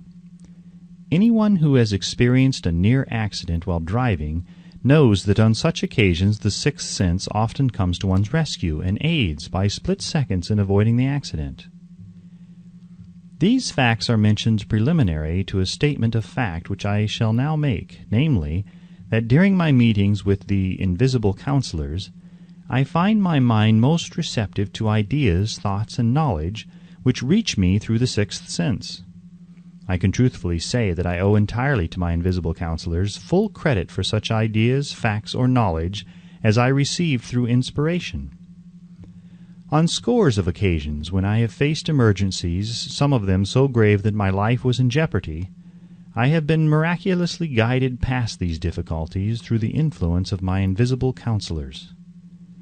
My original purpose in conducting council meetings with imaginary beings was solely that of impressing my own subconscious mind, through the principle of autosuggestion, with certain characteristics which I desired to acquire. In more recent years, my experimentation has taken on an entirely different trend. I now go to my imaginary counselors with every difficult problem which confronts me and my clients. The results are often astonishing, although I do not depend entirely on this form of counsel. You, of course, have recognized that this chapter covers a subject with which a majority of people are not familiar. The sixth sense is a subject that will be of great interest and benefit to the person whose aim is to accumulate vast wealth, but it need not claim the attention of those whose desires are more modest. Henry Ford undoubtedly understands and makes practical use of the sixth sense. His vast business and financial operations make it necessary for him to understand and use this principle. The late Thomas A. Edison understood and used the sixth sense in connection with the development of inventions, especially those involving basic patents, in connection with which he had no human experience and no accumulated knowledge to guide him, as was the case while he was working on the talking machine and the moving picture machine. Nearly all great leaders, such as Napoleon, Bismarck, Joan of Arc, Christ, Buddha, Confucius, and Muhammad, understood and probably made use of the sixth sense almost continuously. The major portion of their greatness consisted of their knowledge of this principle. The sixth sense is not something that one can take off and put on at will. Ability to use this great power comes slowly through application of the other principles outlined in this book. Seldom does any individual come into workable knowledge of the sixth sense before the age of 40. More often, the knowledge is not available until one is well past 50, and this for the reason that the spiritual forces with which the sixth sense is so closely related do not mature and become usable except through years of meditation, self-examination, and serious thought. No matter who you are or what may have been your purpose in reading this book, you can profit by it without understanding the principle described in this chapter. This is especially true if your major purpose is that of accumulation of money or other material things. The chapter on the sixth sense was included because the book is designed for the purpose of presenting a complete philosophy by which individuals may unerringly guide themselves in attaining whatever they ask of life. The starting point of all achievement is desire. The finishing point is that brand of knowledge which leads to understanding of self, understanding of others, understanding of the laws of nature, recognition, and understanding of happiness. This sort of understanding comes in its fullness only through familiarity with and use of the principle of the sixth sense. Hence that principle had to be included as part of this philosophy, for the benefit of those who demand more than money. Having read the chapter, you must have observed that while reading it, you were lifted to a high level of mental stimulation. Splendid! Come back to this again a month from now, read it once more, and observe that your mind will soar to a still higher level of stimulation. Repeat this experience from time to time, giving no concern as to how much or how little you learn at the time, and eventually you will find yourself in possession of a power that will enable you to throw off discouragement, master fear, overcome procrastination, and draw freely upon your imagination. Then you will have felt the touch of that unknown something which has been the moving spirit of every truly great thinker, leader, artist, musician, writer, statesman. Then you will be in position to transmute your desires into their physical or financial counterpart as easily as you may lie down and quit at the first sign of opposition. Faith versus fear. Previous chapters have described how to develop faith through autosuggestion, desire, and the subconscious. The next chapter presents detailed instructions for the mastery of fear. Here will be found a full description of the 6 fears which are the cause of all discouragement, timidity, procrastination, indifference, indecision, and the lack of ambition, self-reliance, initiative, self-control, and enthusiasm. Search yourself carefully as you study these 6 enemies, as they may exist only in your subconscious mind, where their presence will be hard to detect. Remember, too, as you analyze the 6 ghosts of fear, that they are nothing but ghosts because they exist only in one's mind. Remember also that ghosts, creations of uncontrolled imagination, have caused most of the damage people have done to their own minds. Therefore, the ghosts can be as dangerous as if they lived and walked on the earth in physical bodies. The ghost of fear of poverty, which seized the minds of millions of people in 1929, was so real that it caused the worst business depression this country has ever known. Moreover, this particular ghost still frightens some of us out of our wits. Chapter 15. How to Outwit the 6 Ghosts of Fear. Take inventory of yourself as you read this closing chapter and find out how many of the ghosts are standing in your way. Before you can put any portion of this philosophy into successful use, your mind must be prepared to receive it. The preparation is not difficult. It begins with study, analysis, and understanding of 3 enemies which you shall have to clear out. These are indecision, doubt, and fear. The 6th sense will never function while these 3 negatives or any of them remain in your mind. The members of this unholy trio are closely related. Where one is found, the other 2 are close at hand.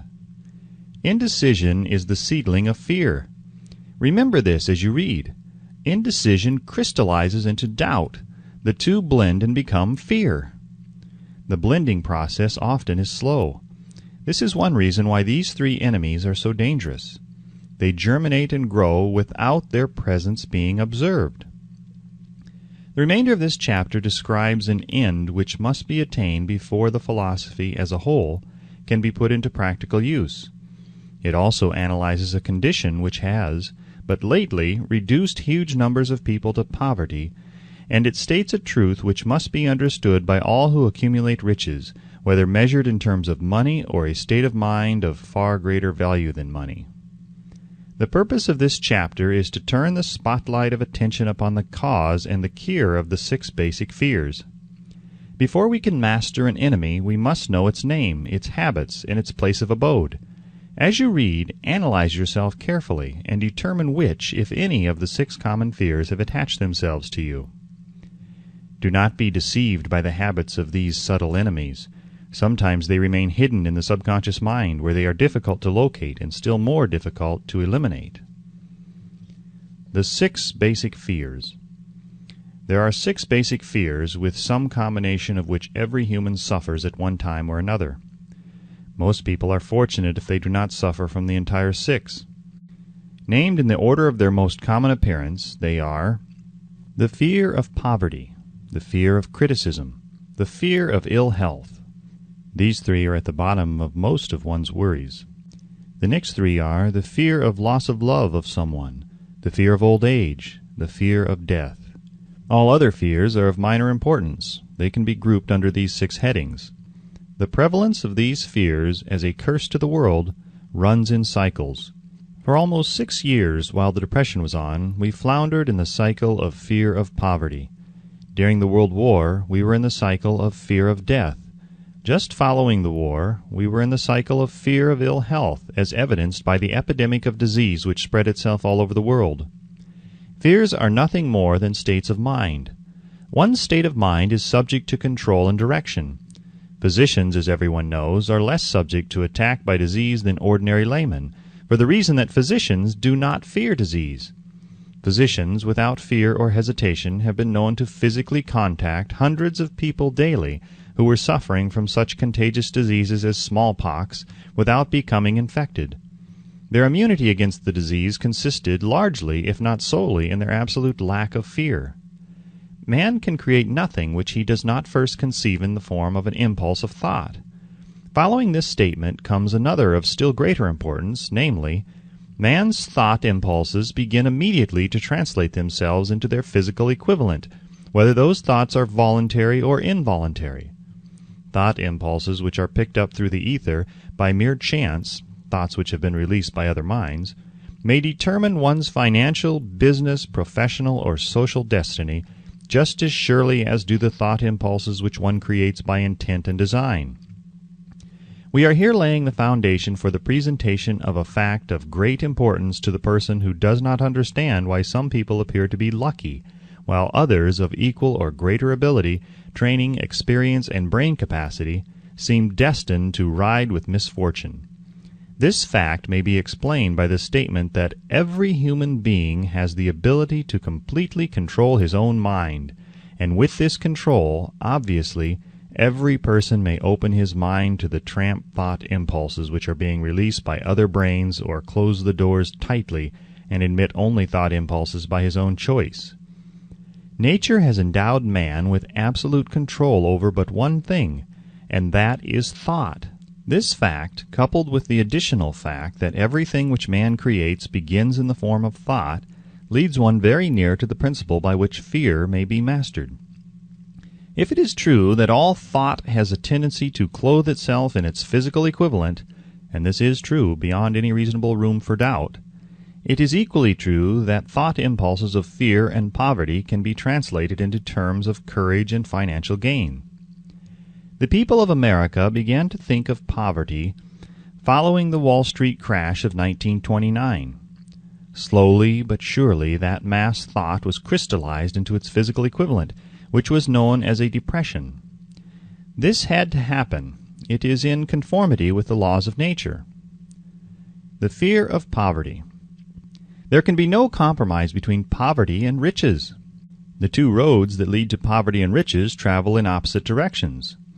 If you want riches, you must refuse to accept any circumstance that leads towards poverty. The word riches here is used in its broadest sense, meaning financial, spiritual, mental, and material estates. The starting point of the path that leads to riches is desire. In Chapter 1, you received full instructions for the proper use of desire. In this chapter, on fear, you have complete instructions for preparing your mind to make practical use of desire. Here, then, is the place to give yourself a challenge which will definitely determine how much of this philosophy you have absorbed. Here is the point at which you can turn prophet and foretell accurately what the future holds in store for you. If, after reading this chapter, you are willing to accept poverty, you may as well make up your mind to receive poverty. This is one decision you cannot avoid. If you demand riches, determine what form and how much will be required to satisfy you. You know the road that leads to riches. You have been given a road map which, if followed, will keep you on that road. If you neglect to make the start or stop before you arrive, no one will be to blame but you. This responsibility is yours. No alibi will save you from accepting the responsibility if you now fail or refuse to demand riches of life, because the acceptance calls for but one thing, incidentally, the only thing you can control, and that is a state of mind. A state of mind is something that one assumes. It cannot be purchased. It must be created. Fear of poverty is a state of mind, nothing else. But it is sufficient to destroy one's chances of achievement in any undertaking, a truth which became painfully evident during the Depression. This fear paralyzes the faculty of reason, destroys the faculty of imagination, kills off self-reliance, undermines enthusiasm, discourages initiative, leads to uncertainty of purpose, encourages procrastination, wipes out enthusiasm, and makes self-control an impossibility. It takes the charm from one's personality, destroys the possibility of accurate thinking, diverts concentration of effort. It masters persistence, turns the willpower into nothingness, destroys ambition, beclouds the memory, and invites failure in every conceivable form. It kills love and assassinates the finer emotions of the heart, discourages friendship and invites disaster in 100 forms, leads to sleeplessness, misery, and unhappiness. And all of this despite the obvious truth that we live in a world of overabundance of everything the heart could desire, with nothing standing between us and our desires excepting lack of a definite purpose. The fear of poverty is, without doubt, the most destructive of the 6 basic fears. It has been placed at the head of the list because it is the most difficult to master. Considerable courage is required to state the truth about the origin of this fear, and still greater courage to accept the truth after it has been stated. The fear of poverty grew out of man's inherited tendency to prey upon his fellow man economically. Nearly all animals lower than man are motivated by instinct, but their capacity to think is limited. Therefore, they prey upon one another physically. Man, with his superior sense of intuition, with the capacity to think and to reason, does not eat his fellow man bodily. He gets more satisfaction out of eating him financially. Man is so avaricious that every conceivable law has been passed to safeguard him from his fellow man. Of all the ages of the world of which we know anything, the age in which we live seems to be one that is outstanding because of man's money madness. A man is considered less than the dust of the earth unless he can display a fat bank account. But if he has money, never mind how he acquired it. He is a king or a big shot. He is above the law. He rules in politics. He dominates in business, and the whole world about him bows in respect when he passes. Nothing brings man so much suffering and humility as poverty. Only those who have experienced poverty understand the full meaning of this. It is no wonder that man fears poverty. Through a long line of inherited experiences, man has learned, for sure, that some men cannot be trusted where matters of money and earthly possessions are concerned. This is a rather stinging indictment, the worst part of it being that it is true. The majority of marriages are motivated by the wealth possessed by one or both of the contracting parties. It is no wonder, therefore, that the divorce courts are busy. So eager is man to possess wealth that he will acquire it in whatever manner he can, through legal methods if possible, through other methods if necessary or expedient. Self-analysis may disclose weaknesses which one does not like to acknowledge. This form of examination is essential to all who demand of life more than mediocrity and poverty. Remember as you check yourself point by point that you are both the court and the jury, the prosecuting attorney and the attorney for the defense, and that you are the plaintiff and the defendant, also that you are on trial. Face the facts squarely. Ask yourself definite questions and demand direct replies. When the examination is over, you will know more about yourself. If you do not feel that you can be an impartial judge in this self-examination, call upon someone who knows you well to serve as judge while you cross-examine yourself. You are after the truth. Get it, no matter at what cost, even though it may temporarily embarrass you. The majority of people, if asked what they fear most, would reply, "I fear nothing." The reply would be inaccurate, because few people realize that they are bound, handicapped, whipped spiritually and physically through some form of fear. So subtle and deeply seated is the emotion of fear that one may go through life burdened with it, never recognizing its presence. Only a courageous analysis will disclose the presence of this universal enemy. When you begin such an analysis, search deeply into your character. Here is a list of the symptoms for which you should look. Symptoms of the fear of poverty. Indifference, commonly expressed through lack of ambition, willingness to tolerate poverty. Acceptance of whatever compensation life may offer without protest. Mental and physical laziness, lack of initiative, imagination, enthusiasm, and self-control. Indecision, the habit of permitting others to do one's thinking, staying on the fence. Doubt, generally expressed through alibis and excuses designed to cover up, explain away, or apologize for one's failures, sometimes expressed in the form of envy of those who are successful or by criticizing them. Worry, usually expressed by finding fault with others, a tendency to spend beyond one's income, neglect of personal appearance, scowling and frowning, intemperance in the use of alcoholic drink, sometimes through the use of narcotics, nervousness, lack of poise, self-consciousness, and lack of self-reliance. Over-caution, the habit of looking for the negative side of every circumstance, thinking and talking of possible failure instead of concentrating upon the means of succeeding, knowing all the roads to disaster but never searching for the plans to avoid failure, waiting for the right time to begin putting ideas and plans into action, until the waiting becomes a permanent habit, remembering those who have failed and forgetting those who have succeeded, seeing the hole in the donut but overlooking the donut, pessimism leading to indigestion, poor elimination, auto-intoxication, bad breath, and bad disposition. Procrastination, the habit of putting off until tomorrow that which should have been done last year, spending enough time in creating alibis and excuses to have done the job. This symptom is closely related to over-caution, doubt, and worry, refusal to accept responsibility when it can be avoided, willingness to compromise rather than put up a stiff fight, compromising with difficulties instead of harnessing and using them as stepping stones to advancement, bargaining with life for a penny instead of demanding prosperity, opulence, riches, contentment, and happiness, planning what to do if and when overtaken by failure instead of burning all bridges and making retreat impossible, weakness of and often total lack of self-confidence, definiteness of purpose, self-control, initiative, enthusiasm, ambition, thrift, and sound reasoning ability, expecting poverty instead of demanding riches, association with those who accept poverty instead of seeking the company of those who demand and receive riches. Money talks. Some will ask, why did you write a book about money? Why measure riches in dollars alone? Some will believe, and rightly so, that there are other forms of riches more desirable than money.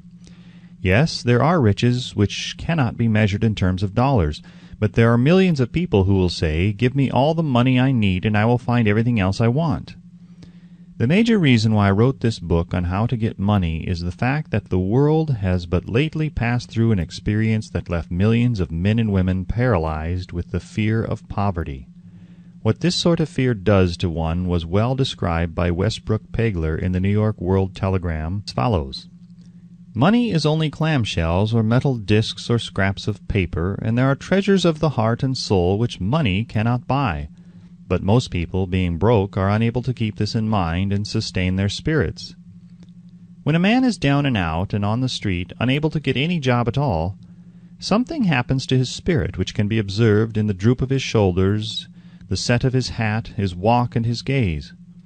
He cannot escape a feeling of inferiority among people with regular employment, even though he knows they are definitely not his equals in character, intelligence, or ability.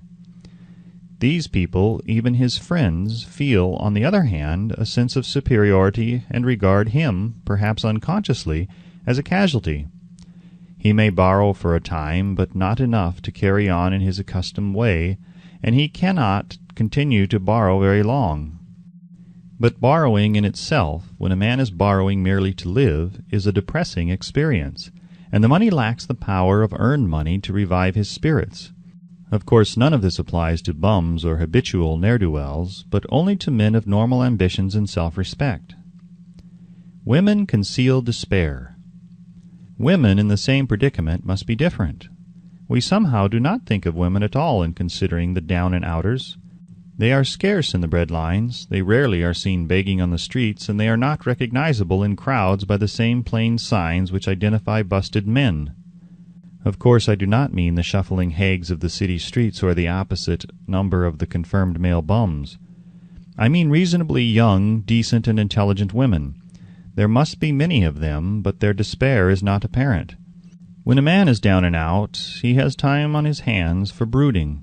He may travel miles to see a man about a job and discover that the job is filled, or that it is one of those jobs with no base pay but only a commission on the sale of some useless knick-knack which nobody would buy except out of pity. Turning that down, he finds himself back on the street with nowhere to go but just anywhere. So he walks and walks. He gazes into store windows at luxuries which are not for him, and feels inferior and gives way to people who stop to look with an active interest. He wanders into the railroad station or puts himself down in the library to ease his legs and soak up a little heat, but that isn't looking for a job, so he gets going again. He may not know it, but his aimlessness would give him away, even if the very lines of his figure did not.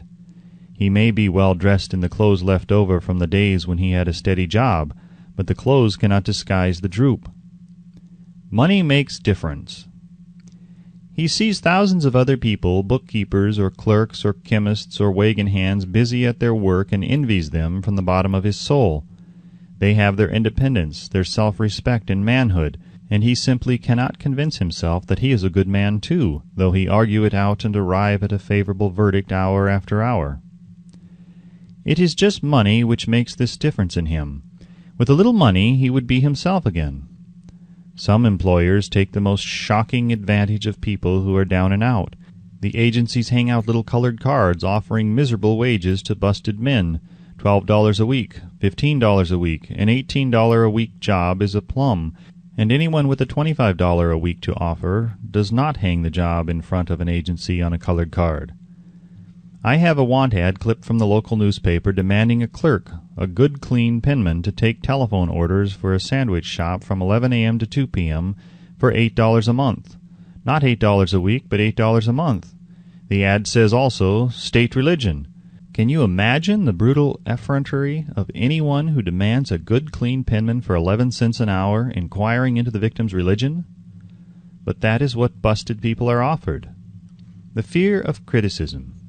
Just how man originally came by this fear no one can state definitely, but one thing is certain. He has it in a highly developed form. Some believe that this fear made its appearance about the time that politics became a profession. Others believe it can be traced to the age when women first began to concern themselves with styles in wearing apparel.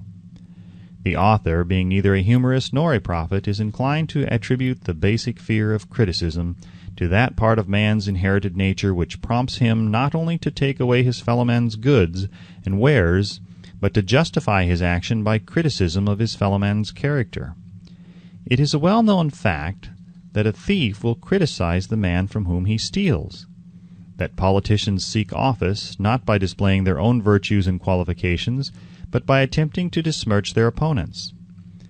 The fear of criticism takes on many forms, the majority of which are petty and trivial. Men obviously fear criticism, but it must not be supposed that women are free from this fear.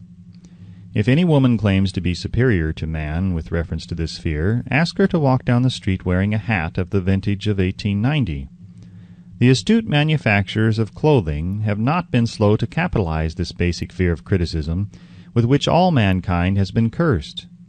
Every season the styles in many articles of wearing apparel change. Who establishes the styles? Certainly not the purchaser of clothing, but the manufacturer. Why does he change styles so often? The answer is obvious. He changes the styles so he can sell more clothes. For the same reason, the manufacturers of automobiles, with a few rare and very sensible exceptions, change styles of models every season. No man wants to drive an automobile which is not of the latest style, although the older model may actually be the better car. We have been describing the manner in which people behave under the influence of fear of criticism, as applied to the small and petty things of life. Let us now examine human behavior when this fear affects people in connection with the more important events of human relationship. Take, for example, practically any person who has reached the age of mental maturity, from 35 to 40 years of age as a general average, and if you could read the secret thoughts of his mind, you would find a very decided disbelief in most of the fables taught by the majority of the dogmatists and theologians of a few decades back. Not often, however, you will find a person who has the courage to openly state his belief on this subject. Most people will, if pressed far enough, tell a lie rather than admit that they do not believe the stories associated with that form of religion which held people in bondage prior to the age of scientific discovery and education. Why does the average person, even in this day of enlightenment, shy away from denying his belief in the fables which were the basis of most of the religions a few decades ago? The answer is because of the fear of criticism. Men and women have been burned at the stake for daring to express disbelief in ghosts. It is no wonder we have inherited a consciousness which makes us fear criticism. The time was, and not so far in the past, when criticism carried severe punishments. It still does in some countries. The fear of criticism robs man of his initiative, destroys his power of imagination, limits his individuality, takes away his self-reliance, and does him damage in 100 other ways. Parents often do their children irreparable injury by criticizing them. The mother of one of my boyhood chums used to punish him with a switch almost daily, always completing the job with the statement, "You'll land in the penitentiary before you are 20. He was sent to a reformatory at the age of 17. Criticism is one form of service of which everyone has too much. Everyone has a stock of it which is handed out gratis, whether called for or not. One's nearest relatives often are the worst offenders. It should be recognized as a crime. In reality, it is a crime of the worst nature. For any parent to build inferiority complexes in the mind of a child through unnecessary criticism. Employers who understand human nature get the best there is in men, not by criticism, but by constructive suggestion. Parents may accomplish the same results with their children. Criticism will plant fear in the human heart or resentment, but it will not build love or affection. Symptoms of the fear of criticism. This fear is almost as universal as the fear of poverty, and its effects are just as fatal to personal achievement, mainly because this fear destroys initiative and discourages the use of imagination.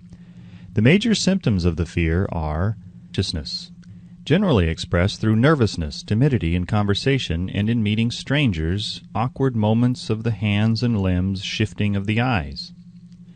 Lack of poise, expressed through lack of voice control, nervousness in the presence of others, poor posture of body, poor memory. Personality, lacking in firmness of decision, personal charm, and the ability to express opinions definitely. The habit of sidestepping issues instead of meeting them squarely, agreeing with others without careful examination of their opinions. Inferiority complex, the habit of expressing self-approval by word of mouth and by actions as a means of covering up a feeling of inferiority. Using big words to impress others, often without knowing the real meaning of the words. Imitating others in dress, speech, and manners. Boasting of imaginary achievements. This sometimes gives a surface appearance of a feeling of superiority. Extravagance, the habit of trying to keep up with the Joneses, spending beyond one's income. Lack of initiative, failure to embrace opportunities for self-advancement, fear to express opinions, lack of confidence in one's own ideas, giving evasive answers to questions asked by superiors, hesitancy of manner and speech, deceit in both words and deeds. Lack of ambition, mental and physical laziness, lack of self-assertion, slowness in reaching decisions, easily influenced by others, the habit of criticizing others behind their backs and flattering them to their faces, the habit of accepting defeat without protest, quitting an undertaking when opposed by others, suspicious of other people without cause, lacking in tactfulness of manner and speech, unwillingness to accept the blame for mistakes. The fear of ill health. This fear may be traced to both physical and social heredity. It is closely associated as to its origin with the causes of fear of old age and the fear of death, because it leads one closely to the border of terrible worlds of which man knows not, but concerning which he has been taught some discomforting stories. The opinion is somewhat general, also, that certain unethical people engaged in the business of selling health have had not a little to do with keeping alive the fear of ill health. In the main, man fears ill health because of the terrible pictures which have been planted in his mind of what may happen if death should overtake him. He also fears it because of the economic toll which it may claim. A reputable physician estimated that 75% of all people who visit physicians for professional service are suffering with hypochondria, imaginary illness. It has been shown most convincingly that the fear of disease, even where there is not the slightest cause for fear, often produces the physical symptoms of the disease feared. Powerful and mighty is the human mind. It builds or it destroys. During the flu epidemic which broke out during the World War, the mayor of New York City took drastic steps to check the damage which people were doing themselves through their inherent fear of ill health. He called in the newspaper men and said to them, Gentlemen, I feel it is necessary to ask you not to publish any scare headlines concerning the flu epidemic. Unless you cooperate with me, we will have a situation which we cannot control. The newspapers quit publishing stories about the flu, and within 1 month the epidemic had been successfully checked. Through a series of experiments conducted some years ago, it was proved that people may be made ill by suggestion. We conducted this experiment by causing 3 acquaintances to visit the victims, each of whom asked the question, "What ails you? You look terribly ill." The first questioner usually provoked a grin and a nonchalant, "Oh, nothing, I'm all right," from the victim. The second questioner usually was answered with the statement, "I don't know exactly, but I do feel badly." The third questioner was usually met with the frank admission that the victim was actually feeling ill. Try this on an acquaintance if you doubt that it will make him uncomfortable, but do not carry the experiment too far. There is a certain religious sect whose members take vengeance upon their enemies by the hexing method. They call it placing a spell on the victim. There is overwhelming evidence that disease sometimes begins in the form of negative thought impulse. Such an impulse may be passed from one mind to the other by suggestion, or created by an individual in his own mind. A man who was blessed with more wisdom than this incident might indicate once said, "When anyone asks me how I feel, I always want to answer by knocking him down." Doctors send patients into new climates for their health, because a change of mental attitude is necessary. The seed of fear of ill health lives in every human mind. Worry, fear, discouragement, disappointment in love and business affairs cause this seed to germinate and grow. The recent business depression kept the doctors on the run because every form of negative thinking may cause ill health. Disappointments in business and in love stand at the head of the list of causes of fear of ill health. Symptoms of the fear of ill health.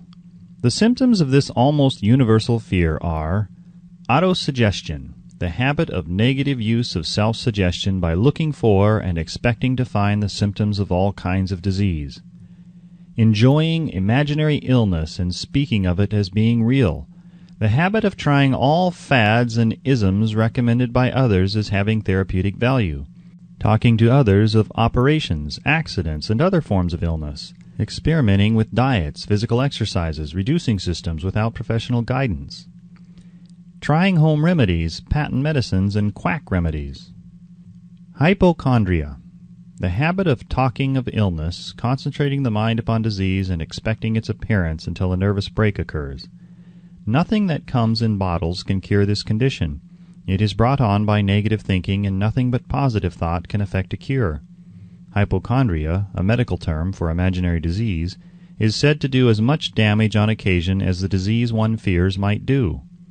Most so-called cases of nerves comes from imaginary illness. Exercise. Fear of ill health often interferes with proper physical exercise and results in overweight by causing one to avoid outdoor life. Susceptibility. Fear of ill health breaks down nature's body resistance and creates a favorable condition for any form of disease one may contact. The fear of ill health often is related to the fear of poverty, especially in the case of hypochondriac who constantly worries about the possibility of having to pay doctor bills, hospital bills, etc. This type of person spends much time preparing for sickness, talking about death, saving money for cemetery lots and burial expenses, etc. Self-coddling. The habit of making a bid for sympathy, using imaginary illness as the lure. People often resort to this trick to avoid work. The habit of feigning illness to cover plain laziness or to serve as an alibi for lack of ambition. Intemperance. The habit of using alcohol or narcotics to destroy pains such as headaches, neuralgia, etc., instead of eliminating the cause. The habit of reading about illness and worrying over the possibility of being stricken by it. The habit of reading patent medicine advertisements. The fear of loss of love. The original source of this inherent fear needs but little description because it obviously grew out of man's polygamous habit of stealing his fellow man's mate and his habit of taking liberties with her wherever he could. Jealousy and other similar forms of dementia praecox grow out of man's inherited fear of the loss of love of someone. This fear is the most painful of all the 6 basic fears. It probably plays more havoc with the body and mind than any of the other basic fears, as it often leads to permanent insanity.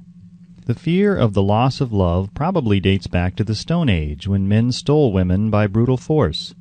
They continue to steal females, but their technique has changed.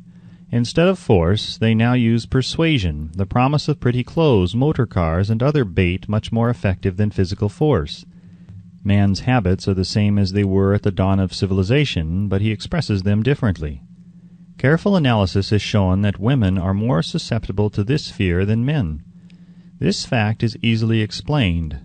Women have learned from experience that men are polygamous by nature, that they are not to be trusted in the hands of rivals. Symptoms of the fear of loss of love.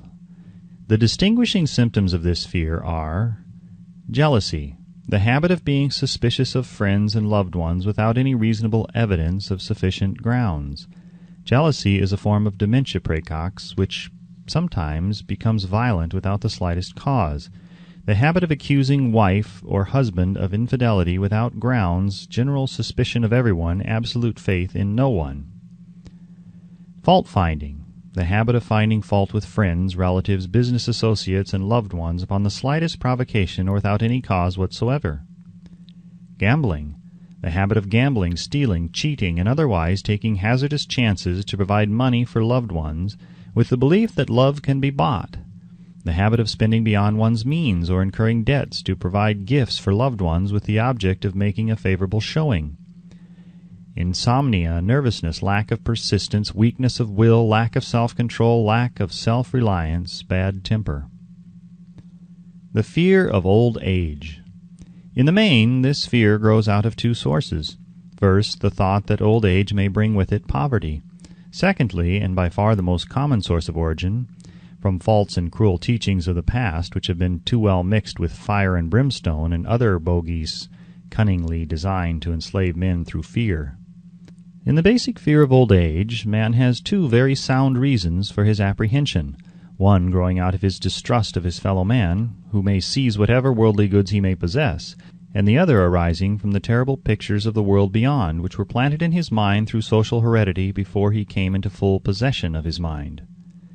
The possibility of ill health, which is more common as people grow older, is also a contributing cause of this common fear of old age.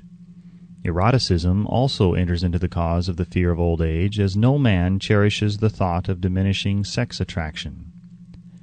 The most common cause of fear of old age is associated with the possibility of poverty. Poorhouse is not a pretty word. It throws a chill into the mind of every person who faces the possibility of having to spend his declining years on a poor farm. Another contributing cause of the fear of old age is the possibility of loss of freedom and independence, as old age may bring with it the loss of both physical and economic freedom. Symptoms of the fear of old age.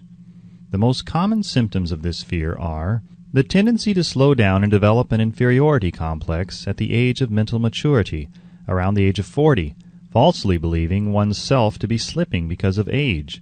The truth is that man's most useful years, mentally and spiritually, are those between 40 and 60. The habit of speaking apologetically of oneself as being old merely because one has reached the age of 40 or 50, instead of reversing the rule and expressing gratitude for having reached the age of wisdom and understanding. The habit of killing off initiative, imagination, and self-reliance by falsely believing one's self too old to exercise these qualities. The habit of the man or woman of 40 dressing with the aim of trying to appear in much younger and affecting mannerisms of youth, thereby inspiring ridicule by both friends and strangers.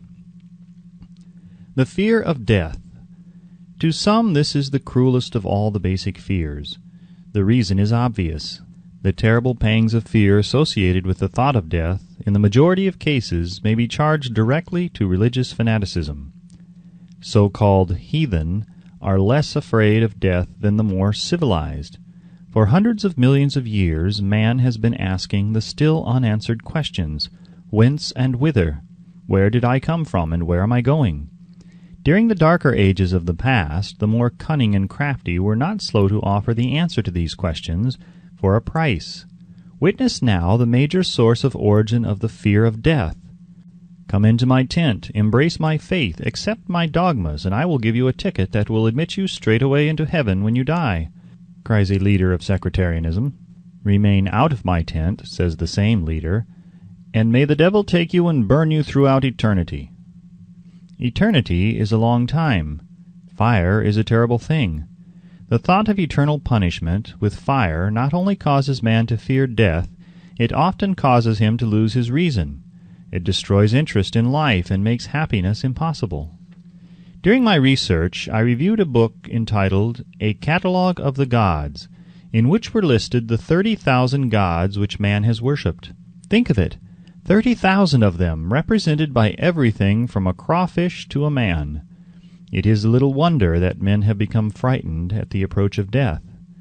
While the religious leader may not be able to provide safe conduct into heaven, nor by lack of such provision allow the unfortunate to descend into hell, the possibility of the latter seems so terrible that the very thought of it lays hold of the imagination in such a realistic way that it paralyzes reason and sets up the fear of death.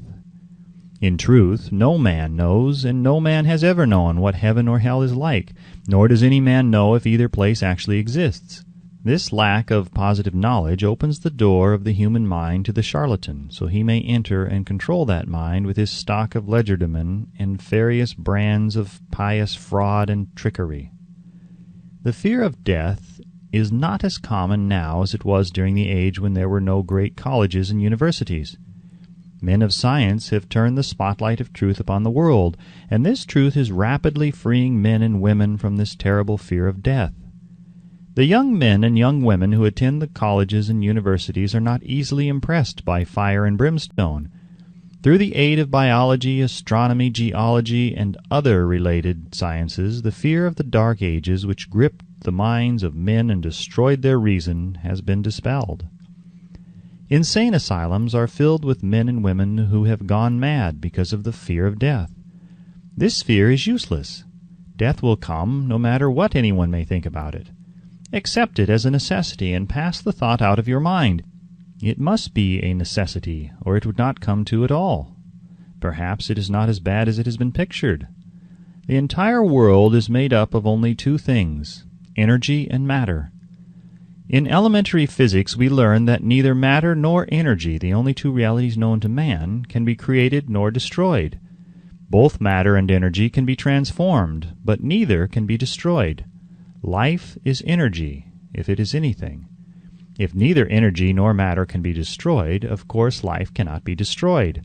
Life, like other forms of energy, may be passed through various processes of transition or change, but it cannot be destroyed. Death is mere transition. If death is not mere change or transition, then nothing comes after death except a long, eternal, peaceful sleep, and sleep is nothing to be feared.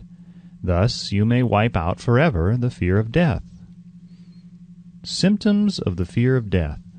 The general symptoms of this fear are the habit of thinking about dying instead of making the most of life, due generally to lack of purpose or lack of a suitable occupation. This fear is more prevalent among the aged, but sometimes the more youthful are victims of it. The greatest of all remedies for the fear of death is a burning desire for achievement, backed by useful service to others. A busy person seldom has time to think about dying. He finds life too thrilling to worry about death. Sometimes the fear of death is closely associated with the fear of poverty, where one's death would leave loved ones poverty-stricken. In other cases, the fear of death is caused by illness and the consequent breaking down of physical body resistance. The commonest causes of the fear of death are ill health, poverty, lack of appropriate occupation, disappointment over love, insanity, and religious fanaticism. Old man worry. Worry is a state of mind based upon fear. It works slowly but persistently. It is insidious and subtle. Step by step it digs itself in until it paralyzes one's reasoning faculty, destroys self-confidence and initiative. Worry is a form of sustained fear caused by indecision, and therefore it is a state of mind which can be controlled. An unsettled mind is helpless. Indecision makes an unsettled mind.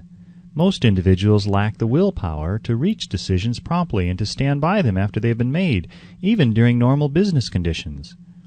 During periods of economic unrest, such as the world recently experienced, the individual is handicapped not alone by his inherent nature to be slow at reaching decisions, but he is influenced by the indecision of others around him who have created a state of mass indecision. During the Depression, the whole atmosphere all over the world was filled with pharynxa and worryitis, the two mental disease germs which began to spread themselves after the Wall Street frenzy in 1929. There is only one known antidote for these germs. It is the habit of prompt and firm decision. Moreover, it is an antidote which every individual must apply for himself. We do not worry over conditions once we have reached a decision to follow a definite line of action. I once interviewed a man who was to be electrocuted 2 hours later. The condemned man was the calmest of some 8 men who were in the death cell with him. His calmness prompted me to ask him how it felt to know that he was going into eternity in a short while. With a smile of confidence on his face, he said, "It feels fine. Just think, brother, my troubles will soon be over. I have had nothing but trouble all my life. It has been a hardship to get food and clothing. Soon I will not need these things. I have felt fine ever since I learned for certain that I must die. I made up my mind then to accept my fate in good spirit."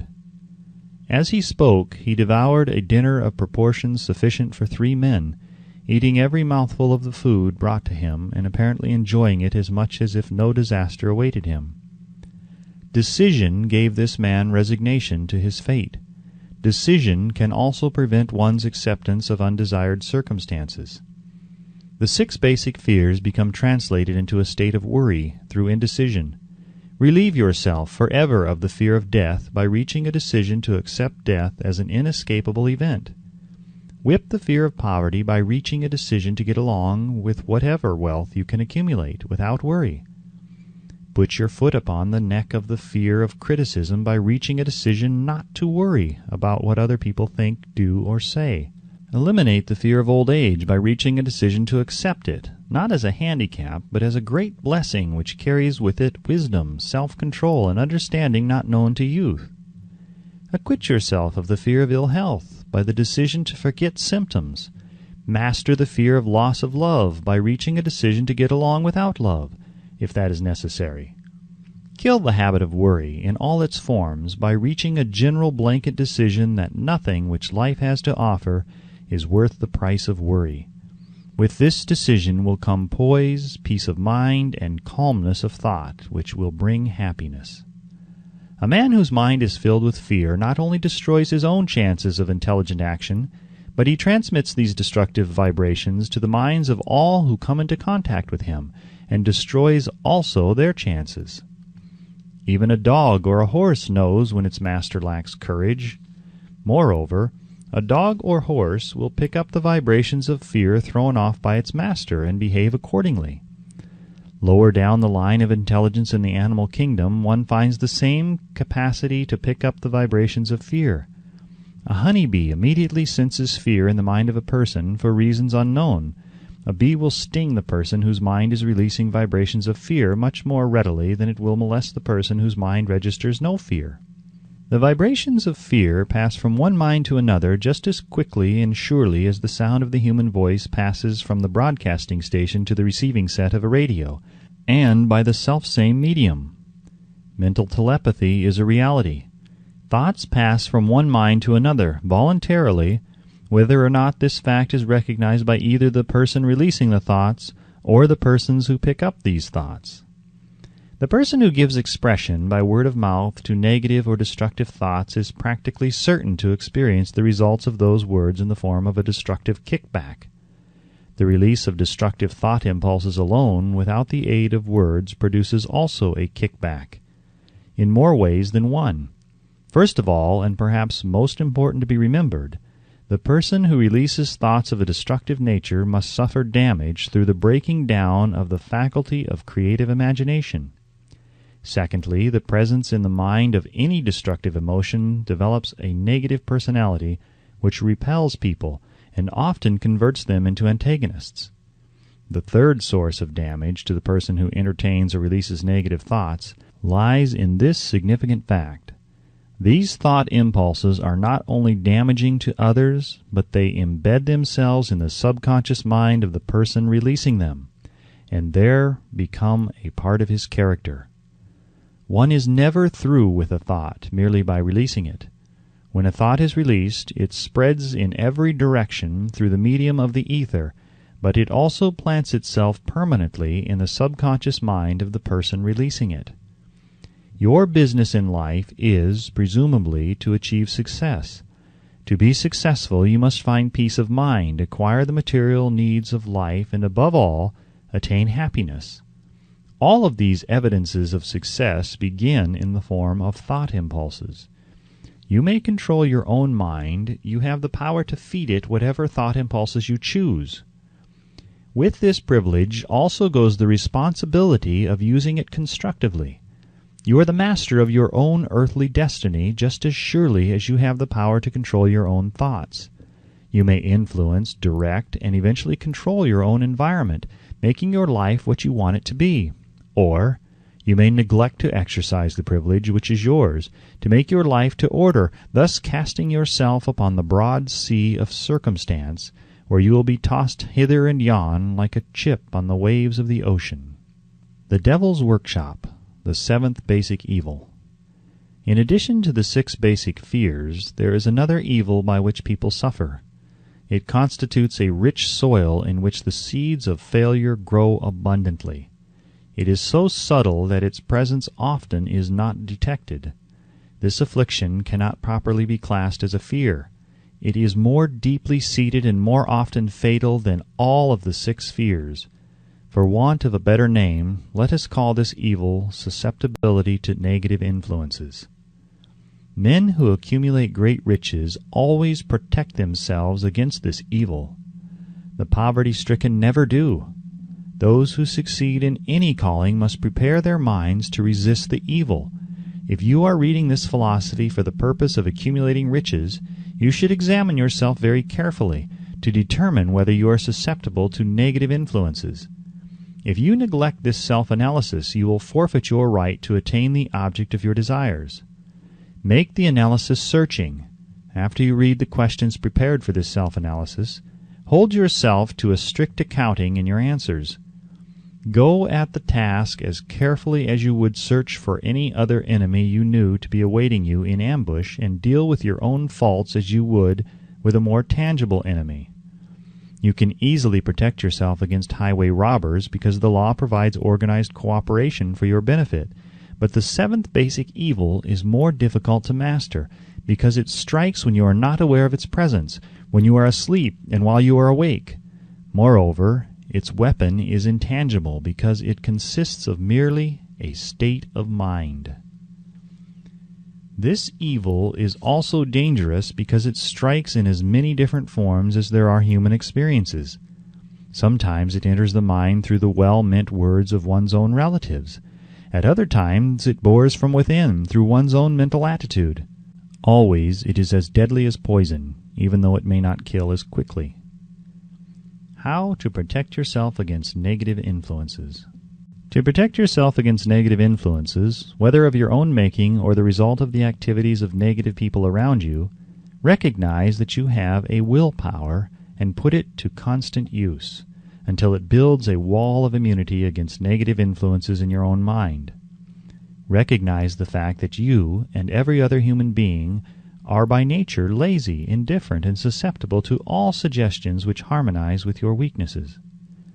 Recognize that you are, by nature, susceptible to all the 6 basic fears, and set up habits for the purpose of counteracting all these fears. Recognize that negative influences often work on you through your subconscious mind. Therefore, they are difficult to detect, and keep your mind closed against all people who depress or discourage you in any way. Clean out your medicine chest. Throw away all pill bottles that have not been prescribed by doctors, and stop pandering to colds, aches, pains, and imaginary illness. Deliberately seek the company of people who influence you to think and act for yourself. Do not expect troubles, as they have a tendency not to disappoint. Without doubt, the most common weakness of all human beings is the habit of leaving their minds open to the negative influence of other people. This weakness is all the more damaging because most people do not recognize that they are cursed by it, and many who acknowledge it neglect or refuse to correct the evil until it becomes an uncontrollable part of their daily habits. To aid those who wish to see themselves as they really are, the following list of questions has been prepared. Read the questions and state your answers aloud, so you can hear your own voice. This will make it easier for you to be truthful with yourself. Self-analysis test questions. Do you complain often of feeling bad, and if so, what is the cause? Do you find fault with other people at the slightest provocation? Do you frequently make mistakes in your work, and if so, why? Are you sarcastic and offensive in your conversation? Do you deliberately avoid the association of anyone, and if so, why? Do you suffer frequently with indigestion? If so, what is the cause? Does life seem futile, and the future hopeless to you? If so, why? Do you like your occupation? If not, why? Do you often feel self-pity, and if so, why? Are you envious of those who excel you? To which do you devote most time, thinking of success or of failure? Are you gaining or losing self-confidence as you grow older? Do you learn something of value from all mistakes? Are you permitting some relative or acquaintance to worry you? If so, why? Are you sometimes in the clouds and at other times in the depths of despondency? Who has the most inspiring influence upon you? What is the cause? Do you tolerate negative or discouraging influences which you can avoid? Are you careless of your personal appearance? If so, when and why? Have you learned how to drown your troubles by being too busy to be annoyed by them? Would you call yourself a spineless weakling if you permitted others to do your thinking for you? Do you neglect internal bathing until auto-intoxication makes you ill-tempered and irritable? How many preventable disturbances annoy you, and why do you tolerate them? Do you resort to liquor, narcotics, or cigarettes to quiet your nerves? If so, why do you not try willpower instead? Does anyone nag you, and if so, for what reason? Do you have a definite major purpose, and if so, what is it, and what plan have you for achieving it? Do you suffer from any of the 6 basic fears? If so, which ones? Have you a method by which you can shield yourself against the negative influences of others? Do you make deliberate use of autosuggestion to make your mind positive? Which do you value most, your material possessions or your privilege of controlling your own thoughts? Are you easily influenced by others against your own judgment? Has today added anything of value to your stock of knowledge or state of mind? Do you face squarely the circumstances which make you unhappy or sidestep the responsibility? Do you analyze all mistakes and failures and try to profit by them, or do you take the attitude that this is not your duty? Can you name 3 of your most damaging weaknesses? What are you doing to correct them? Do you encourage other people to bring their worries to you for sympathy? Do you choose from your daily experiences lessons or influences which aid in your personal advancement? Does your presence have a negative influence on other people as a rule? What habits of other people annoy you most? Do you form your own opinions or permit yourself to be influenced by other people? Have you learned how to create a mental state of mind with which you can shield yourself against all discouraging influences? Does your occupation inspire you with faith and hope? Are you conscious of possessing spiritual forces of sufficient power to enable you to keep your mind free from all forms of fear? Does your religion help you to keep your own mind positive? Do you feel it is your duty to share other people's worries? If so, why? If you believe that birds of a feather flock together, what have you learned about yourself by studying the friends whom you attract? What connection, if any, do you see between the people with whom you associate most closely and any unhappiness you may experience? Could it be possible that some person whom you consider to be a friend is, in reality, your worst enemy because of his negative influence on your mind? By what rules do you judge who is helpful and who is damaging to you?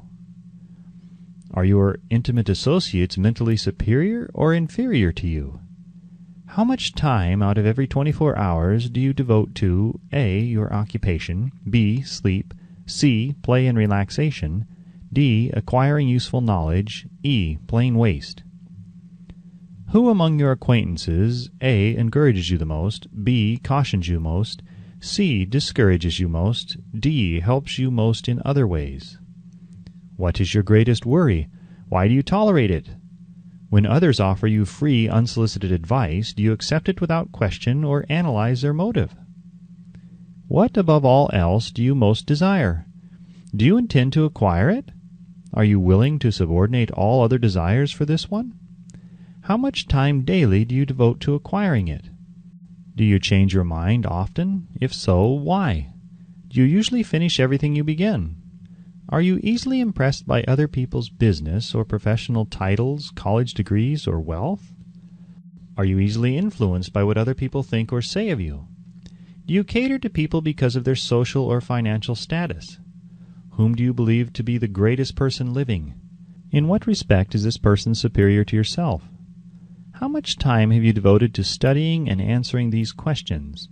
At least one day is necessary for the analysis and the answering of the entire list.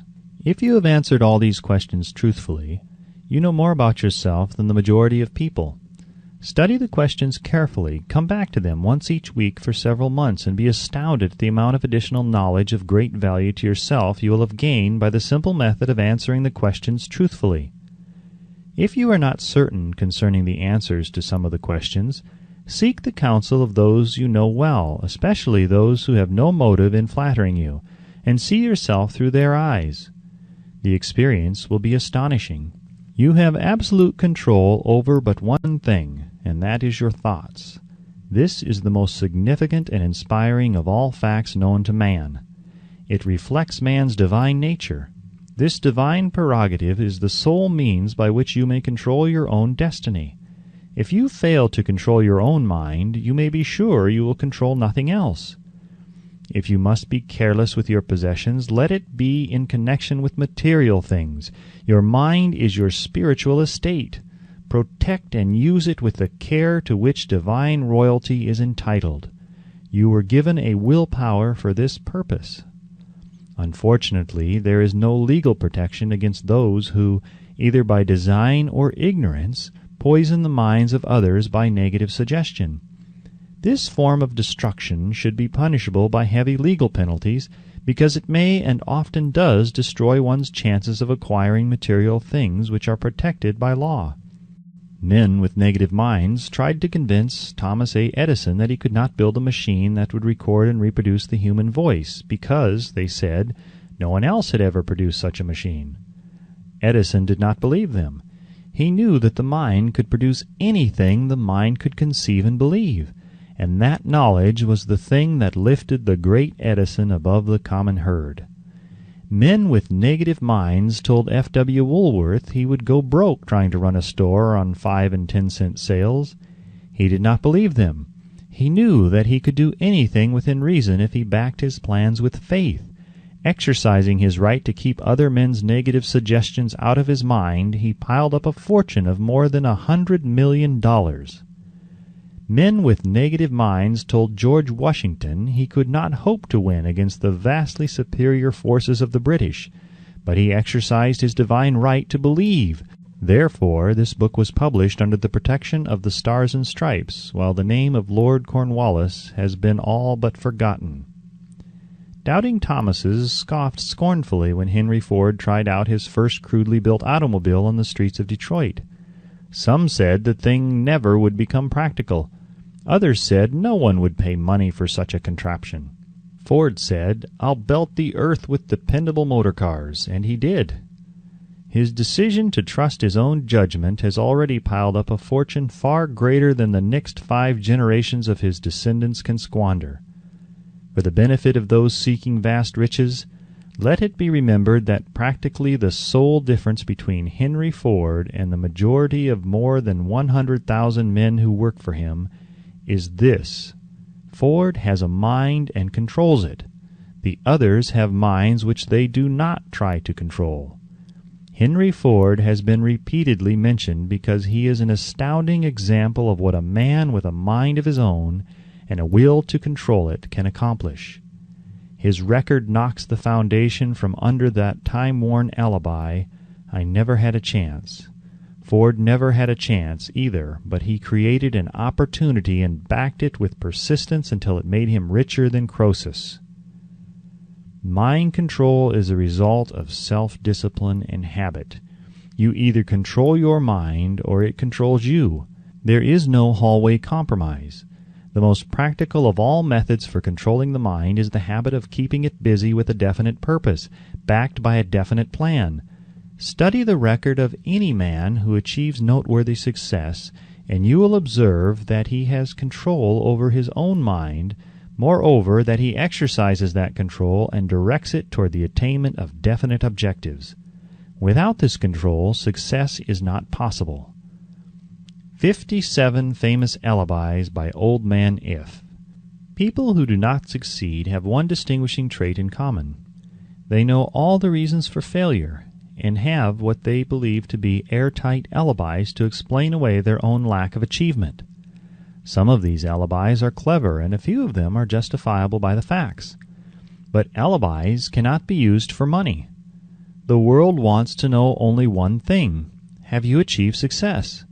A character analyst compiled a list of the most commonly used alibis. As you read the list, examine yourself carefully and determine how many of these alibis, if any, are your own property. Remember, too, the philosophy presented in this book makes every one of these alibis obsolete. If I didn't have a wife and family, if I had enough pull, if I had money, if I had a good education, if I could get a job, if I had good health, if only I had time, if times were better, if other people understood me, if conditions around me were only different, if I could live my life over again, if I did not fear what they would say, if I had been given a chance, if I now had a chance, if other people didn't have it in for me, if nothing happens to stop me, if I were only younger, if I could only do what I want, if I had been born rich, if I could meet the right people, if I had the talent that some people have, if I dared assert myself, if I only had embraced past opportunities, if people didn't get on my nerves, if I didn't have to keep house and look after the children, if I could save money, if the boss only appreciated me, if I only had somebody to help me, if my family understood me, if I lived in a big city, if I could just get started, if I were only free, if I had the personality of some people, if I were not so fat, if my talents were known, if I could just get a break, if I could only get out of debt, if I hadn't failed, if I only knew how, if everybody didn't oppose me, if I didn't have so many worries, if I could marry the right person, if people weren't so dumb, if my family were not so extravagant, if I were sure of myself, if luck were not against me, if I had not been born under the wrong star, if it were not true that what is to be will be, if I did not have to work so hard, if I hadn't lost my money, if I lived in a different neighborhood, if I didn't have a past, if I only had a business of my own, if other people would only listen to me, if, and this is the greatest of all of them, I had the courage to see myself as I really am, I would find out what is wrong with me and correct it. Then I might have a chance to profit by my mistakes and learn something from the experience of others. For I know that there is something wrong with me, or I would now be where I would have been if I had spent more time analyzing my weaknesses and less time building alibis to cover them. Building alibis with which to explain away failure is a national pastime. The habit is as old as the human race and is fatal to success. Why do people cling to their pet alibis? The answer is obvious. They defend their alibis because they create them. A man's alibi is the child of his own imagination. It is human nature to defend one's own brainchild. Building alibis is a deeply rooted habit. Habits are difficult to break, especially when they provide justification for something we do. Plato had this truth in mind when he said, "The first and best victory is to conquer self. To be conquered by self is, of all things, the most shameful and vile. Another philosopher had the same thought in mind when he said, "It was a great surprise to me when I discovered that most of the ugliness I saw in others was but a reflection of my own nature." "It has always been a mystery to me," said Elbert Hubbard, "why people spend so much time deliberately fooling themselves by creating alibis to cover their weaknesses. If used differently, this same time would be sufficient to cure the weakness, and then no alibis would be needed. In parting, I would remind you that life is a checkerboard, and the player opposite you is time. If you hesitate before moving or neglect to move promptly, your men will be wiped off the board by time. You are playing against a partner who will not tolerate indecision. Previously, you may have had a logical excuse for not having forced life to come through with whatever you asked, but that alibi is now obsolete, because you are in possession of the master key that unlocks the door of life's bountiful riches. The master key is intangible, but it is powerful. It is the privilege of creating in your own mind a burning desire for a definite form of riches. There is no penalty for the use of the key, but there is a price you must pay if you do not use it. The price is failure. There is a reward of stupendous proportions if you put the key to use. It is the satisfaction that comes to all who conquer self and force life to pay whatever is asked. The reward is worthy of your effort. Will you make the start and be convinced? "If we are related," said the immortal Emerson, "we shall meet." In closing, may I borrow this thought and say, if we are related, we have, through these pages, met. The end.